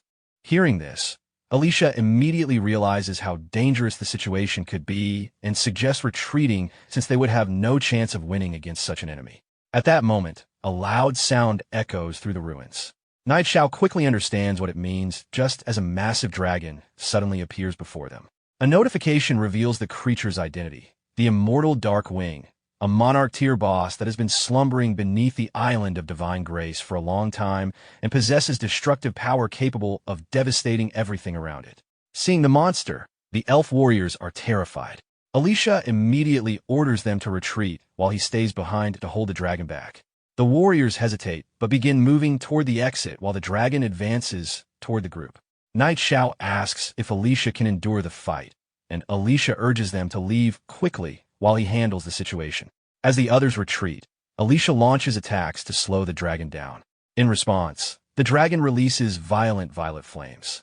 Alicia forms a protective barrier to block the attack, but the flames shatter the defense and send him crashing onto the ground. Struggling to stand, he realizes the boss is far stronger than expected. The dragon leaps into the air and strikes downward with its claws. At the last moment, Alicia activates an instant teleportation spell, disappearing just before the attack shatters the ground where he stood. Reappearing a short distance away, he recognizes just how terrifying the monster truly is. Meanwhile, the warriors shout that they're almost at the exit and urge him to hold on a little longer. To buy more time, Alicia takes out a green crystal and throws it toward the dragon. The moment it strikes, the crystal triggers a massive explosion that momentarily halts the monster. Seeing this, Night Xiao realizes Alicia had a forbidden spell crystal hidden with him and asks what material it is made from. Alicia simply brushes off the question, implying that such preparations are exactly how he managed to become the leader of the elf clan. The warriors soon reach the exit and urge everyone to leave quickly. Alicia notices that Night Xiao is not moving and asks why he is still standing there. Night Xiao explains that since the others have already reached the exit, they should be safe now. However, he believes a confrontation with the boss is unavoidable and decides to handle the rest himself. The warriors are shocked, realizing he intends to face the boss alone. At that moment, the dragon breaks free from the forbidden spell and releases thick violet flames toward them. Alicia is stunned that the spell was broken so quickly and urges Night Xiao to retreat with them. Instead, Night Xiao summons his dragon, Little Gray, and sends it forward. The dragon releases powerful flames that collide midair with the enemy dragon's violet fire, canceling each other out. Immediately after, Little Gray unleashes a powerful roar that creates a massive shockwave. The attack strikes the dark-winged dragon and forces it down to the ground. The impact shakes the ruins, causing rocks and debris to fall from above. Realizing the structure is about to collapse, Night Xiao orders Little Gray to retreat immediately. The group quickly escapes the ruins and reaches the outside. Alicia asks whether the boss followed them, but Night Xiao observes that it does not seem to be chasing them. The warriors are still shaken by the encounter, admitting that the boss is terrifying and that purifying the gray mist may be impossible after all. Night Xiao, however, says it may not be hopeless. Alicia becomes curious and asks whether he has another plan. Although she respects his ability, she also warns him not to push himself too hard if there truly is no solution. Night Xiao calmly responds that if he really could purify the gray mist, then what would she say? Alicia answers that if such a thing were possible, he would become the savior of the elf clan and the one who delivers their entire race. Night Xiao admits he is not completely confident yet and will need time to plan a solution. Alicia accepts this and decides that it is safer for everyone to return to the village for now rather than remain near the dangerous area. Night Xiao agrees that the group should return to the village. When they arrive, the villagers are surprised to see them back so quickly. Some immediately ask whether the gray mist has been purified, Alicia instead orders everyone to begin preparing to leave, explaining that a terrifying existence lies deep within the gray mist. Many of the elves become distressed. Some say they have only just begun to adapt to life there, while Alicia's granddaughter sadly admits she does not want to move again. Alicia then reveals the truth to everyone, that a monarch-level boss exceeding level 100 exists within the gray mist, something the elf clan has no chance of confronting. The villagers are shocked, struggling to believe such a powerful being could exist. Others fear that even if the mist does not spread further, the monster might still come out and destroy them. Seeing their despair, Knight Xiao summons both of his companions, Little Gray and Little Luo. Looking at the elves, he remarks how pitiful their situation is and wonders if the two of them should help. Some villagers still believe it would be safer to relocate peacefully, but Knight Xiao quietly signals to his companions that he already has an idea. Taking out a glowing feather, he hands a task to Little Luo. The feather rises into the air, ignites with flames, and shoots toward the distance like a guiding signal. Alicia notices the strange scene, but Knight Xiao simply tells her to wait for the result. The flaming feather travels far away until it reaches a volcanic mountain. It descends beneath the volcano and arrives at a hidden cavern where another enormous phoenix resides. When the creature sees the feather, it immediately understands the message and rises into the sky, its body radiating immense flames. With excitement, it decides to respond to the call and heads toward the island. Back in the elf village, Knight Xiao sits calmly while looking toward the sky, wondering why the immortal divine phoenix still has not arrived yet. At the same time, the temperature in the village suddenly rises. The villagers begin to panic, feeling as if the sun itself has fallen to the earth. Others argue that such a thing should be impossible since the island of divine grace has never had a sun. In the middle of the confusion, one elf woman suddenly points toward the sky in shock and tells everyone to look. Far out over the ocean, a blazing phoenix flies across the sky. Sailors on a nearby ship notice the enormous flaming figure and immediately panic, thinking a powerful boss has appeared. Some even suspect it might be a tyrannical existence beyond the monarch level. The crew quickly goes on high alert as the phoenix passes overhead, its intense light blinding everyone on the ship and wiping out their visibility. Before the crew can recover, a massive deep-sea demon whale suddenly surfaces beside the ship. Believing its territory is threatened, the creature launches a powerful attack toward the phoenix. An old man on the ship observes that the demon whale must have sensed a dangerous presence and decided to attack first. However, the phoenix blocks the incoming strike effortlessly with its flames. Seeing this, the old man is shocked by how easily the attack was stopped. Annoyed by the provocation, the phoenix releases a small fireball toward the whale. The attack strikes the massive beast directly, forcing it to collapse back into the water and retreat into the depths. The sailors watch in disbelief as the terrifying demon whale flees. Realizing that a creature capable of driving it away so easily is heading toward the island of divine grace, the old man fears that a disaster may be approaching. The phoenix continues flying forward and soon disappears toward the forest of absolute chill, heading directly for the elf village. Back at the village, the intense heat and blazing light suddenly fill the sky as the phoenix approaches. The elves panic, believing the end of their clan may have arrived before they could evacuate. Some fear they were already too late to escape and think the heavens themselves are trying to wipe out the elf clan. Knight Xiao quickly calms everyone, explaining that there is no need to panic.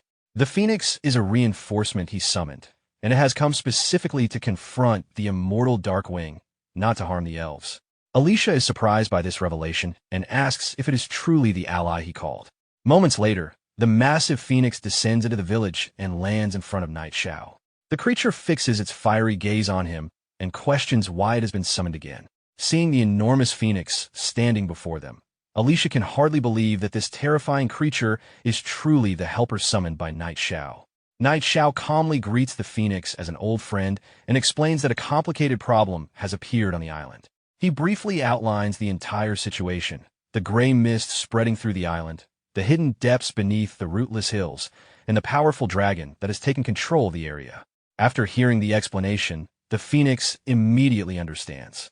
Without hesitation, it flies toward the rootless hills, dismissing the enemy as nothing more than a giant dragon and declaring that the matter will be resolved quickly since its time is valuable. Knight Xiao tries to stop it from rushing ahead, but the phoenix ignores him and speeds off. He can only chase after it while calling out that he cannot keep up with its pace.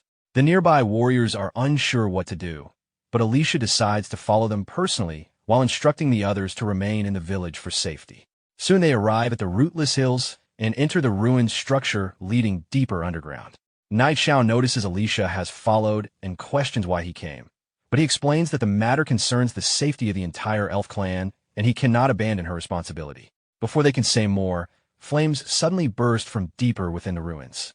Realizing that the phoenix has already started fighting the boss, Knight Xiao immediately rushes inside with Alicia. Within the ruins, the immortal divine phoenix and the massive dragon are already locked in battle. The scale of the clash is overwhelming, and Alicia is momentarily stunned by the sight.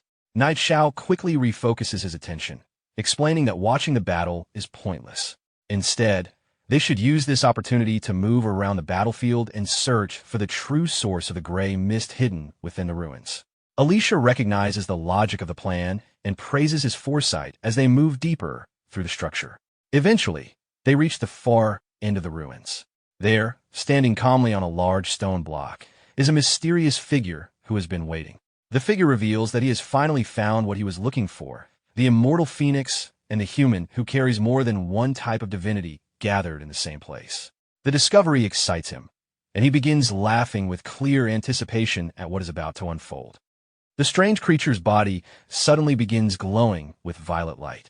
Thick dark mist starts pouring out from its body, spreading rapidly in all directions. The mist continues expanding outward and rising into the sky until it completely covers the surroundings.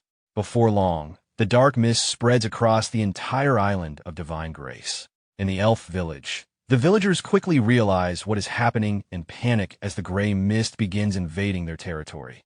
Back inside the ruins, the mist around the mysterious creature grows denser. Its body slowly rises into the air before descending again in front of Knight Xiao.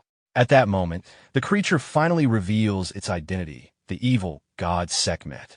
As its physical body begins dissolving into energy, the evil god transforms into gray mist and escapes while spreading the corruption further across the area. Soon after, the evil god reappears before the flaming phoenix. The phoenix immediately recognizes its old enemy and becomes enraged. In response, the evil god shows no concern and remains calm. The phoenix launches multiple fireballs toward the evil god, attempting to strike first. However, the evil god rises into the air and summons a dragon behind him. The dragon releases a powerful ultrasonic roar that blocks and disperses all the incoming fire attacks. The evil god then transforms his body again into dark mist, shifting into a much larger form as he moves forward to seize the phoenix. Seeing this, the phoenix becomes even more furious. In response, the phoenix flies upward and releases massive flames from its body. It unleashes another wave of fireballs directly toward the giant hand reaching for it. The attacks strike the target and erupt into a series of large explosions as the battle between the two powerful beings continues. The evil god grows irritated, realizing that even after hundreds of years, the phoenix's power has not weakened as much as expected. In response, the dragon under the evil god launches another powerful attack, but the phoenix blocks it using a blazing fire shield, maintaining its defense while continuing the battle. At that moment, Knight Xiao and Alicia arrive near the battlefield. Alicia is overwhelmed by the sight, having never witnessed such a terrifying clash before. Despite the chaos around them, Knight Xiao remains focused and reminds Alicia that their real objective is to find clues related to the Holy Severance item. Seeing the scale of the battle, Alicia suggests retreating, believing the situation is far too dangerous to continue. However, Knight Xiao refuses to leave without locating the Holy Severance item and immediately moves deeper into the ruins in another direction. Alicia, unwilling to remain alone, follows behind him. After searching for some time, Knight Xiao discovers a fragment on the ground. Upon closer inspection, Alicia realizes that the fragment is a dragon scale. From this discovery, Knight Xiao concludes that they have reached the lair of the immortal Dark Wing. With this realization, he decides to continue searching deeper, determined to investigate the area further. They proceed into the cave and soon reach another section of ancient ruins. Knight Xiao notes that dragons are known to hoard treasures, Yet strangely, there is no sign of gold or valuables in the area. While observing the surroundings, Alicia notices something unusual and points toward a stone surface. Upon closer inspection, they find strange markings carved into the rock. Knight Xiao recalls seeing similar inscriptions before, particularly in the Holy Spirit arena, and begins to suspect that the markings may be part of a magical formation rather than ordinary writing. To investigate further, he takes out the emerald glazed glass from his inventory. Comparing it with the stone, he realizes that the inscriptions on the plate match those on the stone tablet. Soon after, he notices a gap in the stone that perfectly matches the shape of the emerald glass. Recognizing the connection, Knight Xiao places the emerald glazed glass into the gap. As soon as it fits into place, the stone begins to glow, signaling that the mechanism has been successfully activated. As the emerald glass settles into place, the stone releases an increasingly bright green light. The glow intensifies and spreads across the surroundings, quickly drawing the attention of the evil god. Noticing this sudden change, the evil god turns toward Knight Xiao in anger and immediately launches a powerful dark energy attack in his direction. The strike lands directly on Knight Xiao, dealing massive damage and throwing him violently onto the ground. Struggling to recover, Knight Xiao realizes just how overwhelming the evil god's power truly is. However, before anything else can happen, the stone begins glowing once again. This time, streams of green energy flow outward from the stone and move toward Knight Xiao, entering his body. As the energy merges into him, he's caught off guard by the sudden change. The evil god also notices this unexpected development and becomes shocked, realizing that a human of Knight Xiao's level has somehow uncovered the hidden secret of the Island of Divine Grace. In the next moment, Knight Xiao suddenly disappears from the area. Alicia is left stunned by his disappearance and looks around in confusion, unable to find any trace of him. Seeing this, the evil god becomes furious. Its anger intensifies as its eyes glow red, and it gathers dark energy around itself once more. Enraged, it unleashes another dense and powerful attack toward the flaming phoenix. The phoenix immediately counters, releasing its own powerful energy. The two attacks collide in midair, creating a massive explosion that sends flames and violent shockwaves throughout the ruins. The structure begins shaking violently from the impact. Alicia realizes that remaining there has become extremely dangerous as the environment continues to destabilize. At the same time, back in the elf village, the ground begins to shake intensely. Buildings collapse as the earthquake spreads across the Island of Divine Grace, forcing the villagers to panic and flee while the destruction continues to spread. Meanwhile, near the port, the ground begins shaking heavily.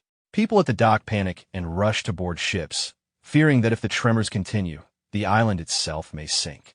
The scene then shifts to another city, where Knight Xiao suddenly reappears lying on the ground. As he regains consciousness, he feels disoriented and slowly sits up while observing his surroundings, trying to understand where he has been transported. While looking ahead, he notices a statue of a Qilin.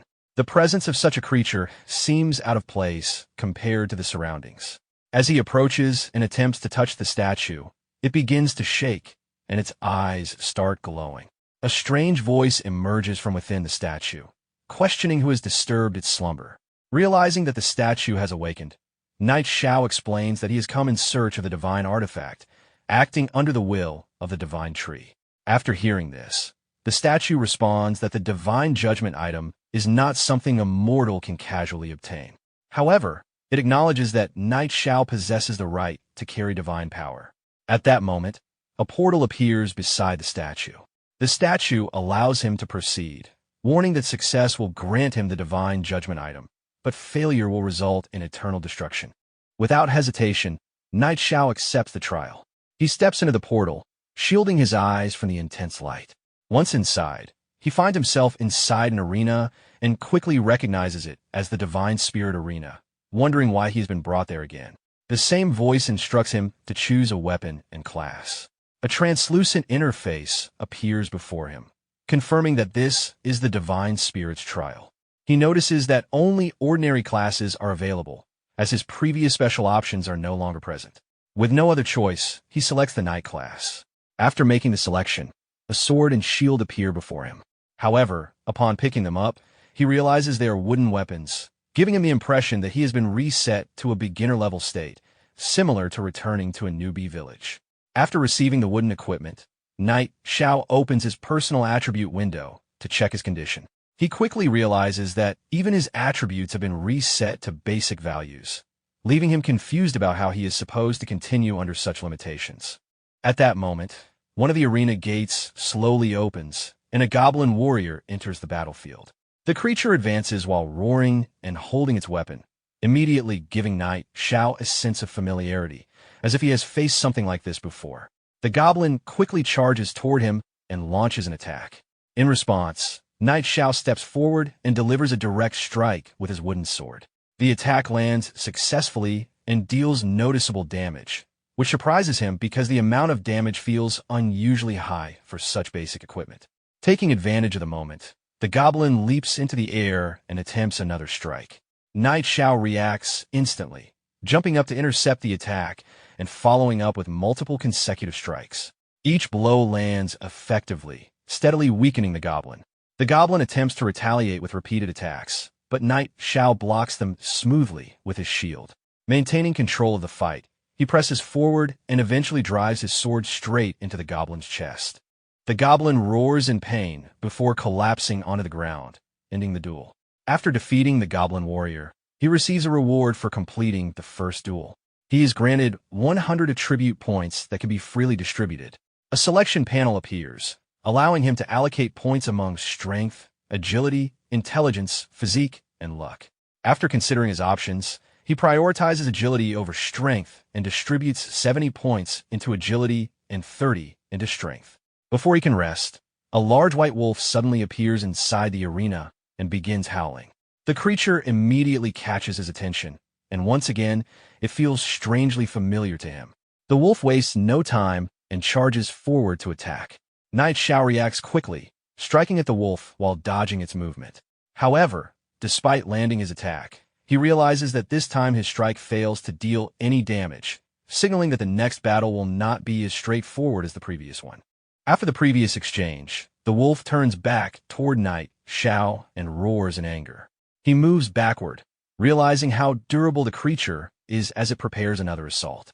The wolf leaps forward once again, but this time Knight Xiao dodges swiftly and counters by striking directly at one of its legs. The sudden hit throws the wolf off balance, leaving it briefly confused. Taking advantage of the opening, he follows up with a quick series of attacks. The repeated strikes land cleanly, and under the pressure of continuous blows, the wolf eventually collapses onto the ground. With the second duel completed, he receives another reward of 200 attribute points. This time, he decides to strengthen his survivability by adding points to his constitution, raising his health to a safer level and reducing the risk of being instantly defeated. Before he can recover, a new monster appears inside the arena. It is a demonized dark abyss tiger, noticeably more dangerous than the previous opponents. The presence of the demonized status immediately signals that this battle will be far more difficult.